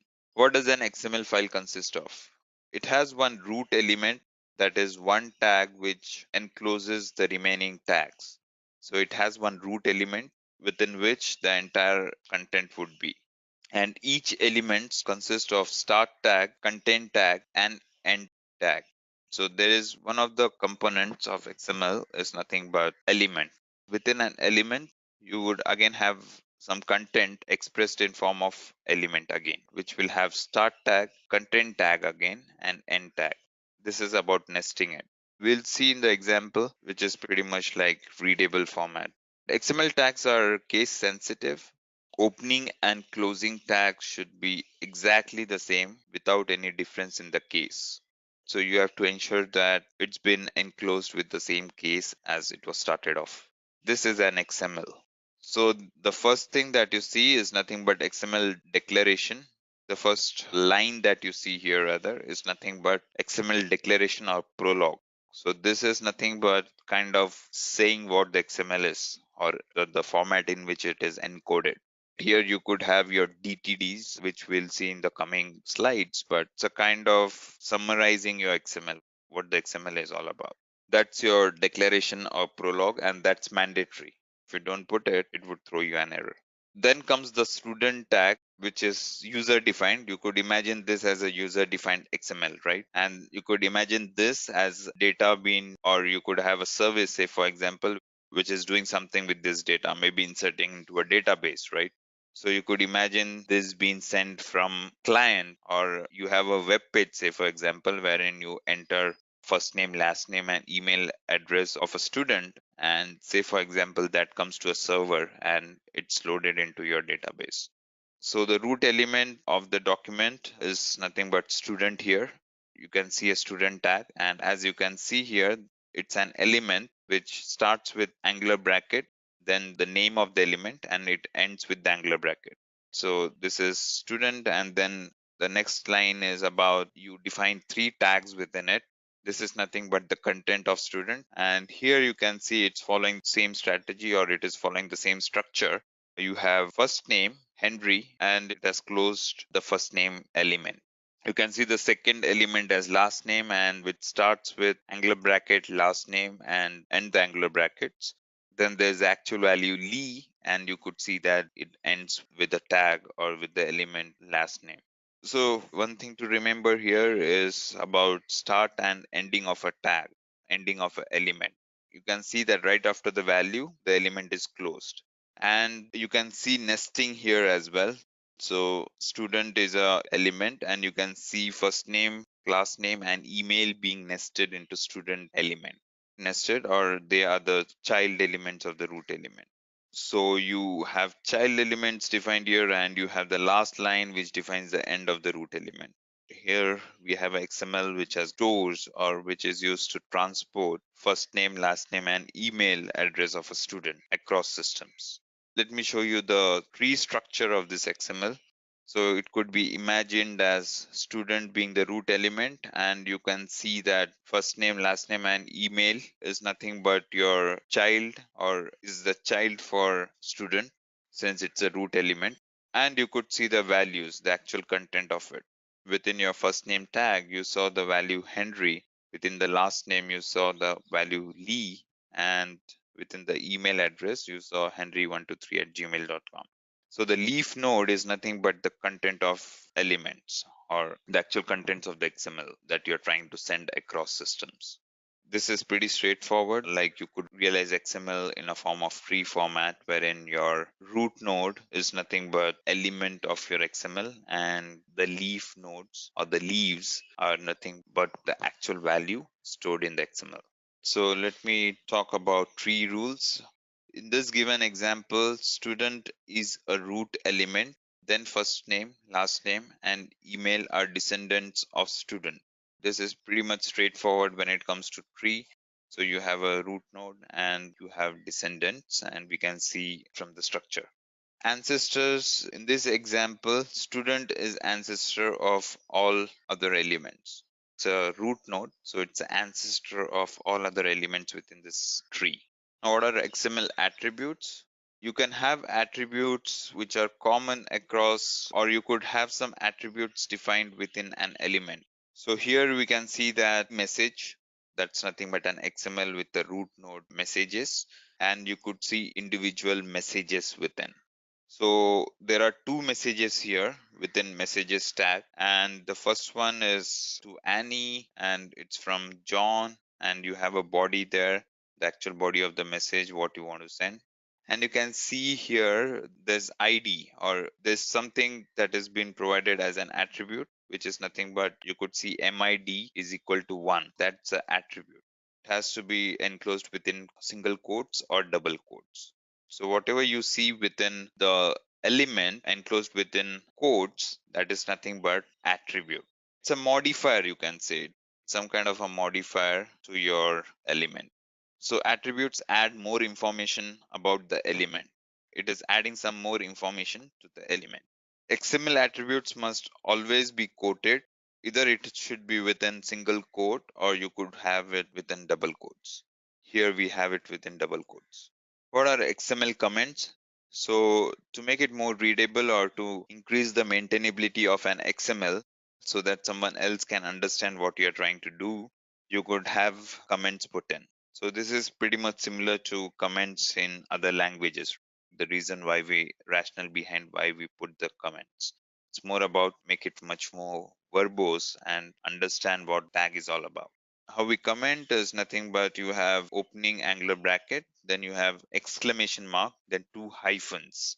And after the hyphen, you have the comment. And once you have the comment, you close it with double hyphen and then closing angular bracket. So one thing to note here is exclamation mark is there only when you start the comment, and at the end you don't have exclamation mark. It's double hyphen and then closing angular bracket. XML comments are just like HTML comments. Comments are used to make the code more understandable. What are the rules? Do not nest a comment inside the other comment. Okay, you can't nest it, and I don't see any need to nest it because we are just expressing it or we are just adding comments to make it more readable. So if you nest it, it would give you an error. Do not use comments before an XML declaration. XML declaration should be the first line. You shouldn't be using comment before that. Comments can be used anywhere in XML file except attribute value. So you can't put comment within an element, or you can't put it right after the element is defined. Or say for example, you have this message tag, right, which starts with angular bracket and then message, and right after the message you can't have comment. Your element tag has to be closed. After this closing angular bracket, you could put any comment, but it cannot be within this space wherein you define the attribute. So basically comment can be put anywhere, but it cannot be as attribute value. So let's see a well-formed XML, and what do we call well-formed XML as? There must be exactly one root element. An XML should have exactly one root element. You cannot have multiple. Every start tag has a matched end tag. So we saw in the previous example, like if you start student, you have to ensure have an end tag for student as well. So that's what it is about. Every start tag must have an end tag. Attribute must be quoted either with single quotes or you could have double quotes. Comments and processing instructions may not appear inside a tag, cannot be inside a tag, and you have opening angular brackets or and must not occur inside a data element. Your data cannot have this as value, or your data element cannot contain this as a part of the name of element. So let's move towards XML validation. So well-formed XML can be validated against DTD or XSD. It's a communication between multiple systems. You have to ensure client is sending data or is kind of, preparing an XML which is aligned to what server expects, right? So that's where you have DTD and XSD. Let's see what is DTD. DTD is a eBNF grammar defining XML structure. It's a normalized format grammar which defines XML structure. A DTD defines a legal element of an XML document. So it says what XML can contain, what an element could be, or what the attributes could be. And it's a legal element. Okay, so basically, when you define a DTD, you can expose a service today which could be used by Google tomorrow, right? Google can be using it for some purpose. So, this is a legal document saying that my service expects or accepts data in so and so format. So, you have to send it in so and so format for us to process it through. All right, so it's a legal document between multiple organizations. XSD is nothing but used to address the shortcomings of DTD, uses namespace to allow for reuses of existing definitions. So you could define an XSD and you could just use it, or through namespacing, you can have it within other pieces of XMLs as well. So let's see what is DTD. DTD stands for document type definition. DTD is used to define structure of an XML document. A DTD defines the legal elements of an XML document. As we spoke, it defines legal elements or which cannot be accepted. So basically, you define what your XML is all about through DTD. So you could see a student DTD here. So you have XML, which is nothing but which has student, which has first name, last name, email, and marks. All right, this is what you have within your XML. Now you define a DTD, which could be put into your doc type. So the first tag that you see is nothing but declaration, and it's linking, you're kind of tying it against a DTD that's defined, external DTD file. All right. You define this and you have a DTD file below, which is student.dtd. And here you can see that it says that within student element, you can have four other elements, or there's a nesting of four other elements, which is first name, last name, email, and marks. All right. If you since this DTD is linked with your document or with your XML document, now if you try to add something, if you have one more element here, which could be like address, right? If you have one more element here, which is address, it would throw you an error because your DTD says that student can have only first name, last name, email, and marks. Address is not a valid element within student. All right.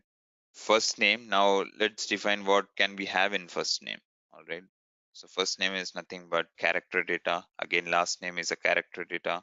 Email is again a string, and marks is again taken as character sort of. So this is how we define DTD. All right. So we are trying to establish the structure, or we are trying to say that student can have only so and so fields, and if there's something else, then it's invalid. So here we can see DTD contains a root element and declare the child elements. We can see here that it says student can have only first name, last name, and email and marks. It defines last name, child, element, and data from this element is parsable. All right. When it says PC data, it's parsable. Again, you have first name, which is parsable, you have last name, which is parsable, you have email address, which is parsable, and you have marks, which is parsable. All right. So what is XML schema? XML schema is used to express constraints about XML document. All right. It's pretty much, it does the same purpose as DTD, but it's much more advanced than DTD. It has much more features. XML provides more control on XML structure. A well-formed XML document can be validated against XSD. So you have an XSD again similar to DTD, which defines the structure, and a well-formed XML should be validated or should be valid against a particular XSD. So here we see an XSD which is much more verbose, or which is much more clearer to understand compared to DTD. DTD was something like, it was not expressing to that extent, but XSD is pretty clear in terms of what the content could be. Again, it defines the root node and declares the child elements. So here you can see that XSD is defined in a form of XML itself. All right, it follows the same pattern as the XML. So it says element, which is a keyword. All right, element is a keyword for your XSD, and you have student as an attribute. So this, you could realize XSD, as I said, as an XML itself. It's a valid XML rather, which says that you have an element with name student. Now what can student hold is again a sequence. When you say sequence, it has to be in the same sequence. Break the sequence, it's again going to be invalid. Then it says first element first, child element within student should be first name. The next one to follow should be last name. The next one should be email, and the last one should be marks. All right, and it defines what type this particular elements hold. So first name is a string, last name is a string, email is a string, and marks is a string as well. So this is how it is. You define a structure to the XML, and you have to ensure for your XML to be valid, it has to be valid against this XSD. It's just XML schema descriptor. So what's the difference between DTD and XSD? DTD stands for document type definition. XSD stands for XML schema definition. DTD is not extensible. XSD is extensible. DTD provides less control on XML structure. XSD provides more control on XML structure. DTD does not support data types. XSD supports data type. We saw the data types like string and stuff, which is like it's supported just in XSD. You don't have DTD supporting it. DTD does not define the order of child elements, as we could see, it just says that you could have 4 elements within, but it doesn't have any specific order as such. Whereas when it comes to XSD, you could define a sequence, right? As we saw in the previous example, we said that the first one should be the first name, then the last name, then email ID, and then marks. So you could define the sequence in which your sub elements should occur. XML CSS file. CSS is used to add more styles to the XML document. So if you want to color code it or do something, that's when you use CSS, pretty much similar to HTML document. So here we can see that you could define student, which has got a background color of pink. Then you have first name, which has different font sizes here, first name, last name, and email ID, and marks, which has got different font sizes. So we want to have font size of 25 for this child elements. We want to display it as a block, and color as white, and the margin left as 50 pixels. All right.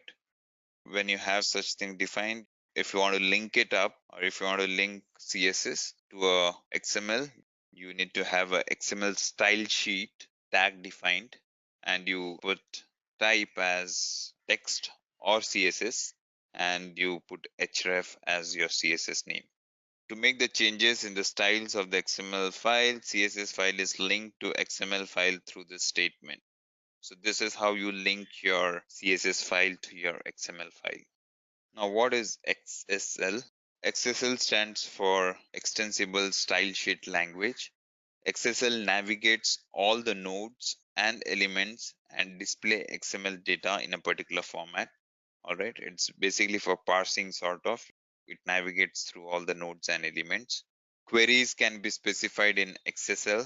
If you want to query some particular data, like we had message, this thing in a couple of slides back, we saw multiple messages within message, right? So if you want to read some messages, extract the messages that are sent by the users, you could query it out using XSL.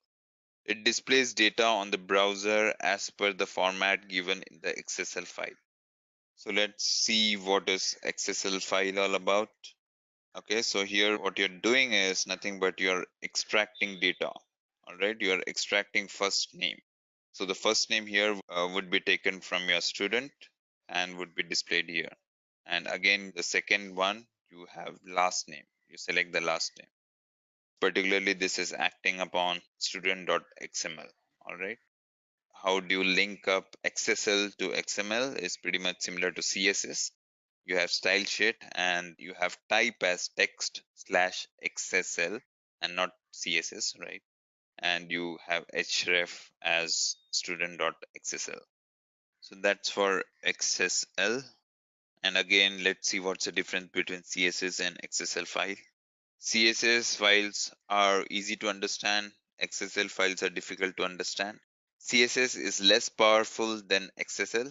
CSS is specifically for display, right? Changing the font size, changing the colors, background colors, and foreground color, and everything. XSL is more powerful than CSS since you can extract data or do something with it. Basically, it's a processor. You actually can process the XMLs using XSL. CSS does not use XML notations. XSL uses XML notations, which helps in writing code. CSS can be read by modern web browsers. XSL is not supported by many web browsers. Now let's talk about XML parsers. Okay, so XML parser is nothing but you parse through. You have an XML and you want to read data from it, or XML parsers could be used for writing the XML as well. Okay, creating an XML could create an XML using XML parsers as well, or you could read through the existing XMLs. So an XML parser is a software library which provides client applications to work with XML document. An XML parser is used to check whether the document is in well format or not. It is basically used for compiling or parsing your XML as well. It is used to validate an XML document. And parsing XML refers to going through XML document to access data or to modify data in one or the other way. All right. You could actually read through the XMLs, or you could extract data, or you could modify data using XML parsers. What are parsers? Here you could see XML document, right, being sent to the parser. Parser is nothing but API. So you send the XML, the source XML or the XML that you're trying to parse is going to be sent to the XML parser. And this API is going to be used by client application, right, to parse the XMLs. So XML parsing could be broadly classified into two different types. One is object-based and one is event-based, all right? Object-based is nothing but document object model, or it is also known as DOM. Event-based, we have two different parsers when it comes to event-based. One is SAX and the other one is STAX. All right, so let's talk about object-based model. DOM parser, it stands for Document Object Model. It is an object-oriented representation of an XML parse tree. So remember we saw an XML and we parsed it into a tree-like structure wherein your root node of the tree was the root element from your XML, and we had all the elements, and at the end the leaves were nothing but the values or the data that the XML stores, actual values, right? Or XML stores or carries rather. So that's what tree is all about. It defines the standard way to access and manipulate documents. DOM is a common way for traversing the tree. So as we look through the examples, you should get fair idea about it. Creating an XML document using DOM parser. So what is required to use DOM parsers? How do we do that? First is you have to import all the parsers. You have to import all the classes that you have within javax.xml.parsers. These are all import statements that you have. You have to import different packages, which when you use IntelliJ or Eclipse, it would prompt you to import it. It would suggest you to import it. So you did not actually write these import statements, but it's very important to understand what we are trying to do here. So these are different packages that we are trying to import. And as you could see, all your XML related classes are put into javax.xml.transform, or basically javax.xml package. So once you import it, you can start using the classes within. The first thing that you do is when you generate an XML, you have document builder factory. So you have document builder factory.new instance. You create a new instance of it, and you get document builder factory, that's the instance of it. So now with the document builder factory instance that you got, you would create a new document builder. Okay, so this is a factory design pattern. We have a design pattern in Java, and document builder factory is nothing but it's following a factory design pattern. Right, you don't have to think much about it, but basically what we are trying to do is instead of creating the instance of something on our own, which is like we usually do with new and the class name, right? Instead of doing it on our own, factory design pattern is nothing but the creation logic is written within a class which is not exposed to you. So you need not create it. There's some class which creates instance for you, all right? And that is nothing but a factory class. Then you create a document builder. So it's nothing but f.new document builder. Okay, you handle the exceptions and everything here. So now let's start with creating the actual document. You have the root element as students, all right? And within student, you have student. Within students, you create student, and within student, you have like first name, last name, email, and marks. And you could see first name put as Henry. So how do you create element is nothing but using dog.create element. How do you create text node or text node or the actual value that you have within your element? You would do it with create text node. And you could nest it using append child. So basically you have first name appended to T1, which is nothing but this one, right? T1 is appended to the first name element that you have.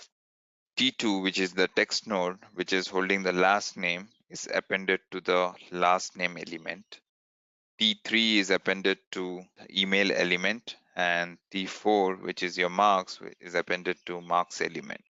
So basically, this is how you make nesting of your nesting within the XMLs.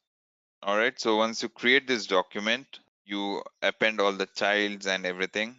You create a well-formed document here, or you create an XML here, and all the XML that you would get is within this doc.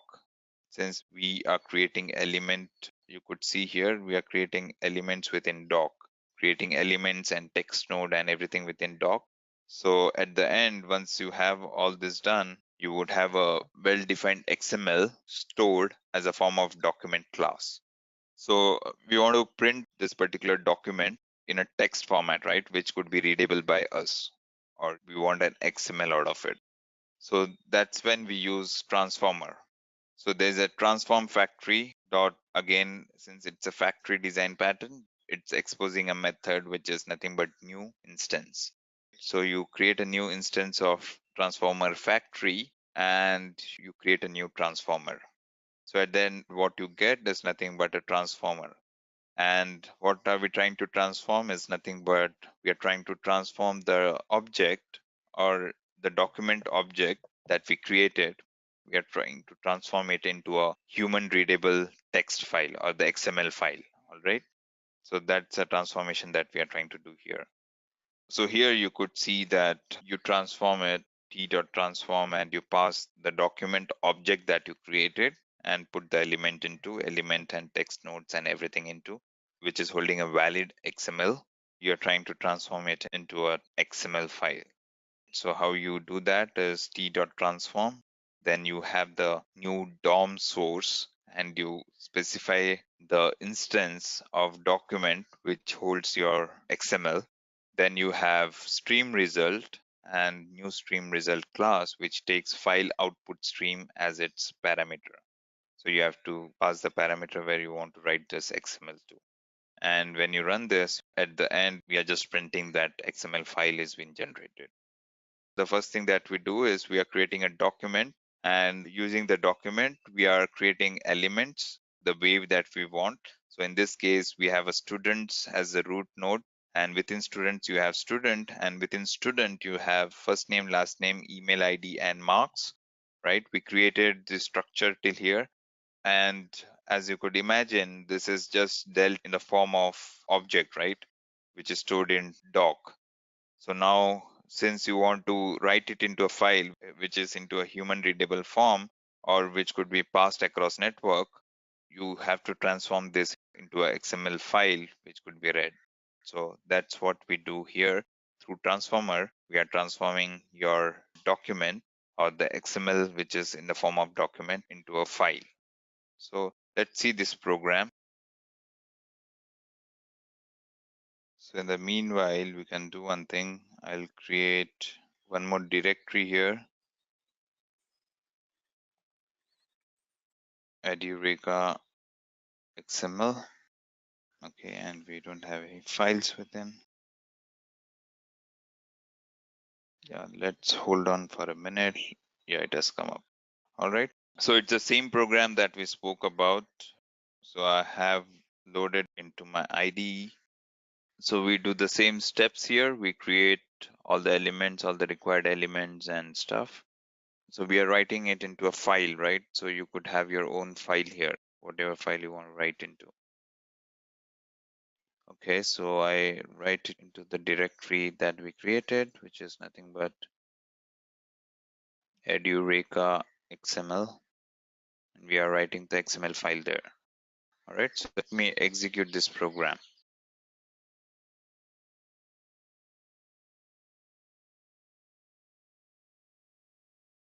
It's building it. And if it's generated, you should get XML file generated at the end. So this is about using DOM. All right. So when you say DOM, it's nothing but document object model. It's building yet. So hold on for a minute. Okay, let's see. I think it should come up soon. Right. I think it's coming up.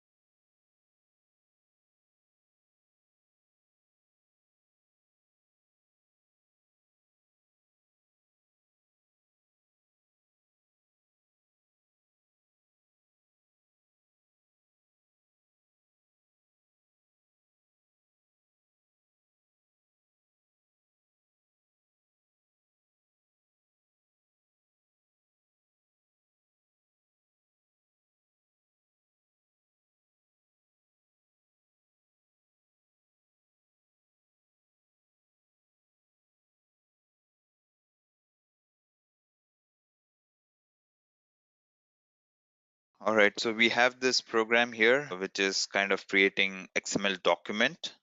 This is same as what we spoke in the slide, right? What I walked you through.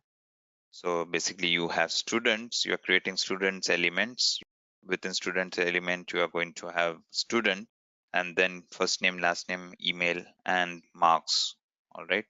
We are going to create a text node within this elements. So this is nothing but your first name, which would go into the first name element. This is the last name, which would go into the last name element that we created earlier.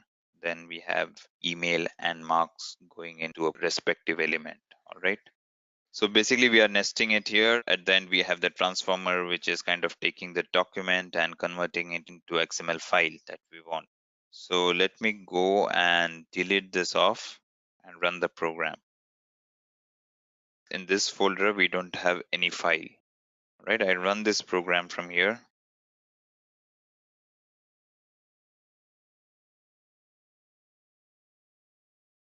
So you could see that it says XML file generated. All right, so let's go to the folder and see, yeah, there's a file that's generated, that is students.xml. Now I can open this with any tool. Say I open it with Notepad and I see something like this, right? Now I want to format this. I want to format this into, because this is like one single string, which is big, right? So if I want to format it, we have tools that are online. Even you could format it online, all right? So I put this and I say I want like 3 spaces per indent level, which is good. And I format it. Okay, when I click the format, you can see that it formatted the entire XML for me. So the basic thing that it's doing is just about formatting this XML, all right? This is much more readable, right? After formatting, you can see that it's readable. You can see first name as Henry, Lee, and Henry123 at gmail.com, and you have 70 put in here, which is what we expect out. Okay, so we saw this output after running the program. Now quickly, let me run through what's DOM parser and how do we use DOM parser for parsing an existing XML. All right, so these are the classes that you need to import, which would be suggested by your IDE as well, either IntelliJ or Eclipse. So you have document builder factory, you use the same thing, get the new instance from the factory wherein you get an instance of document builder factory. With this, you create document builder. And once you have the document builder, you parse it, invoke a parse method on the document builder and pass the XML file name. All right, so whatever XML you want to parse, you would send it across. Now, once you have this parsed, if you want to get the node name, if you want to display something like what's a root element within your XML, you could do something like this: doc.get document element and get node name. So this would basically display the first element that you have within your XML, which is nothing but the root element, right? You could read based on the name. You have the tag names or element name. So you have methods like get elements by tag name, and you could give the name of the element and it would retrieve it as a node list. Now you will have to iterate through this node list to display the contents of it. All right. So here what you do is you iterate through it. So when you get a node list, basically you would get list of nodes. All right. So now what we are doing is we are printing it out one by one. We are printing the nodes or the contents that we have within one by one. So in this case, you can see that when you do student.get elements by tag names, and you can see student here. So this would give the number of students that you have within a document. In the previous example that we took, the number of element is just one, right? We just had entry for one student. So it would iterate just once. In this case, it would iterate just once, all right? And what we are doing here is we are kind of taking again element by tag name, and these are nothing but your actual values or the first name, last name, email, and marks. This loop is going to run just once since we have only one student. And this is how you display the content of an XML. So basically what we are doing is we are parsing it. When we say parse, we are trying to get data or we are trying to load data into DOM or document, and we are printing it out. Why do we have parsers? Is nothing but to retrieve data. If you want to query out particular data, you could do it. You could write some logic to read out a particular data from an XML. Say, for example, you might have a long XML and you want to read data pertaining to student Henry. So what you could do here is you could write some logic here saying that if student is equal to Henry, then return mark secured by Henry. So that's why we have XML parsers in picture to have it loaded into memory and play around with it. All right, so let's see the example of XML reading using DOM. I give the path here as C. We give the same file, all right, Edureka XML student.xml that we created. Or let me do one thing.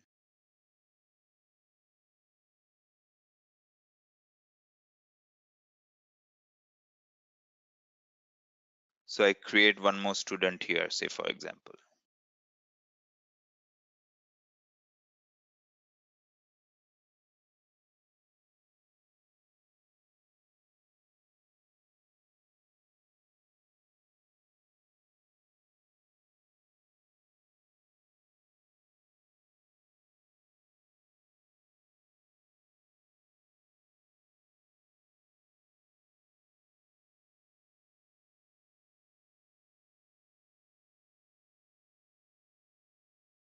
Just for simplicity purpose, I'm just putting test last name as the last name, test email, and I put test marks. All right, so these are the values that I've put for one more student that I've created, or maybe I'll put this one as just to be consistent. So we have two students now within. So first one is Henry Lee, and the other one is like we have created a test student. Let me show you when we run this program. What we are trying to do is we are going to read this XML that we have created, and it's going to parse it. Parsing is nothing but it's going to display the contents of it. So it's going to loop through, it's going to understand there are two students within, and it's going to display first name, last name, email, and marks secured by each student. All right, it says the processing instruction.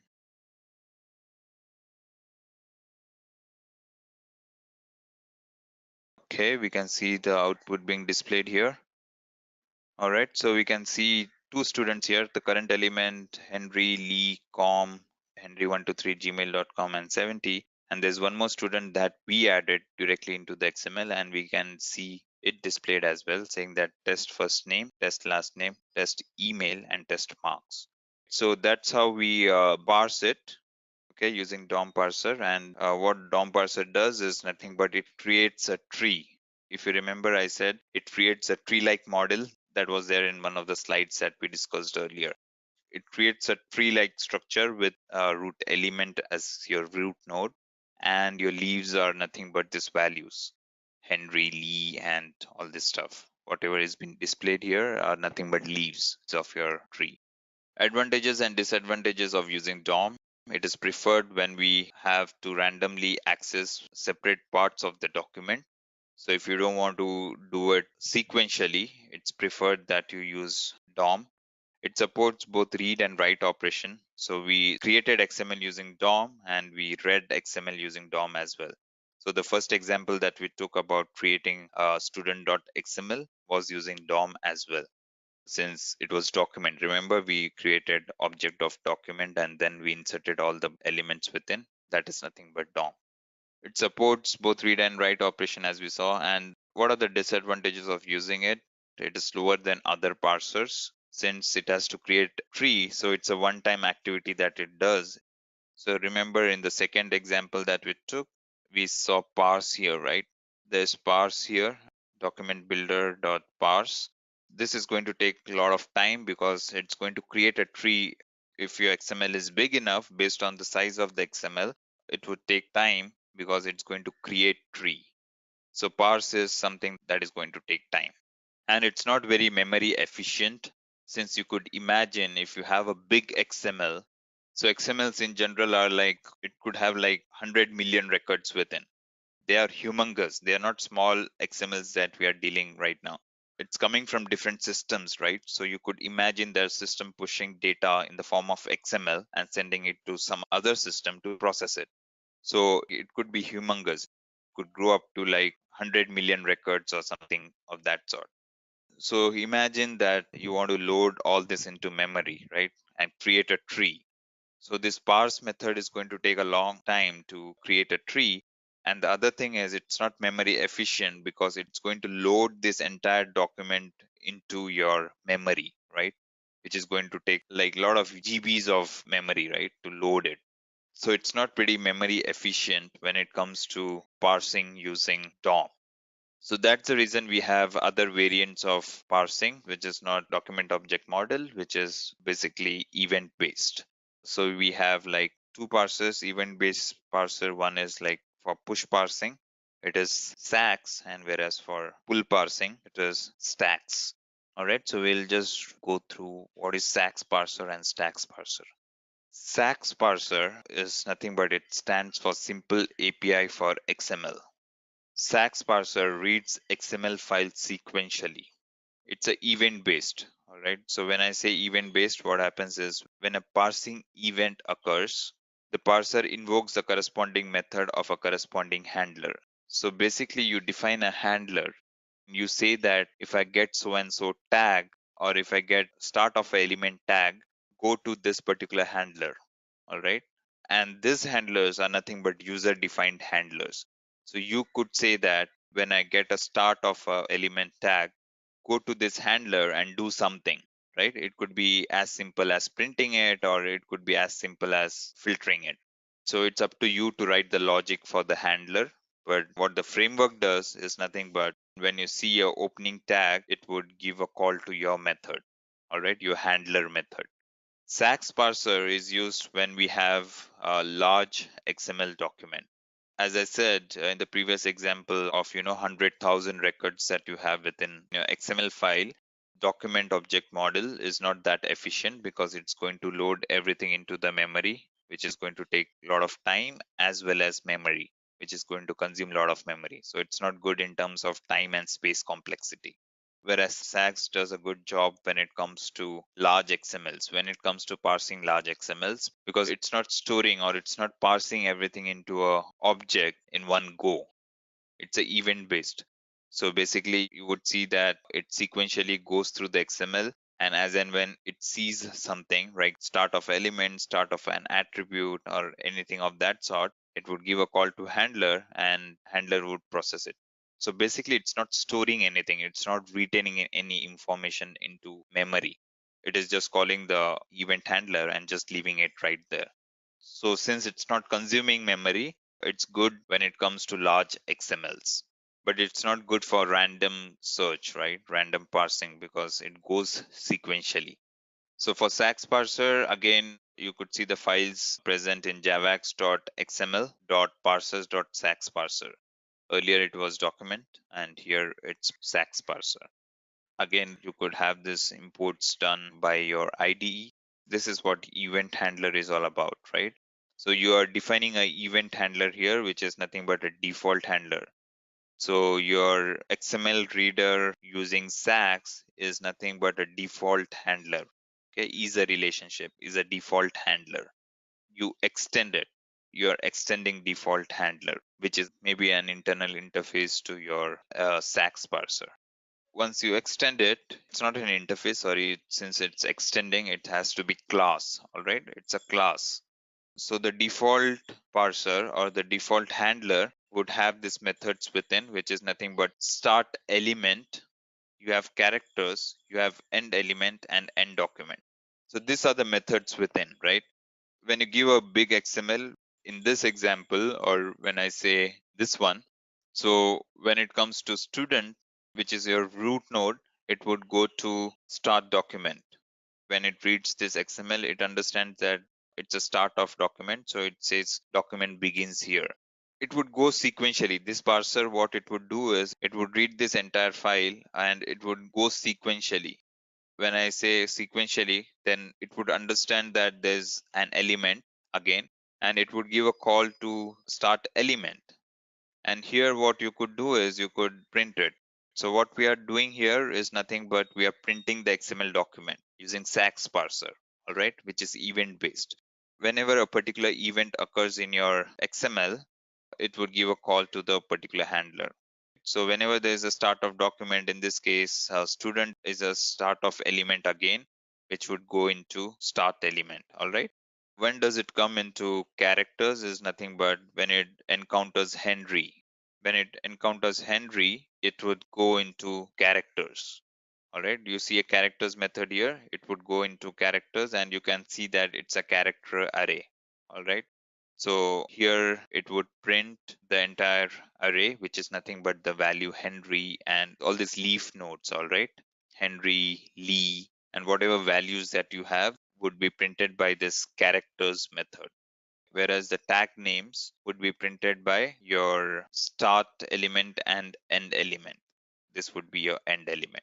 All right. So this is pretty much like it's a event driven one. Whenever it encounters something, framework gives a call to a particular method. And this method is user defined. You could do whatever you want to. So this is how you create a instance of it. So you have sax parser factory dot new instance dot new sax parser. You create the instance of sax parser. Now you parse it p dot parse and you provide the handler as well. The handler that you have provided, which is nothing but XML reader using sax. That's your handler. So you have to create the instance of it and pass it over. Let's see this program. And also you could see it is reading students.xml, right? So I'll have to change this name to C Edureka XML. All right, so let's run this program, which is the same program that I spoke about in the slide, which is event based. You could see methods implemented here, and you could see it extending default handler. All right, so there's a default handler, there's start document, basically start document, and everything is coming from your default handler. All right, and in the start element, we are just printing it, characters. And again, when it comes to end, we are ending it. And when it comes to end of the document, we are just printing saying that document ends here. All right, so we are reading the same student file, and this time it's using sax. So you can see here when it encountered start of the document, it printed document begins here. Then you could see elements printed sequentially. So this is what it is. This is like event driven, right? And at the end, when it reaches the end of the document, you can see document ends here being printed out. So basically, this is, as I said, event driven and this is sequential, right? It goes line by line. So if you say you have like 100,000 records within your XML and say the last entry that you are searching for, it's going to go through the entire XML till it encounters the last element. When it comes to random search, or if you want to search randomly, it's not well suited. But when it comes to big XML, it's much better than DOM since it's not loading anything. So it's not keeping anything into the memory. It's just parsing it, it's just printing it out, and it leaves it right there. So what are the advantages of sax? It is simple, it is memory efficient. Sax parser is faster than any other parser. It handles large document. We spoke about all this right here.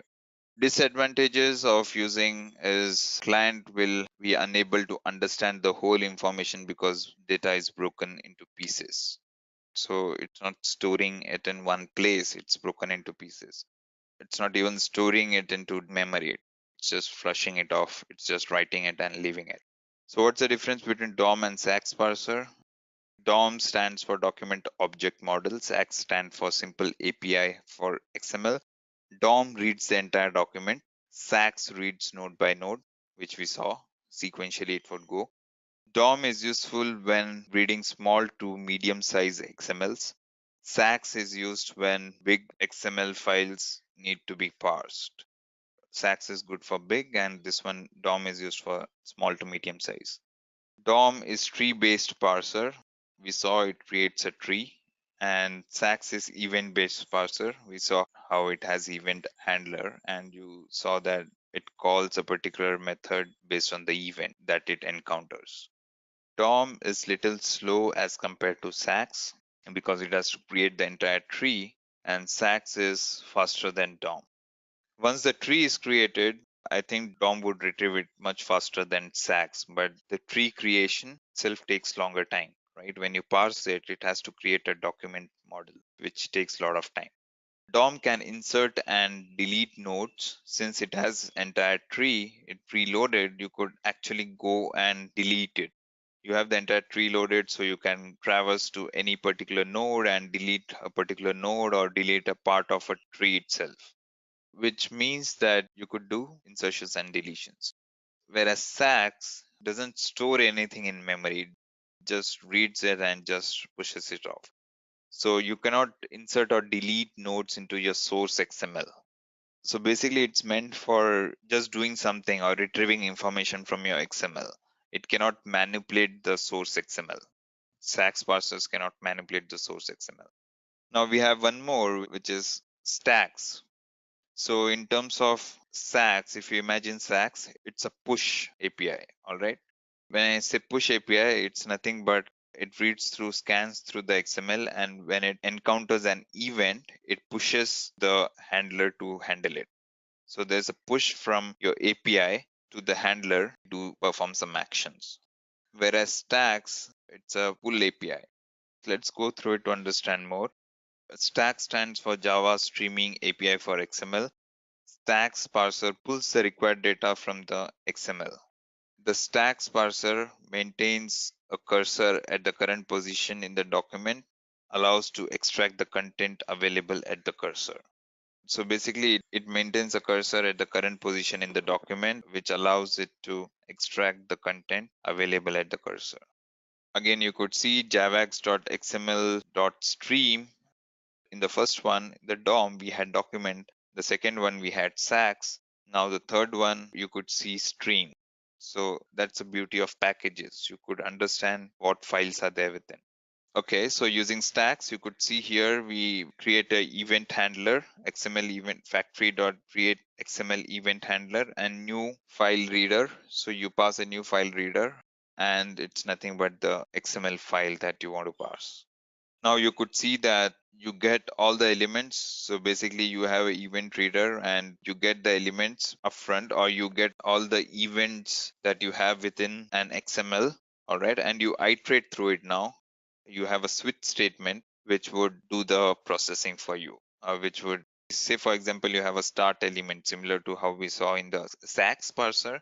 So you have a start element, and if it's a start element, an event would be passed and you could actually get the element value.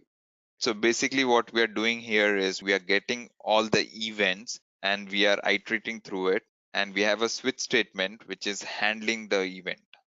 So instead of having the event handler written in a separate class, we are writing the event handler in the same class. This is kind of again decoupling, right? So imagine yesterday we spoke about comparable and comparator. So comparable was like compare to method was written within your class, right? Within your model class, which was student yesterday. All right. And again, we had another example of comparator, which had a compare method, which was taking two student objects as an argument. So that's the difference, right? So we are decoupling it. We are writing the entire comparison logic to a different class.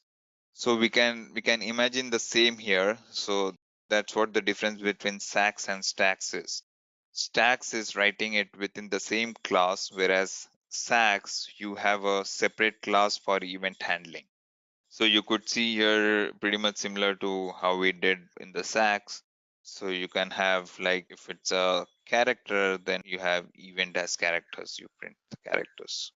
When you encounter end document, you have event as end document, and so on. Basically, you get all the events and you iterate through it, and you have a switch statement handling the event. All right, so I take this example. So the first thing that I'll have to do is change the file name, Edureka XML, and I just run through it.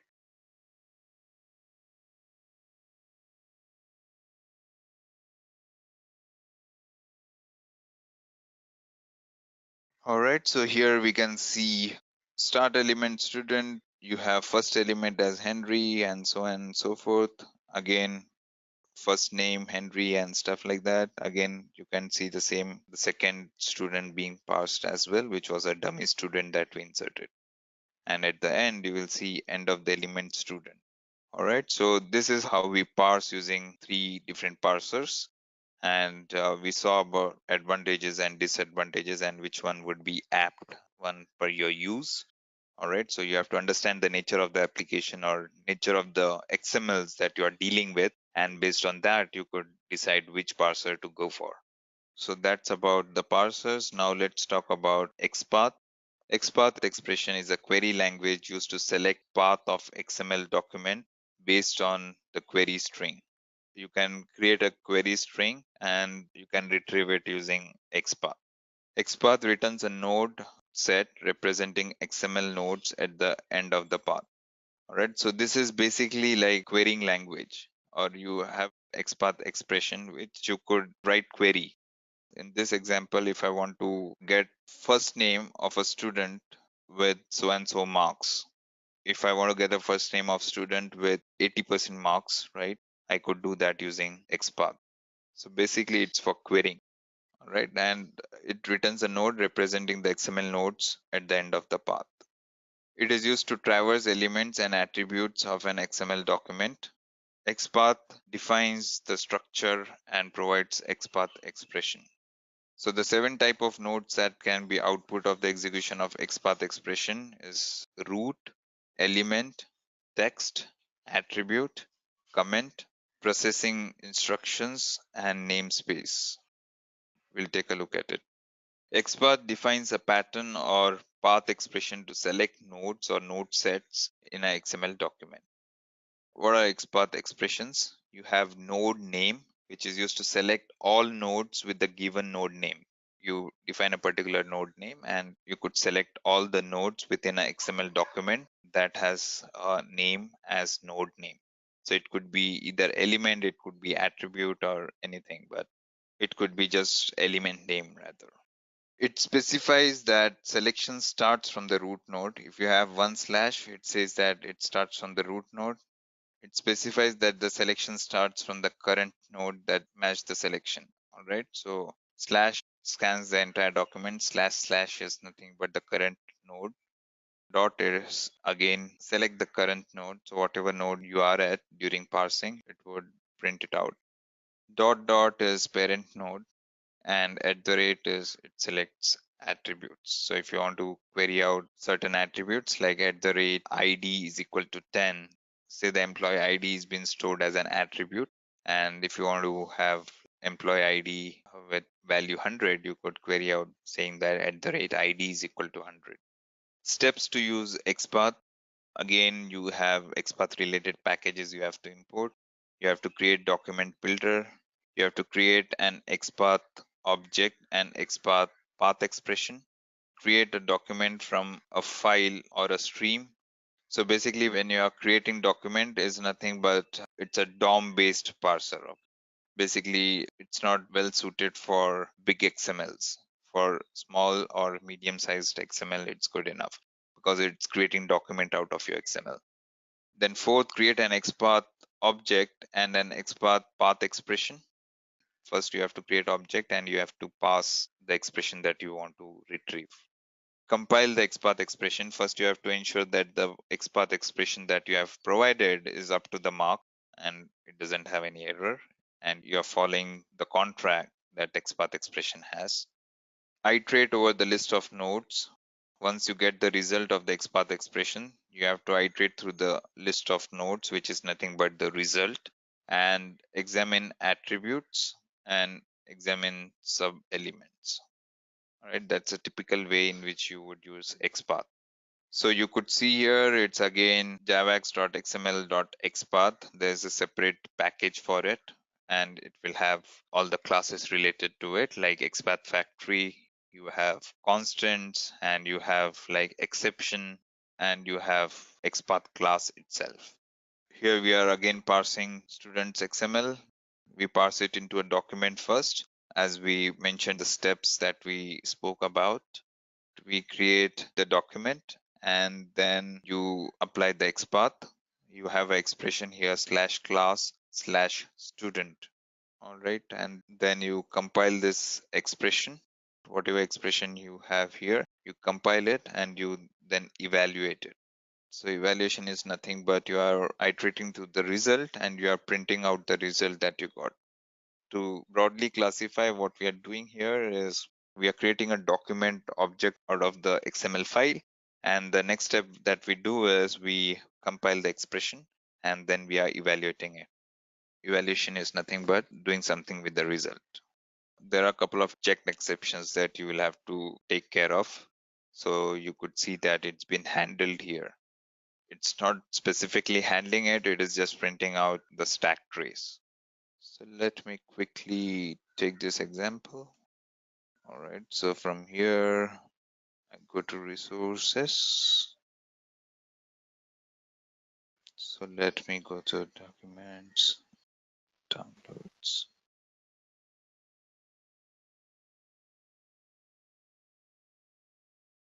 All right, so let me run through the same example and see if it runs.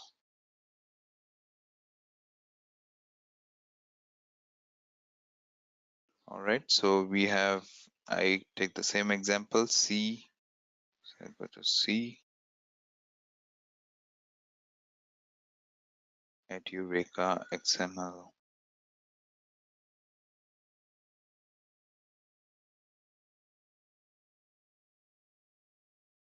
Okay, so let's see if it runs.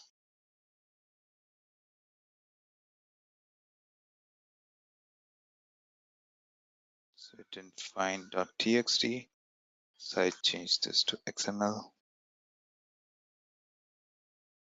Okay, let's try to run. So what I'm doing here is pretty much parsing this XML and then reading it through.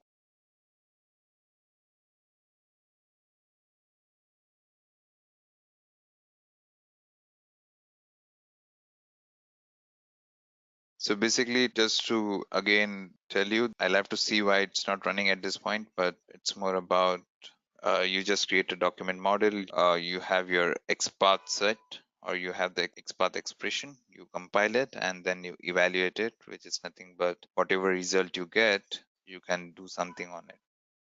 All right, let me move on to the next slide. DOM4j is an open source Java based library to parse XML document. DOM4j is flexible and memory efficient.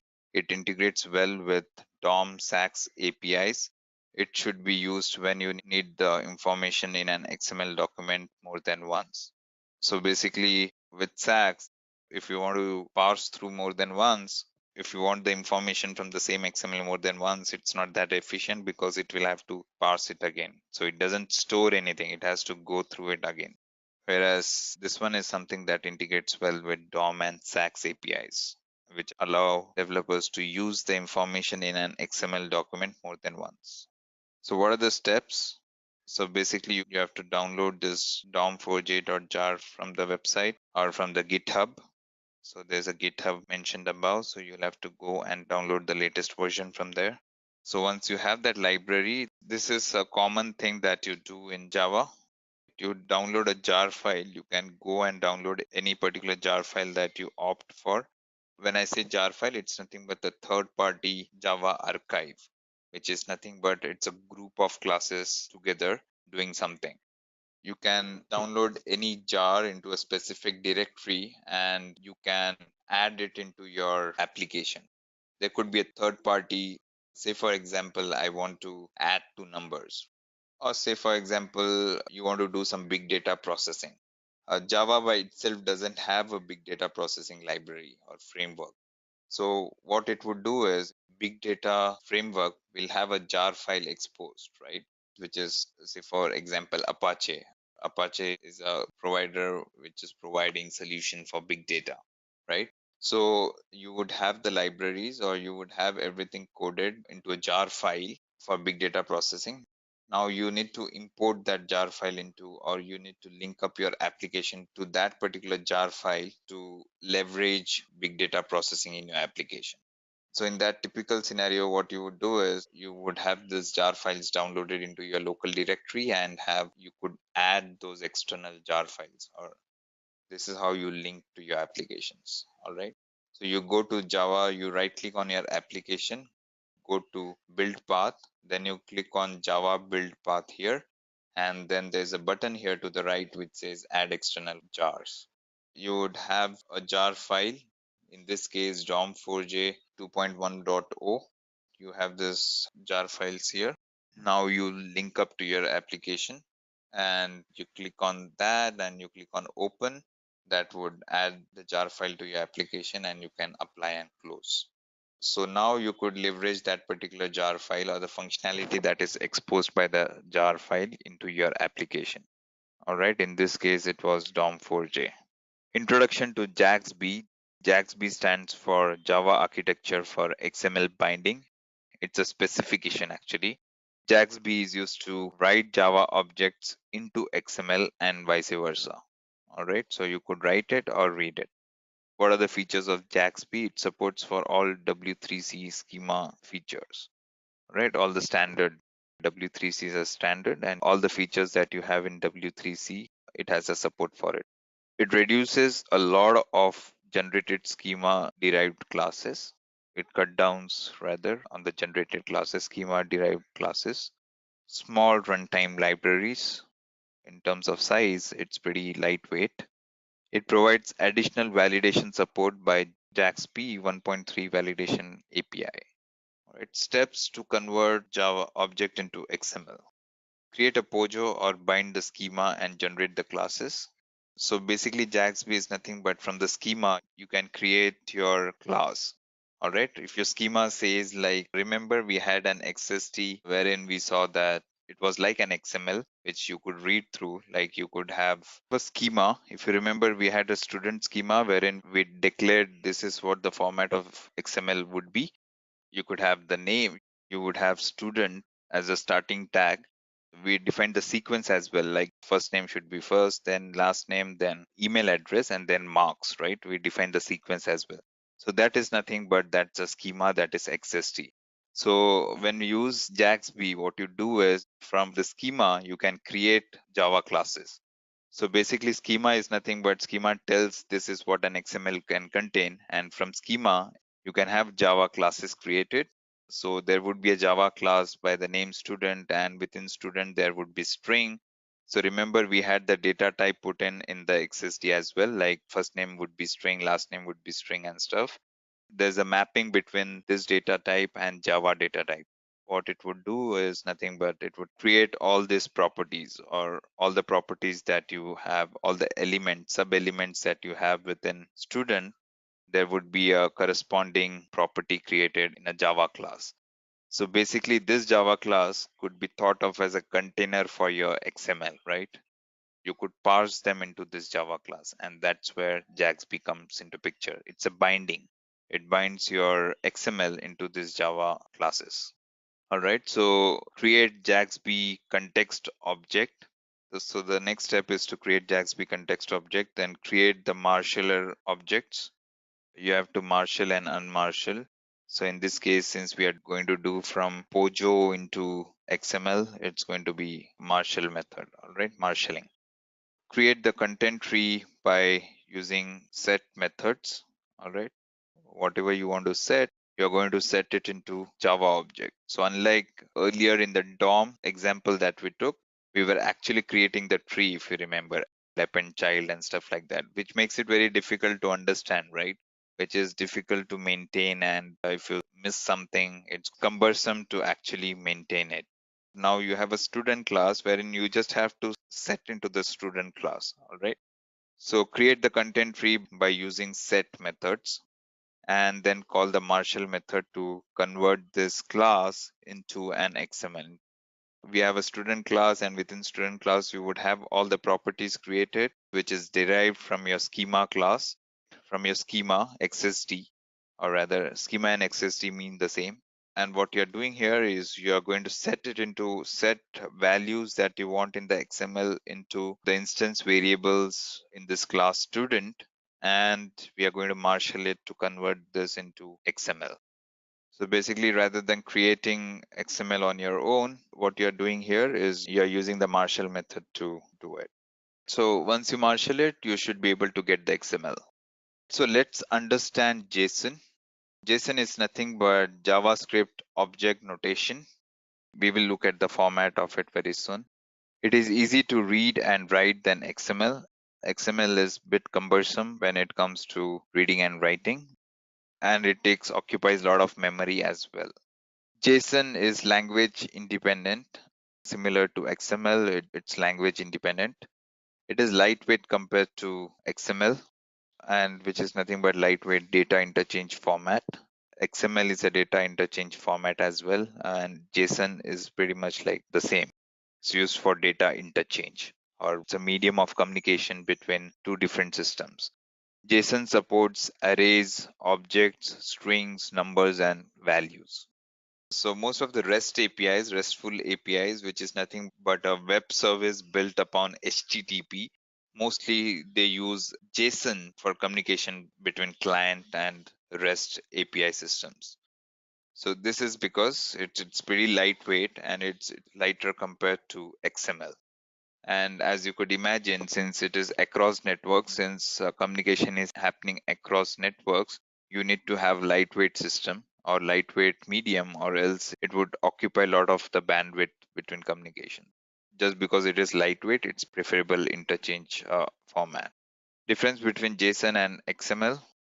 JSON stands for JavaScript Object Notation. XML stands for Extensible Markup Language. JSON is simple to read and write. XML is difficult to read and write. So we have been looking at the examples, which were not pretty straightforward, right?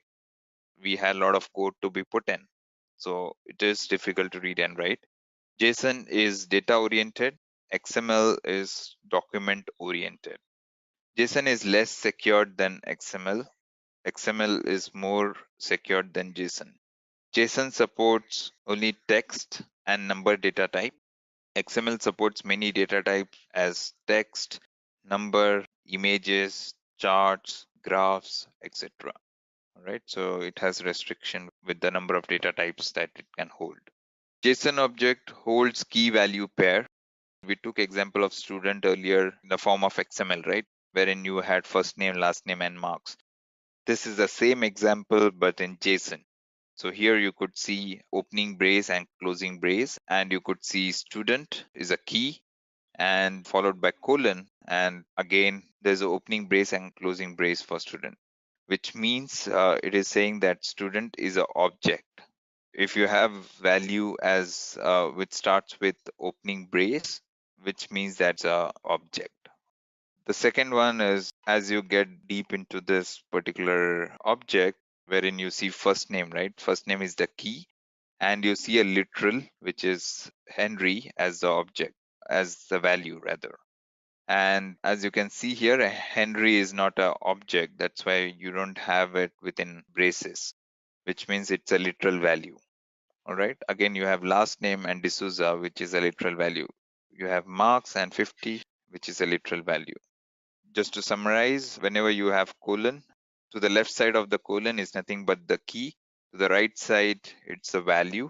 And if you have a value starting with quotes, which means that it's an object, it's a complex object, or you have multiple things within it. So in this case, you could see that within an object, you have like three things put in, like first name, last name, and marks. Basically, student can be mapped to some object in Java, which will have first name, last name, and marks. So each key is represented as string in JSON, and key is always string in JSON, and the value can be of any type. JSON array represents order list of values. It is always ordered. JSON array can store string, number, boolean, or objects. It can have string, it can hold number, it can hold boolean, or any other object as well. So here you can see the first example is array representing days of a week. And you could see Monday, Tuesday, Wednesday, Thursday, Friday, Saturday, and Sunday put in there, right? You could see another example is students. And within students, you could see it as students is nothing but array of student. And each student has first name, last name, email. So basically, this is how you could interpret it. So students is nothing but it's an array. So the key is students here. Let's see how to run it. So the first thing that you do is JSON simple.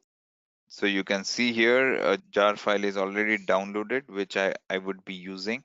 So we have like JSON simple. All right, so it's not there. Let me see. So whenever you want to deal with JSONs, the first thing that you would do is you have multiple APIs though, but in the slides to come, we are referring to JSON simple jar.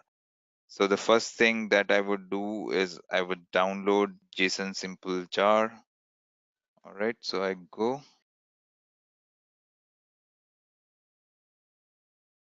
So you could go and download this JSON simple jar. Okay, usually nowadays we don't do this because we have other build tools like Maven. Maven is a build tool, and you have a file, XML file, wherein you provide all the jars that you want, and it would download it by itself. So it has got a repository from which it would download all the jars. You don't have to explicitly put it, but I don't want to confuse at this point with Maven. Let's do it this way, downloading it and then linking it. All right, so it's connecting. Basically, we are downloading the jar, right? And you could see it has downloaded it. It's pretty small, like 20 KB jar, because those are all class files. It's Java archive, which is nothing but class file. So I take this and I kind of unzip it. Okay, so I get this directory here and you should be able to see a jar file. Now this is nothing but an executable jar file. You could see it here. You could see the type as executable jar file. All right. So now I put it into, for simplicity, let me put it here itself. All right, so I create a new folder, which is Edureka JSON, and I put it here. So now we'll have to link up our application with that. So what I do, so when we had this DOM4J downloaded and linked up, we'll have to do the similar stuff for this thing as well. So since I'm using IntelliJ, the steps could be different than Eclipse. But basically what you do is you go into, let me see the option here. There's open module settings. So you go to the open module settings tab and you would see something of this sort coming up. All right. So now I want to add something, right? Add a particular library. So I go to libraries first. I click on add Java and I traverse to the path that I put the jar file into. So I had put it into Edureka JSON. I select this jar file. I click on OK. So this is basically you're trying to link your application to a particular jar file. All right. So you could leverage it. So here you can see that there's this jar file that will link to your application. All right. I apply it, which I already did, and I'll click on OK. Okay, so that's how you link any executable jar to your application. So you go to the build path, you go to, this is how you do it in Eclipse. Like in IntelliJ, I did module settings, whereas in Eclipse, you would go to the build path, you would go to the add external jars, and you would select the path and then apply and close. So this is how you do it in Eclipse. So encoding JSON in Java. How do we encode JSON in Java? How do we write a JSON? How do we actually create JSON in Java? All right. So I had to comment this earlier. Now I uncomment this. So there was some error earlier. Now let me try resolving it. Okay, it's taking long.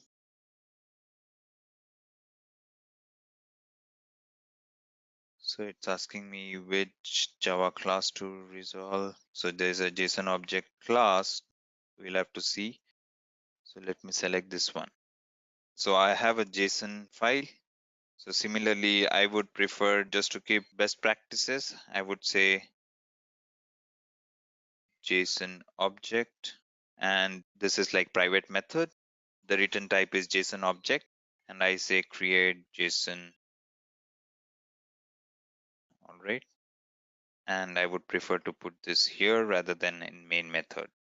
That's one of the best practices, by the way. It's not something that you have to do. But as I said, I prefer to write something like this. Give a meaningful name, something like this. So I'm just iterating through this so that you get to understand what are the best practices. It's not mandatory. So I say student JSON, then I say student. So this is to make it more readable. Tomorrow, if I come and look at it, I would be able to understand. And maybe, as I said, there would be many other developers who would be looking at the same code that you have written. In order for them to understand and to increase the maintainability and reusability factor as well, it's better to write like this. All right. And then I could even say private void print JSON, and I take the JSON object. You have a print method which is taking JSON object, and say I call it as JSON because it could be any generic JSON, and I print it out saying JSON. All right. So you have new JSON encode. I create an instance of it and I create JSON. Now this JSON object,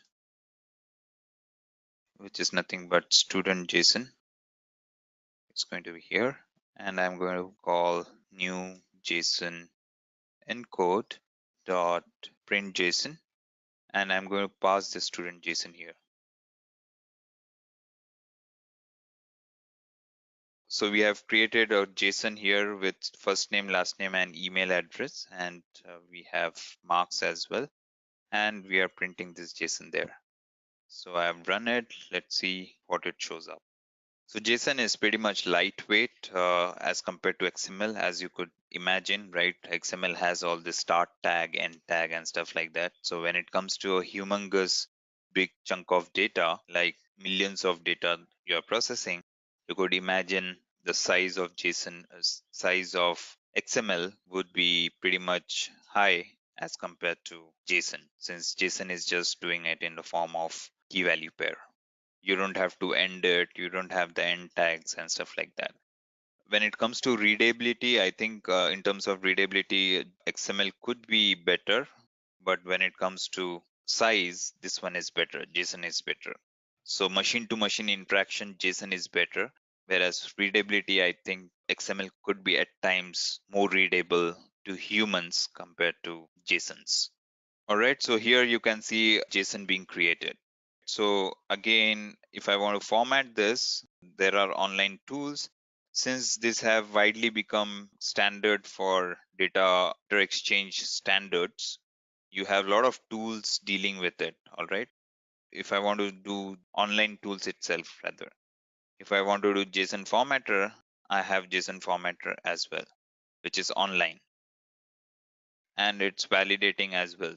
If you miss something, if you don't have a empty braces or if you don't have a closing brace, it would give you an error. All right. So if I do this, you can see that it formatted it and it has given you to collapse and expand. So you could parse through and understand more about this JSON. Also, it validates it. So if I remove this curly brace and if I try to do it, it would say it's an invalid JSON. So if I scroll down, it shows invalid JSON since it was expecting closing brace at the end. I put this braces and it should be back up again, be able to parse it. All right, so that's about JSON. So what do we have next is creating JSON file. So you could write it into a file. Basically, what you could convert it is into a string and you could write it into a file. All right, so if I want to write here,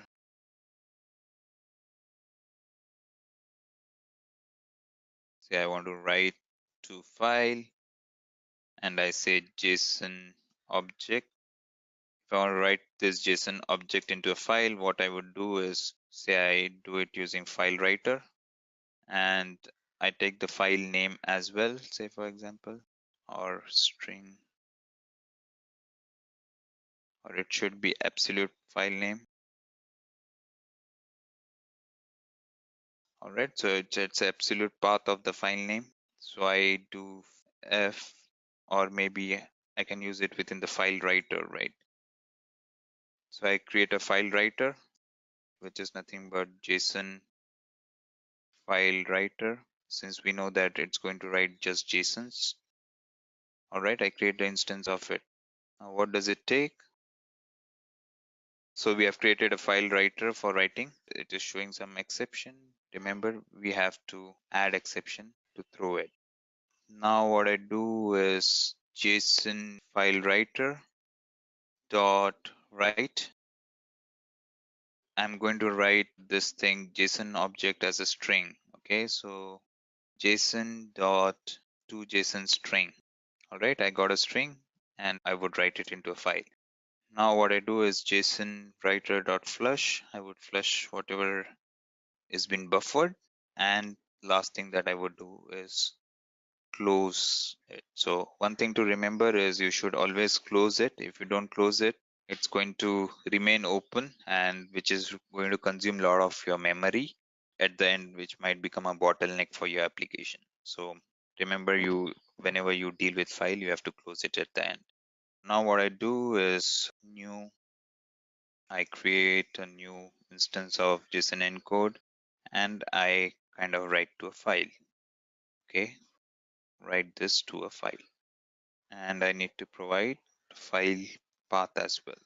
So I say Edureka JSON, and I say student.json. I have to handle the exception here as well. If I want to handle, I can handle it, or else I can choose to throw it off. So in this case, I have thrown it off.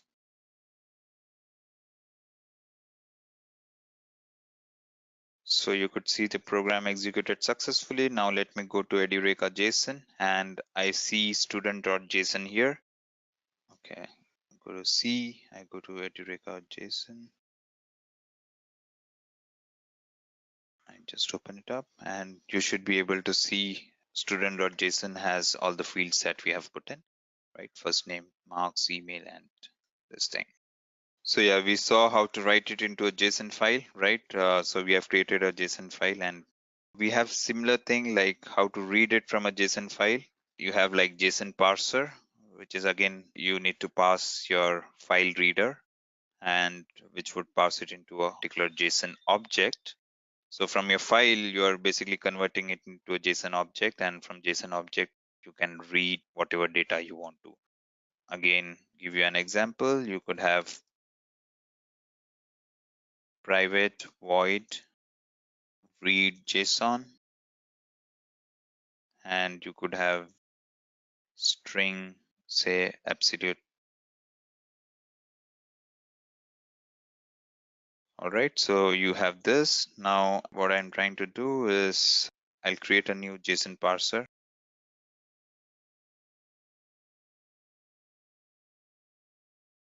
You can see here there's a parse method which takes file reader. All right, so I do dot parse. All right, and you could see there's a second method here which is taking reader. All right, so what I do is parse new file reader. File reader is nothing but is a reader. That's why you can use it there. And I give absolute path name. All right, so this should parse your JSON. So it's asking me to import it. I imported it. So there's file not found exception that I need to handle, which I'll rather throw it off. All right, so as you could see here, I have thrown off file dot. There's other exception as well that I need to handle, which is nothing but IO exception, which is again, I've thrown it off. All right, so we have parsed this. So on parsing, what do you get? Is nothing but object. You get JSON as object. All right, you have parsed it and you have got JSON as object. Now what I'm going to do is I'm just going to print say one of the attributes, not all, since it's going to be the same. I'm going to print the first name.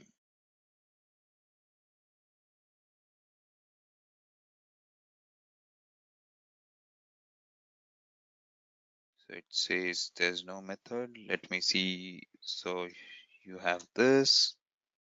It cannot be taken as object directly. It has to be taken as JSON object so that we could read it. All right. So this has to be typecasted to JSON object. This is basically typecasting. All right.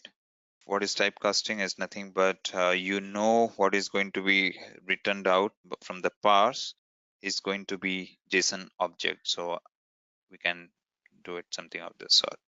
All right. Once you do this, you can get based on the key. So I give first name key. Let me print the last name as well.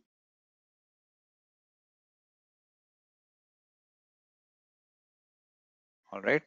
And let me print the email as well for convenience.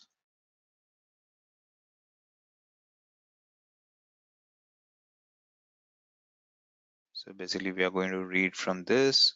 So it's first name, last name, and email.